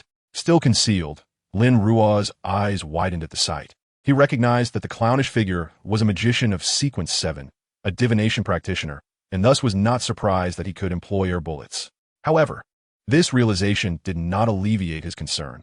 Having already considered Klein a friend, how could he calmly observe his peril? In truth, had it not been for the concerns regarding Ins and the desire to cultivate Klein-esque skills, Lin Ruo would have incapacitated the clown the moment he appeared. Yet, he was unwilling to delay any longer, fully aware of the tuxedo-clad clown's prowess. An experienced Sequence 7 combatant who had previously left the Night Watchers in disarray due to his cunning, although Klein had ultimately dispatched him in the original story. It had not been due to the clown's incompetence, but because Klein had exploited the advantages of the Source Fortress and the power of 2.049. At present, Klein lacked such advantages, functioning solely as a support.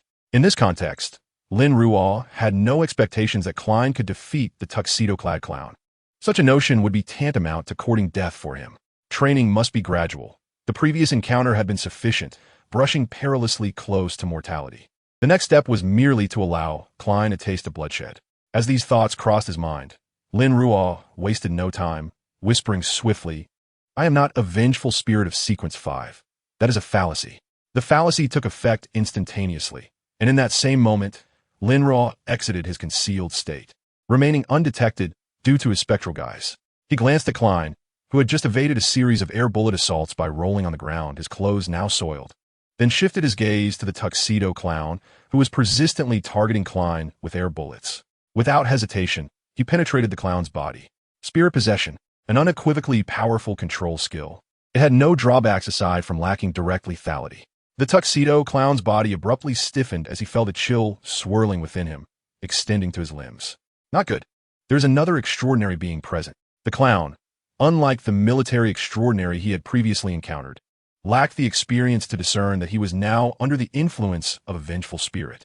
All he comprehended was that, as the coldness engulfed him, he was rendered immobile. Klein, still dodging air bullets, immediately noticed the abnormality behind him. He scrambled to his feet, glancing at the tuxedo clown while remaining alert to his surroundings. Prepared to evade at a moment's notice, his revolver at the ready. Although often jested as Klein, the coward by readers, none could deny that when the occasion demanded it, Klein exhibited remarkable courage. For instance, a person of sound mind would typically think to flee, yet Klein remained resolute in his desire to retaliate. Of course, this could also be attributed to his awareness that Lin Ruo was nearby, bolstering his confidence. Nevertheless, upon turning to observe the clown's immobile state, Klein hesitated momentarily, his vigilance giving way to realization. Fire! At that moment, Klein heard Lin Ruo's voice emanating from the tuxedo clown. Although somewhat perplexed, Klein felt a surge of reassurance. He raised his revolver, aiming at the clown's face, his breath quickening slightly. He was nervous. This was inevitable. After all, Klein had never taken a life before. Even knowing that the individual before him was an irredeemable cultist, intent on killing him moments earlier, the prospect of ending his life now that he was out of danger still induced anxiety in Klein. Despite this, his finger remained firmly on the trigger, neither relaxing nor closing his eyes in avoidance. His expression was, in fact, remarkably composed. Bang! The shot rang out, accompanied by a splatter of blood, as the bullet penetrated the clown's forehead, destroying his brain. This was not a demon-hunting bullet, and thus did not harm Lin Ruo, who was currently possessing the tuxedo clown. In a state of being possessed by a vengeful spirit and struck in a vital area, the tuxedo clown was now incapable of employing a paper doll substitute to mitigate the impact of this assault. Consequently, he perished once Lin Ruo concluded the possession. The clown's body collapsed lifelessly to the ground. Klein, witnessing this scene, exhaled deeply, unsure whether it was from tension or relief. However, Lin Ruo was similarly confident that he would most likely remain undetected by Inns, just as Klein had previously escaped the grasp of 2049 by leveraging the Source Fortress. After 049 eliminated the tuxedo clown, although incensed that Klein might harbor secrets, he was utterly incapable of discerning the existence of the Source Fortress. This was also the second reason why Lin Ruo opted to simulate the ability of the vengeful spirit, compelling the tuxedo clown to allow Klein to personally deliver the fatal blow. The first reason, naturally, was to further hone Klein's skills. As for whether blaming Klein would yield adverse consequences, Lin Ruo was unperturbed, for the original narrative, and had taken note of Klein's peculiarities, and his petty mind had marked him as a target for obliteration, a notion Lin Ruo dismissed, assuring himself that he would never grant Inns that opportunity. With a fleeting moment of darkness in his gaze, Lin Ruo quickly regained his composure and turned to Klein, inquiring with a concerned expression. How does it feel to take a life for the first time? Is it difficult for you? Actually, it's not too bad. Just a touch uncomfortable, though I can't quite articulate whether it's discomfort, Klein replied, his expression somewhat complex, as this was indeed his inaugural act of murder. Chapter 47. Lin Ruo. My journey is far from over. Thank you, Lin Ruo. Your consolation leaves me somewhat bemused, Klein admitted, feeling surprisingly untroubled, thanks to his resilient psychological fortitude. However, he was genuinely touched by Lin Ruo's concern and refrained from undermining the moment, nodding appreciatively. Noticing Klein's contemplation, Lin Ruo chuckled and remarked, I'm glad you're all right. Now, hasten to perform the summoning. He should be a Sequence 7 magician of the Diviner Pathway. You might be able to procure the potion formulas for Sequence 8 and Sequence 7 from him. There is no need to worry about safety. I'm here. Lin Ruo had previously instructed Klein on the art of summoning and even, under the guise of practice, requested the materials necessary for the ritual from Dunsmith. Anticipating a scenario like today's, Klein nodded, laboriously dragging the tuxedo clown to a sheltered location before retrieving a metal vial containing holy night powder from the inner pocket of his black overcoat.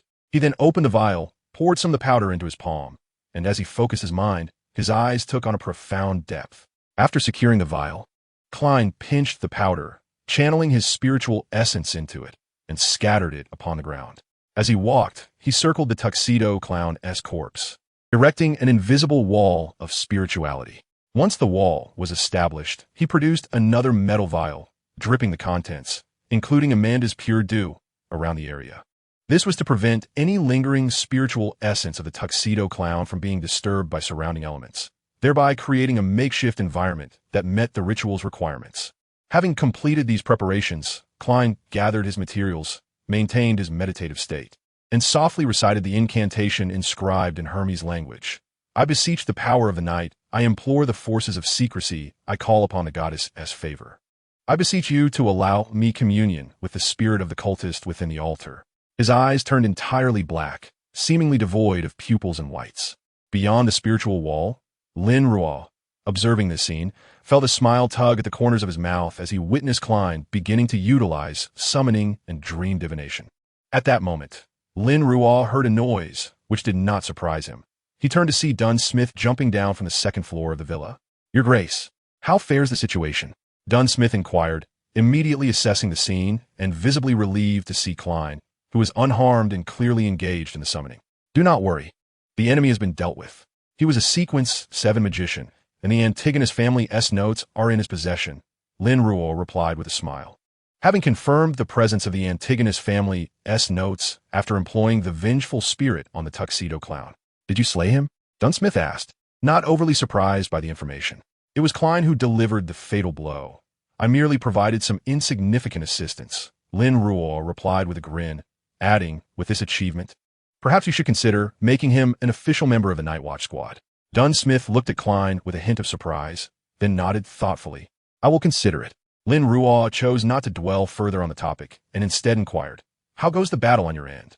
"It is not yet concluded, but we are managing well," Dunsmith replied, pausing to organize his thoughts before continuing. "The villa housed not only members of the secret order, but also an individual suspected to be from the Seer Society. I must admit, she has caused us some trouble after succinctly recounting the battle," Dunsmith added, "if my guess is correct. They initially intended to feign an escape with the notes from another direction to divert our attention, allowing the true bearer of the notes to slip away through Klein's vulnerable position.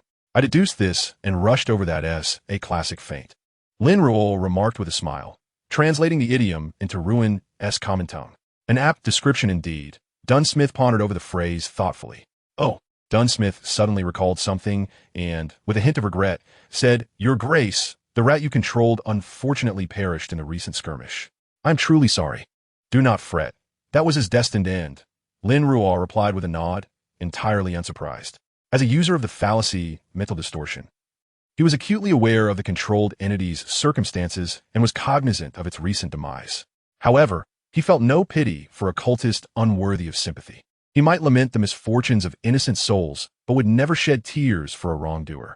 At that moment, within the spiritual wall, Klein, who had been engaged in summoning, opened his eyes, a gleam of joy evident as he appeared to have acquired the knowledge he sought. Yet, despite his elation, Klein did not forget to first trace a circle upon his chest, completing his daily homage to the goddess. He then swiftly concluded the ritual in an orderly fashion and dissolved the spiritual wall. "Captain, has the battle concluded on your side?" Upon spotting Dunsmith standing not far away, Klein's excited expression faltered, and he could not help but ask. "Nearly," Dunsmith replied with a nod. "How did the summoning turn out?" Dunsmith inquired further. At this, Klein first glanced toward Lin Ruo and then responded, "I obtained the potion formulas for both the clown and the magician." "The clown and the magician?" Dunsmith, clearly connecting the dots, asked. "The subsequent potion formulas for the diviner pathway?" It was no surprise he could deduce this, as the secret order was fundamentally centered around the diviner pathway. Since Klein had acquired the formulas after slaying a member of the secret order, the likelihood of them belonging to the diviner pathway was quite high. Indeed, Klein nodded and candidly added, "The clown's formula is for sequence 8 of the diviner pathway, while the magician's pertains to sequence 7. Foolish child, you cannot reap the rewards of a single achievement twice." Lin Ruo, observing the scene, could only sigh inwardly, understanding that although revealing both potion formulas would certainly amplify Klein's credit for the elimination of the tuxedo clown, it ultimately paled in comparison to claiming one formula now and saving the other for later to maximize the impact. It was evident that Klein, in his naivety, had yet to grasp the essence of leveraging opportunities. Lin Ruo's smile, took on a nuanced quality as he contemplated the weight of his role as a teacher. Chapter 48. Done. This seeker is not quite right. Certainly, while jesting is one thing, it is quite remarkable that Klein, having just committed murder, could so swiftly engage in necromancy with the corpse of the tailcoat clown, utilizing a combination of dream divination to procure the formulas for both the clown's and the magician's potions. Lin Ruo felt a sense of gratification. The fool had indeed grown rapidly, proving himself worthy of the title of the future sovereign of the arcane. Lin Ruo tapped his chin, filled with optimism about the future. By the way, now that old Neil was quarantined, was there anyone guiding Klein to the extraordinary black market contingent from the original narrative? Lin Ruo suddenly pondered a rather crucial question. Although Klein was currently a night watcher and could look forward to reimbursement from the church after consuming the diviner's potion and advancing to clown, the materials required for his various practices as an auxiliary could not solely rely on reimbursement. He would need to procure some himself. Perhaps he should inquire about it later. With this thought, Lin Ruo's gaze returned to Klein, who had just completed the search of the tailcoat clown's corpse alongside Dunn Smith. As in the original narrative, they had unearthed an array of peculiar items, including paper flowers, handkerchiefs, playing cards, and shards of glass, as well as a wallet containing 10 pounds and a notebook. It was none other than the Antigonus family notebook. Lin Ruo's attention was drawn to the notebook as he observed Dunn Smith opening it without the slightest hesitation, seemingly inspecting its contents. At this sight, Lin Ruo narrowed his eyes. This was unusual, he realized, although Dunn Smith was indeed forgetful, often repeating his catchphrase about having one more thing, which raised concerns about his premature aging. His meticulousness and quality as a Night Watcher team leader were beyond doubt. He might forget trivial matters, but he would never overlook significant ones. Furthermore, Lin Ruo had previously cautioned Dunn Smith that reading the Antigonus family notebook could lead to insidious contamination. Logically, he should not have forgotten this. Thus, the only explanation was that Dunn Smith had been influenced by 008. Of course, Lin Ruo found this unremarkable and refrained from offering any reminders. After all, the contamination of the Antigonus family notebook was not particularly alarming. In the original narrative, its role merely caused the captain to be in a poor state, leading him to make erroneous choices when confronted with the pregnant Melgoth. Moreover, Lin Ruo never intended for Ince to complete his script. In fact, far from allowing Ince to fulfill his narrative, once Melgoth's condition was confirmed tomorrow, under suitable circumstances, he would ensure that the canine Ince met his demise within the week. Lin Ruo was well aware that when dealing with an opponent of the fate category, the most effective approach was to strike swiftly and brutally, eliminating the adversary before they could complete their scheme. No doubt about it. At this point, Dunn Smith had finished examining the notebook and promptly closed it, holding it securely before turning to Lin Ruo, inquiring, "Your Grace, what arrangements do you have for this notebook?" Typically, Dunn Smith would not consult Lin Ruo, a mere attendant, regarding ordinary night watcher matters. However, the situation surrounding the Antigonus family notebook was evidently unique. On one hand, Lin Ruo, as an attendant, clearly possessed a deep understanding of this notebook, and on the other, its connection to Klein was profound, with Klein being under Lin Ruo's special scrutiny. It was precisely for this reason that Dunn Smith posed the question. Dunn Smith nodded and then glanced at Klein, saying, "Klein, I am aware that you have some connection to this notebook and must be quite curious about its contents, eager to unravel the events of the past. However, it is a first-level sealed item, and you currently lack the qualification to peruse it. I hope you can understand." Upon hearing this, Klein felt a wave of disappointment wash over him, yet simultaneously, he felt a sense of relief. He was indeed eager to revisit the Antigonus family notebook to ascertain the causes of the original hosts and Welch's deaths. But he also sensed that this ancient artifact was fraught with misfortune and calamity, making him hesitant to touch it. Now that it was confirmed that the notebook would be submitted to the church headquarters for strict sealing, and due to his insufficient security clearance, he need not contemplate the possibility of reading it. After all, it was beyond his reach, alleviating some of his internal conflict. It was the best outcome he could hope for. Klein exhaled quietly, suddenly struck by another thought. He lowered his head to examine himself, and found his face almost falling in despair. At this moment, his suit, worth several pounds, had become soiled from rolling around in the mud and rain, with 5 or 6 areas requiring mending. For Klein, who was currently in dire financial straits, contemplating the purchase of a new suit was like a bolt from the blue. Lin Ruo, who had been observing Klein, could not help but laugh at the sight, fully aware of the fool's mental turmoil. He then remarked, Do not display such a countenance as if the sky is falling. Remember the first lesson I taught you upon your enrollment. Generally speaking, losses incurred by night watchers during missions are reimbursable. Klein froze for a moment, his eyes lighting up with hope as he asked, "Really, Captain?" Dunsmith, confused, thought, "Did I just hear something peculiar? Is that what I think it means?" With his mind filled with questions, he instinctively sensed that Lin Ruo might have imparted some odd knowledge to Klein. He glanced between the two, but ultimately chose not to inquire further, nodding and stating, "Losses during missions are indeed reimbursable." Klein's mood transformed almost instantaneously into one of elation. Given his current impoverished state, he instinctively thought, well, with a good cleaning and some repairs, this suit can still be worn, and it remains presentable. Once the reimbursement comes through, I can buy another one to rotate it with. As his mind wandered, the Punishers arrived on the other side of the villa, one of whom was carrying the unconscious man, none other than Riel Bibber. Lin Ruo, having entered a state of secrecy before their arrival, exchanged information with them once they were united, conducted a search of the villa together, and amicably discussed various matters. After entrusting the captive Riel Bibber to Dunsmith, the Punishers took their leave, as they were merely there to assist. Following the departure of the Punishers and the collection of all items, Dunsmith, along with Klein and the unconscious Riel Bibber, boarded a carriage. As for the aftermath, there would naturally be others to handle it.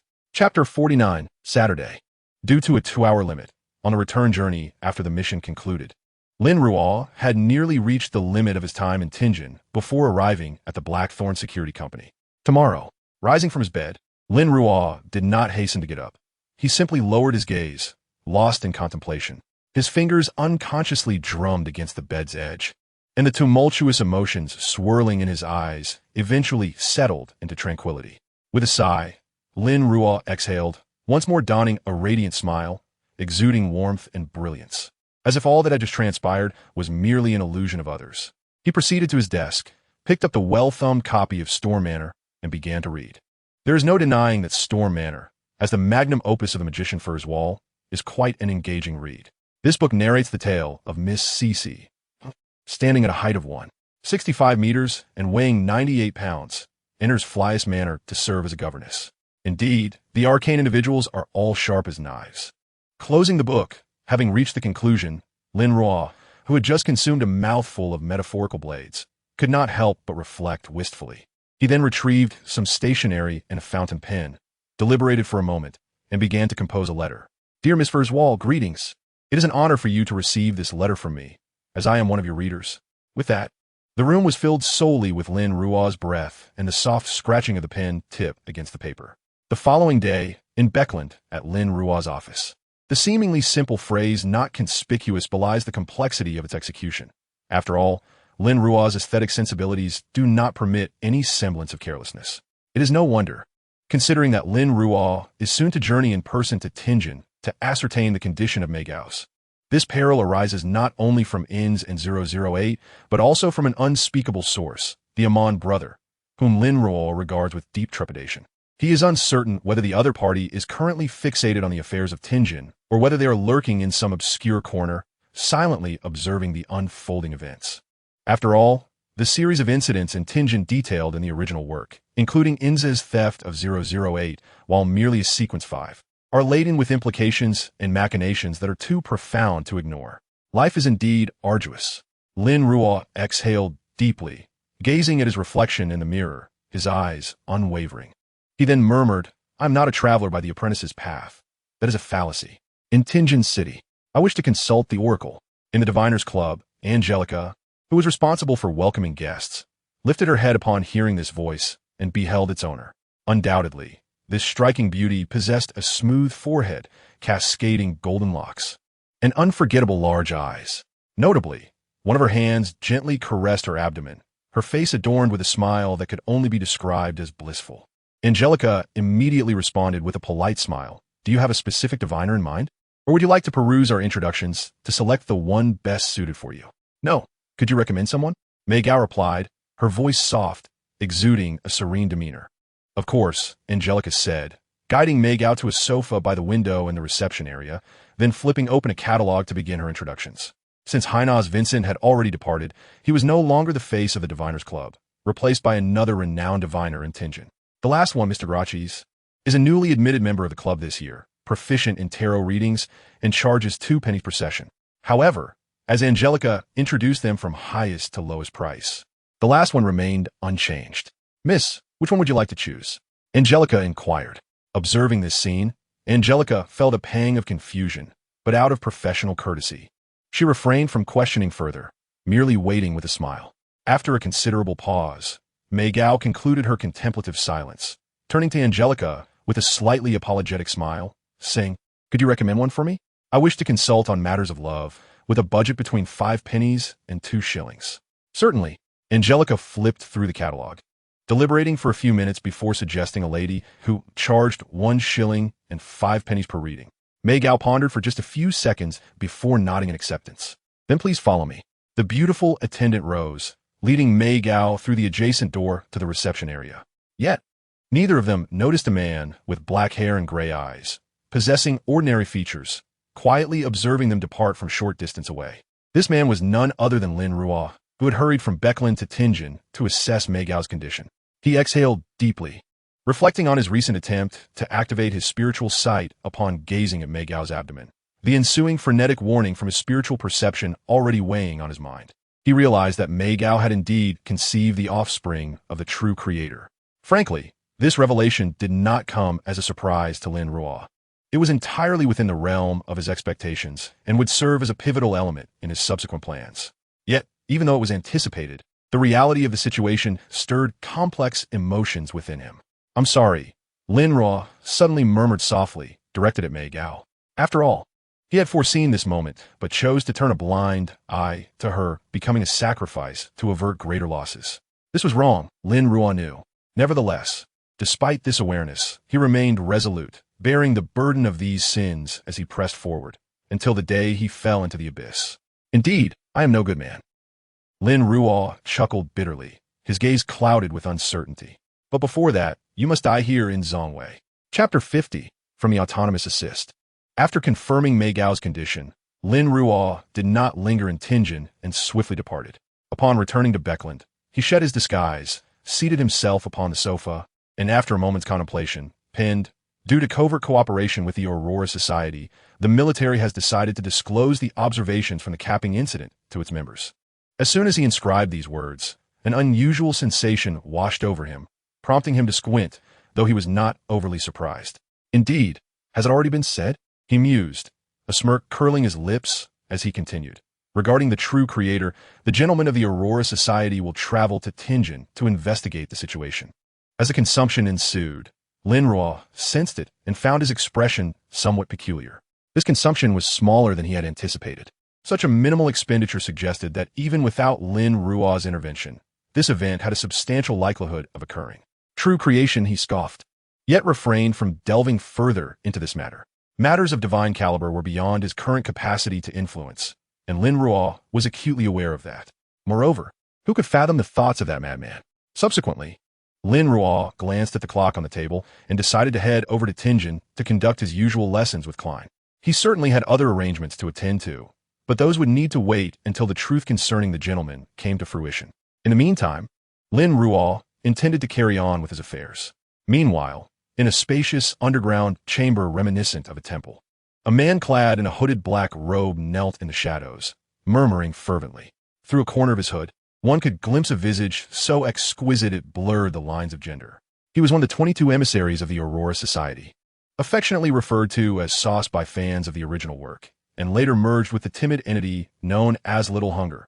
Before him stood a statue nearly 3 meters tall, depicting a figure suspended upside down, bound by chains at the legs.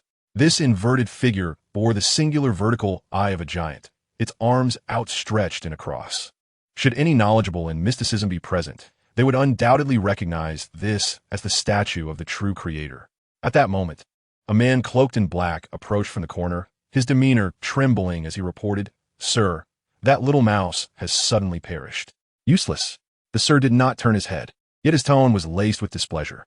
The black-cloaked man immediately knelt, his expression growing increasingly apprehensive. Suddenly, the sir's body stilled, and his eyes closed.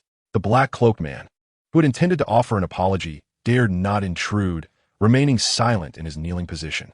After a long while, the sir finally opened his eyes, Yet his head remained bowed even lower.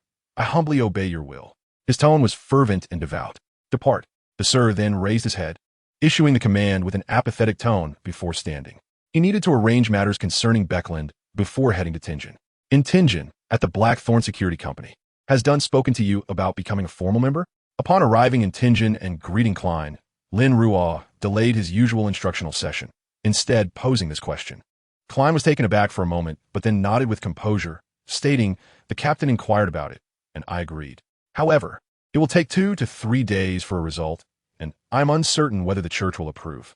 After speaking, he turned to Lin Ruo, hesitating for a moment before saying, "Lin Ruo, you need not attribute your accomplishments to me. You are under no obligation to take care of me. In fact, I owe you increasingly more. While it is undeniably comfortable to be unconditionally cared for by a fellow villager, as a person who values gratitude and would never rely on others," Klein ultimately expressed this after some internal conflict. He understood that Lin Ruo had no necessity to care for him. Even though they hailed from the same hometown, she bore no such obligation. Upon hearing this, Lin Ruo blinked, then deliberately displayed a conflicted expression, saying, "Actually, I am merely compensating you." Klein. "Compensation? What compensation?" Coughing lightly, Lin Ruo, having prepared for this moment, revealed a countenance mingled with guilt and self-reproach, stating, "I intended to inform you of this today. I had previously taught you about spirit communication, which is a form of ritual magic. However, at that time, I only instructed you on how to perform the communication without detailing the various precautions associated with ritual magic." Klein. Klein's brow furrowed further in confusion, for there seemed to be no correlation between Lin Ruo's previous and current statements. Nevertheless, out of politeness and trust in Lin Ruo, he remained silent and listened attentively. Lin Ruo maintained her expression, forcing a bitter smile as she continued. "I had taught you that there are many types of ritual magic, but due to the inherent limitations of low-tier practitioners, nearly all rituals performed are pleas for external power. For instance, the spirit communication I previously taught you involves beseeching the goddess for assistance." Klein nodded in acknowledgement, recalling that Lin Ruo had indeed mentioned this during his instruction, emphasizing that one could only pray to the goddess of night. "I had warned you to pray solely to the goddess of night during ritual magic.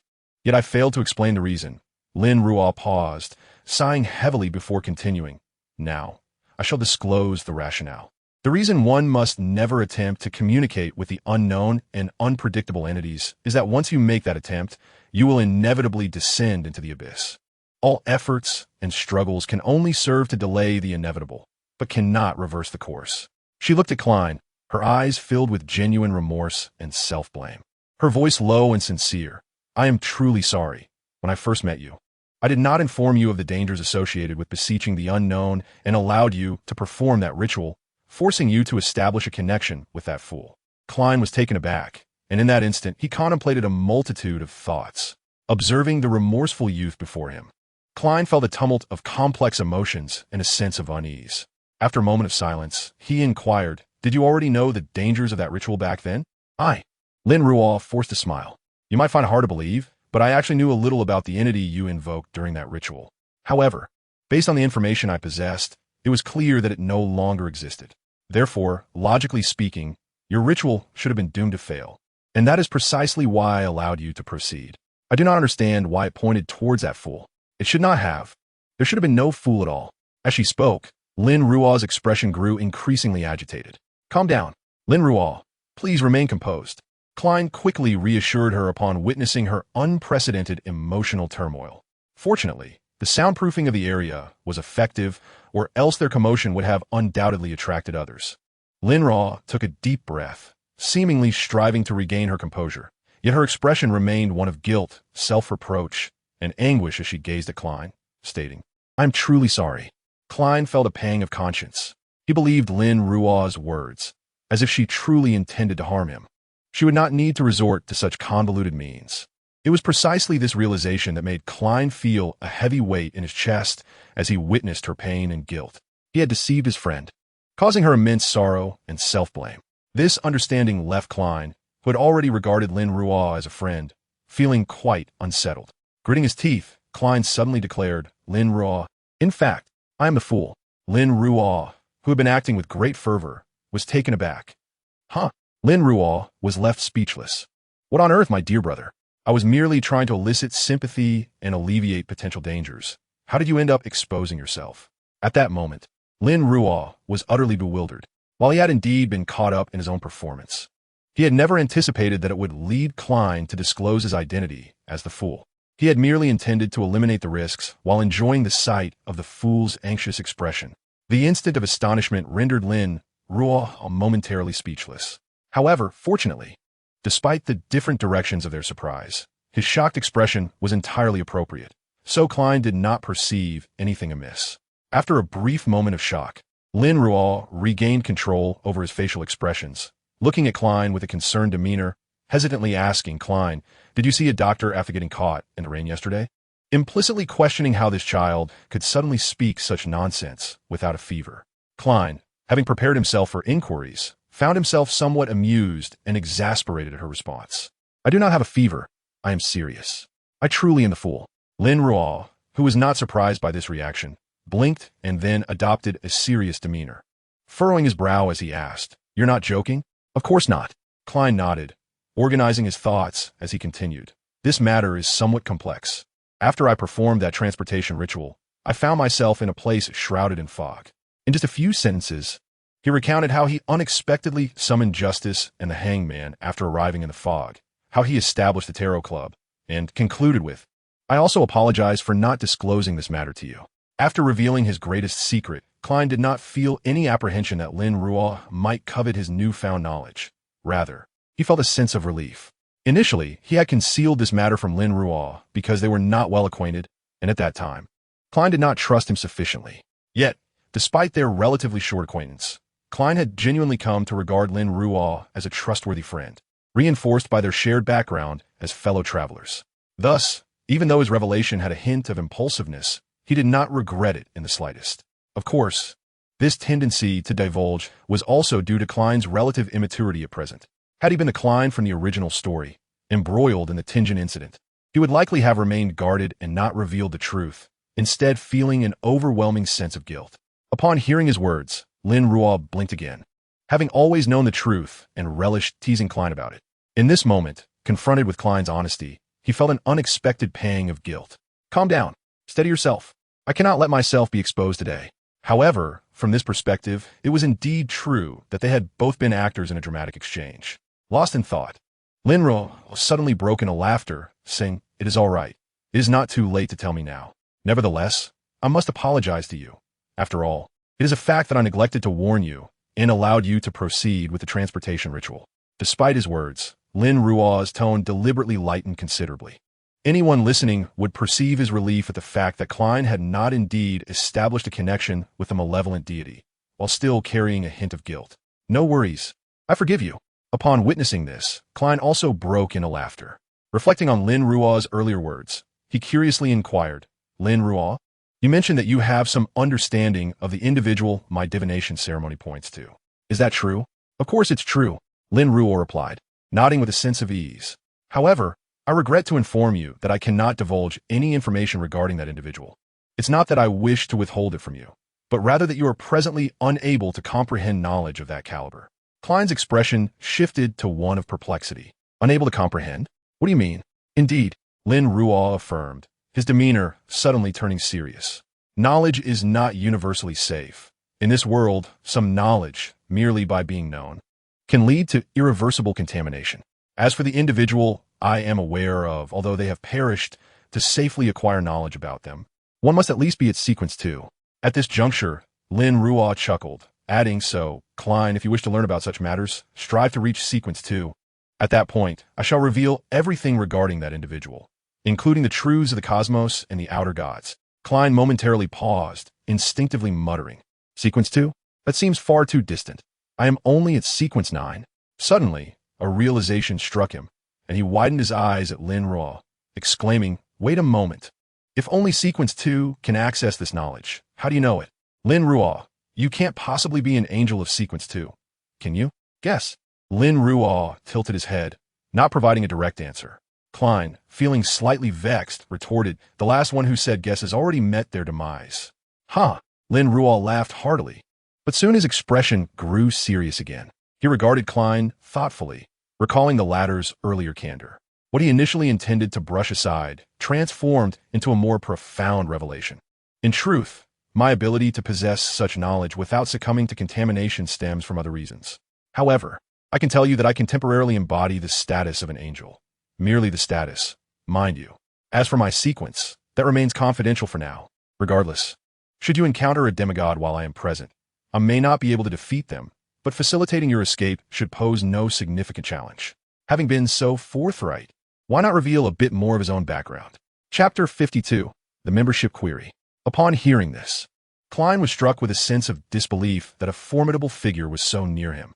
Although he was not overly astonished, having already had his suspicions, this confirmation merely served to solidify them. After a moment of mild astonishment, Klein began to ponder Lin Ruo's words more deeply, his mind racing with possibilities. The capacity to temporarily embody the status of an angel, perhaps unable to best a demigod, but capable of facilitating an escape in their presence, suggested a unique, ethereal state. Could it be that Lin Ruo was akin to a powerful being, unable to maintain their status and strength due to severe injury, only able to occasionally rise to prominence? Having been well-versed in web literature prior to his transmigration, Klein immediately envisioned this possibility, his expression growing subtly peculiar. He suddenly realized that if this were the case, Lin Ruo's existence bore a striking resemblance to the archetype of the venerable old master so popular in early fantasy novels. Yet, I am neither a failure nor have I been jilted, Klein inwardly scoffed, choosing not to voice this speculation. He discerned that Lin Ruo was not inclined to elaborate on the matter. Thus, why should he pry any further? Nevertheless, Klein's nuanced expression did not escape Lin Ruo's notice, prompting him to raise an eyebrow and remark, "I can't shake the feeling that you're contemplating something peculiar." "Not at all," Klein promptly denied, swiftly redirecting the conversation.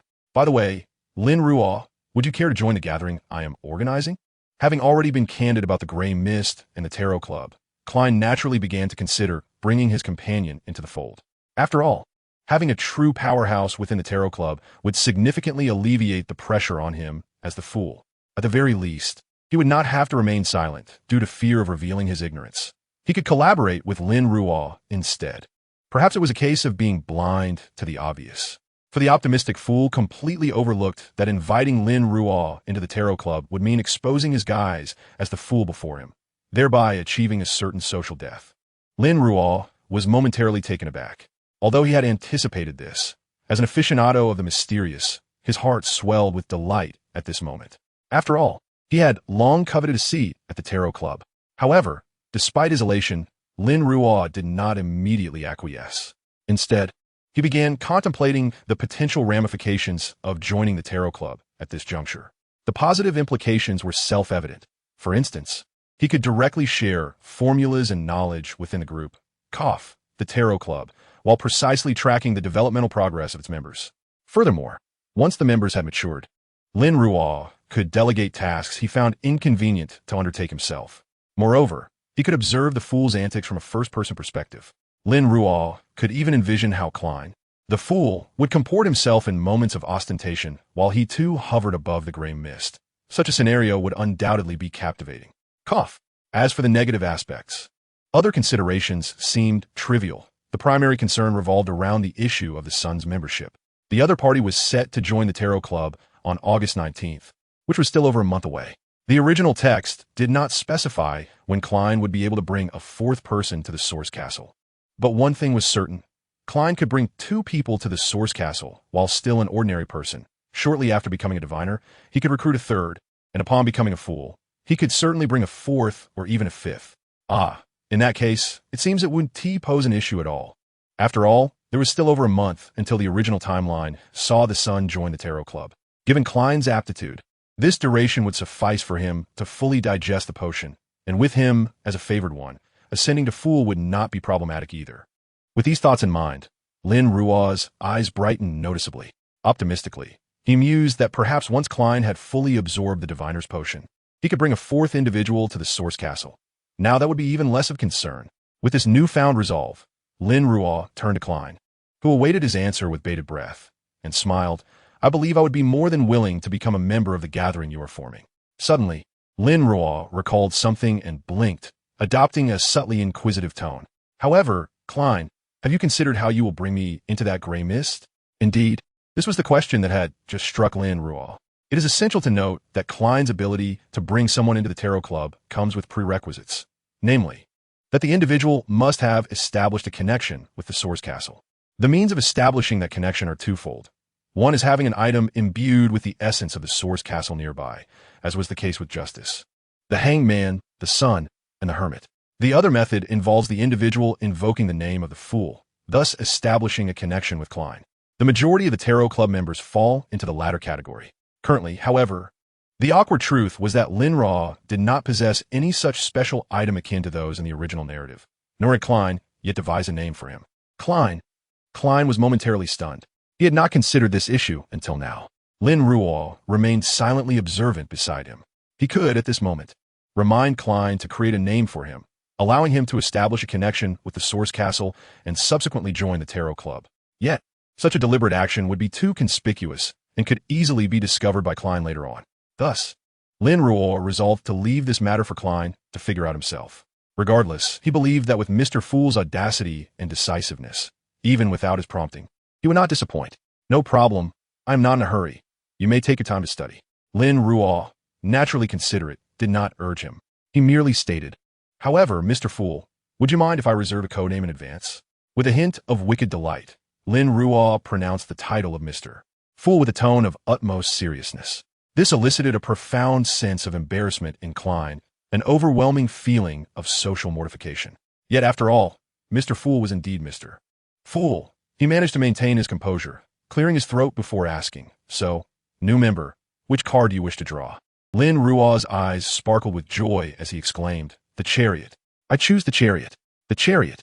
Klein momentarily paused, feeling an inexplicable sense of inevitability, as if everything was destined to unfold this way. Chapter 53, Praise for the Fool. Meanwhile, as Lin Ruo joyfully revealed the Chariot card intention, in an apartment located in the Beckland, Jewwood district. Furs, you have a letter. The girl speaking was rather petite, barely exceeding 5 feet, with disheveled, shoulder-length blonde hair. Though her features were delicate and soft, her eyes seemed not yet fully awakened, lending her an air of youthful innocence. However, no one would dare underestimate her due to her youthful appearance. For clad in traditional knight training attire, she exuded an unexplainable authority and a captivating charm.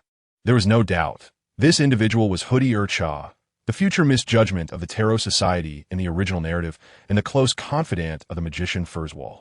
At that moment, Furs, who was momentarily bewildered, looked up at her with sleepy azure eyes and asked, a letter? Let me see. As she spoke, Furs attempted to sit up from the sofa with great effort, but after 3 unsuccessful attempts, she resigned herself to a semi-reclined position to receive the letter from Hoodie's hand. Hoodie, accustomed to this scene, handed her the letter. Furs took the letter and glanced at the opening before casually complaining to Hoodie, it's a reader's letter. It seems they obtained my address through the editor. I hope it's not a request for a manuscript. After speaking, she began to read earnestly. Initially, Furs appeared quite relaxed, even smiling as if she had stumbled upon delightful content. However, gradually her smile faded, and she abruptly shot up from the sofa. What's going on? Did your reader threaten you? Hoodie, who had been reading a newspaper nearby, was startled and inquired. No. Furs shook her head. Then what is it? Hoodie asked, even more perplexed. Furs, usually so laid back, wore a rare serious expression as she said, this reader of mine mentioned in the letter that he greatly enjoys the supernatural elements in my novels. He then proceeded to list many legends related to the supernatural, one of which pertains to the Moonlight Whispers. Hoodie immediately recognized the gravity of the situation. For Furs was well aware that her friend had long been troubled by the Moonlight Whispers. So what did he say? Is it truly related to your situation? Hoodie quickly inquired. Furs' expression fell as she replied. He only mentioned the Moonlight Whispers in passing, saying it seems to be a curse passed down through some mysterious family. Other than that, he didn't elaborate further. This. Hoodie found herself at a loss for words. After a moment of contemplation, she suggested, though we can't be certain if this Moonlight Whispers is indeed connected to you. Since a lead has finally emerged, I believe we should investigate further. Why don't you write to him and ask? He is your reader after all. If he knows anything, he should be willing to share. Furs nodded. That's what I was thinking. Let me see. The person is named Rosale. As she read the signature at the bottom of the letter, she continued. That name. Hoodie paused briefly, before flipping through the pages of the newspaper she held. And sure enough, she discovered that name in a section traditionally reserved for advertisements. Take a look. Is this the person? Hoodie beckoned to Furs. Furs leaned in and also saw the information published in the newspaper. Rosale, a private detective? It was evident that Klein's audacity and decisiveness never failed to impress. When Lin Ruo arrived in Tianjin the following day, he learned a concrete piece of information from the other party. Although he had anticipated it, Lin Ruo still maintained shocked expression, turning to Klein, who appeared somewhat embarrassed, and suddenly gave him a thumbs up, exclaiming, "Impressive, my friend. Your reasoning is quite remarkable." Flattered, Klein felt even more self-conscious. Yet he keenly detected a certain keyword in Lin Ruo's earlier words, his eyes sharpening as he asked, "Friend? Are you implying you want me to be your father?" Cough, slip of the tongue, pay it no mind. Lin Ruo quickly cleared his throat, awkwardly averting his gaze. Oh dear, that just slipped out. He nearly exposed his intentions of nurturing Mr. Fool, as if he were a child. Then why are you feeling guilty? Klein's gaze became even more penetrating. Having adjusted his demeanor, Lin Ruo adopted a posture of righteous indignation, stating, cough, isn't it perfectly normal for boys to want to be each other's fathers? Back in college, everyone in our dorm had a father-son dynamic. So you indeed want to be a father. Klein mentally scoffed but chose not to dwell on it further, for, as the other had said, it was indeed a rather common occurrence. He then recalled something and remarked, speaking of which, I thought you would oppose this matter considering it. Rather bold. Having already learned some foundational knowledge of mysticism, Klein understood how audacious his act of crafting a title was. Lin Ruo chuckled and replied, your actions are indeed quite bold. If the fool truly existed, I would certainly oppose such reckless behavior. However, since the fool does not exist, your actions are entirely justifiable. After saying this, he turned to Klein with a serious and solemn expression, declaring, moreover, Klein, while I do hold reverence for the divine, I am also an agnostic. My reverence is limited to their power, implying that he was indifferent to how daring Klein's actions were or whether they offended the divine, as long as there were no safety concerns. This revelation somewhat eased Klein's apprehension, and he then heard Lin Ruo ask, so, Klein, what title have you crafted for Mr. Fool? Not of this era, the fool. You are the mysterious sovereign above the mist. You are the king of luck, clad in yellow and black. Hearing this familiar title, Lin Ruo couldn't help but break into a radiant smile. He softly repeated the title, then looked at Klein with a tone infused with untranslatable emotion. So, praise the fool. Chapter 54. The Condition of Old Neil. Although the title had been crafted and Lin Ruo had earnestly praised it, Klein naturally could not simply don the fool's guise amid the mist and drag Lin Ruo along with him. While Lin Ruo understood that even if he did so, it wouldn't be a significant issue for Klein, who was entirely unaware of the night goddess's background. Such an action would indeed be recklessly foolhardy. No, it should be said that their public discussion of such matters as night watchmen, with Lin Ruo being a favorite of the goddess, was already teetering on the edge of recklessness. As Klein pondered this, he suddenly felt a surge of guilt and instinctively glanced up, only to see the white ceiling above. Rest assured, no thunder will strike down upon us. The goddess is not constantly watching over us. Upon witnessing the situation, Lin Ruo could not fathom Klein's thoughts and promptly offered some words of comfort. After a moment of contemplation, he added, moreover, thunder is not the domain of the goddess. Even if he were to unleash divine retribution, it would manifest in a different form. He sensed that Klein was contemplating something rather ominous.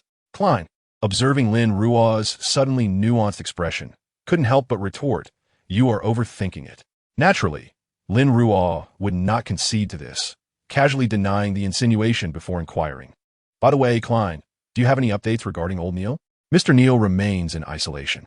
I had previously inquired with the captain, and it seems that the church has devised a solution. Although the specifics were not disclosed, they merely indicated that old Neil should visit them in a few days.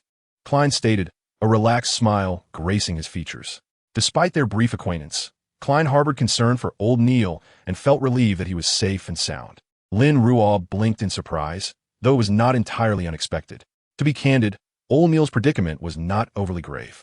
It was true that he had attracted the attention of the hidden sage, yet being merely a sequence 9, his quest for knowledge had been ongoing for quite some time without spiraling out of control.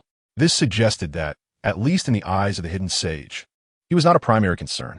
Given the sage's propensity for imparting knowledge to those he pursued, one could only speculate how many others had caught his eye. In the original narrative, old Neil's descent into chaos could largely be attributed to the hidden sage, but a portion of the blame also lay with Neil himself for actively seeking knowledge. Of course, considering that his motives were to resurrect his wife, and he had no intention of harming anyone, his actions were not entirely unjustifiable. Under such circumstances, it was not surprising that the Night Church, with its profound resources, could save old Neil. Furthermore, since it was Lin Ruo who had unraveled this matter, in the eyes of the goddess, rescuing old Neil could also be interpreted as a form of gift bestowed upon him. Reflecting on this, Lin Ruo blinked again but felt no particular sentiment. Perhaps he was overthinking. The act of saving old Neil might not necessarily constitute a gift to him. At that moment, Lin Ruo suddenly experienced an unusual sensation, the activation of truth. The gentleman is coming to Tingen.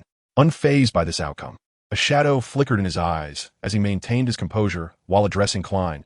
By the way, Klein, have you ever been to the underground trading market in Tingen? The one with extraordinary materials. An underground trading market for extraordinary materials? Klein appeared genuinely astonished.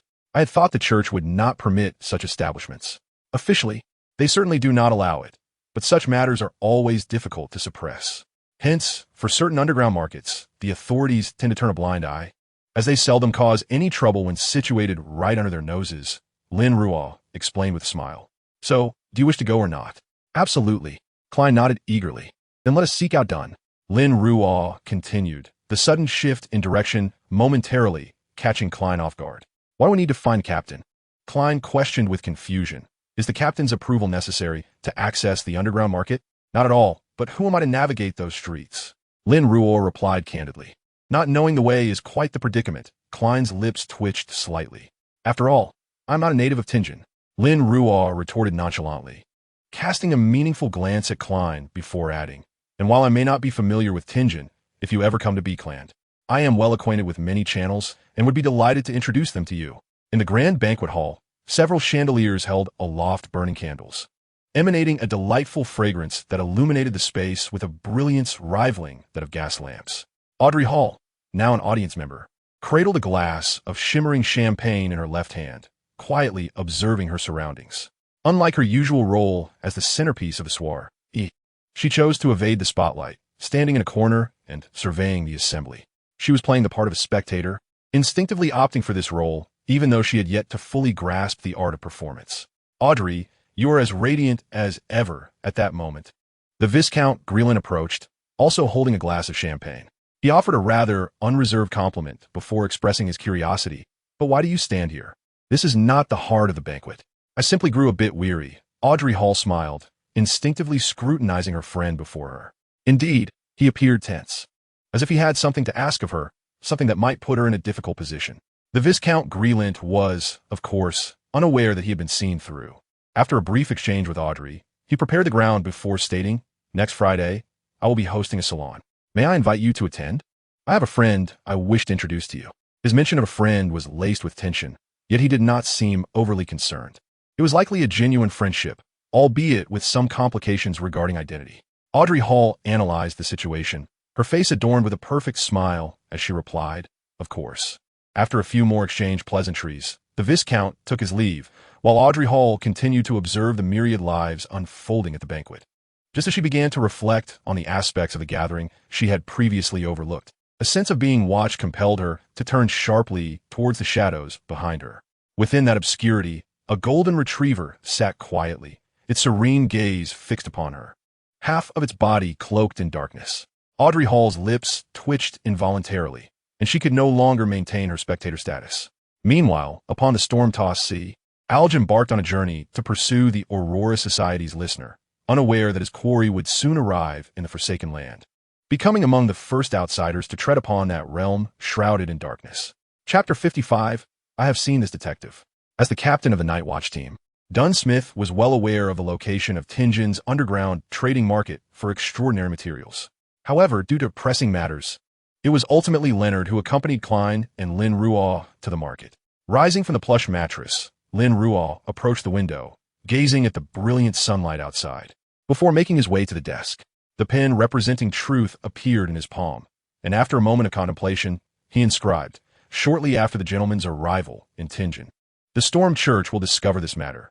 leading them to conclude that the true creator indeed harbors a grand conspiracy in Tianjin, subsequently dispatching demigods to the city. The golden script hovered in midair like a brand, and Lin Ruo suddenly emitted a muffled groan, feeling nearly two-thirds of his internal energy dissipate. He paid it no mind, merely observing the golden letters vanish into the ether. This was his design to guide the gentleman to Tianjin. He intended for the storm pigeon to genuinely believe the words he had previously uttered while masquerading as an angel, thus compelling them to send demigods into the fray. This was essential, for even without mentioning that dog of a man, the fact that Megalos was indeed pregnant with the offspring of an evil god necessitated Lin Ruo to possess sufficient power to enter the scene, ensuring that the yet-to-arrive progeny of the malevolent deity would not stir up chaos. However, due to the nature of 008, Lin Ruo could not directly report Megalos's existence to the church, as that would be tantamount to revealing to INS and 008 that someone was already aware of their activities. Therefore, Lin Ruo's approach was one of indirect guidance. The mysterious angel could be perceived as foreseeing a great calamity befalling Tianjin through prophecy, making the gentleman's decision to investigate the situation entirely reasonable, while the storm pigeon, upon uncovering the gentleman's traces, would naturally conclude that a grand conspiracy was afoot in Tianjin, leading to the dispatch of demigods without raising suspicion. Certainly, Lin Ruo was acutely aware that his arrangement might not escape the keen scrutiny of 008. However, he understood that 008 and INS held divergent stances. 008 harbored a considerable desire to eliminate INS. Thus, even if the former detected something amiss, it was unlikely that he would alert INS.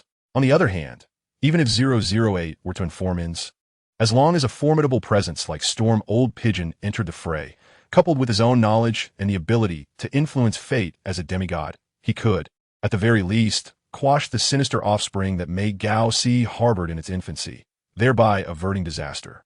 The only concern was that INS, that wretched mutt, might abscond with 008 at the first sign of trouble. Frankly, Lin Ruo's greatest fear was that INS would discover the ruse mid-flight and flee with 008, leaving him with little recourse. After all, truth cannot transform the impossible into the possible. If INS was resolute in his escape, Lin Ruo would find himself in a dire predicament. Therefore, INS must be dealt with in this incident. He would not leave a ticking time bomb for Tianjin. With such thoughts swirling in his mind, Lin Ruo suddenly buried his face in his hands, only to subsequently knock his head against the desk. Why, of all things, is 008 a fate type? If it weren't for that, he could have effortlessly arranged INS matters, though it would still pose quite a challenge, so trust? Hoodie Air cast a glance at her, her expression clearly conveying the question of whether she believed him. However, she soon added with a hint of exasperation, Furs, I know you have a penchant for procrastination, but this is a matter concerning your life. Could you please take it seriously? As she spoke, she tugged at Furs's arm, attempting to extricate the hopelessly lazy figure from the sofa's clutches. In truth, Furs, still feeling guilty, obediently followed her lead and sat up, retorting, besides, I know nothing about that Rossier. Writing to a stranger requires a degree of caution, does it not? This was not entirely an excuse. Furs had originally intended to complete the letter by this morning, but had not written a single word due to the typical writer's affliction of procrastination and her reservations on matter. Upon hearing her words, Hoodie Air suddenly turned and grabbed the bag she had carelessly tossed on the table, retrieving several sheets of paper from within and presenting them to Furs. Here, information on Rossier. Furs took the documents and, in a moment of excitement, embraced Hoodie Air, exclaiming, This is fantastic, Hoodie. You truly are remarkable. Hoodie Air said nothing, her lips curling upwards involuntarily. As Furs began perusing the information, she recalled something and hesitated, saying, By the way, I feel like I've seen this guy before. He seems somewhat familiar. Familiar? Furs glanced at her and replied, Perhaps you truly have met before. After all, he is a detective and you're a bounty hunter. It's possible you crossed paths when he visited the Eastern District. That made sense. Hoodie Air nodded, though her brow remained slightly furrowed. Despite Furs's reasonable assertion, she couldn't shake the feeling that it wasn't quite like that yet. She could not recall where they had met. That night, Lin Ruo, in a moment of prayer to Klein, abruptly set down the newspaper. To prevent his brother and sister from discovering his actions, he first locked the door, then took 4 steps back to enter the mist. He soon beheld the ancient, mottled bronze table where the fool's chair stood, radiating a brilliant light that rippled outward. Though lacking in extensive experience, Klein, maintaining his composure, tentatively extended his spirituality to touch the shimmering light. The scene before him abruptly transformed, revealing a blurred desk where a black-haired youth was fervently praying with closed eyes. It was indeed Lin Ruo, but how was he to pull him up? The novice fool contemplated for a moment, then thoughtfully reached toward the continuously rippling light. Instinctively, he extended his spirituality, establishing a firm and mysterious connection with the figure in the vision. Lin Ruo, sensing something while praying, opened his eyes and beheld the enigmatic silhouette, shrouded in thick mist, seemingly gazing down at everything from the head of the bronze table. A smile crept onto his lips as he looked at Klein and greeted. "Good evening, Mr. Fool." Chapter 56. You clearly wish to persecute me. "Good evening, Mr. Fool." This was a most earnest salutation, devoid of any hint of jest. Lin Ruo's tone was profoundly serious, his expression imbued with the earnestness of a devotee. However, this earnest greeting caused Klein, who had been about to offer a friendly acknowledgement, to freeze in place. An indescribable sense of embarrassment surged from his toes to the top of his head, then back down again. Were it not for the mist beneath his feet, Klein felt he could have burrowed into the ground to escape. It was utterly mortifying. The sheer awkwardness of the situation engulfed him, akin to being caught in a role-playing game by a friend, who then teased him mercilessly. The phrase social death felt emblazoned across his forehead. Simultaneously, he realized that Lin Ruo was being deliberate. He was intentionally mocking him. Was this retribution for his earlier concealment? It seemed Lin Ruo was not as indifferent to the matter as he had pretended.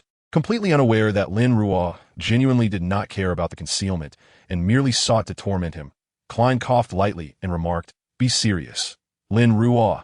Klein was certain that if he were to call Lin Ruo Mr. Chariot at that moment, the latter would only take greater delight in teasing him, just as he often did with Roselle. Placing his hand on his forehead, Klein suddenly empathized with Roselle's plight. "But truly, tormenting you is such a joy." Lin Ruo blinked, refraining from further teasing, as he recognized that Klein had reached a state of profound embarrassment. Any additional mockery would likely provoke a furious response. Thus, Lin Ruo began surveying his surroundings, unsurprisingly noting the endless expanse of gray mist beneath his feet and the ancient, mottled bronze table before him. Additionally, as described in the original text, a grand and magnificent edifice loomed above the mist, reminiscent of the legendary palaces of giants. Lin Ruo turned to examine his chair, and indeed, he spotted the emblem of the hunter's path emblazoned on its back, the pattern of flame-encased blades. However, to Lin Ruo's surprise, it seemed he was not seated immediately beside the empty chair of the hanged man, but rather 2 places removed. This made Lin Ruo raise an eyebrow, glancing at Klein and pointing to the 3 vacant seats ahead of him, inquiring, "Could it be that 2 new guests arrived here before me?" "No." Klein, noticing Lin Ruo's seat, also appeared puzzled. "The 2 seats next to yours are unoccupied. I have no idea why you ended up there. To be honest, there is still much I don't understand about this place." This was no exaggeration. As a newcomer who had recently acquired the Source Castle and was currently only at Sequence 9, lacking a comprehensive grasp of the foundational knowledge of mysticism, Klein was indeed still grappling with many aspects of the Source Castle. He was even unaware that this place was called the Source Castle, having referred to it only as above the mist. Upon hearing him, Lin Ruo was not particularly surprised, as he knew that Klein was still in the exploratory phase regarding the Source Castle. However, Lin Ruo's confusion was genuine. In the original text, aside from the unique positioning of the persona Klein had crafted, who sat at the far end of the bronze table facing the fool, no other guests were described as sitting in such atypical positions. Others seemed to have arranged themselves in a manner of men on the left and women on the right, without any noticeable shifts in position. Surely, my status as a genuine time traveler should not warrant any exceptions. Lin Ruo silently scoffed at this thought, yet chose not to dwell on the matter, recognizing it to be trivial. He then turned his attention to Klein and remarked with a smile, "So, this is where you hold your meetings, huh? Quite a splendid place, complete with its own mosaic." Klein chuckled at the comment, instinctively activating his spiritual sight to scrutinize Lin Ruo. However, he soon found himself taken aback. Despite employing his spiritual vision, he observed no alterations in Lin Ruo's appearance. There were no colors indicative of a typical human's emotions, nor any hues that represented extraordinary individuals. Just as he had seen before, Lin Ruo remained unchanged, devoid of any discernible transformations. Indeed, Lin Ruo was truly exceptional. Could it be attributed to his high sequence? Having never encountered a high-sequence powerhouse before and already speculating that Lin Ruo was a formidable figure, Klein kept his thoughts to himself and subsequently deactivated his spiritual sight. Perhaps it was a consequence of the peculiarities above the gray mist, or perhaps it was because Lin Ruo was brought up in an ordinary state, rather than his usual ethereal form. At present, Lin Ruo appeared no different from the other members of the Tarot Club, which, in truth, relieved Klein. After all, he had previously worried about what would occur if Lin Ruo maintained his usual state upon being summoned. It would be rather awkward for everyone to activate their spiritual sight during a meeting. Klein internally grumbled, only to hear Lin Ruo say, "You must be holding another tarot meeting tomorrow afternoon, right? Be sure to include me." More precisely, it was at 3 o'clock tomorrow afternoon. Klein provided the exact time, hesitating for a moment before adding, "Just don't do anything reckless. Fear not. I assure you I won't make you lose face." Lin Ruo waved his hand dismissively, wearing an expression that conveyed reassurance. "You can always place your trust in me regarding this matter." Despite the potential for mischief, as a devoted fan of the arcane, Lin Ruo was quite conscientious about preserving Klein's identity as the fool and maintaining his allure. Suddenly, Lin Ruo chuckled and remarked, "Honestly, I think you should be more concerned about yourself than about me. Simply teasing you has left you so flustered that it's evident to others that something is amiss. Thus, I believe you might require some special training." Special training? Klein was suddenly struck by an ominous premonition.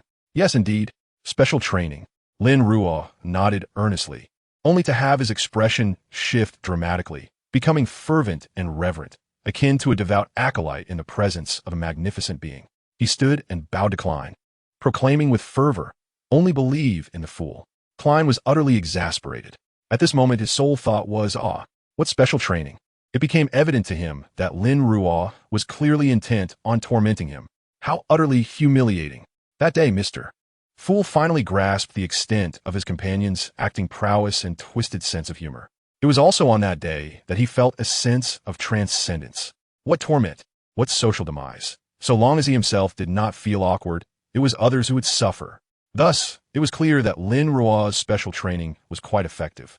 Transcending Mia Harassment. Chapter 57. Mr. Aski Monday, early morning.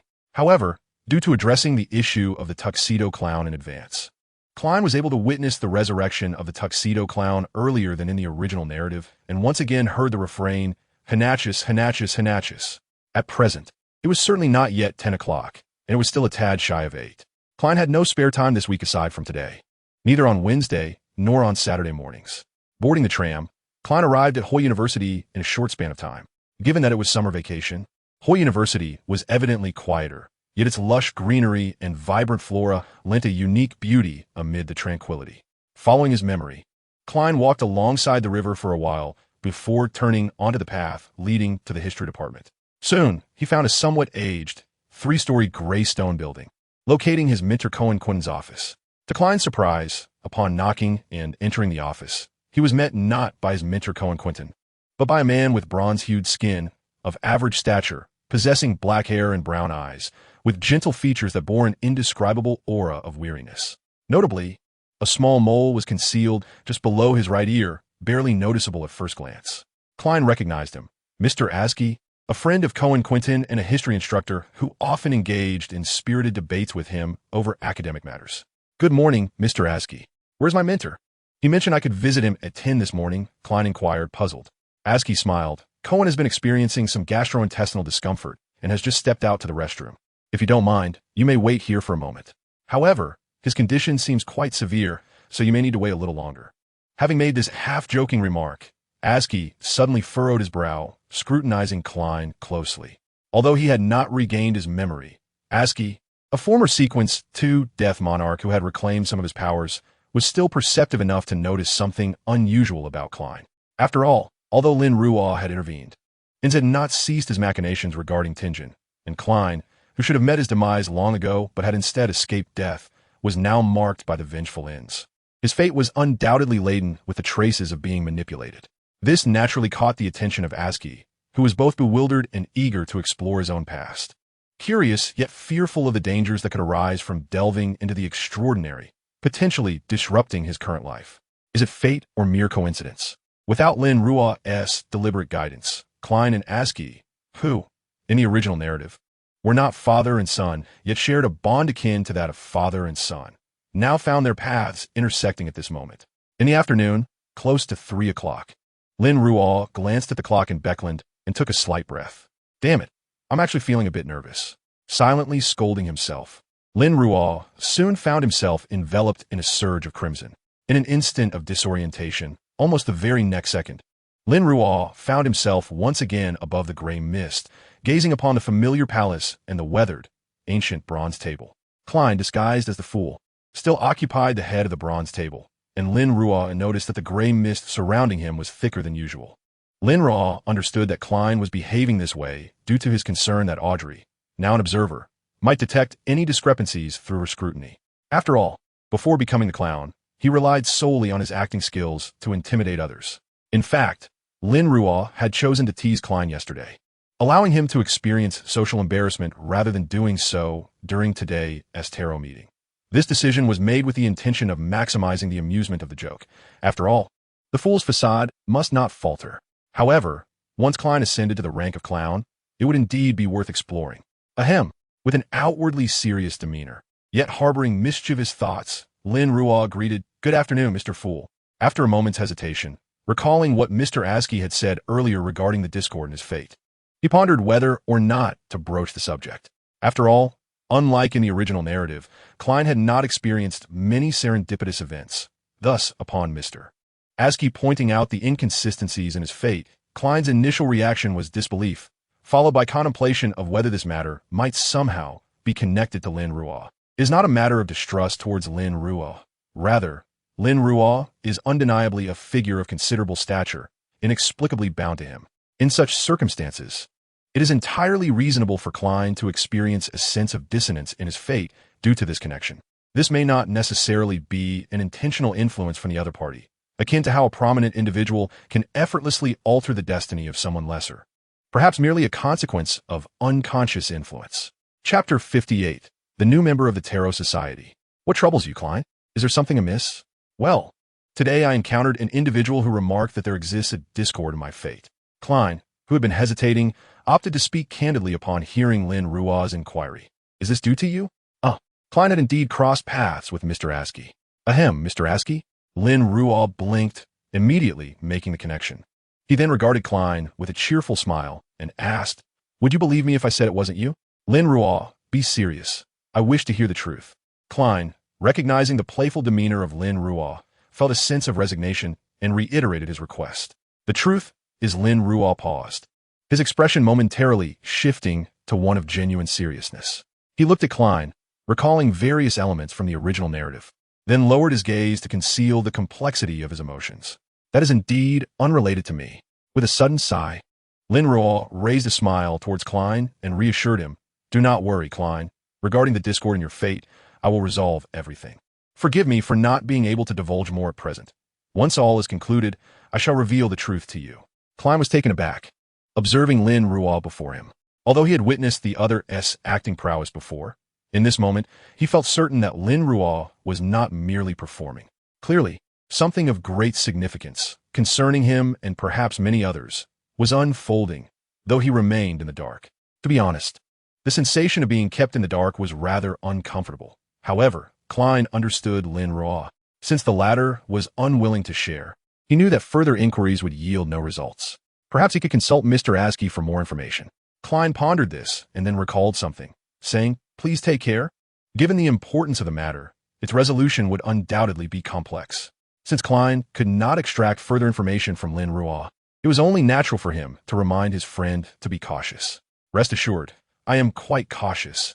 Even if you were to perish, I would remain unscathed." Lin Ruo nodded, yet his words darkened Klein's expression. "Get lost, get lost."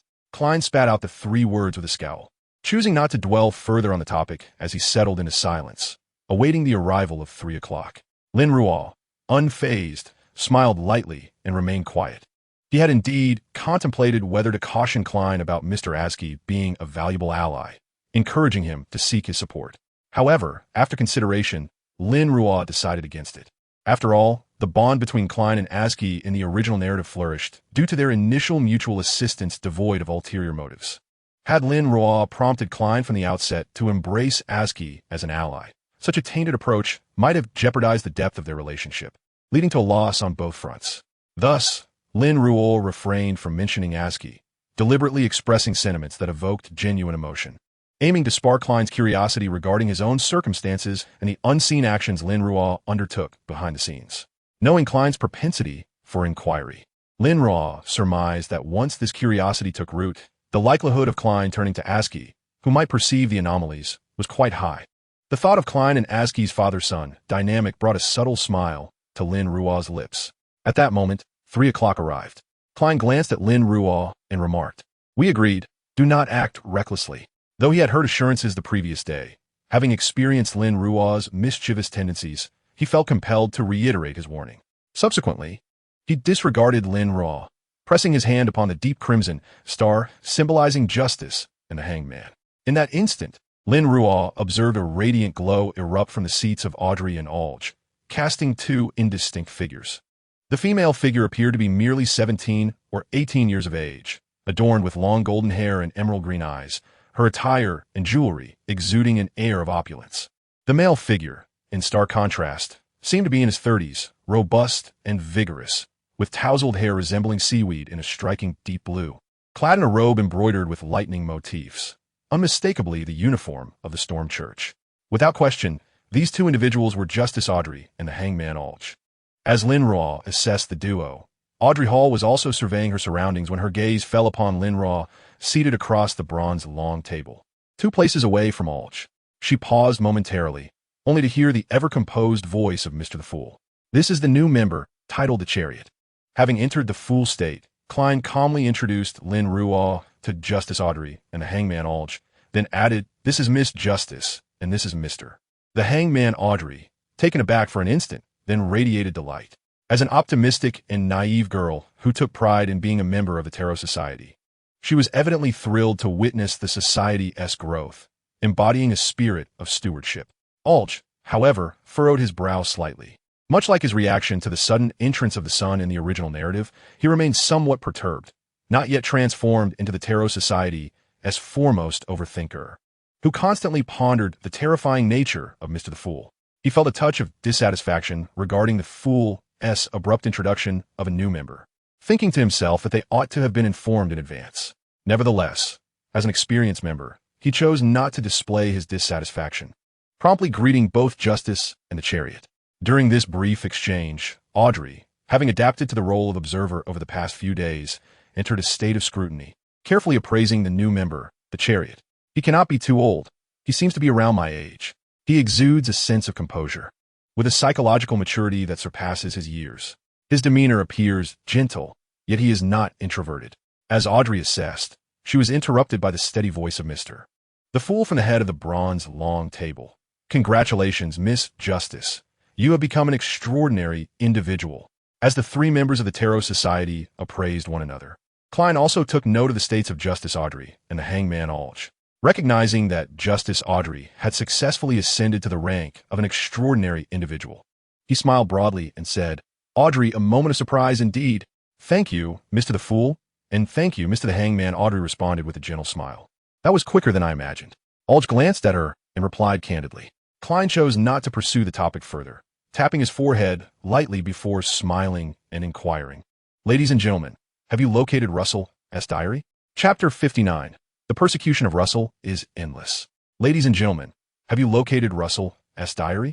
Upon hearing this question, Lin Ruo maintained an impassive facade, yet internally began to contemplate which entries from Emperor Russell's diary he ought to share with Klein. However, regarding the authentic diary of Russell, Lin Ruo had yet to provide Klein with any information, nor had Klein expressed any desire for it. Despite his awareness that Lin Ruo had likely perused numerous accounts concerning Emperor Russell, if he were to ask, Lin Ruo would most likely not refuse. However, Justice Klein actively requested Lin Ruo not to attribute any credit to him in the future. He never felt that Lin Ruo had any obligation to disclose such matters to him, and thus he would never take the initiative to ask for them. Naturally, if Lin Ruo were to offer willingly, Klein would not refuse, but would simply cherish this act of kindness in his heart. After Justice Audrey and the hangman Olge reported their progress in gathering the diaries of Emperor Roselle, Lin Ruo hesitantly spoke up, saying, If the diaries you refer to are indeed those of Emperor Roselle, then I believe I possess 2 pages as well, while displaying sufficient curiosity. Upon hearing this, Klein was momentarily taken aback, as Justice Audrey and the hangman Algy's mixed feelings of joy and disappointment were evident. Nonetheless, given the established demeanor of the other party, Klein was not overly surprised. He merely cast a glance at Lin Ruo and spoke in a low, soothing tone. The collection of Roselle's diaries is a commission I issued within the Tarot Society. If you are willing, you may assist me in gathering them, and I shall compensate you with an equivalent reward. He continued, by the way, both Algy and I have just mentioned that we have collected diaries of Emperor Roselle. As season members, we certainly know how to convey Emperor Roselle's diaries to the full. Mr. Chariot seems intent on observing how we proceed. Quite cautious indeed. Not only did Justice Audrey perceive this, but the hangman Algy also seemed to have grasped it, although he appeared to contemplate even more deeply than Audrey, ultimately rendering a cautious assessment. With this realization in mind, and embodying the spirit of a mentor, Justice Audrey generously offered to demonstrate to the newcomers, promptly asking, Mr. Fool, shall we express the diaries now? Yes, Klein nodded, his response succinct, as he diligently restrained himself from exhibiting excessive body language. This was imperative, for he was now facing an audience capable of dissecting an individual's essence from mere fragments of speech. In the presence of such scrutiny, one must tread carefully. As his words settled, yellowish-brown parchment and dark red quills materialized before Justice Audrey, the hangman Algy, and Lin Ruo. Although Lin Ruo understood in his heart how to articulate the diaries of Emperor Roselle, he, demonstrating commendable dedication, refrained from hastily putting pen to paper. Instead, he observed Audrey and Algy, who had already taken up their writing instruments and commenced documenting the diary entries. Before them, the yellowish-brown parchment silently filled with lines of text, some bold and dignified, others delicate and refined, and yet others askew, evidently transcriptions of Emperor Roselle's diaries by later generations. As anticipated, corresponding content soon appeared on Lin Ruo's parchment as well. Once the 3 of them had successfully transcribed their versions of Emperor Roselle's diaries, Klein's thoughts stirred, and those 3 pages of parchment instantly flashed into his hands. Klein's gaze swept across the parchment as he began to review the entries. Naturally, the diaries provided by Audrey and Algy bore no discrepancies from the original text, broadly summarizing Roselle's escapades as a pirate king, his discovery of an unnamed island, his realization that his subordinate Green appeared to be infected, his lamentations regarding an arranged marriage, and his subsequent epiphanies, among other musings. Beyond the humorous grievances of Roselle's daily life, there were indeed nuggets of substantive information. For instance, references to the unnamed island and Green's infection, as well as the name Shuratu, belonging to the sequence one of diviners. However, these insights remained shrouded in secrecy, unknown to Klein at present. Thus he failed to recognize their significance. Furthermore, the diary's other contents regarding Roselle's understanding of potion digestion and the reduction of hazards undoubtedly deepened Klein's comprehension of his own role. Additionally, Roselle's views on sequence election and his approach to actions granted Klein a clearer understanding of this predecessor who had traversed realms. Truly, he was a person entirely unlike myself. Yet, I must admit, at times I find myself rather envious of such individuals. A cascade of thoughts flitted through Klein's mind, tinged with wistfulness. As he turned his attention to the diary entry provided by Lin Ruo, the very first entry nearly caused him to lose his composure. March 17th. Are the ladies of Intis this liberated? Did I seduce her, or did she seduce me? It all feels rather peculiar. Klein. Lin Ruo, are you serious? Justice and the hangman are unaware of the diary's contents. How could you be oblivious? Or are you truly so passionate about persecuting Emperor Roselle? Chapter 60. Resurrection is a miracle. In that moment, Klein pondered if his companion might be afflicted with some grave ailment. Why else would one be so fervently engaged in the torment of others? With a resigned thought, Klein's gaze shifted downward. January 1st, 1884, a grand New Year-esque gala. Madame Florinel is truly a vision of beauty. Klein. Well, Klein was not surprised. In fact, he not only remained unperturbed but continued to read the subsequent entries with a calm demeanor, only to find his attention momentarily fixed. April 26th, Shuratu visited. I deliberately seized the opportunity to ask him, what is a miracle? He countered with, what do you think? I replied, in my heart, there is but one miracle, and that is the marvels of civilization. For instance, the dusk Great Hall of the Farsak Empire, the former residence of the giant King Almir, He said, "What is a miracle? Resurrection is a miracle. Resurrection is a miracle." Though Klein had yet to experience the Tingon incident from the original text, and had not questioned his own revival following his second death, believing instead that his previous revival was merely a healing effect of his traversal at this moment. Upon reading this entry from Roselle's diary, Klein could not help but recall the restoration of his temple upon his arrival in this new realm. An insatiable question arose. Was his revival upon crossing over genuinely the result of this so-called traversal effect? Had this diary been presented to Klein by anyone else, he might not have pondered so deeply. However, given that it was Lin Ruo who provided it, he could not afford to disregard its significance. For Klein understood Lin Ruo. He knew that although the latter possessed a peculiar sense of humor and delighted in tormenting Roselle, as well as himself, when it came to truly important matters, Lin Ruo would never be ambiguous.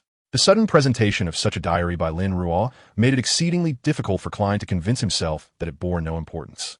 But what is a miracle? Why is resurrection deemed a miracle? Currently, Klein, who remained unaware that the pathway of Diviner Sequence 2 was known as the miracle worker, was utterly perplexed. Were it not for his current role as the fool, he might have directly inquired with Lin Ruo. Nonetheless, Klein, being Klein, managed to maintain a facade of composure despite the tumultuous thoughts roiling within him, akin to a cat caught in a whirlwind of curiosity, as he continued to examine the following content. However, he felt a tinge of disappointment as the next entry resumed the theme of persecuting Roselle, seemingly indicating that Lin Ruo had provided him with these 2 pages merely to highlight the phrase resurrection is a miracle. Apologies, I became so engrossed in reading. Audrey, who had been attentively following Mr. Fool's reading of the diary, suppressed all emotions and smiled serenely, saying, "I understand. I look forward to the day when I can exchange the contents of Emperor Roselle's diaries with you. That will require a price to be paid." With a smile, Klein's gaze swept over Justice and the hangman, ultimately resting on Lin Ruo. His voice, calm and soothing, inquired, "I have already prepaid for the Russell Journal pertaining to Justice and the hangman. What about you? What do you desire in return? Of course, you could also choose to continue accumulating them, awaiting a future opportunity to exchange them for something of greater value." This scene naturally caught the attention of both the hangman and Justice. Given the composure exhibited by the chariot earlier, it seemed unlikely that Mr. Fool's ability to read the Russell Journal would provoke such a display of emotion. Or was it merely a fade? No, that line of thought must be abandoned.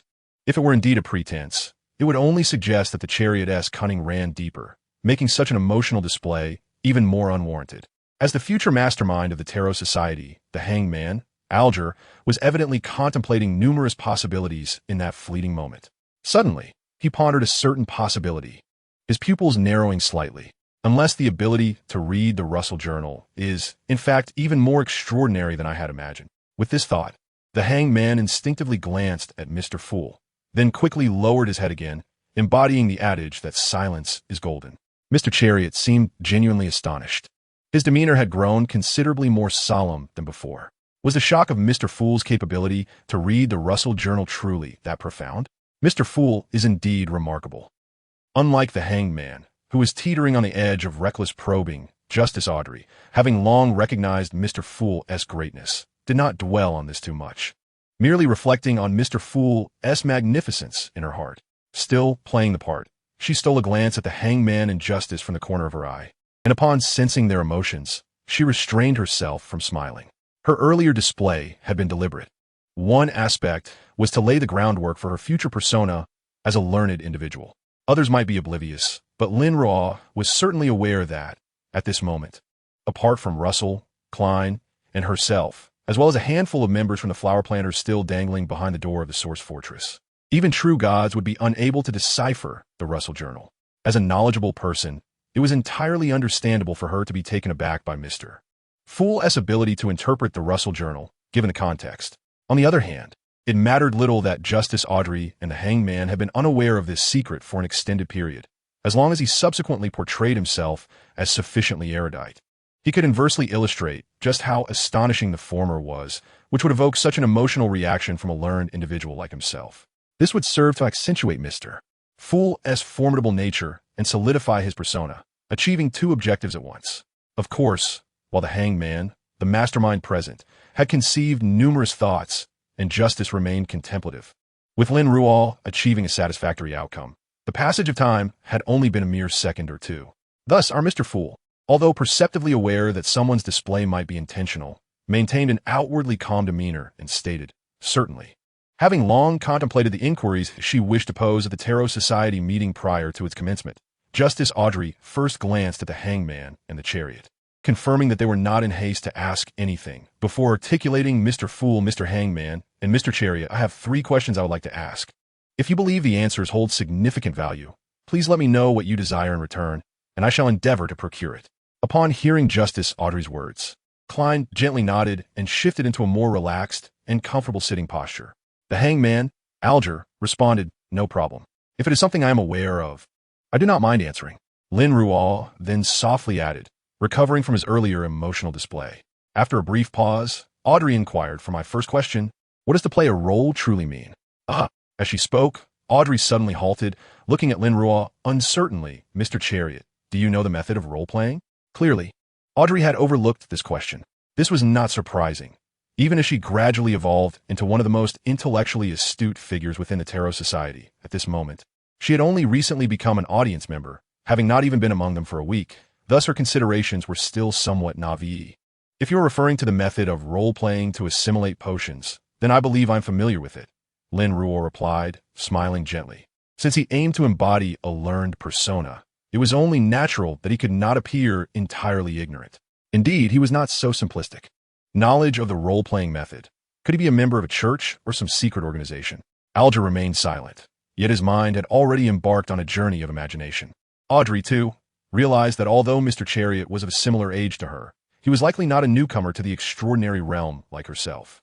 After all, a typical newcomer would not be privy to the existence of the role-playing method. This point was also reflected in Alger, who, being a seasoned individual, had undoubtedly grasped the meaning of the term. He did not speak, but instead directed his gaze toward Mr. Fool, seemingly awaiting his response. Nevertheless, he did subsequently chuckle and explain to Justice Audrey the meaning of role-playing, employing the metaphor of entering a castle from the original text. This apt metaphor enabled Justice Audrey to fully comprehend the meaning of role-playing, prompting her to express her gratitude to Mr. Fool and inquire how she could compensate for the answer to this question.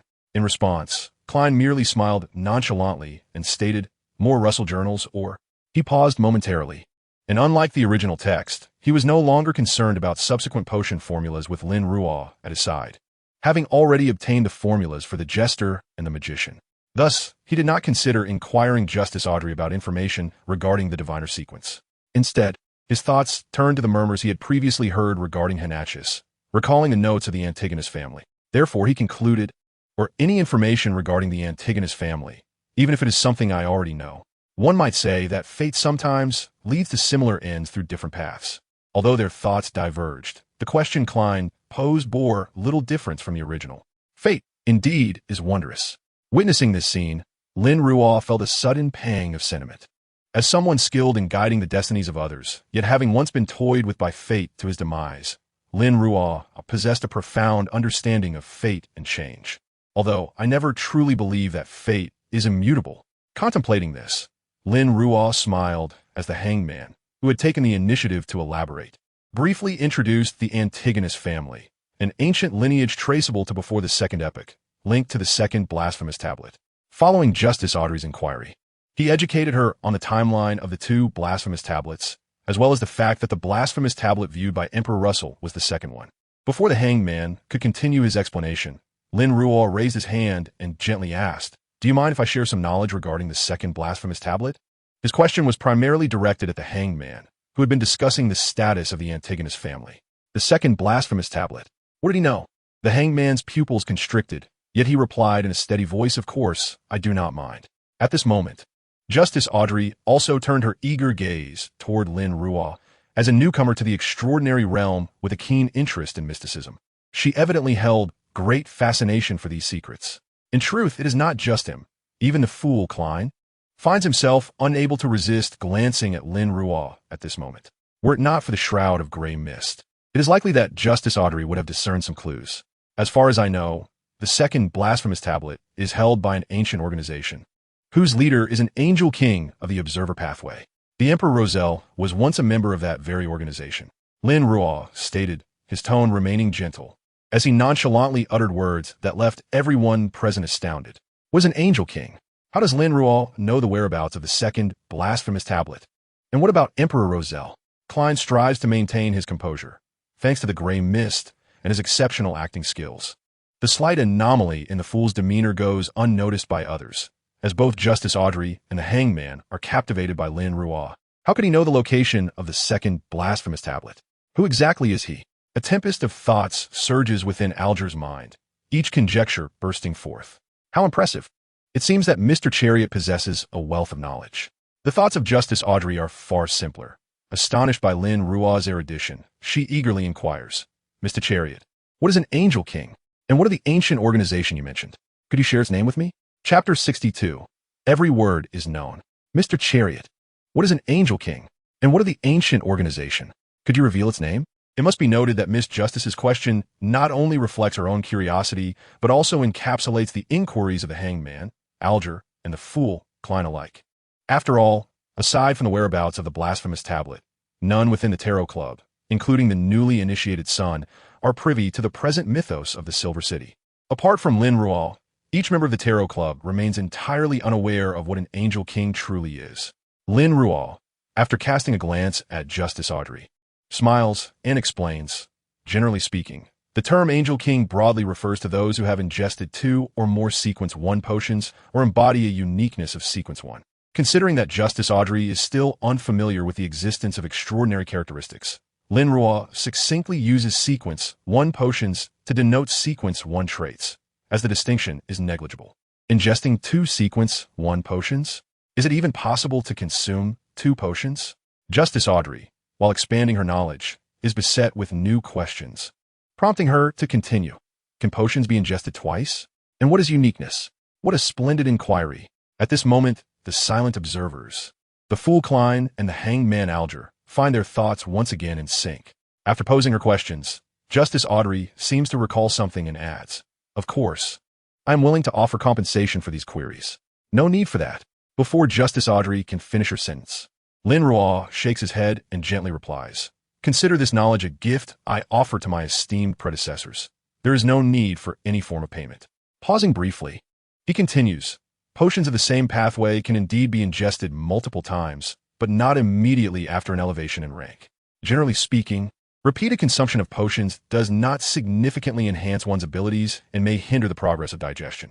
Thus, unless absolutely necessary, I would not recommend such a course of action. As for uniqueness, Lin Ruo's expression reveals a hint of distress. He seems to deliberate before stating, it is challenging for me to elucidate the nature of its existence. I can only tell you that each of the 22 pathways possesses a uniqueness closely tied to the secret of ascension, representing the singularity of the true gods. Upon hearing this, the Tarot Club falls silent.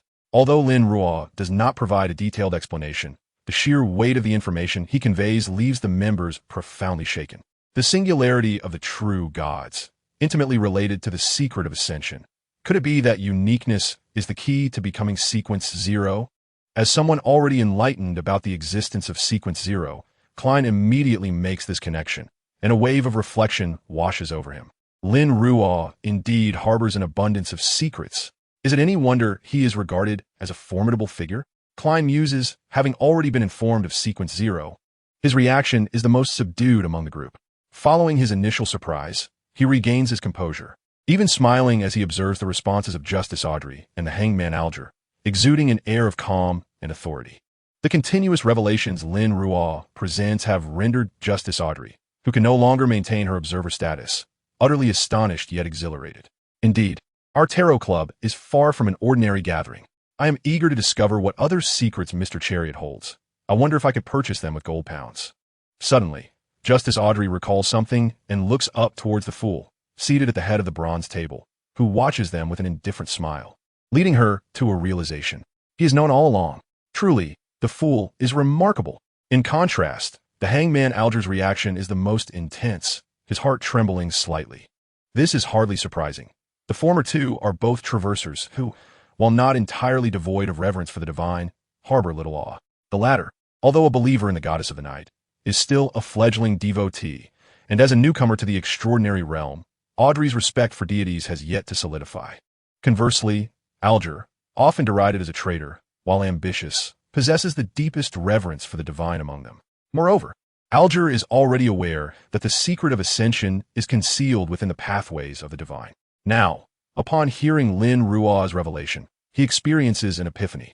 As for the name of that ancient organization, I regret to inform you that I cannot divulge it, nor can I reveal the name of the Angel King. He conveys this with a hint of remorse. Justice Audrey feels a wave of disappointment wash over her. Yet as an observer, she astutely perceives something in Lin Ruo's tone and asks, is there a special reason that prevents you from disclosing their names? The Angel King of the Observer Pathway possesses the characteristic of all words must be known, and so too does his organization. Lin Ruo nods, revealing no intention of concealing this aspect. Once I disclose their names, any mention of them in your daily lives, or even thoughts of them in your mind, could attract the attention of that Angel King, leading to unnecessary peril. Not revealing the names of Justice and the Hangman Adam and the Twilight Hermit is indeed in their best interest. As low-ranking extraordinary beings, knowing these names prematurely would not bode well for them. Rather, it could invite unwanted scrutiny. Of course, the fool is untroubled. For given Tinjin's circumstances and the scant information available in the original text, one would be hard-pressed to believe that Adam is unaware of Klein's existence. However, unless Klein actively inquires, Lin Ruo would not take the initiative to inform him, as there is no need to create vulnerabilities. All words must be known. Is this the essence of the Angel King of the Observer Pathway? Justice Audrey's eyes shine with intrigue, although her disappointment lingers regarding the names. As a novice extraordinary being newly stepping onto the Observer Pathway, she feels as though the fog surrounding her future has been cleared. Will I also be capable of such greatness in the future? Little did they know that the unspoken king of angels had already reached the age of 21.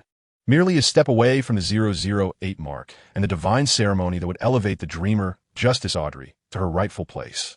Lost in her musings, she did not forget to express her gratitude to Lin Ruo. Thank you, Mr. Chariot. You are truly a well-versed individual. Having said that, she turned her gaze towards the hangman, Algie, and continued, I have conveyed all I wish to say, Mr. Hangman. You may proceed with your narrative regarding the Antigonus family. The hangman replied, where was I before I was so rudely interrupted? Chapter 63. The Fool. I understand now. It turns out I am a most impoverished. Although Lin Ruo's abrupt interjection had completely derailed Algie's train of thought and disrupted the coherence of his emotions, he experienced firsthand the essence of wanting to speak yet being unable to and finding himself at a loss for words. However, being the hangman, after a few moments of silence, he resumed his discourse on the Antigonus family, imparting the remaining information to Mr. Fool. Upon concluding his account of the illustrious period of the Antigonus family during the reign of the Blood Emperor, he recounted their tragic decline following the emperor's fall and the demise of the Tudor Empire, ultimately reducing them to prey hunted by the seven gods, leading to their obliteration at the hands of the Night Church. Naturally, the fool, Klein, expressed his satisfaction with this revelation. Meanwhile, Justice Audrey, equally engrossed in the narrative, noticed that others remained silent and thus, with a gentle smile, posed her second question. May I inquire what the subsequent potions for the audience pathway are called, and where I might find clues regarding them? I can answer that. Lin Ruo, who had long contemplated how to market the formulae and cultivate the members of the Tarot Society, couldn't help but smile. After confirming that Mr. Fool had no intention of speaking up, Lin Ruo softly responded, the sequence 8 for the audience pathway is known as the Mind Reader, and sequence 7 is referred to as the Psychologist. If you require the potion formula for the Mind Reader, I happen to have it. Really? Justice Audrey's eyes sparkled with surprise, her voice imbued with excitement. What must I offer in exchange to obtain it? Her astonishment was genuine, for she had not anticipated that her casual inquiry would yield such a result. Moreover, she became increasingly convinced of her earlier assessment. Mr. Chariot was indeed profoundly knowledgeable.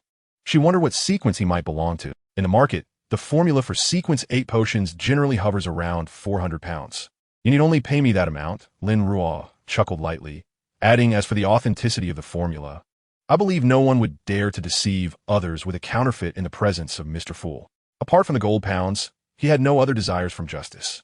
Investigating the enemies of Lord Difel was a task for another persona, and Lin Ruo had no intention of issuing such a request to the Tarot Society, which could result in an embarrassing revelation during an in-person meeting with Justice Audrey.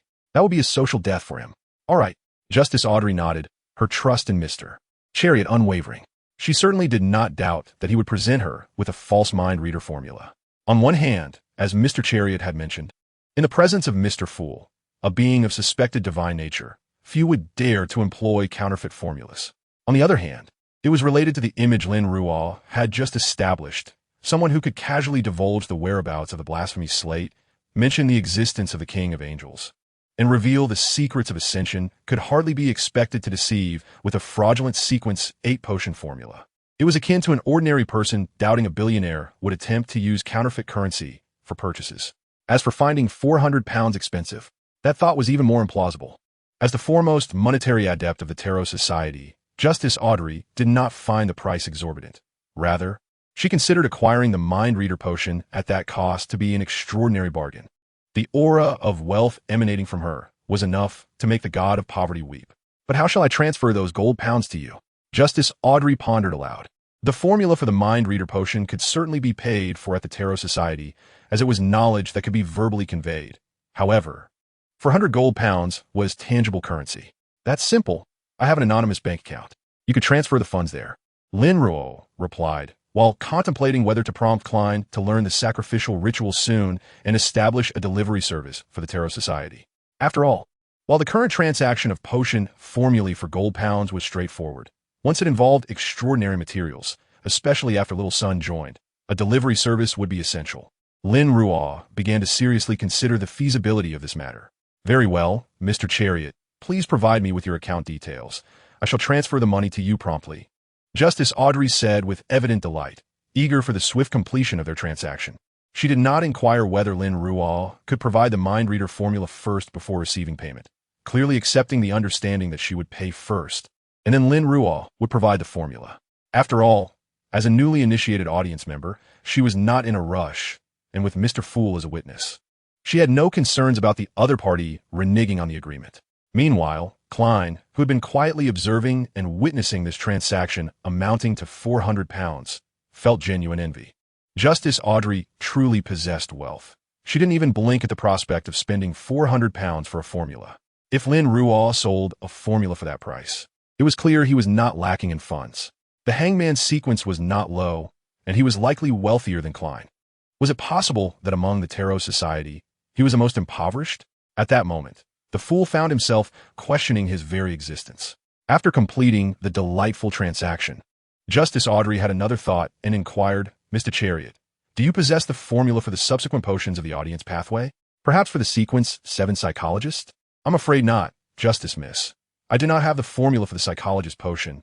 Lin Ruo shook his head, and his words were sincere. Although he was aware of the primary materials for the psychologist potion, he did not know the auxiliary materials, which the original text had not revealed at this point. Thus, he simply stated, however, while I do not know the formula for the psychologist potion, I do have some clues regarding it. As far as I know, members of the Psychological Alchemy Society primarily pursue the audience pathway, and they undoubtedly possess the formulas for the psychologist and the subsequent potions of the audience pathway. However, I am not privy to their specific whereabouts. I only know that among the current nobility in ruin, there should be a portion who are members of the Psychological Alchemy Society. Perhaps you could investigate from that angle. Chapter 64, another social death occurred. Lin Ruo had no intention of preventing Justice Audrey from joining the Psychological Alchemy Society. In fact, he was quite pleased to witness that scene, as it would not be detrimental for her in the short term. In fact, it could even be beneficial. As for the future, that was a matter for another time. I understand, Mr. Chariot. Thank you. What sort of compensation should I provide for this clue? Justice Audrey inquired. Although Lin Ruo had not precisely disclosed the whereabouts of the Psychological Alchemy Society members, nevertheless, the mere fact that there were members among the ruined nobility was sufficiently valuable information. No need. Consider it a complimentary addition to your purchase of the mind reader potion formula. It is not particularly valuable information, Lin Ruo replied, gently with a smile, shaking his head. Thank you, Mr. Chariot. Justice Audrey expressed her gratitude once more, casting a glance at the others present. Observing that neither the fool nor the hangman seemed inclined to speak, she fell silent for a few seconds before timidly asking, for my third question, if a common animal were to ingest the sequence 9 potion, what would happen? Here it came, the infamous moment of social embarrassment. Lin Ruo, who had been eagerly awaiting this line, nearly burst into laughter but restrained himself to savor the deliciously wicked moment.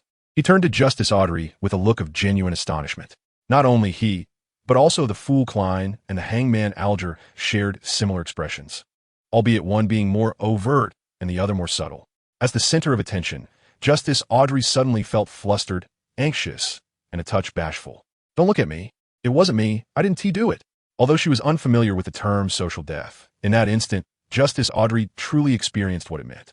Fortunately, both the fool Klein and the hangman Alger were inherently gentle souls, and even the mischievous Lin Ruo would not cause further distress to a young girl who had already endured social embarrassment.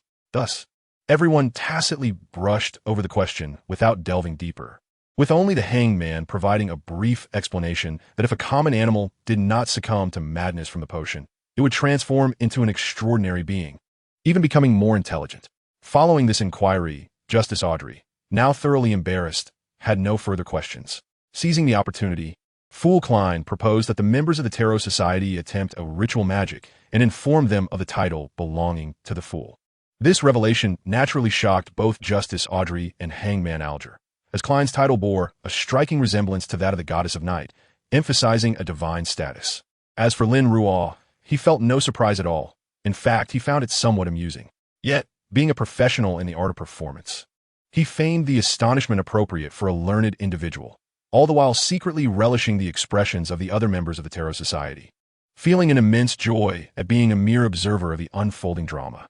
Contemplating his next moves, Lin Ruo thought about first assuming the role of a hunter in the Eastern District, then dining at a restaurant before attending a supplementary class at the Church of Night. He sat before the mirror, beginning to disguise himself. From this angle, he mused, the digestion of the potion truly demands an extraordinary effort. 1 sequence 5, 1 sequence 6. 1 sequence 7, and 1 sequence 8. How daunting! As he internally critiqued the situation, he shook his head. He understood that a typical sequence 9 hunter would not undergo such a convoluted process, let alone face such turmoil. However, Lin Ruo had an abundance of matters to attend to, and, as an extraordinary being backed by the theory of truth, he was not particularly urgent about elevating his own sequence. Thus, he had yet to fully digest the hunter potion, even with the advantages he possessed. Incidentally, he had nearly completed the collection of materials for the Provoker potion. After all, these were merely the materials needed for a Sequence 8 potion, not particularly rare. Lin Ruo had begun reaching out through his various channels to gather the required materials as soon as he had obtained the formula. As Lin Ruo continued to adorn himself, contemplating how to enact his performance later, he felt an unusual sensation, realizing that the truth aimed at the storm demigod had activated. Coupled with the earlier activated truth regarding the gentleman, Lin Ruo discerned that the gentleman had likely arrived in Tianjin. This was a small trick in the application of truth. If two truths were interrelated, the instant the latter activated often coincided with the former occurring in reality. Thus, both the gentleman and the storm demigod had confirmed their entry. With this thought, Lin Ruo gazed at his reflection in the mirror, then raised his hand to write. The gentleman will discover May Gories and decide to take her away. This was yet another truth that incurred minimal expenditure. Reflecting on the previous one, which had similarly been a mere theory, Lin Ruo narrowed his eyes and continued writing. Ramlis decides to flee Tianjin, but before escaping, he will leave clues to inform the Punishers that May Gories is bearing the offspring of an evil god. The Punishers will discover the clues left by Ramlis. After completing these entries, Lin Ruo resumed his preparations before the mirror, a smile unconsciously curling at the corners of his mouth. Everything was ready. Let me see what you will do next, in Sangware. Meanwhile, the disguised gentleman disembarked from the train, arriving in the city that was currently at the epicenter of the vortex, Tianjin. Chapter 65, The Beginning. Unbeknownst to our fool, Mr. Klein, the tumultuous events unfolding in secrecy remained entirely outside his awareness. Having concluded the Tarot Society's ritual, he drew back the curtains that had shielded against external prying and retrieved his notebook to begin writing. He was documenting the contents from several pages of Emperor Rosel's diary. As Klein lacked Lin Ruo's photographic memory, and thus relied on such records to reinforce his impressions, lest he forget in the future. Of course, he refrained from writing about the purely malicious entries targeting Rosel, as he did not possess such a morbid sense of humor that compelled him to persecute a fellow countryman. After completing his writing, Klein reviewed it repeatedly, ultimately tearing the notes into shreds and burning them completely. While reinforcing his memory was important, Klein had no intention of leaving behind evidence of his ability to read Chinese. After finishing this, Klein inevitably found his thoughts drifting back to the earlier events at the Tarot Society, reflecting on Lin Ruo's concealment and the implications pointed out by Mr. As regarding his dissonant fate, after a prolonged period of contemplation, Klein decided to grasp the nearby cane and resolved to visit Mr. Ask once more, hoping to glean additional clues from him. Once again, at the familiar Hoi University, amidst the usual desolate campus atmosphere, he traversed the path alongside the river. Klein returned to the three-story building belonging to the history department and, as expected, encountered his mentor, Cohen Quinton. They engaged in casual conversation, discussing matters related to the ancient ruins of Mount Hanachis. Following their exchange, Klein bid farewell to his mentor and entered the office diagonally across the hall, approaching the desk of Mr. Ask, who appeared to be engrossed in reading a newspaper. "Mr. Ask, may I have a moment of your time?" Klein inquired, regarding the instructor before him, bronze skin, gentle features, a small mole beneath his right ear, while bowing slightly. Mr. Ask turned his gaze towards him, his brown eyes seemingly harboring an indescribable sense of weariness that belied his youthful appearance. "Of course, let's take a stroll by the Hoi River," he replied. Though somewhat surprised by Klein's swift return, he ultimately nodded with a warm smile. In a separate location within Tianjin, in a secluded villa, the gentleman, now settled, knelt quietly in prayer before a statue of the true creator, which, although smaller than the one in Backland, held profound significance. Behind him, two figures shrouded in black robes knelt as well, not in prayer, but with bowed heads, remaining utterly still. "The offspring of the Lord resides within this city. We must find him and lead him away, as is the Lord's will." In Backland, within the Storm Church, the songster of God, Ace Sneck, inquired of the Punisher squad leader, "Have you discovered traces of the Auroral Society's gentleman? He is likely headed to Tianjin." Upon hearing this, the squad leader, who had been reporting with his head bowed, felt an overwhelming sense of frustration bubble within him. However, considering that the esteemed Archbishop Eisneek, the song-bearer of the divine, is before him, the captain of the Punisher squad managed to restrain himself, refraining from exhibiting the irritable demeanor that often manifests at the slightest provocation. Fortunately, it appeared that the song-bearer Eisneek merely spoke in passing and did not genuinely intend to reproach the individual before him. He pondered for a moment before inquiring, "Where's Chloe?" Chloe Vade, a high-ranking member of the Storm Church, bears a resemblance to the sword of the goddess among the Night Church's watchers. Yet she is a genuine demigod of the storm. Inform her that the leave is over. The time has come for her to be summoned." As the song-bearer Eisneek uttered these words, his gaze remained devoid of any emotion. "We must ascertain the true intentions of the Creator regarding Tianjin.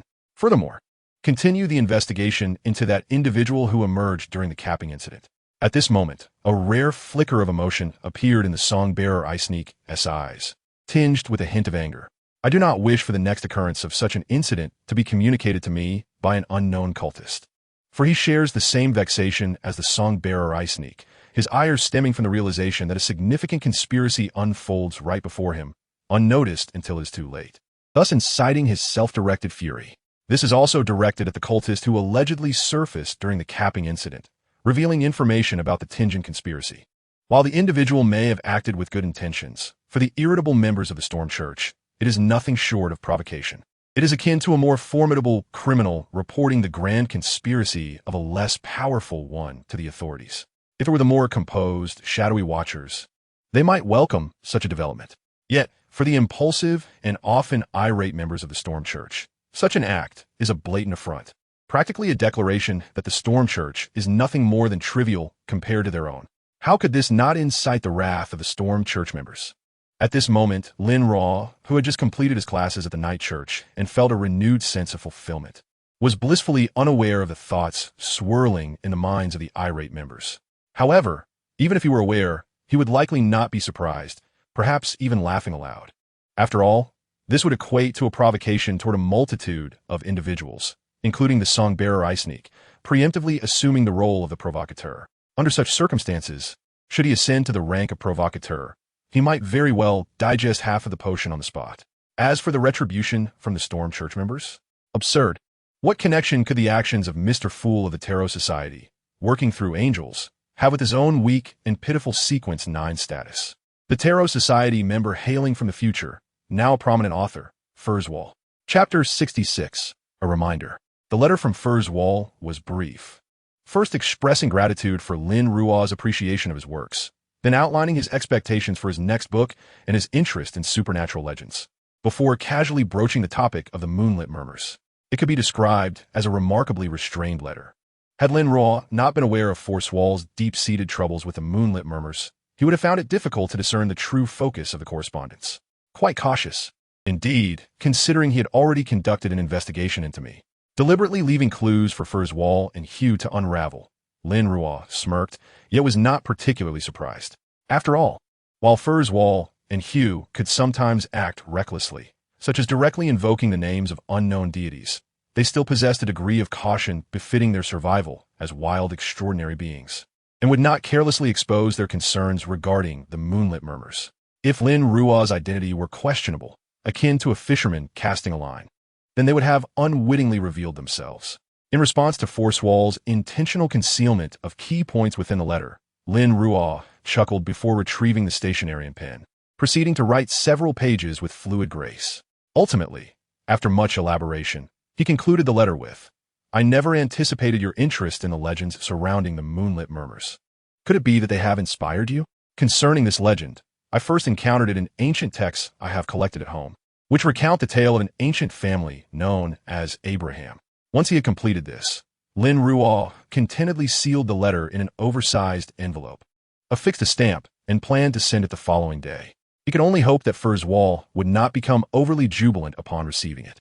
After all, fishing cannot be done by scattering all the bait at once.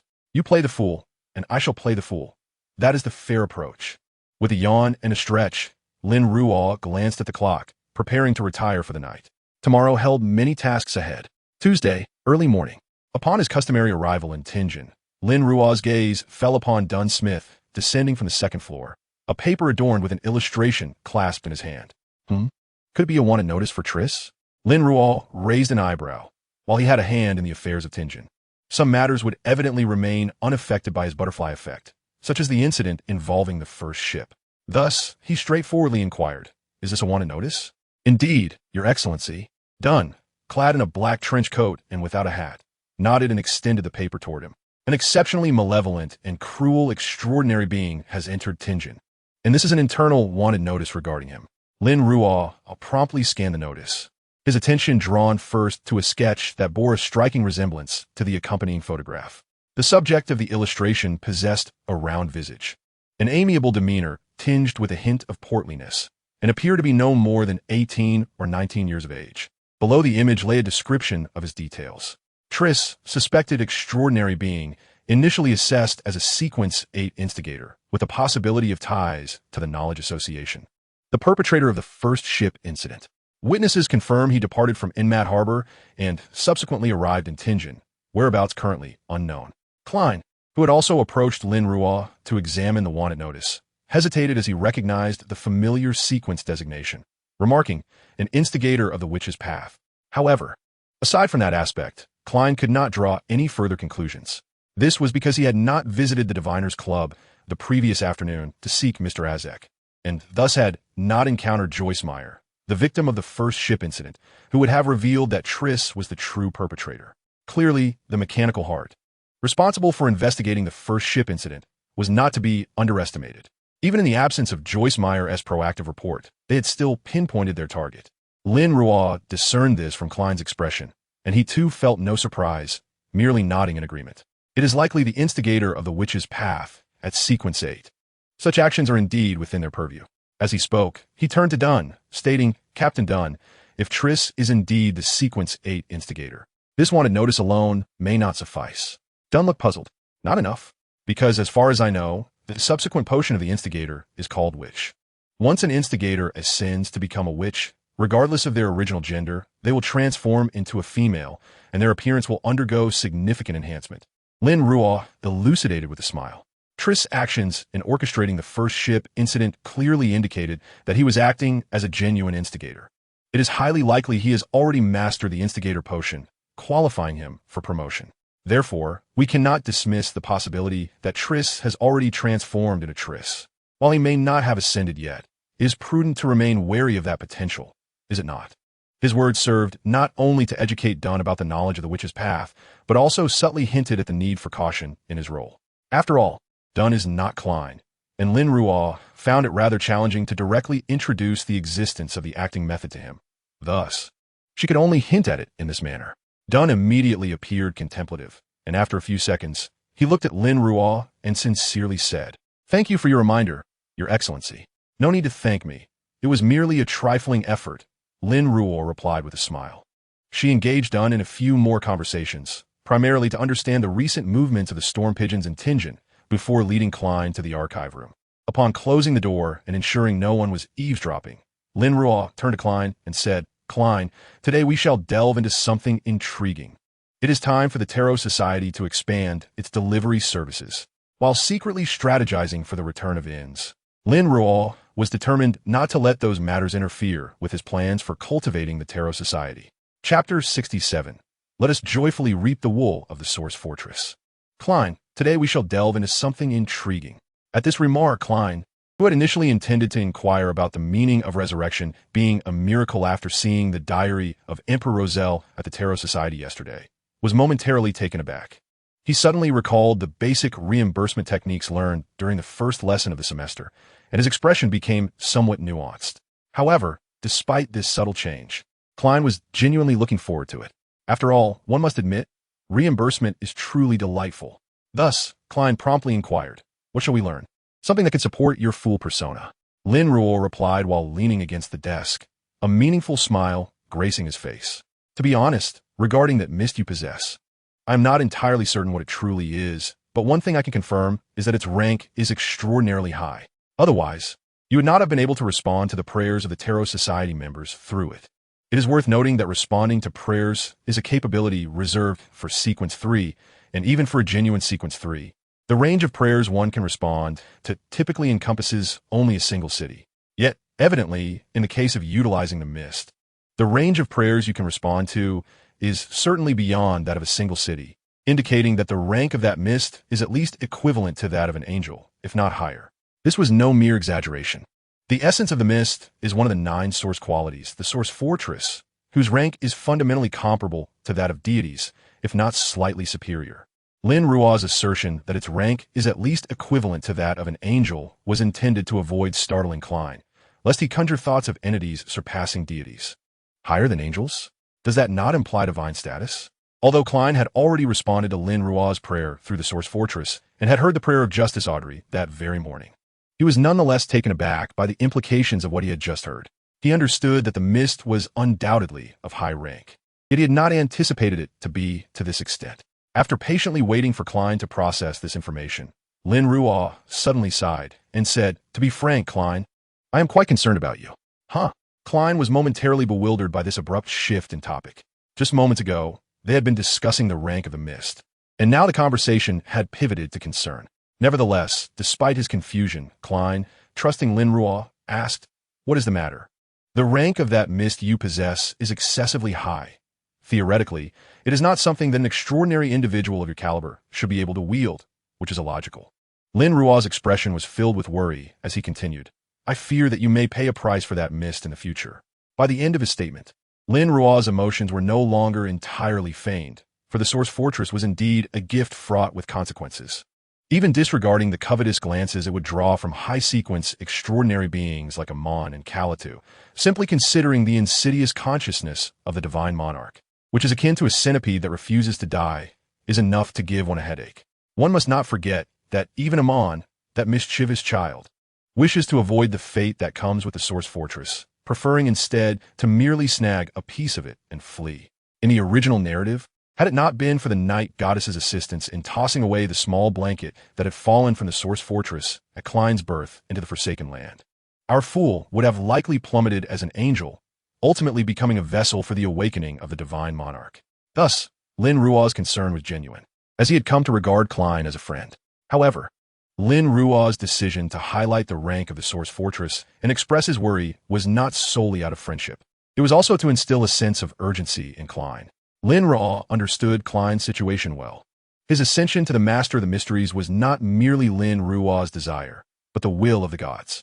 born from the source fortress and bound to it. If he did not become the master of the mysteries, the only outcome would be death, yielding his position to Amon or other high-sequence beings. Lin Ruo would not permit such a fate to transpire. Yet he did not intend to compel Klein's growth through hatred or suffering, as was the case in the original narrative.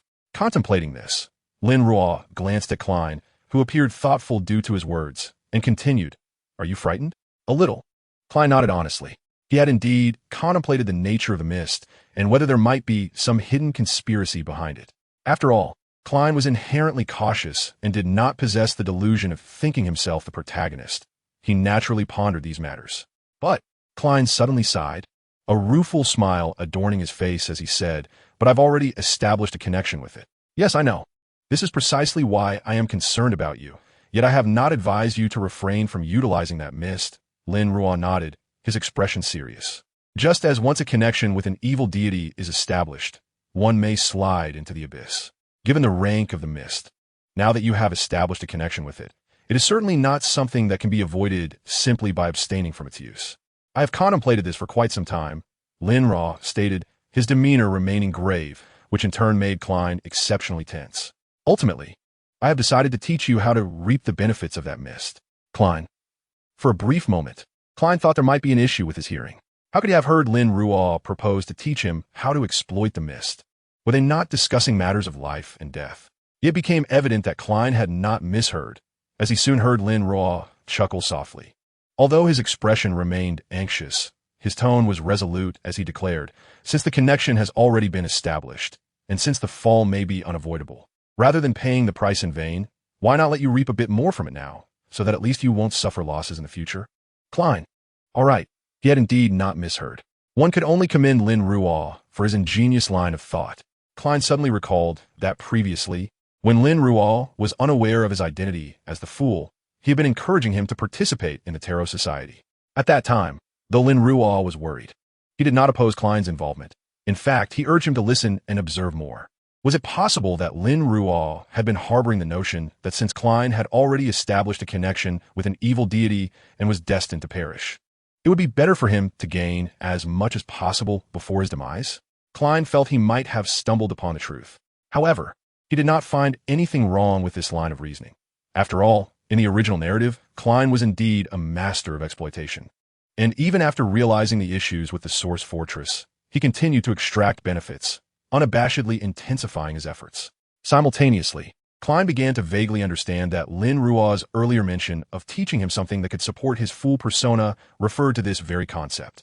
With this realization, Klein could not help but ask, "So, are you planning to teach me how to utilize the rank of that mist?"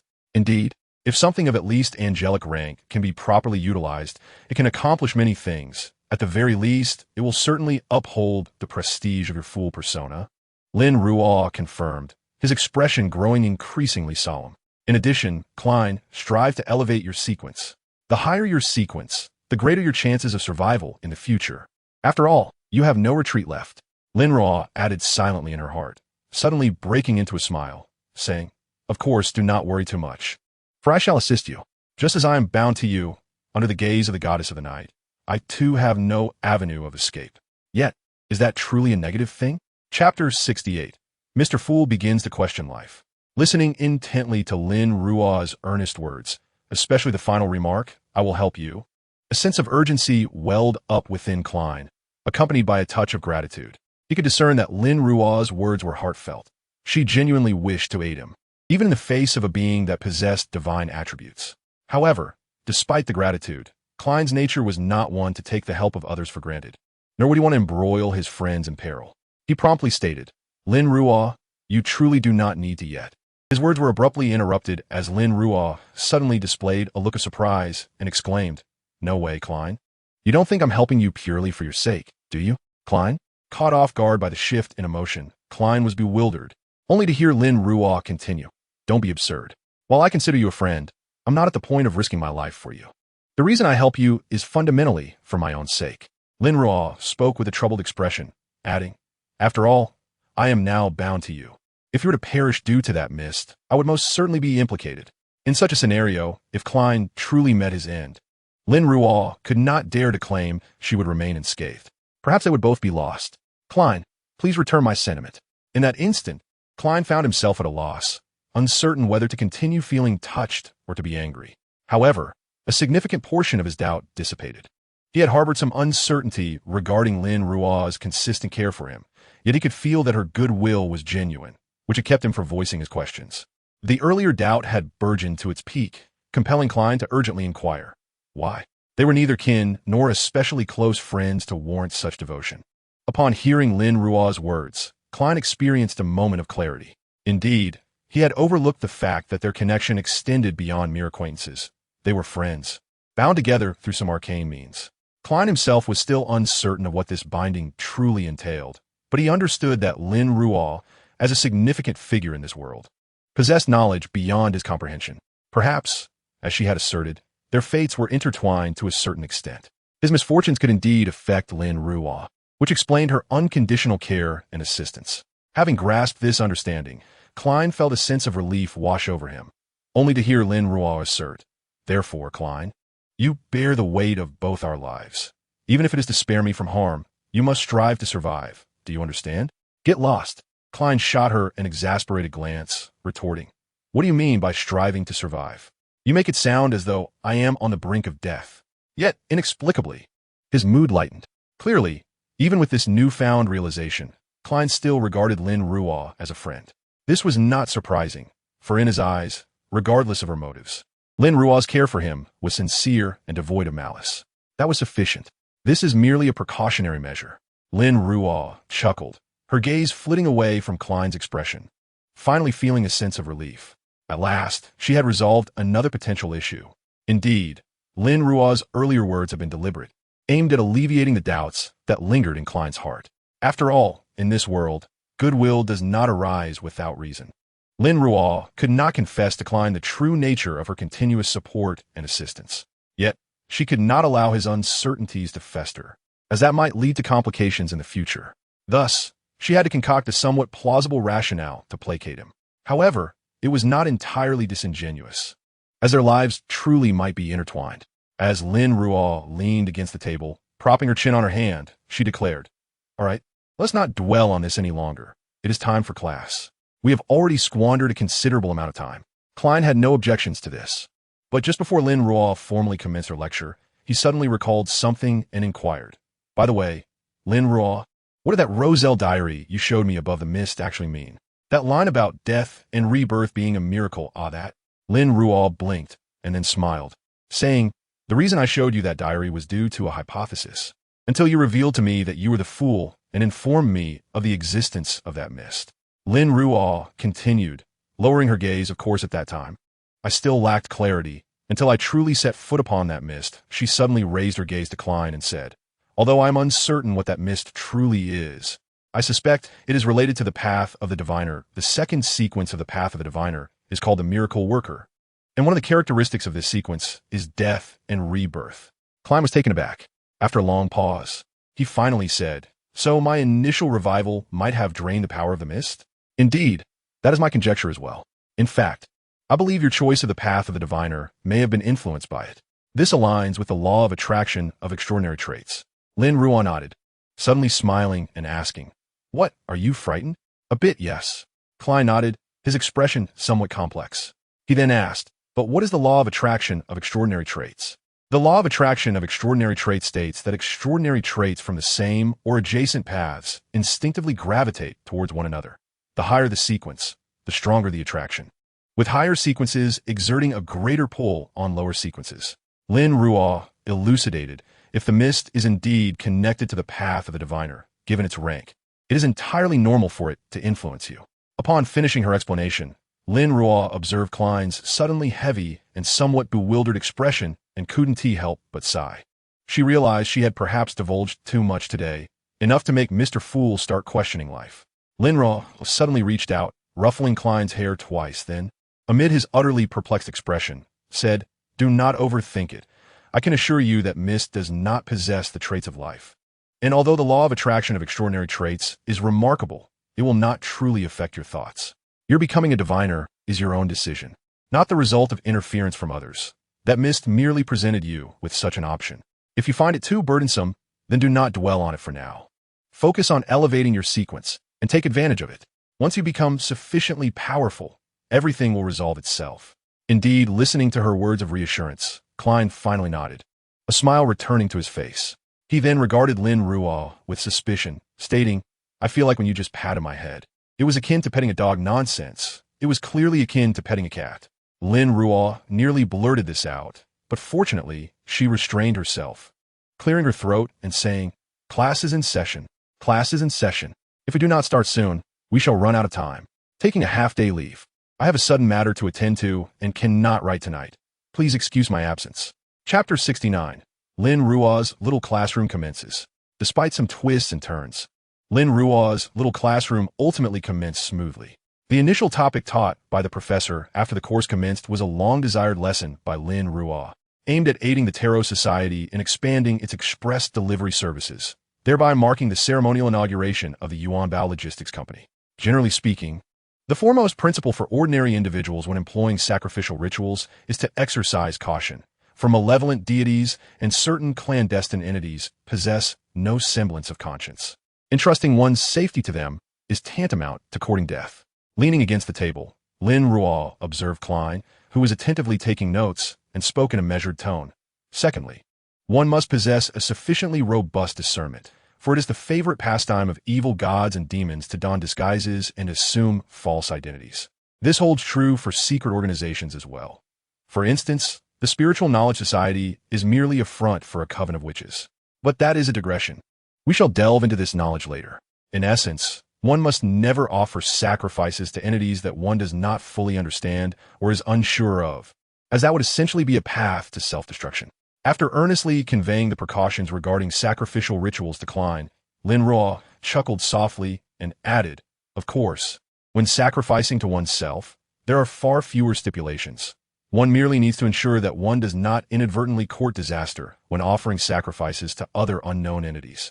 At this juncture, Lin Ruo paused, recalling the original text where Klein, disguised as Pygerman, utilized a sacrificial ritual to locate Poseidon, ultimately acquiring the trident of the sea god.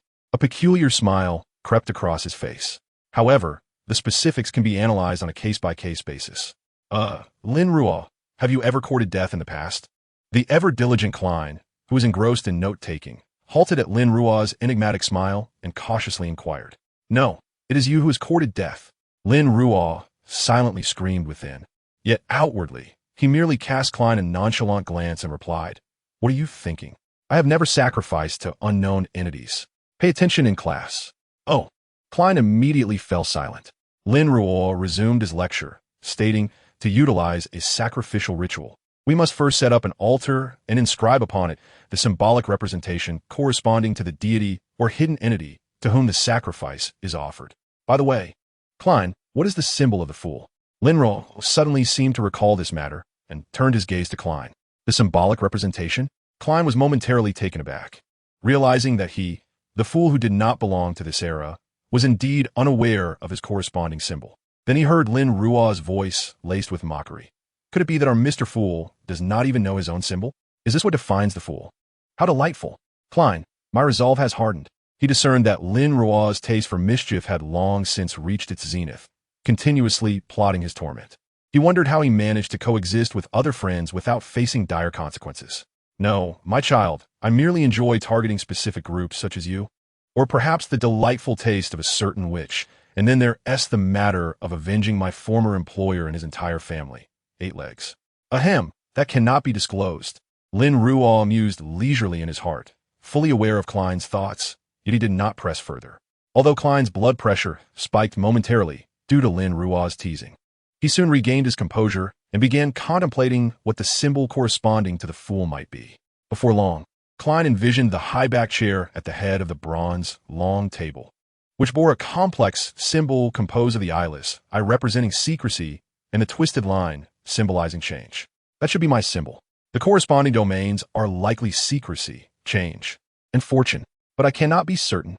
As Klein pondered this, he swiftly sketched a representation of the fool's symbol in his notes and presented it to Lin Ruo. The symbol of the fool should be this, but I cannot be 100% certain. Klein nodded as Lin Ruo continued. In addition to inscribing the corresponding symbols of the deity or hidden entity on the altar, One must also utilize herbs and minerals belonging to their domain or pre-prepared holy oils, ointments, and incense. These items are meant to please the deity. However, if you're sacrificing to yourself, you may forego this step. Nevertheless, should our experiment prove successful, when you later instruct on justice and the hangman, it would be best to include this portion, even if not strictly necessary, as it would lend an air of formality and prestige. Lin Ruo emphasized that while Mr. Fool is quite approachable, he should not be overly casual.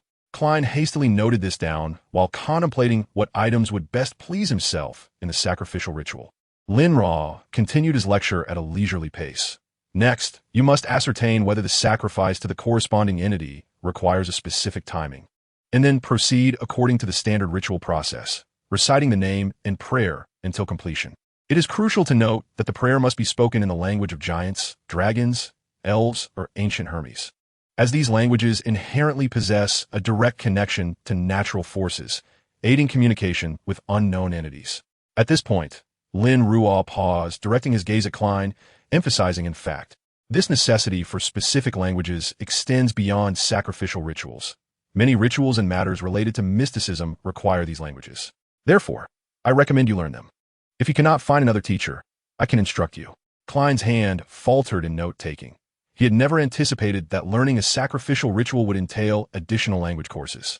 While internally grumbling, he ultimately nodded, recognizing the benefits of acquiring these languages. Seeing his acknowledgement, Lin Ruo smiled and continued. I have already crafted a corresponding prayer for your sacrifice. Listen closely, and we can amend it should anything be amiss. Chapter 70. Lin Ruo felt a sense of satisfaction. For your sacrifice, I have already designed the corresponding prayer. Listen carefully, and we can revise it if necessary. Upon hearing this, Klein, who had been diligently paying attention, focused even more intently. He soon heard Lin Ruo recite. The incantation is as follows. O fool, who does not belong to this era. You are the mysterious sovereign above the mist. You are the king of fortune, clad in yellow and black. Your devoted servant beseeches your gaze, beseeches you to accept his offering, beseeches you to open the gates of your realm.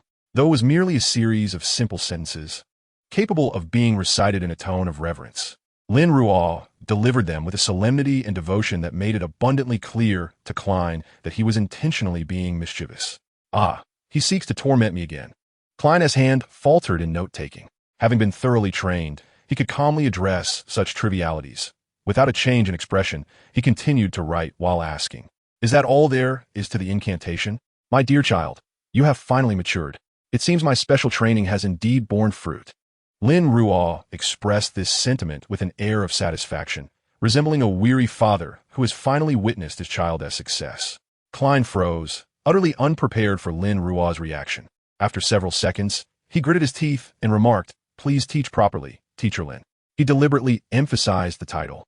However, I must admit I have little experience in this area and am uncertain how to proceed. You will have to figure out yourself.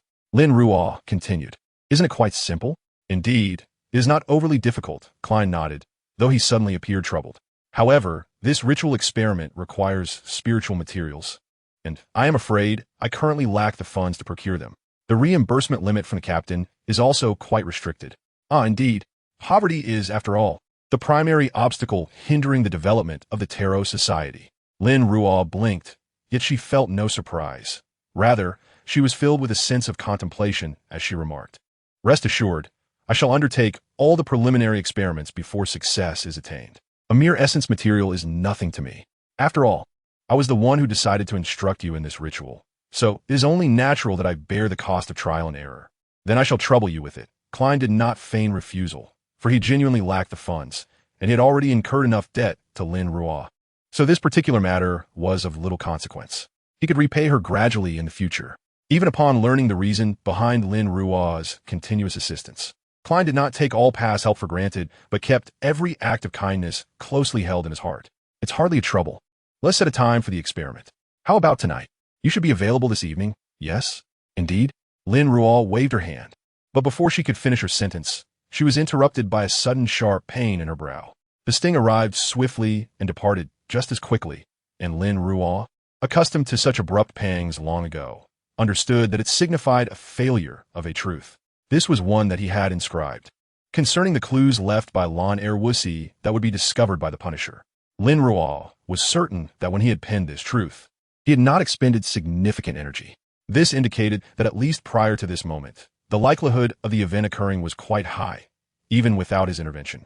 It had failed so unexpectedly, particularly after Lin Ruo had magnified its potential occurrence. Lin Ruo's gaze darkened momentarily, though he felt no surprise.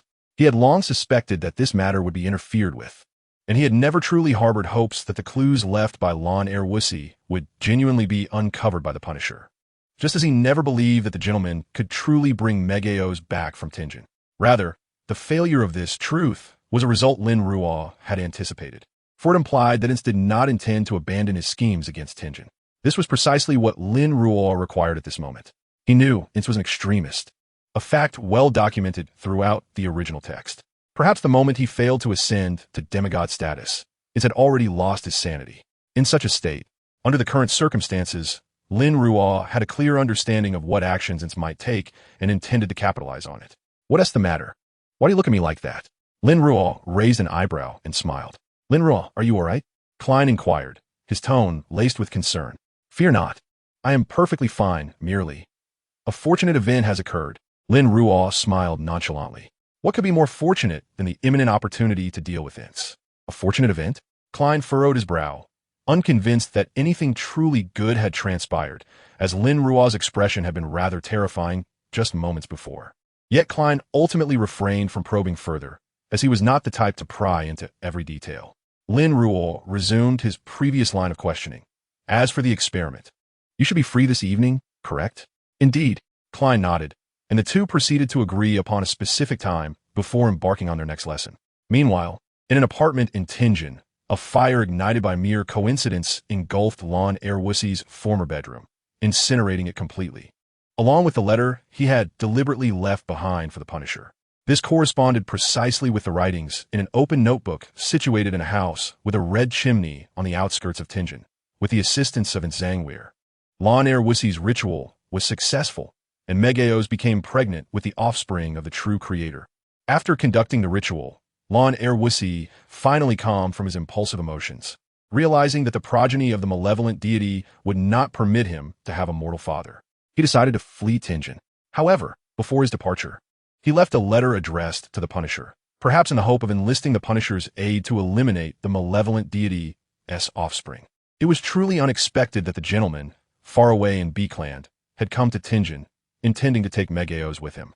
He seemed to have received a divine revelation from the true creator. It was illogical, but who could fathom the thoughts of a malevolent deity?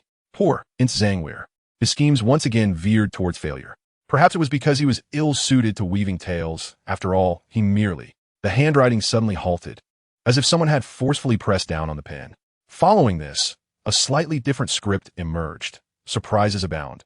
A sudden conflagration has consumed Lin Ruo's apartment, naturally incinerating the letter he left behind. Due to the recent search operations by the Punisher, the gentleman has been unable to locate Megaeos immediately, which is reasonable. Ince Zangweir's plan will not fail. He will obtain what he desires. Chapter 71, The Second Insurance. With only a few minutes remaining until the 2-hour time limit, Lin Ruo concluded today's lesson punctually, advising Klein, make sure to review thoroughly.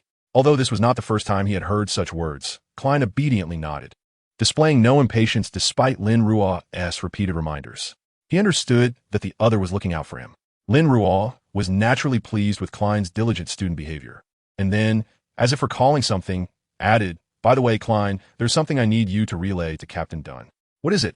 Klein inquired with curiosity. While passing through Ramda Town, I detected a malevolent spirit's presence in an abandoned castle there. However, due to certain special reasons, I am unable to address it myself. So please inform Captain Dunn to send someone to handle that place. It cannot be left unattended, Lin Ruo said with a smile. Klein nodded. Though he was somewhat curious about the reasons Lin Ruo found inconvenient, he did not press further, replying, all right, I will. By the way, you have yet to truly encounter a malevolent spirit, right? This time, you might as well apply to accompany them and witness the world, Lin Ruo teased with a smile.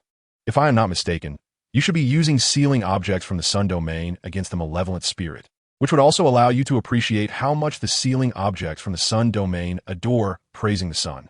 Klein paused, Recalling the tidbits Lin Ruo had previously shared about the Sun domain, his expression becoming somewhat nuanced. Nevertheless, Klein did not dwell on it, stating, "I will apply for it. Is there anything else?" "No, that's all." Lin Ruo raised his right hand, waving it in a gesture of farewell. "Goodbye." "Goodbye." Klein reciprocated the farewell. Subsequently, Lin Ruo vanished as he always did in an instant. Klein did not rush to leave the study. Instead, he organized his notes, confirming everything was in order before turning toward the office on the second floor. He was going to see the captain, Beekland. Upon returning, Lin Ruo, as per usual, stood up and lazily stretched. After reseating himself, he raised his hand, and with the concentration of the truth pen, he unhesitatingly inscribed, "Klein will discover the portrait of Azek in Ramdatown." This was the purpose behind his earlier sudden mention of Ramdatown. Lin Ruo hoped Klein would journey there to uncover Mr. Azek's portrait and subsequently enlist Mr. Azek in the fight against Ince. Since Megaeos was already pregnant with the offspring of the malevolent deity, Lin Ruo could almost ascertain that the remains of Mr. Azek's former progeny had already been desecrated by that scoundrel, Ince, in the abandoned castle of Ramdatown. After all, the characteristics left behind by the offspring of the god of death were nearly a prerequisite for Megaeos, as an ordinary person, to bear the offspring of the malevolent deity. And this was precisely what that scoundrel Ince required to transition from the god of death path to the night path and ascend to the status of a night demigod. In the original text, Ince desecrated the remains of Mr. Azek's son, absconding with his skull, which ultimately gave rise to a malevolent spirit, leaving Mr. Azek's son unable to find peace even a millennium after his death. This act serves as one of the principal reasons for the confrontation between Azek and Ince presently. Lin Ruo finds himself in a situation that brings to light the grievous actions perpetrated by Ince before Mr. Azek.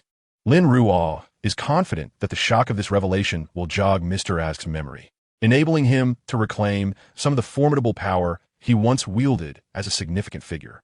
Based on the circumstances depicted in the original narrative, attaining demigod status appears to be within reach. Furthermore, Azek, whose son's remains have been violated and skull taken, will undoubtedly pursue the culprit, marking the moment for his emergence. This constitutes the second layer of insurance Lin Ruo has placed upon his endeavor to hunt down Ince. He is resolute in his belief that, with a storm demigod, a former death arbiter, himself as a full-sequence demigod for 90 seconds, and numerous official extraordinary beings, they should be capable of apprehending Ince, who is merely in 008. That scoundrel has yet to ascend. Lin Ruo's sole concern lies in discerning the stance of a certain unspeakable figure within this affair. He is not oblivious to the shadows of the goddess of night and Adam in the original Tenjin incident. Otherwise, he would not have assumed the identity of a devotee of the goddess while refraining from leveraging any influence from the upper echelons of the Night Church in this matter. He remains uncertain about the Knight's true intentions, thus adhering to the mindset of continuing his endeavors as long as the other party does not intervene. Yet what of Adam? The once Silver City creator, now an angelic king devoid of humanity. What thoughts occupy his mind? Lin Ruo is acutely aware that should a being of angelic king caliber intervene to halt his schemes, he would be utterly powerless. Presently, he cannot contend with an angelic king. Nevertheless, he is compelled to act. Lin Ruo mused to himself, a smile curving his lips. I cannot stand idly by as they perish before my eyes. Subsequently, Lin Ruo mentally reconfirmed his forthcoming action plans, believing them to be sound. Yet he could not shake an inexplicable sense of unease. Surely, I have forgotten nothing. At dusk in Tenjin, having already dined, Klein was traversing the town of Ramda, inquiring about the abandoned castle. The malevolent spirit within the castle had been dispelled by Dunn utilizing sealing artifact 30782. However, the night watchman, having discerned that the spirit had only recently come into existence and that the skull of the spirit's remains had been taken not long ago, suspected someone intended to exploit this artifact for some purpose, prompting them to linger and conduct further investigation. This was also the reason for Klein's inquiries. After questioning a middle-aged man in his 40s with yellow hair, Klein was about to depart when the man remarked, "Officer, are you interested in this castle? My family possesses a portrait of the castle's first baron, taken by one of my ancestors from the castle long ago. It is said to depict the first baron of Ramda. Would you like to see it? It is a genuine antique. Antique. If it were a true antique, you would have sold it long ago." Klein found the man's transparent deception rather amusing, but, embracing the philosophy that there was no harm in looking, responded, "Please, show it to me." As Klein's gaze fell upon the oil painting, his previously indifferent expression shifted to one of astonishment. The portrait depicted the first Baron, adorned with a white, curled wig, possessing gentle features, bronze skin, and eyes that concealed an ineffable melancholy. It was none other than Mr. Ask, the very individual he had been commissioned to seek. Chapter 72. Thus, they each flaked on the other. Upon discovering that his history instructor, Mr. Ask, might be an ancient relic over 1,000 years old, Klein transitioned from initial shock and confusion to a moral quandary regarding whether to report Mr. Ask to the captain. On one hand, reporting would betray the bond he shared with Mr. Ask. On the other, he feared that if Mr. Ask truly was an ancient being and regained his memories, it might pose a danger to him. After much deliberation, Klein resolved to consult the mists above for divination. The outcome was unequivocal. Should Klein refrain from reporting Mr. Ask, he would, in the future, receive assistance from him. Of course, ever the cautious individual, Klein did not conceal the matter of the portrait, but rather presented it to Captain Dunn in a jesting tone, mentioning that someone had attempted to sell him a portrait of the first Baron of Ramda, which bore a striking resemblance to his history teacher, showcasing the art of language. Additionally, due to the nature of sealing artifact 30782, which would purify the souls of ordinary individuals remaining within its 15-meter radius for over an hour, the three could not leave the artifact at the inn indefinitely. They agreed, therefore, to take turns staying outside the town with the artifact. Seated alone in the quiet, dim grove, Klein found himself lost in thought for a while before retrieving a small metal vial he carried, using its contents to create a rudimentary spiritual barrier. This was done both as a precaution against potential threats, such as a surprise attack from malevolent spirit, and to ward off the incessant mosquito bites. Admittedly, the mosquitoes in this grove were numerous. Klein was already afflicted with several welts after merely sitting for a few minutes. It was clear he should remember to bring appropriate ointment next time. After scratching at the welts, Klein glanced at his pocket watch. Lin Ruo surely did not anticipate that the captain would mobilize them so swiftly to exorcise the malevolent spirit. Klein closed the watch, expressing his exasperation, and, feeling particularly idle, decided to examine sealing artifact 30782 further. His curiosity was piqued, for this was the first time Lin Ruo had mentioned it as an example of knowledge pertaining to the path of the sun, and it was also the first sealing artifact he had encountered. Indeed, sealing artifact 30782 was among the more unique artifacts within the third tier. Could he perhaps divine its origins or the peculiar reasons behind it? As Klein fiddled with the solar emblem in his hand, a brilliant idea suddenly struck him. Beckland, Lin Ruo's office. Just from the language alone, one would never guess that the source of the ancient elves was indeed a flower people. Due to the necessity of conducting sacrificial ritual experiments, Lin Ruo, who usually attended supplementary lessons at the night church, opted to self-study the elvish language at home instead. After immersing himself in the study materials for half the day, he couldn't help but exclaim in wonder. On the table before him lay the materials required for the sacrificial ritual, prepared and awaiting the appointed hour to commence. Suddenly, Lin Ruo froze. A sensation akin to being scorched by flames enveloping his entire body, causing him to drop the book he had been holding. The sound of the book hitting the table coincided with the chair's collapse, resonating clearly and loudly. Lin Ruo fell to the ground, the searing pain rendering him momentarily incapable of thought. Yet, this pain was fleeting, lasting merely 2 to 3 seconds. Grass! He cursed, a rare exclamation escaping his lips. As the pain subsided, Lin Ruo struggled to rise, propping himself against the table, beads of cold sweat dotting his forehead. Klein, he muttered through gritted teeth. And in that instant, he understood. This was Klein engaging in divination regarding the blood of the eternal sun, resulting in a catastrophic misstep that had inadvertently ensnared him. What is this? The cat's reckless behavior has resulted in the injury of its poor father? You are finished. Starting tomorrow, if I do not double your assignments, I shall no longer be your beloved teacher. Lin Ruo took a deep breath, attempting to calm the tempestuous emotions that had surged within him, rivaling even the fury of an irate pigeon. His body trembled slightly from the lingering pain he had just experienced. This was not merely Lin Ruo's lingering fear, but rather an uncontrollable instinct. After a considerable period, Lin Ruo fully regained his composure. He righted the fallen chair and resumed contemplation of the recent events. Klein's reckless actions were hardly surprising, as he was a notorious daredevil in the original narrative, unafraid to delve into divination. from angels to half-eldritch beings. There was nothing he would hesitate to predict, had it not been for the overwhelmingly high status of the Source Fortress. Klein's audacious proclivity for divination could have led to his own demise. Klein's attempt to divine the blood of the eternal radiance was equally unsurprising to Lin Ruo, given that he had instigated the Night Watcher to rid Lam Town of malevolent spirits. Although he was astonished by the efficiency of the Night Watcher, it was not entirely unexpected. What truly preoccupied Lin Ruo's mind was, indeed, the searing pain he had just felt, akin to being scorched by flames. This raised a troubling question. Would Klein's misfortunes ultimately affect me? Lin Ruo pondered, stroking his chin. Despite the intensity of the pain, it had not caused him any substantial harm. But what if Klein were to perish? Before his resurrection at the Source Fortress, what repercussions might that have on me? Would I experience the sensation of death? Lin Ruo pressed his lips together, recalling his past encounter with death in his previous life. It must be said that while he did not fear death, he certainly did not relish the idea of it. Thus, it was imperative to avoid such a possibility. Lin Ruo murmured, his gaze falling upon the ritual materials prepared nearby, and suddenly scoffed. What a foolish experiment. I shall not proceed. He resolved to become a glorious pigeon. Meanwhile, in Tingen, having just engaged in an act of recklessness, his spiritual essence nearly depleted, and his weary eyes struggling to remain open. He first glanced at the sealed Object 30782, followed by a quick check of his pocket watch. Yet, the voice of Lin Ruo's prayer did not resonate. Has it failed? Klein wondered, perplexed, as he knew Lin Ruo was not one to make casual promises. Suddenly, a flicker of concern crossed Klein's face as he contemplated a rather unfortunate possibility.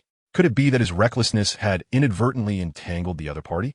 Chapter 73. The Aftermath of Lin's Anger. Wednesday morning. Although he had begun to enjoy the privileges of a formal member and had received approval from the sanctuary to transition from a clerical role to a full member, Klein had yet to complete the personal tasks required for his formalization. Consequently, as he finished writing his report, Klein chose to leave the Blackthorn Security Company, having earned a half-day off due to the previous day's mission. He intended to meet with Mr. Askey to share his discoveries from Lam Town. Where are you headed?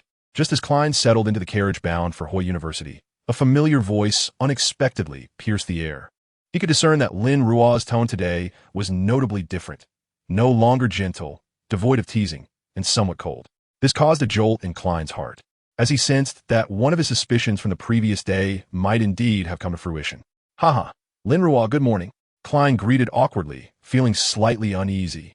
He activated his spiritual sight and saw Lin Ruo seated beside him with his arms crossed. Good morning, Klein.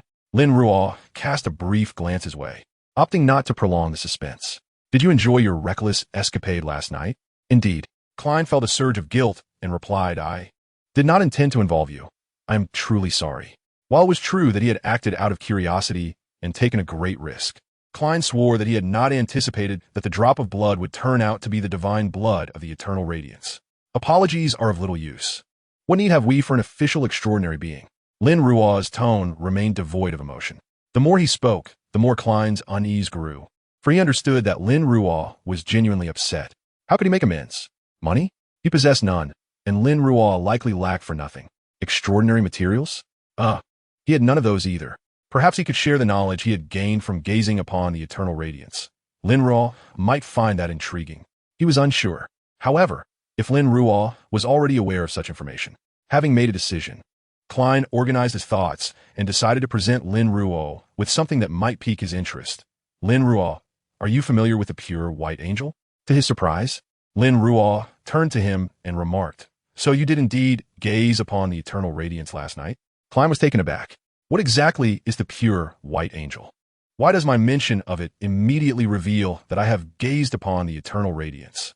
Klein, feeling both guilty and curious, could not suppress his inquisitiveness. His curiosity was rather insatiable. Otherwise, he would not have repeatedly engaged in reckless behavior in the original narrative. With the intention of diverting Lin Ruo's attention, Klein ultimately inquired, Lin Ruo, what precisely is the pure white angel? To refer to a deity as an object is a grave disrespect. Should one utter such words in the land of solar worshippers, divine retribution might swiftly descend. Lin Ruo replied tersely, abandoning his earlier display of anger. Frankly, despite any previous frustrations, after a night of reflection, his anger had dissipated significantly. His earlier demeanor had merely been a feigned attempt to intimidate Klein. Though he intended to double the assignments starting today, of that there was no doubt. Klein was momentarily taken aback by Lin Ruo's statement before realizing the implication. The pure white angel is synonymous with the eternal radiance? It was once an angel. Yet the creation myth clearly states. Klein trailed off. Even if his initial thoughts had faltered, as a former inhabitant of the 21st century, he now understood that the creation myth was likely embellished. Of course, who could possibly believe in a creation myth? Within the internal discourse of the Night Watchers, the goddess was merely an eye of the creator. Lin Ruo shot Klein an exasperated glance, then abruptly halted mid-sentence, cleared his throat, and stated, "Ahem, let us not dwell on that example. Suffice it to say that the current 7 gods are not inherently of sequence 0. Oh, Klein replied, feigning ignorance of Lin Ruo's sudden reticence. It appeared that Lin Ruo, too, harbored fears of the goddess. Reflecting on Lin Ruo's prior remarks that made him feel as though divine wrath could descend upon him at any moment, Klein was struck by a realization. Astutely, he recognized that Lin Ruo's reluctance to divulge certain information likely pertained to genuine secrets. He also perceived that the widely accepted myths regarding the 7 gods among most extraordinary beings were likely tainted with inaccuracies. Yet, he remained uncertain about the true mythological history of this world. Contemplating this, Klein chose not to inquire further, recognizing that Lin Ruo likely preferred to avoid the topic. This was hardly surprising. Even if Lin Ruo did not worship the goddess of night, he was a legitimate favorite of the goddess. If he were to speak of such matters, he would likely attract her attention first. From this perspective, Klein realized that he, as a fool, regularly discussed the art of masquerading as a deity with a favorite of a goddess in the Night Watchers division. Suddenly, a disquieting thought crossed his mind, causing his demeanor to shift, the expression on his face souring. Fear not. The goddess is not so preoccupied as to concern herself with my affairs. As long as she has yet to issue a divine oracle or punishment, it suggests that she either remains unaware of this matter or is indifferent to it. Upon encountering Klein, whose expression suddenly soured, Lin Ruo was momentarily taken aback, but soon realized that Klein might have recalled something unsettling. She promptly reassured him, stating, "If you are truly uneasy, I shall henceforth impart only knowledge to you, minimizing any discussions regarding the Fool." She suggested that any matters concerning the Fool or the Tarot Society be discussed in the mist. Klein responded, his demeanor calming, as he now possessed ample confidence in the mist status after his harrowing experience the previous night. Indeed, Lin Ruo nodded nonchalantly. Klein then appeared to ponder something and curiously inquired, "Lin Ruo, how did you become a chosen of the goddess? You mentioned a special reason." The notion of a non-believer unwittingly becoming a chosen was indeed a peculiar circumstance. As he spoke, Lin Ruo flashed a radiant smile at Klein, who was rendered speechless. He had long known that Lin Ruo did not worship the goddess of night, but it was only now that he recognized perhaps she was not entirely fond of her identity as a chosen. She had not chosen to become one voluntarily. "Now is not the time to discuss my matters. Let us focus on what you did last night." Lin Ruo's expression bore the gravitas of an authoritative figure. "I believe I once cautioned you against gazing directly at a deity." Klein froze in place. Chapter 74. The First Encounter with Azek. To be fair, regardless of whether he would err again in the future, Klein's attitude towards admitting his mistakes was quite sincere after Lin Ruo's outburst. "Ah, that's good to hear," Lin Ruo acknowledged, continuing in a measured tone. "As I previously mentioned, I expect you to learn languages such as Giant, Dragon, and Elvish. What is your study plan?" "I have none," Klein replied honestly, despite a growing sense of foreboding. He certainly had not devised any study plan, as Lin Ruo had only broached the topic yesterday. After all, he had been preoccupied with exorcising malevolent spirits in Lambda Town alongside Captain Dunn. He had yet to even touch any study material. "Excellent," Lin Ruo nodded, his gaze sharpening as he looked at Klein. If not for the absence of his glasses, he would have adjusted them at that moment to accentuate the gravity of the situation. "Given the current circumstances of the Night Watcher, it is unlikely anyone besides me can teach you these languages in the near future. Therefore, starting tomorrow, in addition to our regular courses on mysticism, we shall allocate time to study these languages, aiming to master one each week." "What do you think?" "What do I think? I think that sounds utterly dreadful. One language per week? I never had to work so hard for my final exams." Klein felt the weight of responsibility grow heavier on his shoulders. He gazed at Lin Ruo, his mouth opening to plead for leniency, yet he ultimately remained silent. On one hand, he recognized his fault in the matter. On the other, he did not inherently oppose the study of these mystic languages. As Lin Ruo had previously pointed out, these languages capable of manipulating nature were essential for his future studies. Although the prospect of mastering one in a week was daunting, with his recently enhanced memory and learning abilities, it was not beyond his reach. Klein thought with a tinge of resignation. Furthermore, with Lin Ruo being a chosen and Azek, potentially a formidable figure with countless years of existence, it was clear that Lin Ruo, despite being a chosen, did not equate to a night watcher, nor did he seem to harbor animosity towards wild, extraordinary beings. Otherwise, he would not have taken the time to guide Klein on maintaining the status of the fool, nor would he have unreservedly sold the mind reader formula to Justice at the Tarot Society, divulging details regarding the second desecrated tablet and the concept of uniqueness. Such a Lin Ruo would likely not act against Mr. Azek, even upon learning about him. Moreover, his safety was somewhat assured, as the divination conducted in the mist indicated that Azek would not pose a danger to him. However, Klein understood that divination was not infallible and thus remained vigilant. Consequently, upon realizing this, Klein's initial thought was not to conceal Mr. Azek's matter from Lin Ruo, but rather to contemplate whether he should speak candidly. After all, he trusted Lin Ruo, and this trust was not inferior to that which he held from Mr. Azek. You seem troubled. Let me guess. You intend to meet a certain wild, extraordinary being, perhaps one with whom you share a close relationship? Lin Ruo mused, stroking his chin, having already surmised that Klein was likely visiting Mr. Azek. Klein responded, I genuinely suspect you might possess the ability to read minds. Otherwise, how could you always guess so accurately? Upon witnessing Klein's expression, Lin Ruo chuckled, patting him on the shoulder. Rest assured, I have no interest in usurping the Night Watcher's role. Should you have any friends among wild, extraordinary beings, as long as they are not cultists, I harbor no objections and shall not imprison them underground. So, who precisely are you going to meet? Taking Lin Ruo's words into consideration, Klein reflected for a moment before responding. The one I intend to meet is indeed a wild, extraordinary being. He then succinctly recounted Mr. Azek's circumstances while also mentioning the portrait discovered in Lambda Town the previous day. However, to afford Mr. Azek a final layer of protection, Klein refrained from directly stating his name, instead referring to him as my friend, all the while closely observing Lin Ruo's expression. Klein had no desire to jeopardize Mr. Azek. Does this friend of yours truly have a connection to the original Baron from Lambda Town? Observing Lin Ruo's expression, Klein noticed it grow serious. The words spoken by Lin Ruo led him to realize that perhaps Lin Ruo possessed some knowledge regarding Mr. Azek's past. Unable to suppress his curiosity, he inquired, I cannot be certain. However, the original Baron does bear a striking resemblance to my friend. Lin Ruo, do you know something? Not so much knowledge, merely some conjectures. Klein, take me to meet your friend. Rest assured, I harbor no ill intentions. I simply feel that certain matters may require a face-to-face discussion, Lin Ruo replied. He indeed intended to meet Mr. Azek. Although the original plan had been for this meeting to occur after Mr. Azek had seen his son's remains, an earlier encounter would not pose any issues. Klein fell silent for a few seconds upon hearing this, before ultimately nodding. All right, he resolved to trust Lin Ruo. Thus, a short while later, Mr. Azek, who was busy organizing materials in his office, welcomed two guests. Good afternoon, Klein. Have you had lunch? Mr. Azek, with bronze skin and gentle features, his eyes reflecting an indescribable weariness, initially greeted his student with a smile before shifting his gaze to Lin Ruo beside Klein.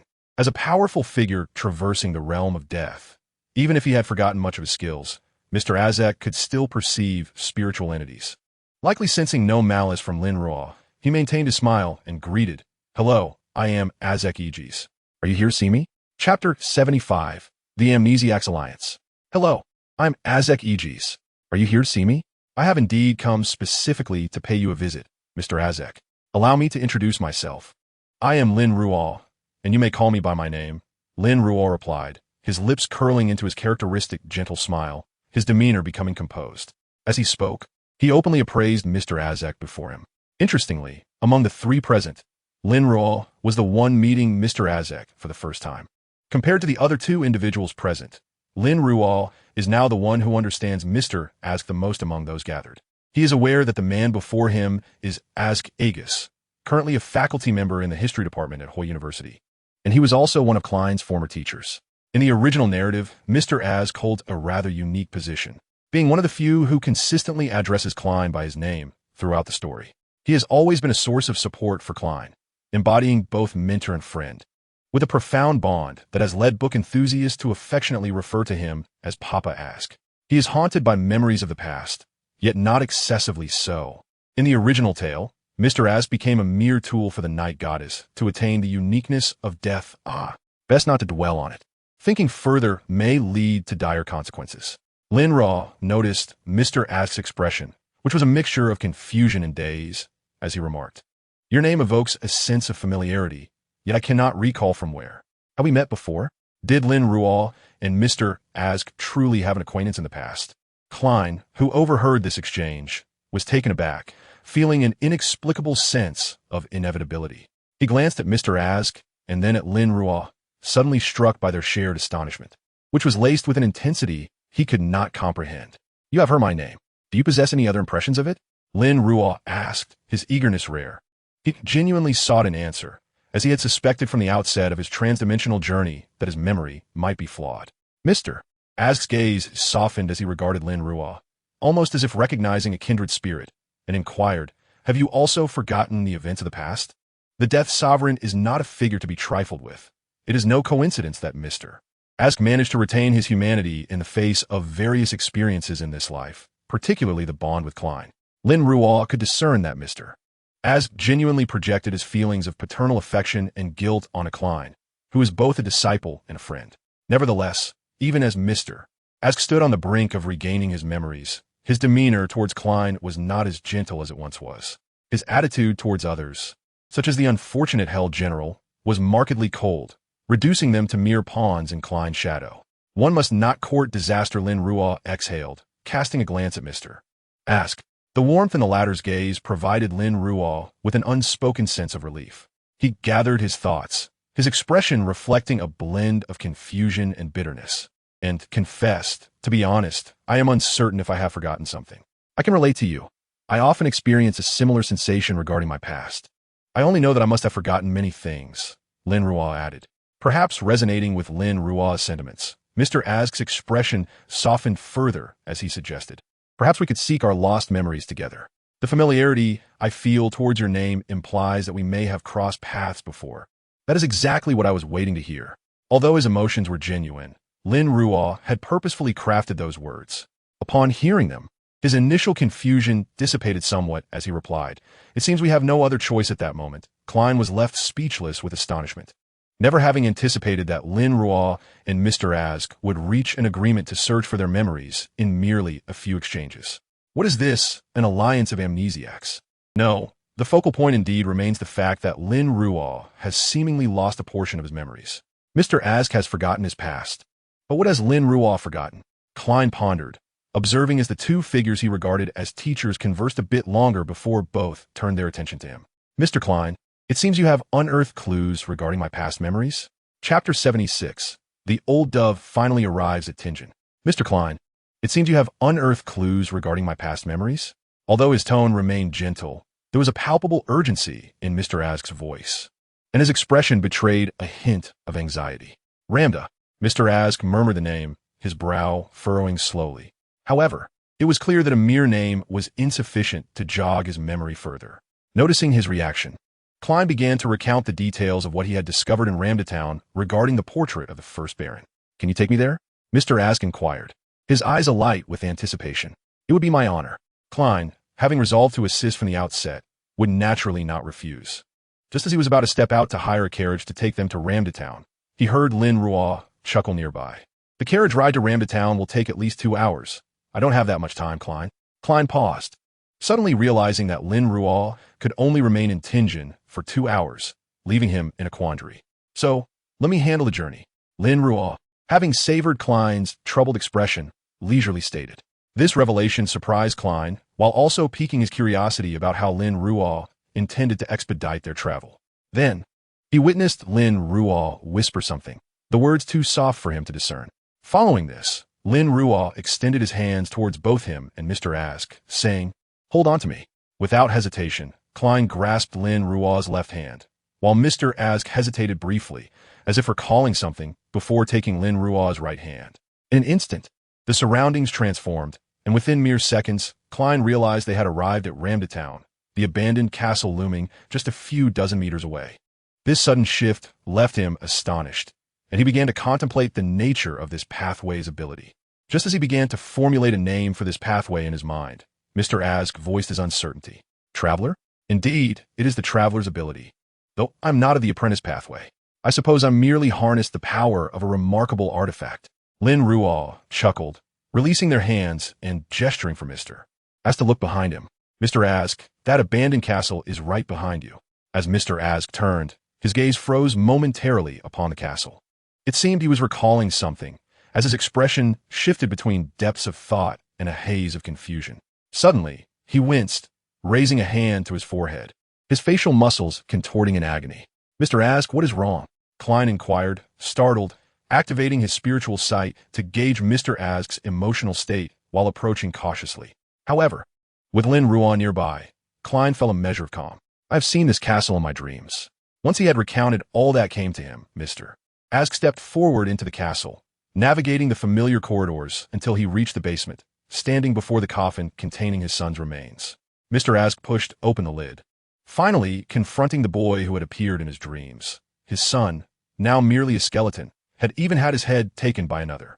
After a long silence, Mr.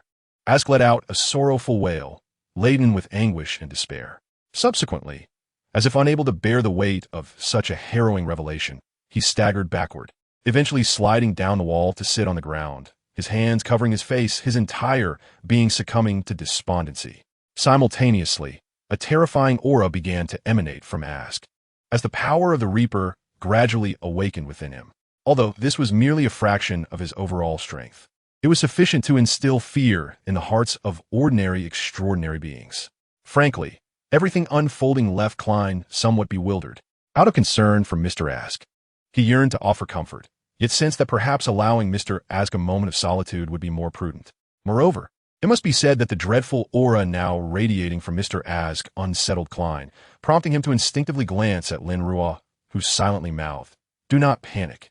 After reassuring Klein, Lin Ruo turned his attention back to Ask, awaiting the stabilization of his aura before speaking. "I'm currently investigating the individual who took your child's skull." Ask abruptly lifted his head, his gaze strikingly fearsome, akin to a volcano on the verge of eruption. However, this intensity was clearly not directed at Lin Ruo or Klein. Of course, he had yet to pinpoint a target and was merely following some leads. "Forgive me, but I cannot share these leads with you at this moment." Lin Ruo, undeterred by Mr. Ask's fierce gaze, replied with a calm demeanor, "Though your words are somewhat cryptic, my actions at this moment could certainly be deemed daring. Yet, does that not equate to saying nothing at all?" Klein internally scoffed at this remark. Ask paused for a moment, then exhibited a contemplative expression before nodding and stating, "This is indeed my duty." He then turned to Klein and remarked, "Klein, I have sensed the force that disrupts your fate here." Meanwhile, a certain stormy old pigeon, Chloe Veed, who had long been delayed in reaching Tingen due to various circumstances, finally arrived in the city. Chapter 77. Inns in Action.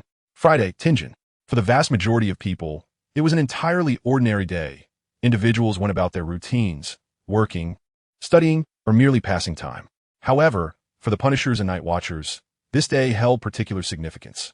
Just 2 days prior, a Night Watcher's informant had discovered the whereabouts of Mr. Aurora, a revelation that naturally piqued Dunn's interest. After reporting to Beckland, he shared the information with the Punishers.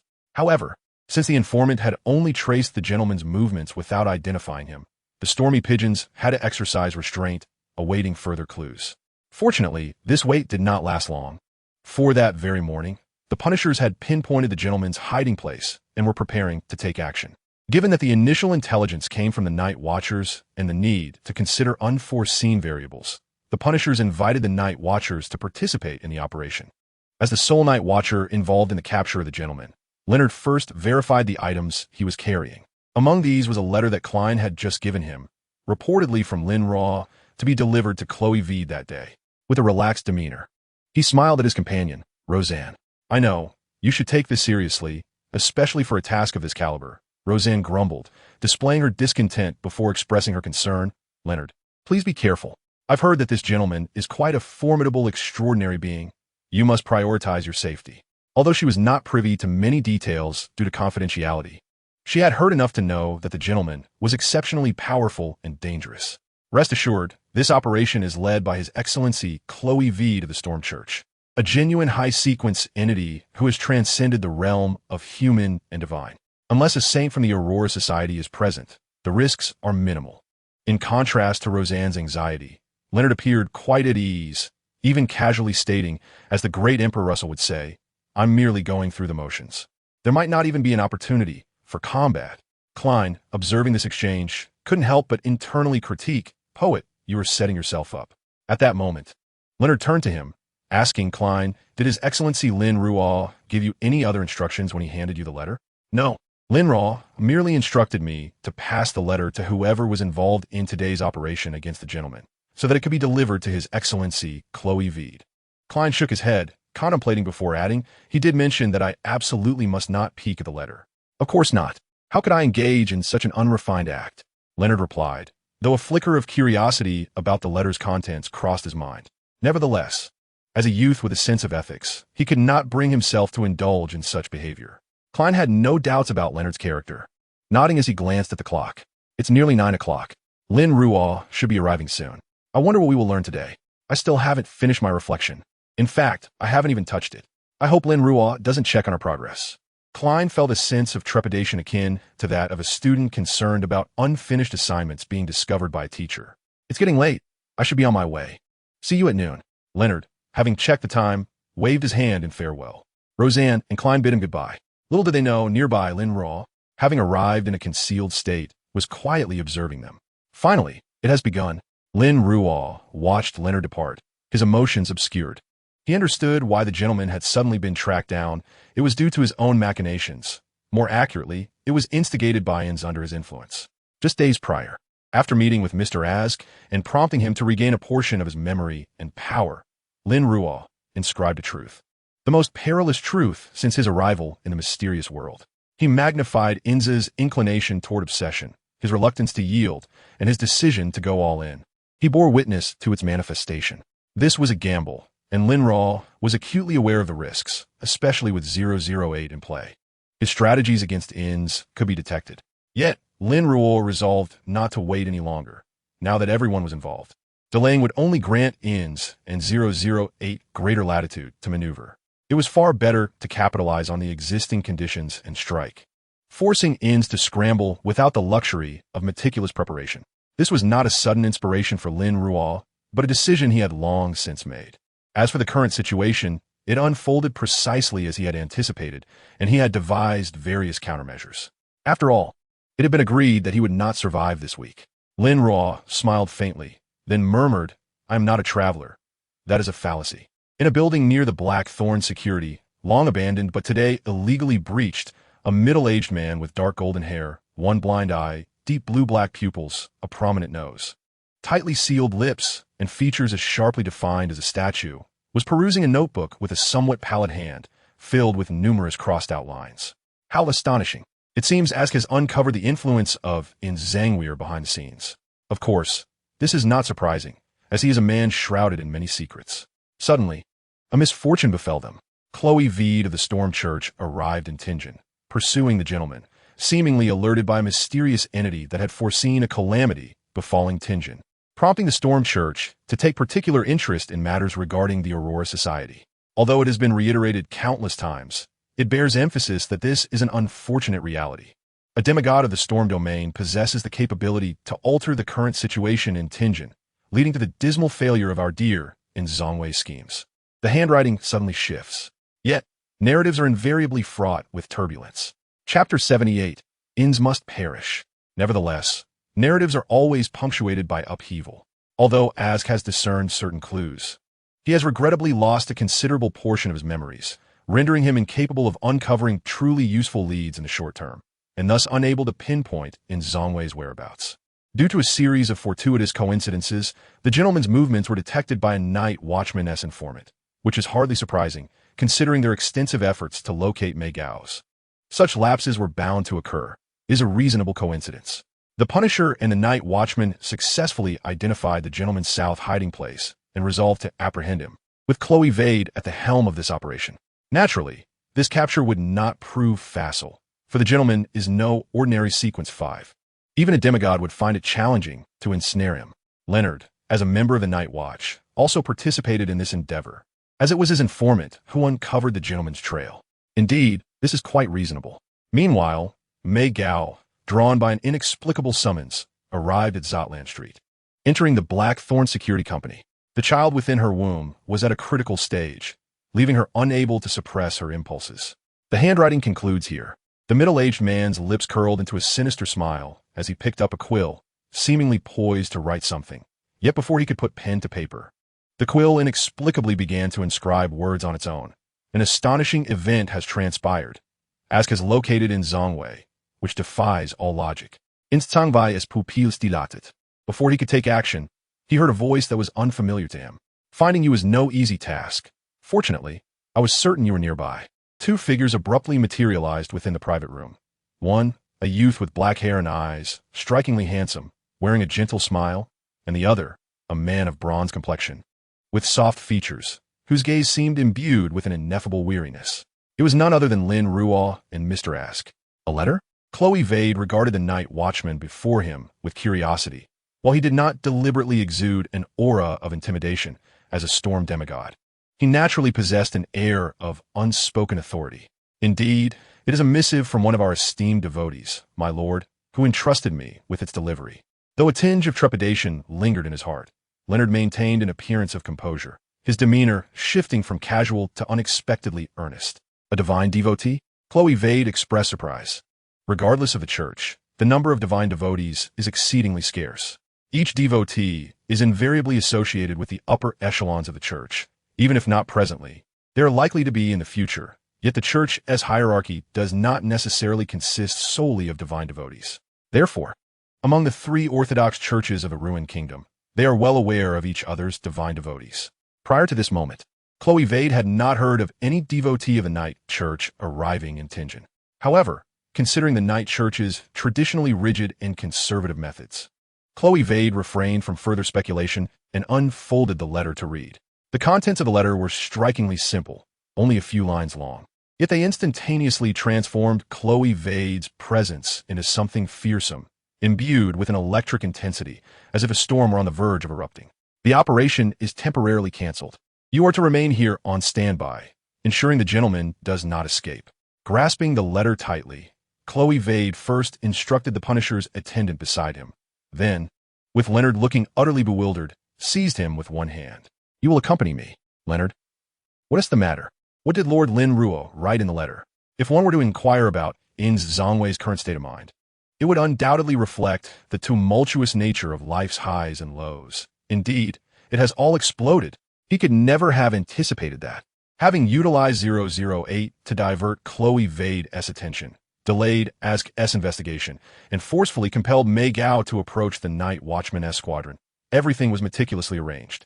He awaited the inevitable clash between the Night Watchman's squad and the offspring of the malevolent deity, hoping to profit from their mutual destruction, only to find himself unexpectedly discovered. What further shattered in Zongwei's composure was the ensuing dialogue from the unfamiliar youth with black hair and eyes. Mr. Ask. He is the one who stole your child's skull. While he is merely a sequence 5, he possesses the sealed object 008. That is a sequence 1 characteristic of the spectator pathway, capable of disrupting others' fates and forcefully instigating events. Exercise caution. Finally able to openly expose In's and the truth behind 008, Lin Ruo swiftly divulged the information he possessed, simultaneously sensing the chilling aura emanating from Mr. Ask beside him, as if the very temperature of the air had plummeted several degrees. As someone familiar with the original narrative and well acquainted with In's Zongwei's character, Lin Ruo was acutely aware of what would provoke In's ire and how to deliver the most crushing blow. In's Zongwei's expression abruptly contorted into a snarl, even bordering on hysteria. Why is it that a mere child like you can also be a devotee of him? Why am I? His voice was abruptly silenced, for In Zongwei suddenly realized that, while all his attention had been drawn towards Lin Ruo, his feet had unknowingly become ensnared by the steadily rising dark waters below. Beneath the surface, pale hands reached outward, grasping for him. This was dire. He should have departed at the first opportunity. In Zongwei comprehended what his adversary intended to do. At that moment, a massive skeletal figure, towering 4 meters high, with hollow eye sockets ablaze with pitch-black flames and an ethereal, ghostly appearance materialized beside him. More colossal skeletal figures were continually emerging from the inky waters. At this juncture, As regained strength was hardly formidable. His rank barely restored to Sequence 4, and he had forgotten many of the skills inherent to the undead. Nonetheless, it mattered not. As a formidable figure of the underworld and a descendant of the Grim Reaper, even without recollection of his past, he still commanded countless minions to do his bidding. He must first rush to the Blackthorn Security Company to assert control, ensuring that the malevolent offspring within Mei Gao did not detonate and wreak havoc upon Tianjin. Though he had arranged for an old pigeon to intervene, Lin Ruo genuinely feared he might falter. Chapter 79, Mei Gao. Tianjin, Blackthorn Security Company. Speaking of which, the con artist named Lin Ruo has yet to be found. One wonders if he has already fled Tianjin.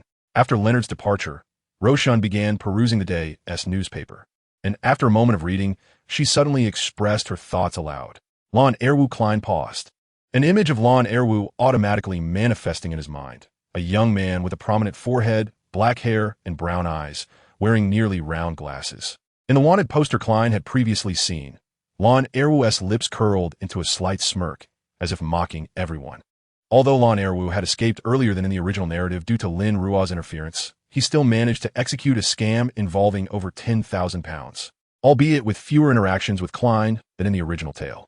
However, due to the sheer magnitude of his fraudulent activities and the allure of the bounty attached, Klein indelibly etched the con artist's name into his memory, although he penned no reflections, subtly revealing a certain individual's good attitude toward acknowledging mistakes, yet remaining unrepentant in essence.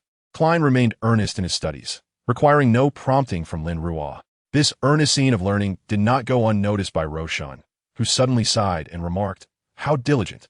If I were to become an extraordinary being, I surely could not match your level of dedication." Upon hearing the words, Klein pondered for a moment, remaining silent as he instinctively cast another glance at the clock.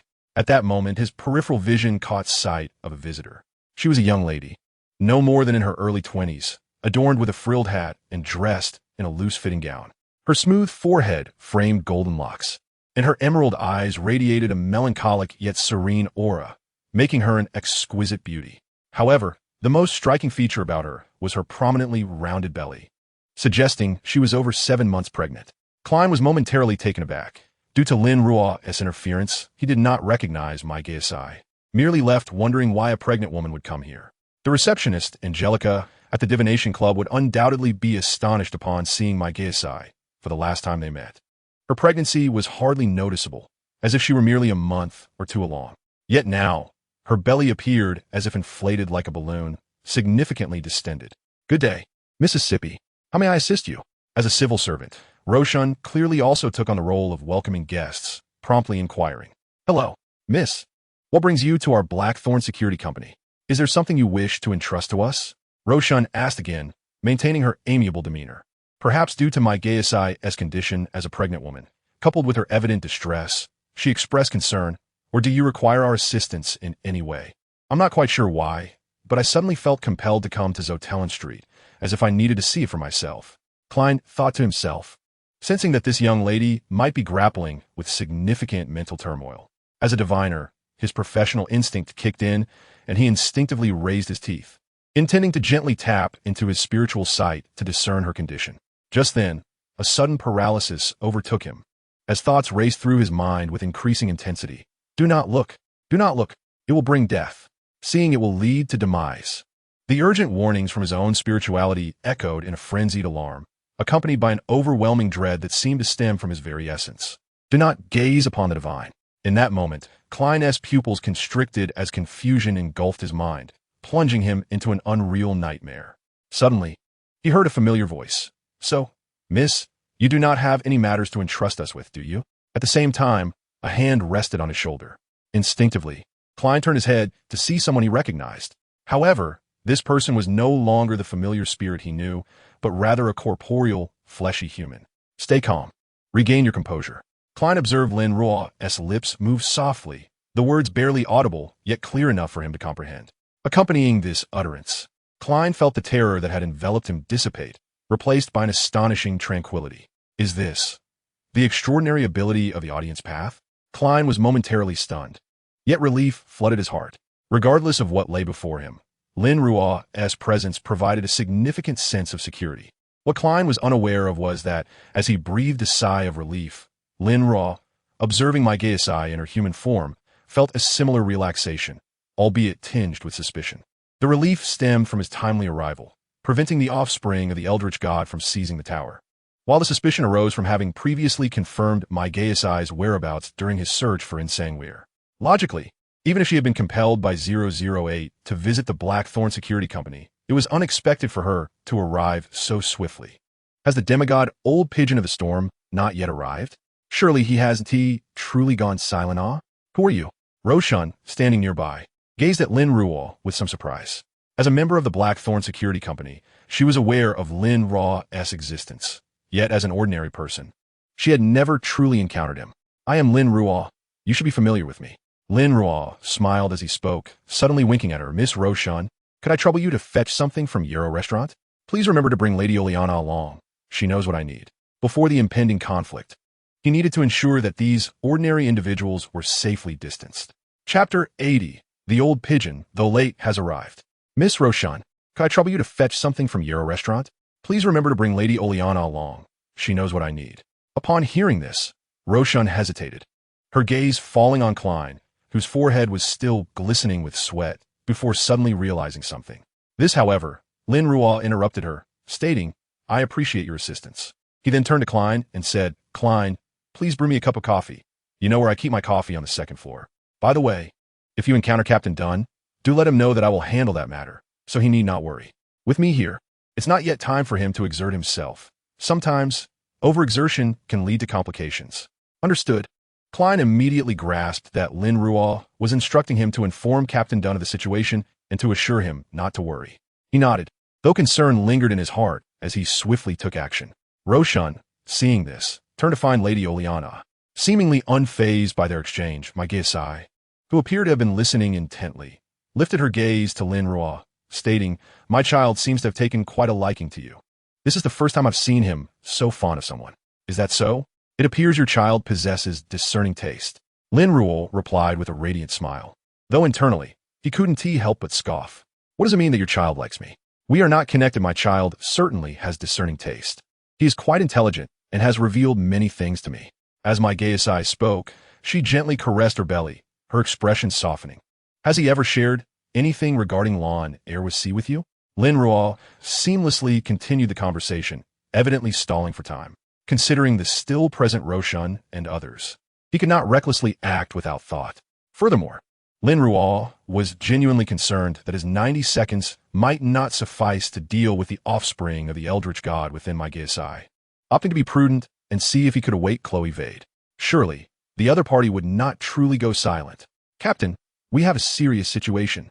Klein, under the pretext of brewing coffee, rushed into the second floor without time to knock, bursting through the door and closing it behind him as he spoke to Dunn.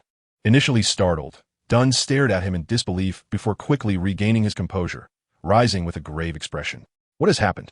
Just now, a pregnant lady arrived, and her condition appeared quite dire, so I intended to activate my spiritual sight to observe her to ascertain her mental state, Klein explained rapidly. However, my spirituality prohibited my attempt, continually warning me, do not look. Do not look. You will die. This reminded me of the saying, do not gaze upon the divine. The child within her, even if not an eldritch god trying to be born, or the offspring of such a being, undoubtedly belongs to the realm of mythological creatures. Klein continued. Moreover, Lin Ruo appeared just now. He took the initiative to converse with the lady and sent Roshan away to leave with Lady Oleana. Given his seriousness, it is almost certain that the child she carries is indeed a mythological being, as Klein spoke. He couldn't help but recall the terror of confronting the mythical creature moments earlier. The thought of Lin Ruo facing such a perilous entity alone filled him with concern. He continued, he also asked me to inform you of this matter, assuring you not to worry. He will handle it well.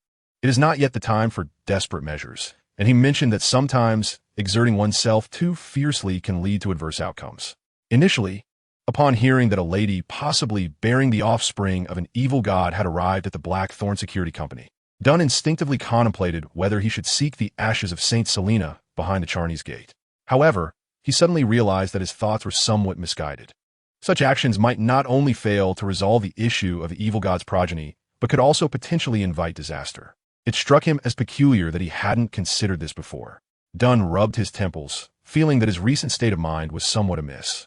Yet, in the face of this urgent situation, he could not afford to ponder whether his disarray stemmed solely from a lack of rest or other causes. He promptly declared, "Even with Lord Lin Ruo present, we cannot remain idle. I will immediately seek assistance from the sanctuary, hoping that the child within my geos cannot wait." He hastened to send a telegram, suggesting they procure a powerful sealing artifact from behind the Charney's gate.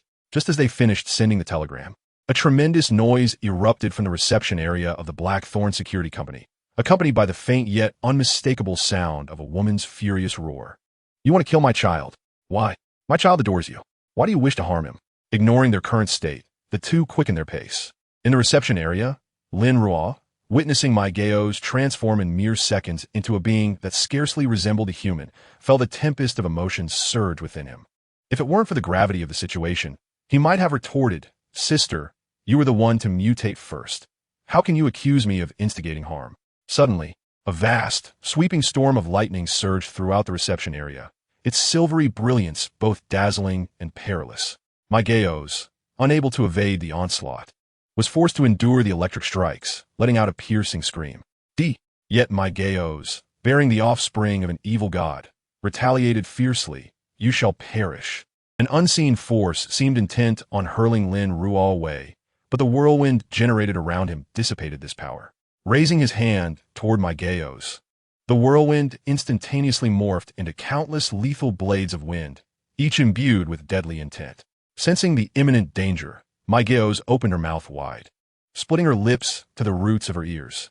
She aimed to unleash blasphemous curses upon the foe seeking to harm her child. Lin Ruo, witnessing this, quickly countered, "I am not a thief of divine pathways. That is a fallacy." He altered his current trajectory, for the threat posed by Lin Ruo's attempt to steal the blasphemous words regarding the evil god's progeny was too great. At that moment, he could not rely on Leonard, the blood vessel thief, to assist him. Lin Ruo could only depend on his own resources. Where on earth is that old dove? He thought, a twinge of irritation creeping in as he realized he could no longer trust the flock of doves from the Storm Church. Just then, he heard a familiar voice, and a figure was thrown nearby. Indeed, it appeared to be a person. Simultaneously, a torrent of silver lightning materialized in the air, striking with deadly precision at my geos. Lin Ruo looked up, spotting a blue-haired, blue-eyed man clad in a robe embroidered with lightning. "Storm Dove, though belated, you have arrived." Chapter 81. The overlooked matter, to be frank, while the prolonged absence of the Storm Dove was infuriating, his resolute descent from the sky was undeniably impressive. At least Lin Ruo felt a great sense of relief and found the energy to focus on the figure that had just been tossed aside, revealing it to be Leonard. Well, it was not surprising. After all, he had written in his letter to bring Leonard along, as he might provide unexpected assistance in the battle.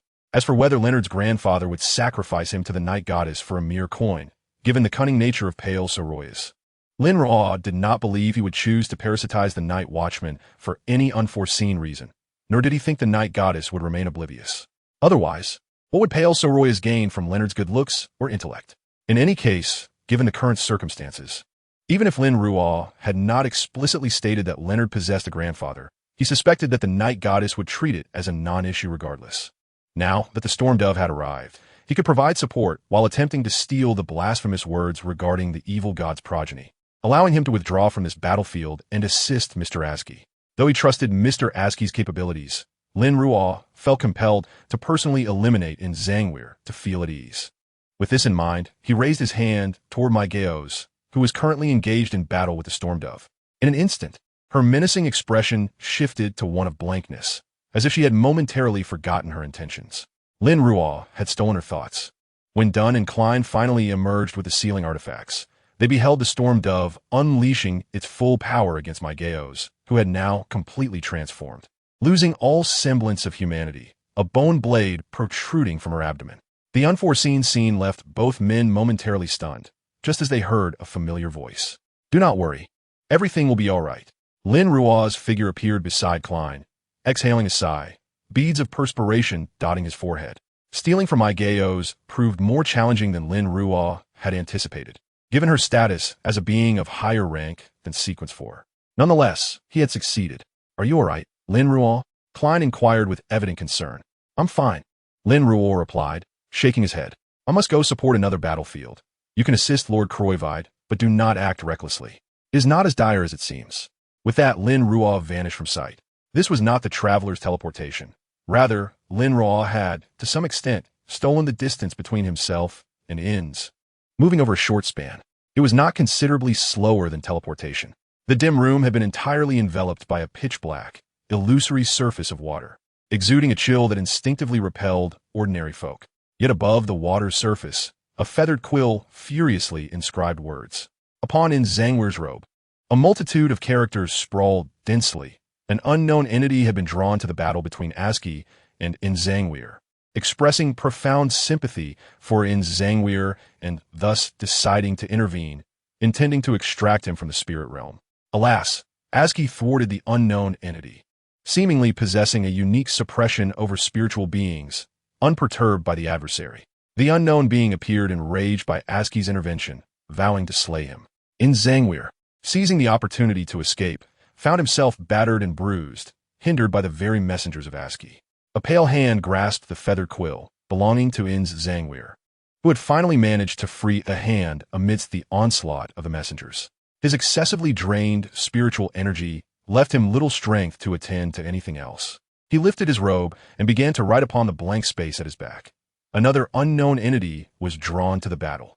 Attempting to escape from the spirit realm, however, before he could complete this sentence, In Zhangweir was suddenly interrupted by a voice steeped in blasphemy. Death. It was as if something had exploded in an instant. In Zhangweir collapsed to the ground, his flesh and blood bursting apart. The cries grew fainter, and even In Zhangweir himself could not discern what he was lamenting, his consciousness gradually fading away. In reality, In Zhangweir's body had undergone a grotesque transformation. What happens when a severely compromised Sequence 5 is struck by a blasphemous utterance? In Zhangweir demonstrated it firsthand. He lost control, and then he perished. It was akin to an absurd play abruptly reaching its finale. Lin Ruo's figure materialized in the room. Upon witnessing the contorted form of In Zhangweir on the floor, he momentarily lost his composure, only to see the feather quill, now devoid of its master, rise and begin to inscribe rapidly on its own. In scarcely a second or two, it completed its writing. Tingen possesses the true progeny of the creator and has drawn the attention of Eurolius. Based on certain unknown factors, it is logical for Eurolius to descend here at this juncture. How could this be? 008 could write autonomously without a master. No, it was always capable of such. He had merely overlooked it. Yet that was not the crux of the matter.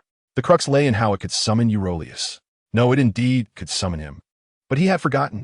How could he have forgotten? Lin Ruo, unable to intervene in time, felt his pupils constrict as a moment of clarity pierced through the fog in his mind. He recalled what he had previously overlooked. He had disregarded Eurolius's interest in Tingen and neglected the fact that the quill could summon Eurolius under certain conditions. Simultaneously, Lin Ruo remembered that he had not initially forgotten this matter. Rather, he had been troubled by how to avert it. Yet one day he simply forgot. Lin Ruo's thoughts drifted to other matters. The urgency he felt to exert control over the Blackthorn Security Company, the delay of Old Pigeon, and the sudden transformation of Maygaus, who had initially been stable and engaged in pleasant conversation with him. He recalled that he should have immediately picked up the feather quill, but had been inexplicably dazed. It was Adam. Adam had interfered with him. Realizing this, Lin Ruo clenched his teeth, but the situation before him left no room for further contemplation. For an ethereal cascade of pure, pristine wings had already manifested in the room, beneath which a figure with flowing silver hair emerged in a half-kneeling posture of prayer, before rising to stand upright, clad in a simple linen robe, with a visage of exquisite beauty and gentle features. It was none other than the King of Angels, the Ouroboros Eurolius. Chapter 82. Will you accept this conclusion? Grass. Lin Ruo felt an urge to curse, yet his voice was entirely caught in his throat. He could not comprehend why Adam would compel 008 to summon Eurolius. Surely, even to retrieve the feather quill, such measures were unnecessary. Could anyone truly prevent his manifestation? Eurolius's indifferent gaze momentarily lost focus, then swiftly turned towards Lin Ruo, pausing as if taken aback. His voice, as devoid of warmth as his appearance. made Lin Ruo tense up involuntarily, yet he waited several seconds for more, which never came. Lin Ruo? What? Do speak. Yet it seemed there was no malice in his demeanor. Suddenly, Eurylochus shifted his gaze to another direction, and his eyes reflected the image of a priest clad in simple white robes, adorned with a silver cross pendant. Following Eurylochus's line of sight, Lin Ruo recognized the warm expression of the priest immediately. The former creator of Silver City, now the king of angels, Adam. Indeed, he was here. Then, Lin Ruo observed as the priest's eyes opened wide, golden irises seemingly imbued with an indescribable divinity. In an instant, towering black stone pillars rose around them, forming a majestic and colossal cathedral. It was a cathedral of bones, each corner embedded with the remains of various races, densely clustering around a 100-meter-tall cross. Before the cross stood a hazy figure, seemingly gazing upon all with a sense of pity. Strangely, despite its horrifying appearance, the cathedral exuded an air of sanctity rather than dread. Eurylochus then took action, within his pupils, beneath his feet, and among the cascading wings of light behind him. Transcendent and mysterious wheels materialized, coalescing into a flowing river of illusion, intertwining like serpents. The cycle of fate reset. Time appeared to flow backward. Yet Lin Ruo could see nothing of what transpired next, for a sudden burst of white light enveloped everything, rendering him, in his semi-divine state, unable to open his eyes. Don't be alarmed. I merely wish to confirm certain matters with you. Within the reformed Cathedral of Bones, Adam, clad in simple white robes and a silver cross pendant, spoke with a warm smile. Eurylochus stood before him, expressionless. Outside the Cathedral of Bones, once the light dispersed, Lin Ruo found only the cathedral remaining, flickering with light and shadow, yet devoid of any sound, leaving him perplexed. Undoubtedly, both Adam and Eurylochus had entered the Cathedral of Bones, and to Lin Ruo's astonishment, he still saw 008 beside Insangweir's corpse. However, the quill had dimmed to the point of being nearly lifeless. Those two were angels? Mr. Ask approached Lin Ruo. When the two angelic figures had appeared, the unknown spirit creature that had been entangled with him fled. Indeed, those two are angels, Lin Ruo replied, though he said little more. In truth, he felt a surge of anger, an indescribable fury, a heaviness in his chest, though he had suspected Adam might be watching Tenjin. When this reality was laid bare before him, and he discovered that he had been orchestrated by Adam without his awareness, a profound sense of helplessness washed over him. What was this? Ins had arranged the night watchman. He arranged Ins, and now Adam arranged him?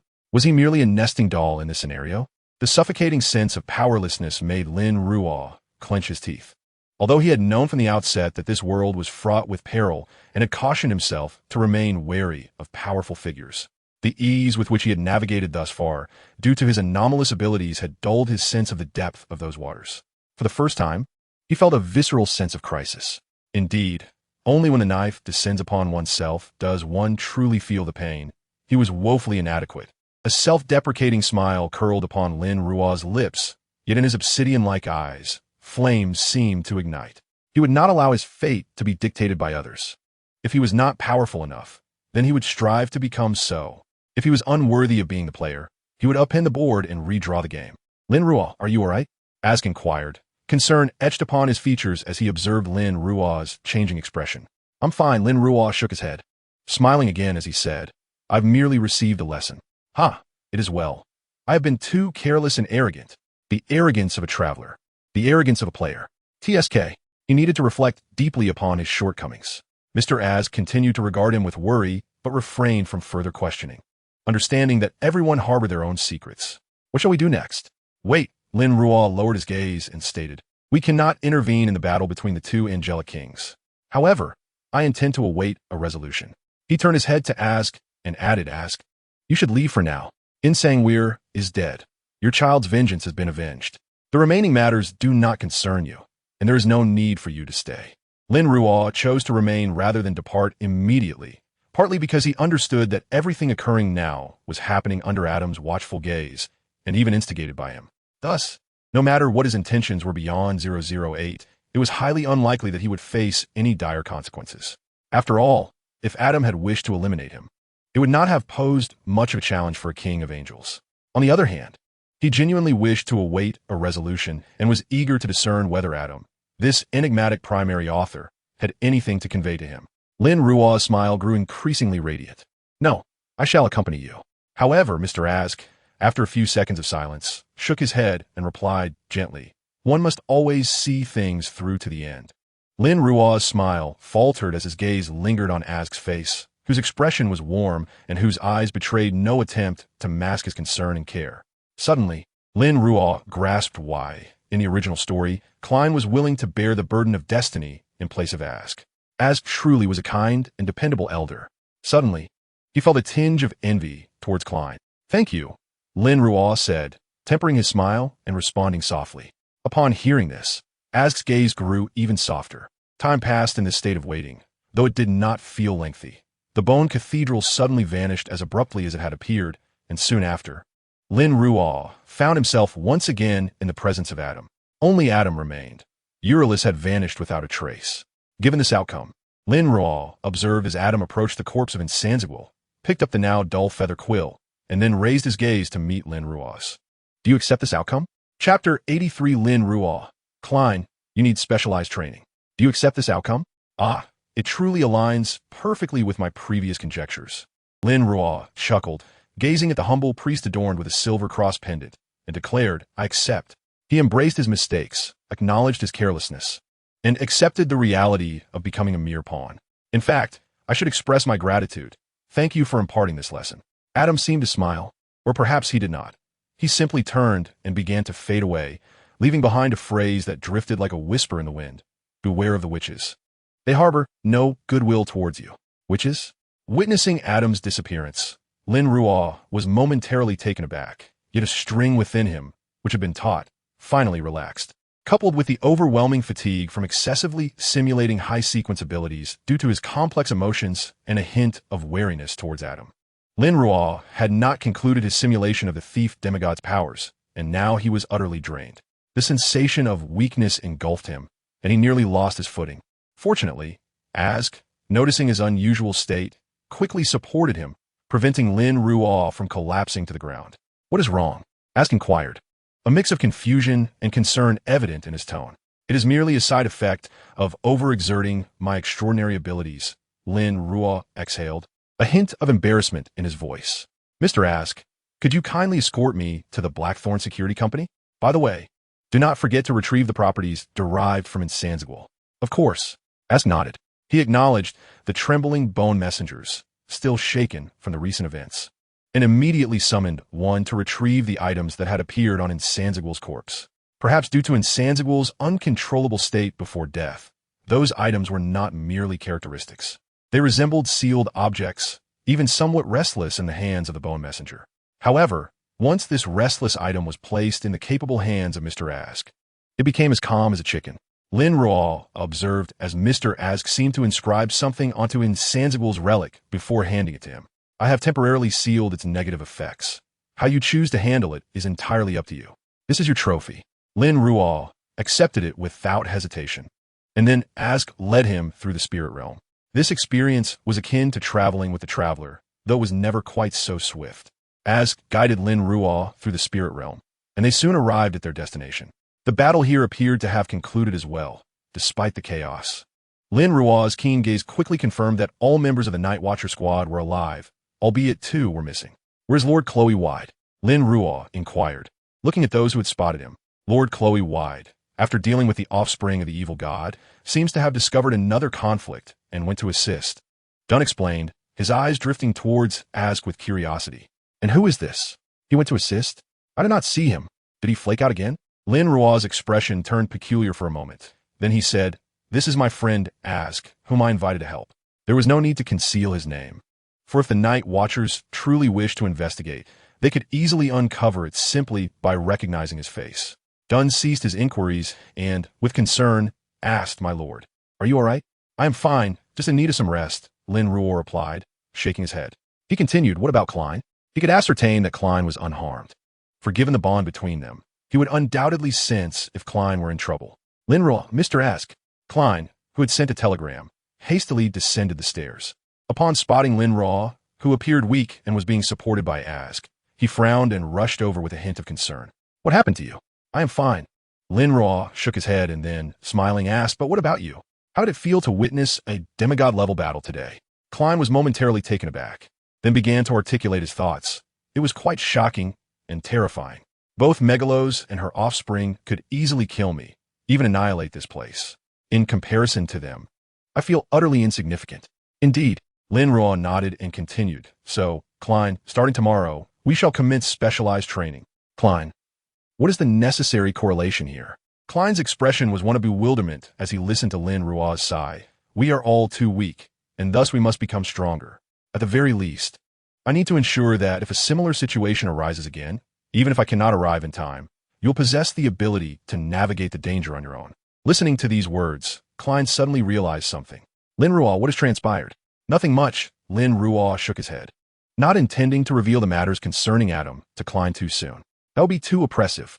Lin Ruo was organizing his thoughts, preparing to speak, when fatigue washed over him, momentarily clouding his mind.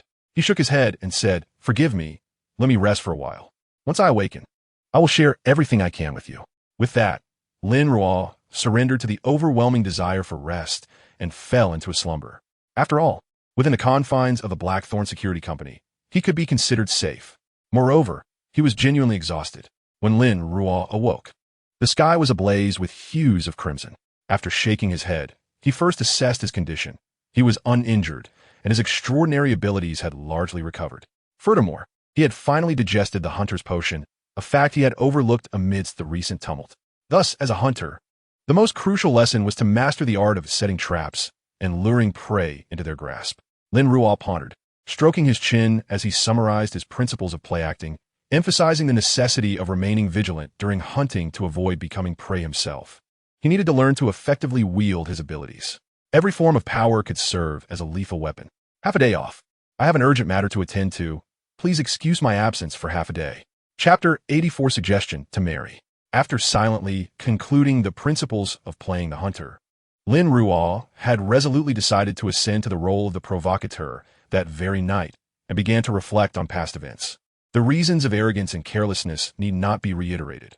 Rather, Lin Ruo primarily revisited the positions and working styles of the numerous enigmatic elites, reminding himself never to underestimate anyone or overlook any figure of prominence.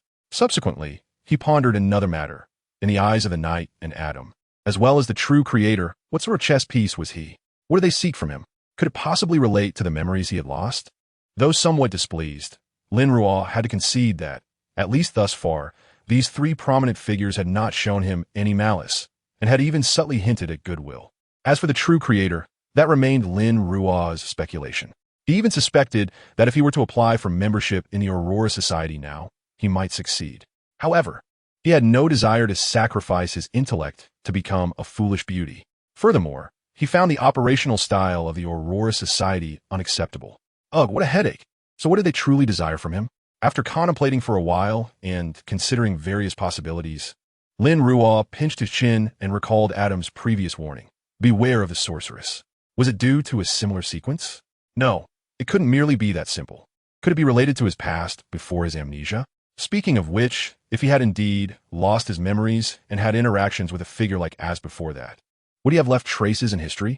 Suddenly, a certain possibility flashed through Lin Ruo's mind, and his gaze flickered. Perhaps he had indeed left traces, but they might have long since vanished him. Almost forgot about this. After a moment of silence, Lin Ruo recalled the extraordinary item left by Zhangweir. He had not examined it closely before, but now, upon careful observation, he realized that this item seemed to be a fusion of his own traits and a handkerchief. Now, due to Azk's sealing, it lay quietly, yet Lin Ruo remembered how this handkerchief had once writhed and danced. It was evident that this object possessed a living quality. Lin Ruo then simulated the Seer's path of Sequence 5 and began to seriously divine the capabilities and side effects of this extraordinary item. The holder could directly see and communicate with the undead, serve as a vessel for malevolent spirits, and summon undead beings from the underworld to a limited extent possessing the quality of being alive. It would periodically express praise for the goddess of night, making it easier for the holder to attract the attention of undead creatures. Each use would alter the user, transforming their body toward that of an undead being. And this change was irreversible. Do you dislike me? Lin Ruo suddenly paused, realizing that this handkerchief left by In Zhangweir seemed akin to the original work, where one began to loathe mushrooms after merging with the master, fearing the hunger of the mushrooms. This is not something I can utilize. Could I perhaps exploit its living qualities for some leverage? Lin Ruo contemplated, but was of little practical use to him, especially considering the side effects that would transform him into an undead being given Lin Ruo's circumstances. This handkerchief left by In Zhangweir was indeed of little utility. He could communicate with the undead or summon undead beings simply by simulating the abilities of the gatekeeper, which would be even more comprehensive. While containing malevolent spirits had some utility, he currently had no need to accommodate any. Moreover, the most critical factor remained the side effects. Being transformed into an undead creature was unacceptable to Lin Ruo. He was not yet at the point of forsaking his humanity. Therefore, it was best to sell it for some practical gain. Ultimately, Lin Ruo made his decision. Unnecessary extraordinary items should be discarded rather than retained. Having resolved this, he stowed the handkerchief away, stood up, stretched lazily, and exited the lounge. Upon leaving the lounge, he first spotted Klein, engrossed in a textbook on the language of giants. Though it was evident that he was not fully attentive and seemed somewhat distracted, Leonard was sprawled on the only intact sofa, appearing to sleep fitfully. Meanwhile, Dunn was engaged in a hushed conversation with a stranger in the corner. The woman was clad in a hooded black robe, adorned with blue eyeshadow and blush, and her exposed wrists were wrapped with a silver chain holding a white crystal pendant. This striking feature instantly reminded Lin Ruo of a name, Dolly, the medium who harbored a secret affection for Captain Dunn, who, in turn, was also enamored with her. Their story was one of mutual unrequited love. Thwarted by their insecurities, a significant regret from Lin Ruo's reading days. From their expressions, Lin Ruo could discern that Dolly seemed to be reprimanding Dunn, while he stood there obediently enduring her scolding. Perhaps the veil between them had yet to be pierced, but the palpable atmosphere was enough to bring tears to the eyes of any single person. Ugh, I suggest marriage. Lin Ruo shook his head, feeling as though he had been force-fed a mouthful of dog food, as the others finally turned their attention to him. My lord, you are awake. Dunn was the first to notice Lin Ruo, asking with concern, how is your health? I'm fine now, Lin Ruo replied with a smile. Gesturing towards Dolly and asking earnestly, girlfriend? Dunn was momentarily taken aback, his entire demeanor seeming to stiffen. While his face did not flush, Lin Ruo noticed that his ears appeared slightly reddened. Ah, is this the anticipated innocence? No, it's not like that. Dolly and I are merely ordinary friends. Dunn hastily defended himself, his usual composure absent, though a hint of melancholy flickered in his eyes as he repeated, just ordinary friends. Dolly, who had been feeling somewhat awkward, initially dimmed at this remark but then seemed to recall something, grasping Dunn's hand with a fierce determination and lifting her chin defiantly, declaring, indeed, she is my girlfriend. My lord, I did not expect you to see through it. Dunn was left dumbfounded, staring blankly at Dolly. Yet Dolly appeared resolute, perhaps spurred by the recent attack on the Blackthorn Security Company by the spawn of an evil god, prompting her to no longer endure the silence. Fearing that if she did not speak now, she might miss her chance forever, Dolly looked at Dunn, the skilled driver and seasoned racer, now stripped of her usual composure. Her earlier bravado replaced by the demeanor of a girl just entering love, nervous, anxious, yet hopeful. Dunn, I like you. Chapter 85. As long as you like me. That is enough. Dunn, I like you. Dunn had never envisioned that Dolly would one day confess her feelings to him. It was a moment he had never even dared to dream of. Did Dunn like Dolly? That was undoubtedly true. If he did not, how could he remember her so vividly despite the turmoil of nightmares that blurred the lines between reality and dreams? And how could he constantly bring her up in conversations with others? Yet, Dunn was plagued by insecurities. Dolly was so exceptional. Not only beautiful, but also a genius who had ascended to sequence 7 within merely 2 years. Compared to her, Dunn felt exceedingly ordinary. He could not charm women with sweet words. He was not particularly handsome, and he even appeared somewhat aged. Though he too was a sequence 7, his ascension had taken considerably longer than Dolly's. Did he deserve Dolly? To this question, Dunn's answer was a resounding no. Thus, even though he vaguely sensed Dolly's feelings, he continued to evade them, or rather, he was frightened, afraid that what he sensed was merely a figment of his imagination, a mere illusion. He feared that if he shattered that fragile barrier, they might not even retain their friendship. Unbeknownst to Dunn, Dolly was haunted by the very same fears. Thus, two individuals, secretly enamored with one another, exalt each other to divine heights in their hearts while relegating themselves to the dust. Despite their mutual affection and the faint perception of each other's feelings, neither dares to take a step forward, fearing the descent into the most dismal of outcomes. In the original narrative, had it not been for Tinjin's unforeseen incident, perhaps years later one of them would have mustered the courage to shatter the impasse, steering their story towards a different fate. Alas, in the timeline of the original work, the calamity did occur. They never had the chance to confess their emotions to one another, forever separated by the veil of death. Now, under Lin Ruo's influence, the nefarious scheme of Nzongwei was thwarted. Dun did not suffer the loss of the offspring of the malevolent god. Yet Deli, spurred by this incident and aided by Lin Ruo's timely intervention, chose to confess her feelings. So what is your answer? After waiting several seconds without a response, Deli grew increasingly anxious, gazing intently at Dun, who appeared momentarily dazed. Unable to restrain herself, she spoke again. He was still plagued by self-doubt, still worried, fearing that this was merely a fleeting illusion. This was not due to a lack of affection for Deli. Rather, it was because he cared so deeply, so profoundly, regarding her as a precious treasure, that he hesitated. Dun was once again taken aback, turning his gaze to Lin Ruo, whose eyes, as dark and profound as the night sky, were now suffused with warmth and encouragement. He saw through me. Dun fell silent for a moment, then softly uttered, "Thank you." He then turned to Deli, who seemed momentarily lost in thought, contemplating Lin Ruo's earlier words. Deli Dun called out, prompting her to immediately turn her attention back to him, her expression tightening with nervousness. I'm not as exceptional as you think. My appearance is not particularly striking. I am not exceedingly intelligent, nor am I adept at winning your favor. Dun struggled to articulate his thoughts, speaking slowly, while Deli listened intently. Yet, as she heard her beloved belittle himself, she could not help but exclaim, "That's not true. You are truly remarkable." "Listen to me," Dun interjected, a rare seriousness in his tone.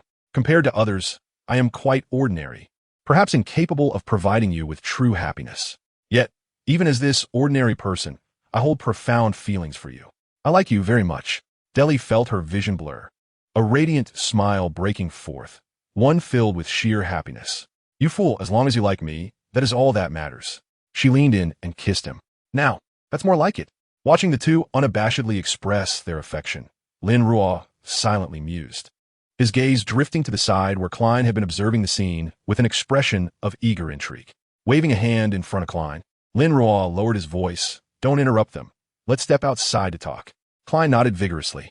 The two then quietly exited the room, leaving space for the newly confessed couple, while Leonard remained asleep on the sofa. Once outside, in a location where they would not disturb Dun and Deli, Lin Ruo smiled and asked, "So, were you taken by surprise?" "Not too much, just a bit unexpected. I didn't foresee that the captain and Lady Deli harbored mutual feelings," Klein replied, still somewhat astonished by the earlier revelation. Having only recently joined the Night Watch, Klein was not as familiar with the intricacies of Dun and Deli's relationship as he would be in the original narrative, hence his ignorance of their mutual crush. Curiously, he inquired, "Lin Ruo, how did you come to know of this?" Given Lin Ruo's demeanor and words, Klein, familiar with him, could easily discern that Lin Ruo had long been aware of the situation and had intentionally played the role of a matchmaker. "Of course, it is because I am all-knowing?" Lin Ruo jested. "Ha ha," Klein chuckled, conveying a look of skepticism. "Just a joke. The reason I knew about this matter was, on one hand, I observed it, and on the other, I had previously conducted an investigation into Tinjin's Night Watch, which revealed some subtle clues," Lin Ruo explained with a smile. "Who knows? It might happen soon. You should know that Lady Deli is quite proactive. If she were to pull Dun into a church tomorrow, I wouldn't be the least bit surprised," Lin Ruo remarked, confident that once their feelings were expressed, their relationship would progress at a breakneck pace. "Tomorrow?" Klein exclaimed, slightly taken aback. Lin Ruo chuckled and then continued. "Klein, you mentioned earlier that once you woke up, you wanted to hear everything I could share. Are you interested now?" Caught off guard by Lin Ruo's abrupt shift in topic, Klein paused, then replied earnestly, "I want to hear." "Great." Lin Ruo nodded, gathering his thoughts. "This matter, while it involves the machinations of the goddess and Adam, I cannot disclose to you. However, I can certainly share the surface details." Chapter 86. Klein chooses to accept special training. The lady bearing the offspring of the malevolent god was named Megaeos, manipulated by Nzongwei using 008 to arrive here. Upon hearing Lin Ruo's description, Klein felt a shiver of fear. The reason for this scheme was to pit the offspring of the malevolent god against us. seeking to claim the remains of Saint Selena kept here. Indeed, and he also intended to kill you, as you had repeatedly eluded his control. In his script, Klein Moretti should have perished during the previous dark divination. Lin Ruo nodded, smiling. Speaking of which, Nzongwai's plan had a surprisingly high success rate. Considering that 008 is inherently a sequence, one characteristic of the audience pathway, making it easy for him to arrange your movements. Yet, his misfortune lay in encountering me, which sealed his fate. His luck is indeed quite poor, Klein mused, then recalled something and asked, by the way, if Nzongwai is dead, what about 008? It should be in your possession now. Lin Ruo's smile faltered momentarily, shaking his head. 008 is not with me. It was taken by another individual. Klein froze, suddenly recalling Lin Ruo's earlier words, his heart tightening. He cautiously asked, was it an enemy of the church that took 008? An angel? Klein's pupils constricted. Yet it seemed quite reasonable. After all, Lin Ruo appeared to him as an immensely powerful figure, although he had previously downplayed his capability against demigods. Witnessing Lin Ruo confront the offspring of the malevolent god today, it became clear that a mere demigod would hardly pose a threat. Thinking back to Lin Ruo's earlier frail demeanor, Klein pondered for a moment before offering, Lin Ruo, don't be too disheartened. I'm not disheartened, Lin Ruo replied, shaking his head. His gaze lowered, a self-deprecating smile gracing his lips.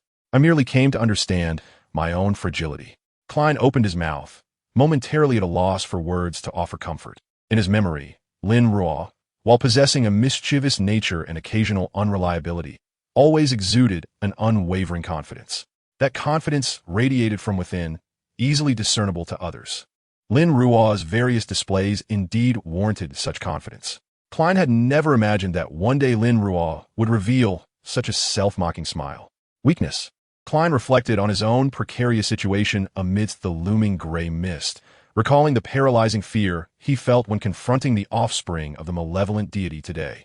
And thinking of Lin Ruo's encounter with the angel, where he was not only oblivious but could only watch helplessly in the face of the offspring of the evil god, Klein instinctively clenched his fists. If only he could be a bit stronger, then at least he could lend a hand instead of being unable to safeguard his own safety. All these emotional shifts were naturally captured by Lin Ruo, which elicited a flicker of amusement in his lowered eyes as he spoke. Klein, do you remember what I mentioned? Starting tomorrow, I intend to conduct special training for you to aid your growth. Although this is a selfish decision on my part, I hope you will accept it. This world is exceedingly cruel. Ordinary people, or even those who are merely extraordinary, might enjoy an ordinary and blissful life. But you are different, whether it is the gray mist you possess or the bond between us. It is destined that you will encounter many things that ordinary, extraordinary individuals will never face in their lifetimes. I do not wish for one day, in a moment of carelessness, for you to become a victim simply because of your inadequacy. So, will you accept this special training? He fixed his gaze on Klein, awaiting his response.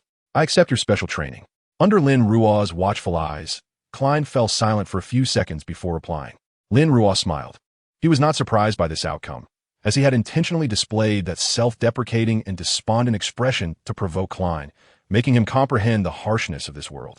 The threat from the Source Fortress, the jarring confrontation with the offspring of the evil god today, coupled with the sensation of helplessness in the face of danger befalling his friend, all of these factors were sufficient to motivate Klein to strive for strength. Just then, he suddenly heard Leonard's terrified and sorrowful voice from the room. No, Captain, Klein, no. Soon after, Lin Ruo noticed that Leonard, who had previously been asleep on the sofa, had indeed awakened, now sitting up and gasping for breath. Beads of cold sweat dotting his forehead as if he had just emerged from a nightmare. What's wrong, Leonard? Are you all right? Though their intimate moment was interrupted, Dunn, as the reliable captain, bore no anger, but instead expressed concern. I'm fine. It just seems I had a nightmare. Leonard shook his head, his expression still reflecting residual sadness and fear, mingled with confusion. A nightmare? What did you dream that scared you so much? You were calling out to me and the captain in your sleep. Upon realizing that Leonard had merely experienced a nightmare, Klein let out a sigh of relief, yet could not help but inquire out of curiosity. All right, Captain. Leonard nodded. Yet, they failed to notice that Lin Ruo's expression had taken on a somewhat nuanced tone.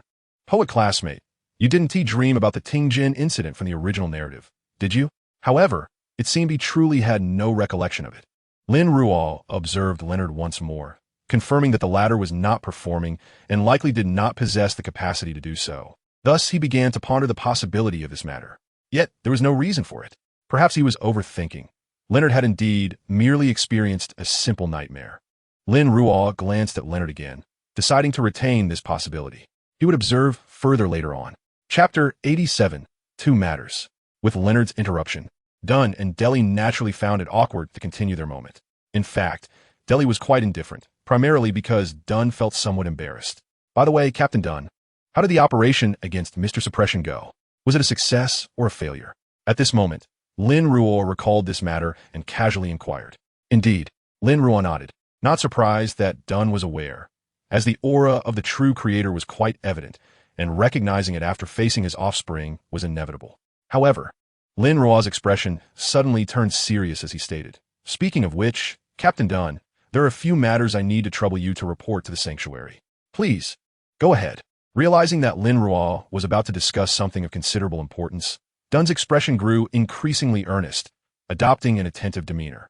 Firstly, Lon Erwis, the fraudster who scammed over 10,000 pounds, is a member of the Aurora Society, and he possesses the divinity of the true creator.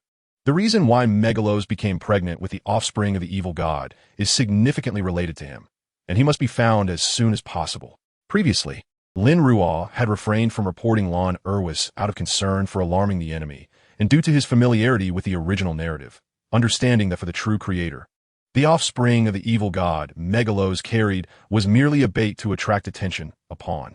Lon Erwis was the one truly imbued with divinity, capable of serving as a vessel for the true creator's descent.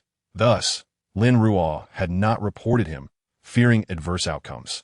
Now that the Tingjin incident had concluded, it was time to address this mess.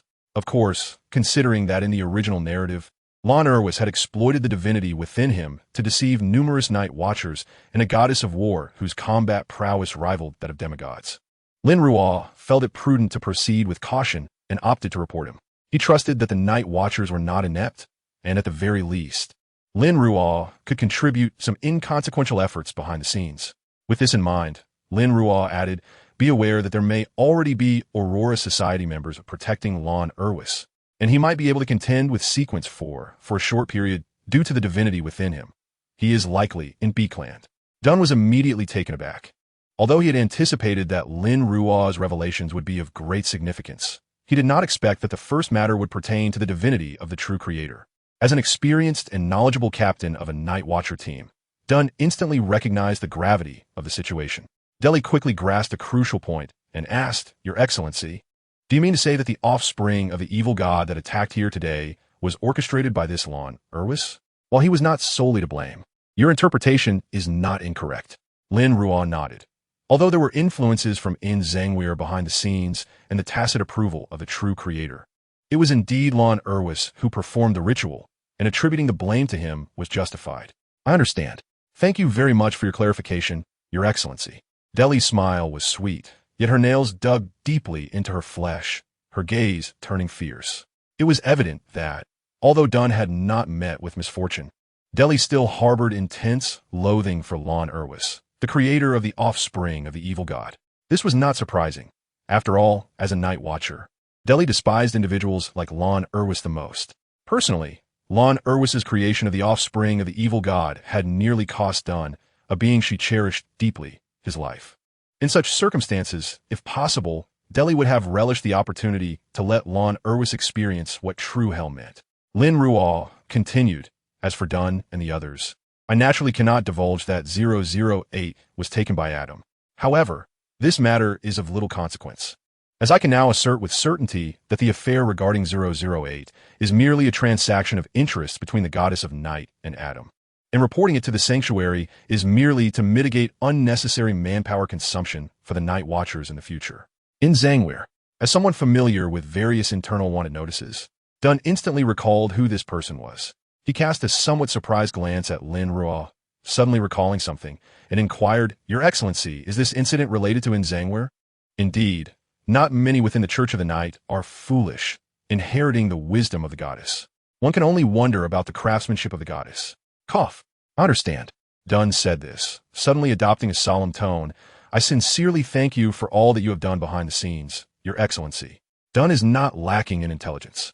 Although he did not receive a comprehensive explanation like Klein, he has pieced together, based on Lin Ruo's recent remarks and previous events, that Lin Ruo has likely been covertly investigating in Zhangweir all along. The timely resolution of the conspiracy surrounding the descent of the evil god's offspring, which spared Tianjin from destruction and allowed them to stand here unscathed, is largely attributable to the efforts made behind the scenes by the other party. You need not thank me. I merely did what I wished to do, what I ought to do, Lin Ruo remarked with a smile, his spirits lifting unexpectedly. I must say, it feels rather pleasant to receive gratitude from those I protect, even if your actions stemmed solely from a sense of duty. We are still obliged to express our gratitude, Dunn said earnestly. Lin Ruo's smile widened further as he replied, there are just these two matters. I hope Captain Dunn can report to the sanctuary at your earliest convenience. I will, Dunn nodded solemnly. By the way, Lin Ruo suddenly indicated Klein. I may intermittently take Klein out on special missions starting tomorrow. I hope you can understand. Dunn was momentarily taken aback, glancing at Klein, whose figure was reflected in his deep gray eyes, but he showed little surprise. I understand. Unlike in the original narrative, this time, due to Lin Ruo's influence, Dunn had already come to realize that Klein might be distinct from the ordinary vigilantes. Or rather, even if Klein were initially ordinary, the favor of a divine patroness destined him for greatness. However, despite being well aware of how much Lin Ruo cared for Klein, Dunn turned to Lin Ruo and said, My lord Lin Ruo, I do not know what tasks you're undertaking, but Klein is still merely an auxiliary extraordinary. Please take care of him during the missions. I shall. Lin Ruo raised an eyebrow, glancing at the darkening sky. It is getting late. Indeed, it is late, my lord. Would you mind joining us for a meal to celebrate the successful resolution of today's affairs? At this moment, Dolly grasped Dunn's hand, lifting their intertwined fingers amidst Dunn's somewhat bashful expression, proclaiming, and to celebrate our relationship. This public display of affection left Leonard, who had been quietly observing, momentarily stunned, as he incredulously looked between Dunn and Dolly, exclaiming, Captain, Lady Dolly, you two are finally together? Chapter 88, The Provocateur. Without a doubt, this copper whistle is the renowned as copper whistle from the original text, one of the keys to unlocking the tomb with the singularity of the Grim Reaper. I wonder if this time he will engage in as many mischievous antics. Lin Ruo chuckled softly to himself, then retrieved a metallic box from the drawer and proceeded to the alchemical laboratory established by Roldeflair when he renovated the office. Upon opening the box and dispelling the spiritual barrier that enveloped its interior, Lin Ruo's eyes fell upon the materials required for concocting the provocateur. The eyes of an adult Manx black cat, a complete specimen of gorilla grass, among others. It is time for the provocateur to ascend. I wonder if wearing a monocle in front of Leonard will make me dissolve in a thin air. Lin Ruo exhaled softly, shaking his head at the memories of the original narrative. It is best not to court danger. Otherwise, I might attract the attention of some mischievous child. Despite the jesting, Lin Ruo diligently began his alchemical procedures in the laboratory. While lacking experience in potion brewing, he possessed the memories of Roldeflair as potion concoctions for hunters and had witnessed old Neil preparing potions for Klein, thus finding the process quite manageable. Lin Ruo first utilized the equipment in the laboratory to distill the pure water needed for the potion, then cleaned the black iron pot and sequentially added the auxiliary materials. To be honest, due to the inclusion of alcohol and flowers in the provocateur's formula, this step felt remarkably akin to preparing a dish of dark cuisine. In a sense, I am indeed creating something edible. Lin Ruo smirked slightly as he regarded the remaining primary materials, without hesitation tossing the adult Manx black cat's eyes into the pot. The moment the eye hit the pot, it immediately transformed into a liquid resembling black ink, an eerie sight indeed. Maintaining his composure, Lin Ruo then added the complete specimen of gorilla grass, and the contents of the pot underwent a dramatic transformation. In an astonishing display of color reaction, the liquid in the black pot shifted from a kaleidoscope of hues to a pure, crystalline red. It was not the color of blood, but rather resembled liquid ruby. Gurgle, gurgle. Encouraging bubbles rose from the bottom, yet none reached the surface, bursting midway. I must admit, regardless of the taste, the appearance of this provocateur potion is quite impressive at this moment. Seeing this, Lin Ruo couldn't help but smile, then poured the potion from the iron pot into a pre-prepared glass. Instead of drinking it immediately, he first simulated the abilities of an oracle to confirm that the potion had not been improperly concocted before raising the glass to his lips. Gurgle. As the provocateur potion touched his tongue, Lin Ruo was first met with a peculiar taste, bitter and sour, decidedly unpleasant. He then swallowed the potion in one gulp, eagerly awaiting the transformative sensations described in the original narrative, only to find his consciousness suddenly slipping into a haze. Perhaps only a moment passed, or maybe several seconds, before Lin Ruo regained clarity, astonished to discover that he had ascended to the rank of provocateur. Lin Ruo, this is not the process we agreed upon. Moreover, is it not emphasized that one must remain conscious during the ascension? Clearly, something is amiss. What on earth is happening? Lin Ruo furrowed his brow, feeling utterly perplexed. While the flavors of different potions may vary, and the effects can differ, one thing Lin Ruo was certain of was that a normal person experiencing a lapse in consciousness while consuming a Sequence 8 potion would not only fail to ascend, but might even lose control entirely. Furthermore, why does it feel as though I drank a glass of water and suddenly acquired the abilities of the provocateur? Lin Ruo gazed at his hands, his eyes flickering. A normal person would never experience such a phenomenon after consuming a potion. Thus, the issue must lie within me. Perhaps it is due to my identity as a transmigrator, or the arrangements made before my amnesia. A multitude of possibilities flashed through Lin Ruo's mind, alongside other reasons unknown to him. After a prolonged contemplation, Lin Ruo exhaled deeply, realizing he must promptly assimilate the effects of the provocateur potion. If ascending to the rank of arsonist is akin to this, TSK. Lin Ruo gathered his thoughts, pushing aside the myriad of distractions to focus on what abilities the provocateur potion had bestowed upon him. First and foremost, the capabilities inherent to hunters have been significantly enhanced. Combat skills, tracking abilities, and overall physical prowess have all improved, rendering his limbs more agile and his strength greater. Additionally, he has acquired the ability to provoke others easily, inciting their anger. This ability bears resemblance to the allure possessed by witches and carries an extraordinary quality. Moreover, upon successfully provoking someone, he can forcibly draw their attention to himself, akin to a soft control tactic in gaming, albeit one that can be escaped. Lastly, he possesses an enhanced instinct for detecting the weaknesses of prey, though the provocateur's ability in this regard is not particularly strong. It is more about an intuitive sense that has been heightened. Much like a seasoned hunter, even when encountering a new prey for the first time, he can quickly identify their potential vulnerabilities through instinct alone. These abilities were hardly unexpected for Lin Ruo, as he was already well acquainted with the provocateur. What truly caught his attention, however, was the progress made in the digestion of the provocateur's potion. I haven't even played the role yet, and yet over half of it has already been digested. Lin Ruo mused, stroking his chin in contemplation. It must be the consequence of having assumed the role prematurely. Let me think. It should count as a provocation, but that doesn't quite add up. It makes no sense that provoking a Sequence 5 could lead to such significant digestion. Could it be that my previous impersonation of an angel was perceived as a provocation by the old pigeons? Chapter 89, The Moth. Having unraveled the crux of the matter, Lin Ruo silently resolved to adopt a different persona for future, significant undertakings. After familiarizing himself once more with the abilities pertinent to the provocateur, he set off to the night church for further study. After all, promotion is one thing, but eliminating ends is another. Education must not be neglected. Lin Ruo understood deeply the importance of mastering the foundational knowledge of mysticism, akin to the essential groundwork required for erecting a sturdy edifice. Without a solid grasp of mystical knowledge, he would inevitably be the one to suffer the consequences in the future. He had no desire to become a second High Faisi, or rather, a second High Rower. Furthermore, he was quite curious about how the night goddess would react following his recent antics. With this mindset, upon arriving at St. Samuel's Church and encountering St. Anthony, Lin Ruo was not at all surprised. He greeted him with a smile. "Good evening, Your Excellency St. Anthony." Clad in a black robe adorned with red, St. Anthony's 5 dark holy emblems seemed as if they would never be removed. His words were remarkably down-to-earth, starkly contrasting with his usual demeanor in front of outsiders. However, Lin Ruo could discern that St. Anthony spoke with genuine joy, relieved that Tinjin's conspiracy could be resolved. Unbeknownst to him, the machinations behind Tinjin were not so surprising. "All hail the goddess," St. Anthony proclaimed, gesturing reverently, though his devotion exceeded Lin Ruo's by a considerable margin. He continued, "My lord Lin Ruo, you previously mentioned a being named Moth within the seer. Is that correct?" "Indeed."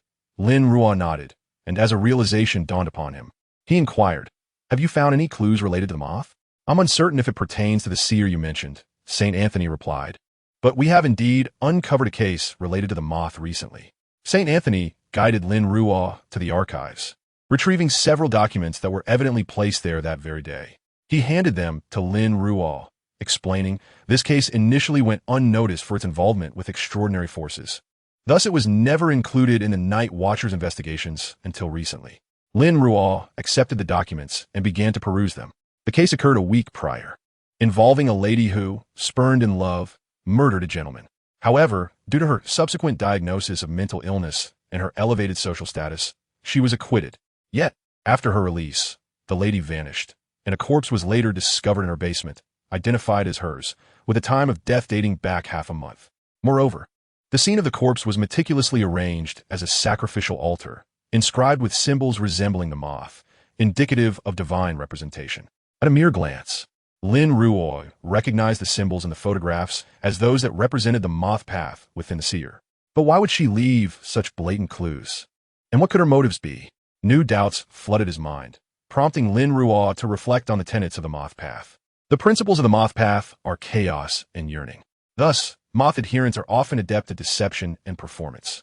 Even with the influence derived from the previous level 3 moth, Lin Ruo could ascertain that moth adherents likely possess the ability to alter their appearance, making it unsurprising that they could impersonate others and deceive.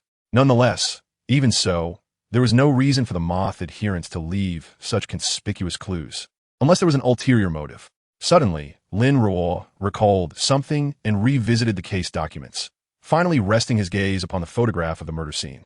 It was undoubtedly a meticulously staged death scene.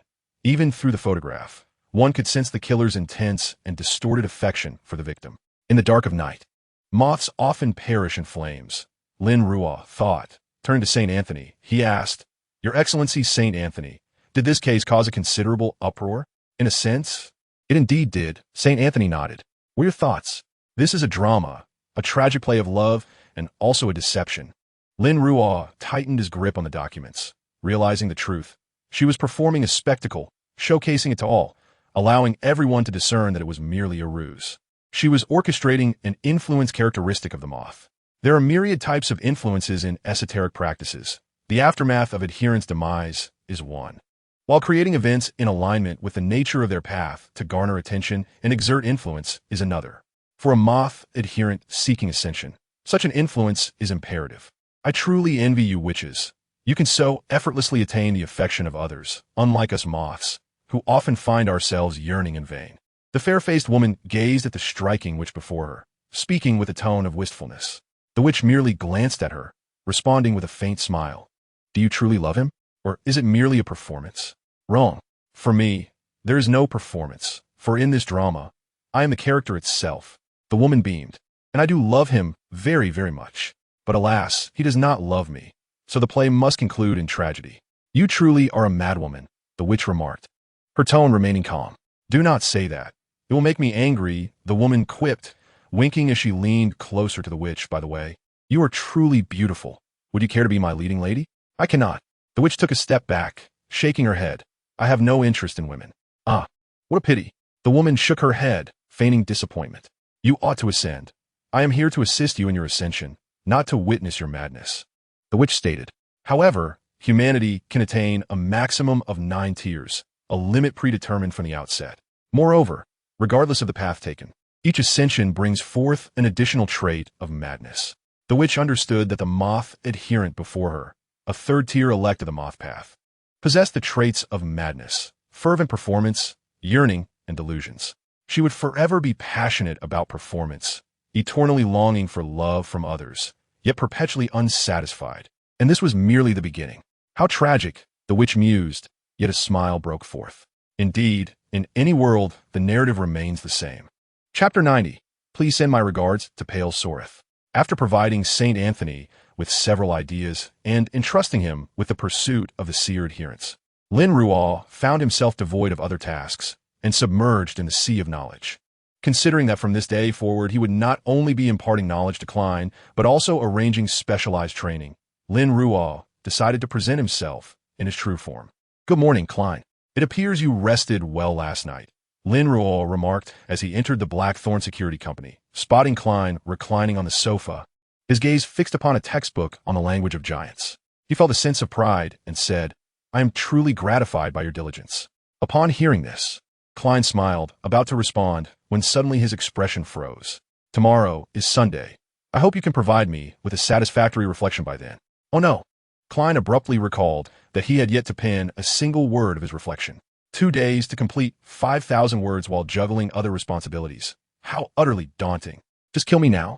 At this moment, Klein felt a profound resonance with those students whose summer vacation was about to end tomorrow. It had not written a single word of their assignments.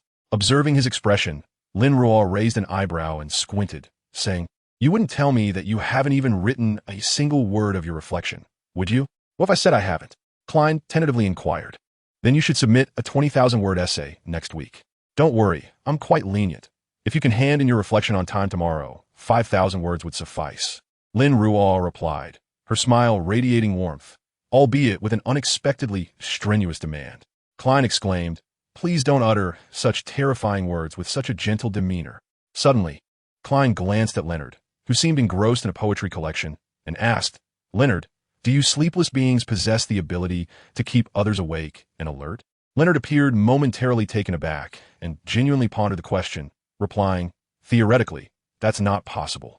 However, if you find yourself needing to stay up late, you could invoke ritual magic to beseech the goddess. She might grant you a night of vitality." The idea of beseeching the goddess for a night of good spirit seemed rather troublesome. Would she not risk incurring divine wrath for such trivial matters? Having not undergone the tutelage of old Neil, Klein was somewhat oblivious to the precedents set by the night watchman in similar circumstances, and he felt a fleeting doubt that perhaps he was the only one with such fervent piety. Nevertheless, he quickly suppressed that notion and first addressed Leonard with, "Thank you for your suggestion, but I believe I shall manage without it." Then, turning to Lin Ruo, he added, "I will ensure that my reflection is completed by tomorrow." "I look forward to it." Lin Ruo smiled, refraining from further pressuring Klein on this matter. Instead, she cast a glance at Leonard before continuing, "Klein, how is your digestion of the diviner's potion coming along?" Upon hearing this, Leonard perked up, having caught the key phrase, and responded with surprise and confusion. "What do you mean by digestion? Shouldn't one have mastery over potions?" "Oh, poet, your performance is excessively theatrical. Even I could do better," Klein silently critiqued, recalling Leonard's previous, rather juvenile declarations, leading to a sudden realization. Leonard was also adept at the art of pretense, and indeed harbored secrets. It was evident that Lin Ruo was aware of this as well, or else she wouldn't have posed such a question in Leonard's presence. Lin Ruo, having intentionally asked Leonard in front of him, then smiled and said, "Please convey my regards to Pale Sarathas." Although he had abandoned the idea of donning spectacles to provoke old Pales, Lin Ruo's sudden remark was not a mere whim. On one hand, it served as a warning to Pale Sarathas, conveying the message that he was aware of the latter's parasitic connection with Leonard and advising him against overstepping his bounds. Given her status as a devotee of the goddess and the current frailty of the old man, this warning carried considerable weight. Lastly, Lin Ruo wished to test whether Pale Sarathas recognized him. Since Mr. Askey might know him, it was plausible that the long-lived angel, Pale Sarathas, would as well. Pale Sarathas? Leonard repeated the name in a daze, and in that instant, he realized that Lin Ruo was privy to his secret. Overwhelmed by surprise, Leonard asked, "Devotee, do you know the old man?" To think he'd been called old man so early in the conversation. Lin Ruo inwardly scoffed, yet maintained a smiling facade, responding, "That is a question you ought to direct at him." Instantly alert, Leonard seized upon the significance of her words, muttering to himself, "Old man, you are indeed an angel. So your name is Pale Sarathas? Is it true, poet? Did you not even know that your grandfather is an angel? Let alone what his name is?" Klein, who had been piecing together the conversation between Lin Ruo and Leonard, couldn't help but mentally critique. After all, Lin Ruo had informed him that this seemed to be a family of angels from the Quaternary period, possessing the ability to traverse the path of thieves. Unfamiliar with him, Lin Ruo lowered her gaze, not too disappointed, then looked up again, smiling. "Leonard, focus on properly digesting your potion and strive for advancement. A protagonist should embody the essence of a protagonist, should they not?" Leonard paused, and then, like a freshly boiled crab, his face turned a shade of crimson. Though he was quite eccentric and would even tell Klein that two protagonists had met, that did not imply he was devoid of a sense of shame. Thus, when Lin Ruo, who held a significant status in Leonard's eyes, spoke to him in such a manner, the overwhelming sense of embarrassment he felt was akin to a social death, wishing he could dig a hole and bury himself. Meanwhile, Klein, who witnessed the entire scene, felt a tinge of guilt yet could not suppress his laughter. Although it was shameful to be the target of such harassment, one could not deny the sheer joy derived from watching others endure similar fates. After having thoroughly disrupted the true protagonist, Lin Ruo then turned to Klein and said, "Let's go, Klein. Today marks the first day of our special training." Chapter 91. Parasitism. In the face of such an abrupt turn of events that had unexpectedly engulfed him, Klein, who had been enjoying the spectacle, found himself momentarily bewildered. However, Lin Ruo had informed him of the special training commencing this morning the previous day, so Klein, having mentally prepared himself, quickly rose to follow her after a brief moment of confusion. Once they exited the Blackthorn Security Company, Lin Ruo grasped Klein's shoulder and invoked the traditional teleportation skill of the traveler, transporting them to a spacious square. Upon arriving at this unfamiliar location, Klein instinctively surveyed his surroundings, realizing that it appeared to be a shooting range, somewhat akin to the practice area of the Tenjin Shooting Club, only larger and devoid of any other individuals. "Where are we?" Klein inquired with curiosity. "Thanks to a certain old friend, this did not cost me much," Lin Ruo replied. As Klein observed the surroundings, Lin Ruo had already concluded the simulation of the traveler and switched to another path. More accurately, an angel of the sequence One Thief path was parasitizing Leonard. "Do you know what parasitism entails?" Lin Ruo asked, her smile suddenly imbued with significance. Klein promptly shook his head. Although he had acquired a wealth of knowledge beyond the scope of his current sequence thanks to Lin Ruo, he remained unaware of the portions she had not yet taught him. Parasitism was considered a hallmark of the higher sequences of the Thief path, with sequence 4 aptly named the parasite. Lin Ruo, with a cheerful demeanor, elaborated, "Generally, there are two forms of parasitism." As she extended a finger, Klein recalled Leonard's occasional soliloquies and the recent conversation between Leonard and Lin Ruo, and he began to ponder. So, Leonard's current situation could be classified as preliminary parasitism? "Close enough," Lin Ruo replied with a smile, extending a second finger. Upon hearing this, Klein felt a chill run down his spine. Lin Ruo paused for a moment before adding, "By the way, since the vast majority of extraordinary beings from the Thief path tend to be rather nefarious, typically, hosts that are parasitized by the Thief path do not meet favorable outcomes." "Then what about Leonard?" Klein gasped, instinctively growing concern for his poetic classmate. However, he soon had a realization, looking at the relaxed Lin Ruo and stating, "Wait, if the angel parasitizing Leonard possesses a similarly malicious disposition, your character wouldn't merely be offering a casual greeting. Therefore, is the other party an exception? It can be said that, compared to other thieves, the reputation of the Zoroastrian family is indeed relatively favorable. Moreover, Pales himself is not an inherently malicious individual. Given his character, even if he were to parasitize Leonard, it would likely amount to merely siphoning a few years of his lifespan, which is hardly a significant issue." Lin Ruo nodded appreciatively at Klein's quick response, but refrained from divulging the more critical reason. Regardless of Pale's personal character, the fact that he chooses to inhabit Leonard signifies his desire to align himself with the Church of the Night. Under such circumstances, he would undoubtedly refrain from causing Leonard any harm. However, in the later stages, this old gentleman genuinely treated Leonard like a grandson. Reflecting on the daily interactions between Leonard and the old man in the original work, Lin Ruo's eyes glimmered with a hint of amusement. "That's reassuring," Klein exhaled, then couldn't help but jest, "but stealing a few years of life is quite something. After all, a thief never leaves empty-handed." Lin Ruo shrugged, noting that this was not mere fabrication, but something a descendant of the Zoroastrian family had once stated. "No wonder they are thieves," Klein mused. Turning to Lin Ruo with curiosity, "You seem quite knowledgeable about the angel that has taken residence in Leonard." "Not so much knowledgeable as I am aware of certain aspects regarding him," Lin Ruo replied, shaking his head, though his smile grew increasingly enigmatic. "Moreover, he might also be privy to some of my secrets." "But Leonard, is he deceiving you?" Klein paused, then realized something. "I am uncertain," Lin Ruo responded, shaking his head. "However, one thing is abundantly clear. In the absence of irrefutable evidence, the words of an extraordinary being traversing the path of a thief, especially those of higher order, like angels, should be taken with the utmost skepticism, even disregarding punctuation. This is something you must keep in mind. Never trust a thief lightly, for they are well-versed in deceit. Given that you have chosen the path of the diviner, you must be particularly cautious of those who tread the path of thievery. Klein felt somewhat bewildered, yet he swiftly recalled the keywords in his mind, asking, "Is it because of the proximity of the sequences?" "Indeed," Lin Ruo replied with a smile. "There is a saying, when we select a corresponding path, our enemies and allies are already determined. Thus, one must be wary of those on the same path and those of adjacent sequences." As Klein absorbed this sentiment, he felt an inexplicable sense of harshness, despite not fully understanding the implications. All right, let's not dwell on this any longer. Now let me discuss the specialized training. Lin Ruo shifted the topic. Klein looked perplexed. If it's a theoretical class, why come here? Indeed, a total of 6 shillings and 8 pence. Does that not amount to a single pound? Lin Ruo remarked. Klein, while I was already aware of your financial constraints, I must say your level of poverty has surpassed my expectations. What? How can my wallet be? Where did you get it? Klein quickly checked his pockets, realizing his wallet was indeed missing. Upon hearing Lin Ruo's teasing words, he retorted, "So what if I'm poor? I'm poor, but I'm happy." Be cautious with such declarations. You might find the god of poverty perpetually watching over you. Lin Ruo chuckled, returning the wallet to Klein.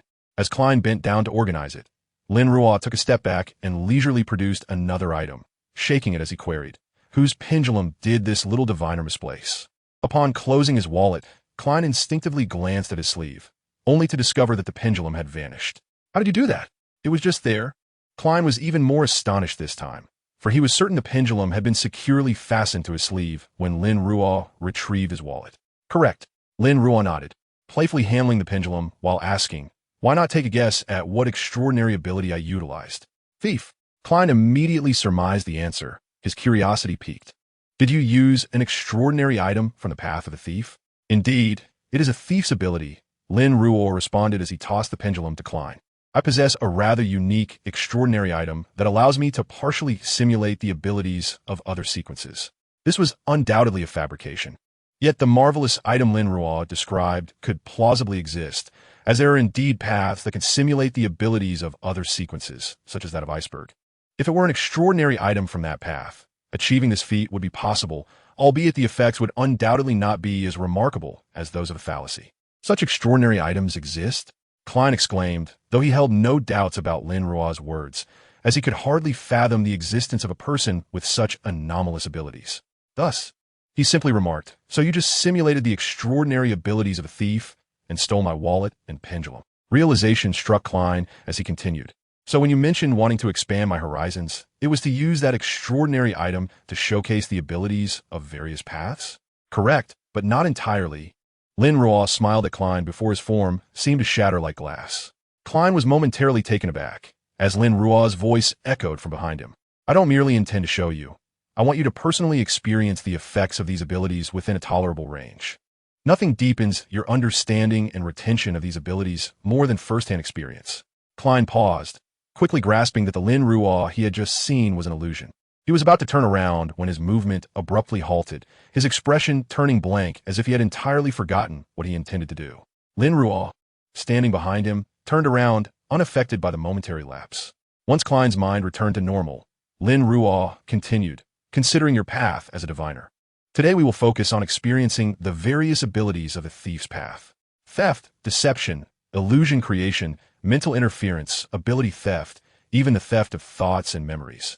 Lin Ruo enumerated the abilities of the higher sequences of the thief's path, his smile as warm as ever.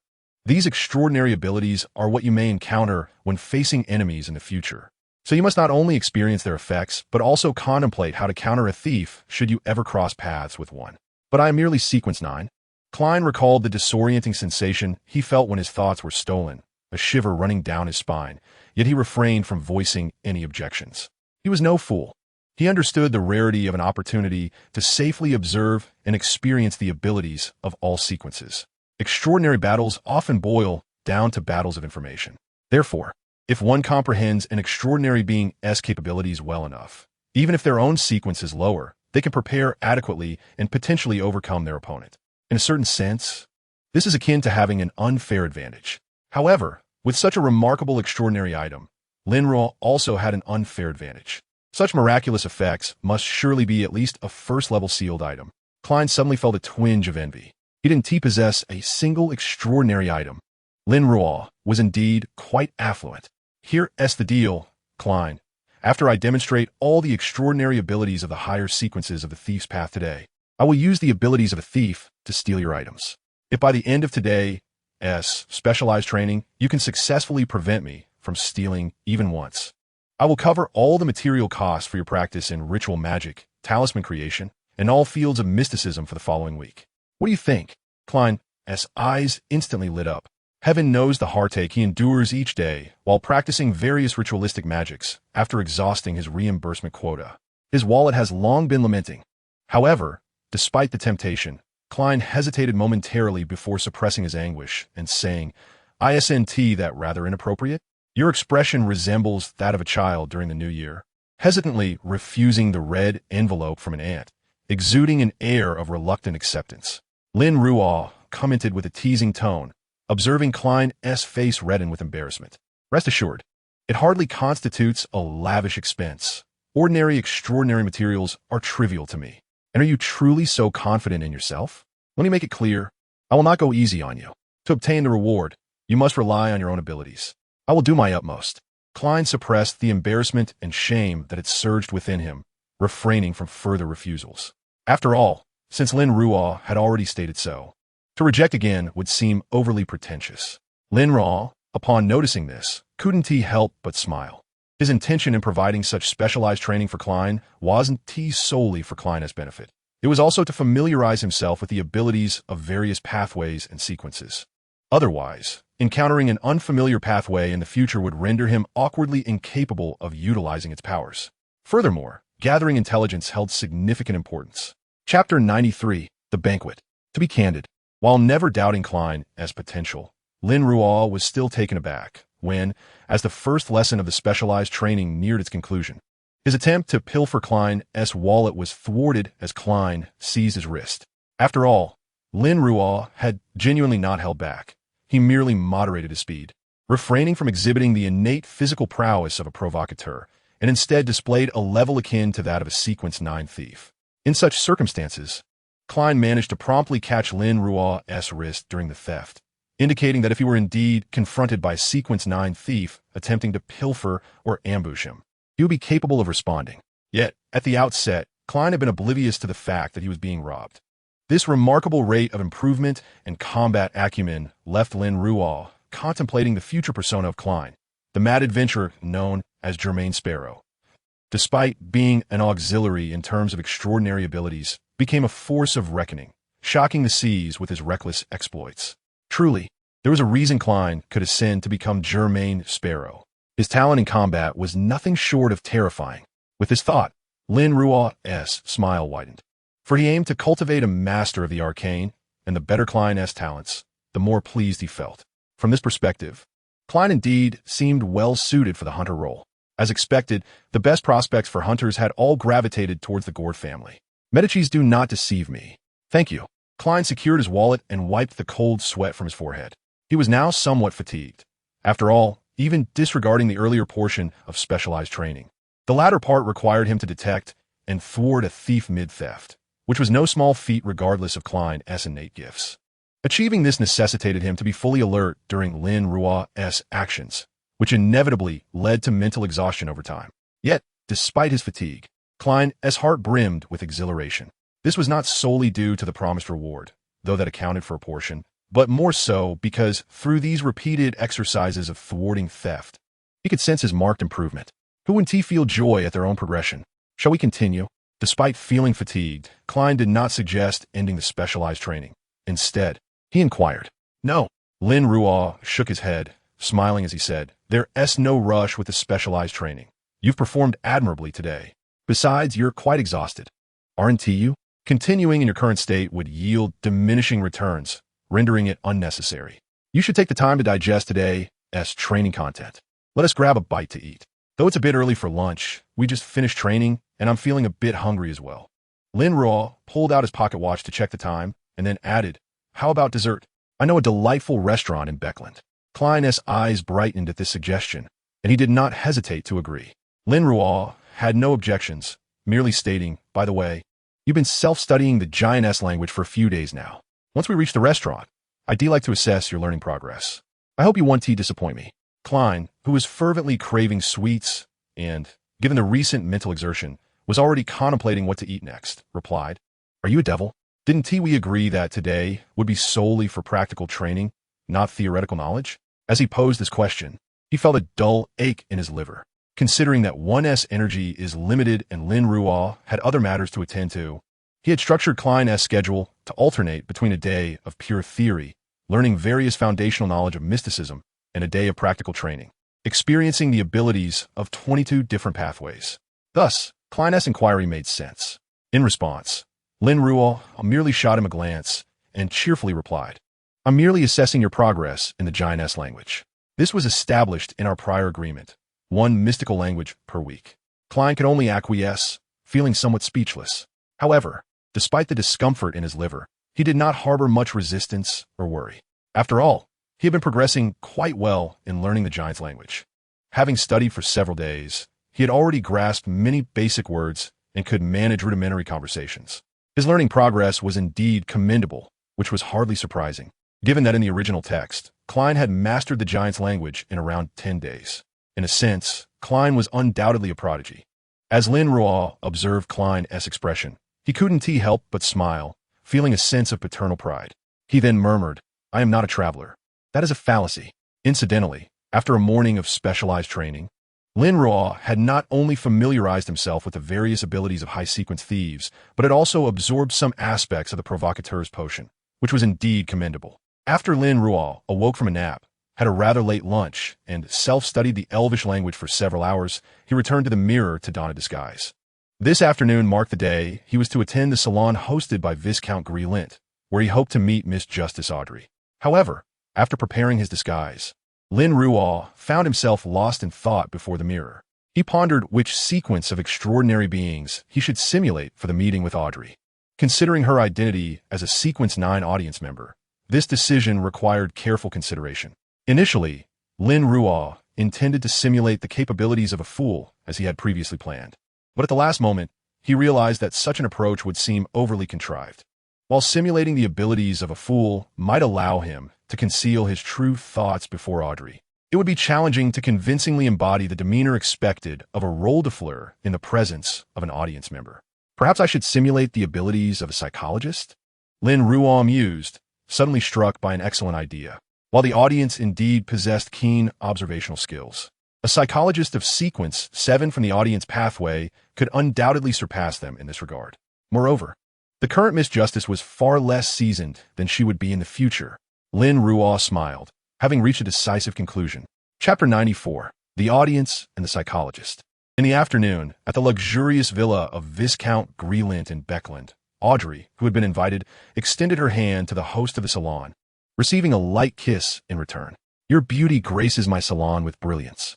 The Viscount of Grelint first offered a perfunctory compliment, adhering to the customary pleasantries of the noble class in ruin. He then lowered his voice, saying, My friend has arrived. You may have encountered him before, but do not be overly astonished. Upon hearing this, Audrey fixed her gaze upon the Viscount, keenly observing his demeanor.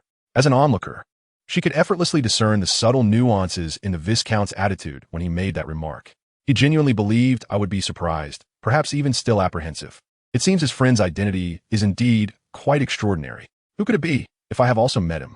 The Viscount continued to lead Audrey toward the drawing room where a salon was underway, adding, However, I assure you that you will have a favorable impression of my friend, for he is remarkably cheerful, gentle, composed, and intelligent. Audrey regarded the profile of the Viscount, and even without her observational prowess, she could perceive the pride emanating from his expression and tone. He truly holds his friend in high esteem. Contemplating this, Audrey maintained her graceful smile and responded, I eagerly anticipate meeting him. The Viscount seemed poised to say more, but his peripheral vision caught sight of someone, and he promptly informed Audrey, There is my friend. His current name is Ethan Dilium, an artist. Following his gesture, Audrey beheld the individual the Viscount referred to. He was a man dressed in a notably mature manner, and at first glance, one might assume he was in his mid-20s. However, as Audrey scrutinized his face. Her keen observational skills revealed that he was wearing an exceedingly thick layer of makeup, so artfully applied that it was nearly imperceptible. Audrey's gaze then shifted to his hands, leading her to a conclusion. His age was likely similar to hers. Simultaneously, she noted that this Mr. Ethan Dylium bore no calluses typical of a painter. Reflecting on the Viscount's earlier words, Audrey deduced that the name Ethan Dylium, his purported identity as an artist, and the facade of his face were all fabrications. This must be a false persona, one that the Viscount was also aware of. As Audrey ruminated on this, she observed that Mr. Ethan Dylium, who had been engaged in conversation, seemed to sense her gaze and turned to look at her. Upon seeing her, he momentarily froze, then broke into a broad smile. Judging by the movement of his arms, he appeared to possess considerable strength and was adept in combat. His demeanor seemed to have improved since their initial encounter. Was it due to my presence? Yet there was also a hint of nervousness. Did he seek something from me? While Audrey scrutinized him, the Viscount approached Mr. Ethan Dylium. Introducing, Ethan, this is Miss Audrey, the dazzling jewel of Beckland. Her father is Count Hall, a highly esteemed member of the House of Lords, trusted by the king and revered by the nobility. Good afternoon, Mr. Dylium. I must say, I greatly admire your paintings, Audrey said, adhering to the noble etiquette and bowing, despite having never seen his artwork and harboring doubts about his artistic abilities. Opposite her, Mr. Ethan Dylium, now donned in the guise of an artist, responded with a smile befitting his assumed character. Good afternoon, Miss Audrey. Your beauty is truly astonishing. Perhaps you wouldn't mind if I painted your portrait? As he spoke, Ethan was also observing Audrey. He had already simulated the capabilities of a psychologist before formally arriving at the Viscount's villa. It was indeed fascinating to perceive others through the lens of a psychologist. Although Ethan was adept at reading emotions and could easily discern what others were thinking, it paled in comparison to the ability of a psychologist capable of mind reading. However, while utilizing this psychological insight, he gained a profound understanding of why the audience pathway was both the most stable and the most volatile. The audience, skilled in accurately gauging others' emotions, is paradoxically the most susceptible to emotional contagion. If one cannot master their own emotions and perform correctly, losing control is hardly surprising. This holds true for lower sequences, and it will be even more pronounced when one can infiltrate another's consciousness. It's akin to gazing into an abyss, only to find it gazing back at you. Because he had simulated the psychologist's ability from the outset and had adjusted his own state accordingly. When Audrey arrived, Ethan presented the persona he wished to convey. Through his observations of her reactions, he was fairly certain she had not truly seen through him, only perceiving the facade he intended to showcase. Indeed, the audience pathway is a contest of performance. Whoever is seen through is left in an awkward position. Due to the public setting, certain matters could not be openly discussed, so they exchanged pleasantries without delving into other topics before parting ways. As Audrey and the Viscount moved toward other guests, Ethan lifted a glass from a nearby table and took a sip, seamlessly reintegrating into the crowd, even more effortlessly than before. By the time the salon drew to a close, he had once again mingled with those around him, familiar enough to engage in conversation with anyone he encountered. Having received a subtle cue from the Viscount, Ethan finally excused himself to the washroom. He evaded the gaze of others and skillfully made his way to a door on the first floor, entering to find the Viscount waiting for him. Good afternoon, Greeland. Ethan greeted with a natural smile. How is the collection of the primary materials for the potion coming along? Good afternoon, Roldy, the Viscount replied, clearly in good spirits. I have secured the horn of an adult unicorn and obtained 3 grams of crystallized venom from a crowned jellyfish. I should have everything shortly. Congratulations. Ethan responded sincerely. With only the Viscount present in the room, he inquired, Why are you alone? Where's Miss Audrey? Chapter 95, Achievement. Why are you alone? Where's Miss Audrey? Oh. Ethan raised an eyebrow, feeling no surprise. After all, the book penned by the lazy author had gained considerable popularity recently.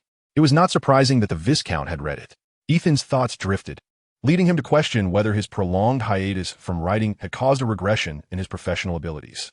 In his previous life, Ethan had begun writing novels before his endeavors began, spurred by the death of a friend that revealed to him the essence of the world. However, he had set aside his writing to pursue his schemes, planning to return to it once everything concluded, only to meet an untimely demise. Where did I leave off in my last book? It seems I was writing about the protagonist's fateful parting. Ethan blinked, feeling an unexpected pang of guilt. Cough. No need to panic. They can't possibly send me a blade from another world. Ethan silently suppressed his guilt over the unfinished manuscript when he heard a knock at the door. Moments later, the door opened slightly, and Audrey slipped into the room. As the host, the Viscount immediately approached with a sense of ownership. Introducing, Audrey, allow me to reintroduce you to Roldy Flair, my dear friend, who is also a true extraordinary individual. Audrey paused for a moment. Finally, comprehending why the Viscount had initially suggested she might have met him before and advised her not to be overly surprised. For indeed, she had met the other party, albeit only once. Moreover, Audrey recalled distinctly that Roldy de Flair had perished a year ago in a tragic fire accident, a fact she had encountered in newspaper reports at that time. Could it be a mere feigned death? Was there a deeper mystery surrounding that fire? Audrey pondered, simultaneously revealing an expression of shock and disbelief as she exclaimed, "Roldy? But you were supposed to be dead." "Because someone wished for my demise," Lin Ruo sighed dramatically, her visage increasingly contorted with anguish. "I am unaware of the grievances my family has incurred, but those individuals certainly do not desire the rise of my family, nor do they wish for my survival. Thus, they unleashed that inferno during my 18th year, intending to consume me in flames. Yet, as you can see, I did not succumb, though my butler, my kin, my friends, my servants, and even my pets perished in that dreadful blaze." As Lin Ruo spoke, her gaze fell, and the sorrow meticulously crafted upon her face had the power to move even the most stoic of hearts. Having simulated the prowess of a psychological healer, Lin Ruo was acutely aware of how to wield emotions to resonate with others and evoke their sentiments. How despicable! The clenched fists of Viscount Glaint were a testament to his outrage. Although this was not the first time he had learned of this tragedy, he was evidently affected by Lin Ruo's emotional display. Coupled with the fact that he regarded Roldy de Flair as a friend, having consistently offered assistance, his indignation only intensified. How can this be? This is utterly outrageous. Audrey furrowed her brow upon hearing this. While her reaction was not as pronounced as that of Viscount Glaint, she too was touched by the sentiment. It was not surprising. Despite her elevation to the status of an observer and having witnessed numerous unforeseen events, Audrey remained rather innocent and idealistic, endowed with a strong sense of justice, and thus could not remain indifferent to Lin Ruo's plight. Not to mention, Lin Ruo, although not directly employing psychological suggestion, effectively manipulated emotions akin to a psychological practitioner, thus gaining an unfair advantage. "Mr. Roldy, who exactly seeks to bring about your demise?" Audrey inquired, her heart brimming with indignation, simultaneously beginning to understand Lin Ruo's purpose for seeking her out. "I do not know," Lin Ruo replied, shaking her head with a bitter expression. "I am but a useless person, unable to ascertain who exactly desires my death. The only certainty I possess is that Viscount Stafford should be one of the participants." "Viscount Stafford?" At this juncture, Lin Ruo lifted her gaze to meet Audrey's, her eyes still clouded with lingering sorrow, yet imbued with sincere earnestness. "Miss Audrey, the reason I sought your company is to implore you for a favor. I wish for you to keep an eye on the individuals with whom Viscount Stafford associates. Of course, there is no need for you to conduct a formal investigation. Merely pay a little attention during your attendance at various gatherings. In return, I can introduce you to the extraordinary circle I frequent. I have heard that you are in pursuit of the formula for the Observer's Potion, and I possess it. Furthermore, should you require assistance, I can aid you in sourcing subsequent potion formulas for observers." Faced with his earnest request, Audrey, though similarly moved by emotion, did not acquiesce immediately, but took a moment to ponder. Simply being observant should not endanger me. While I am indeed an observer now, I must not expose the matters of the Tarot Society. However, this could provide an opportunity to bring my identity as an observer to light, and such a ruthless individual should certainly not be ignored. After a moment's contemplation, Audrey ultimately nodded and declared, "I shall assist you." Once Audrey agreed to monitor the acquaintances of Viscount Stafford, Lin Ruo conversed with her for a while longer, primarily cautioning her to be wary of those around her. Before departing from the salon, he had another letter to write to the idle fish. Volume 1, The Manipulator concluded.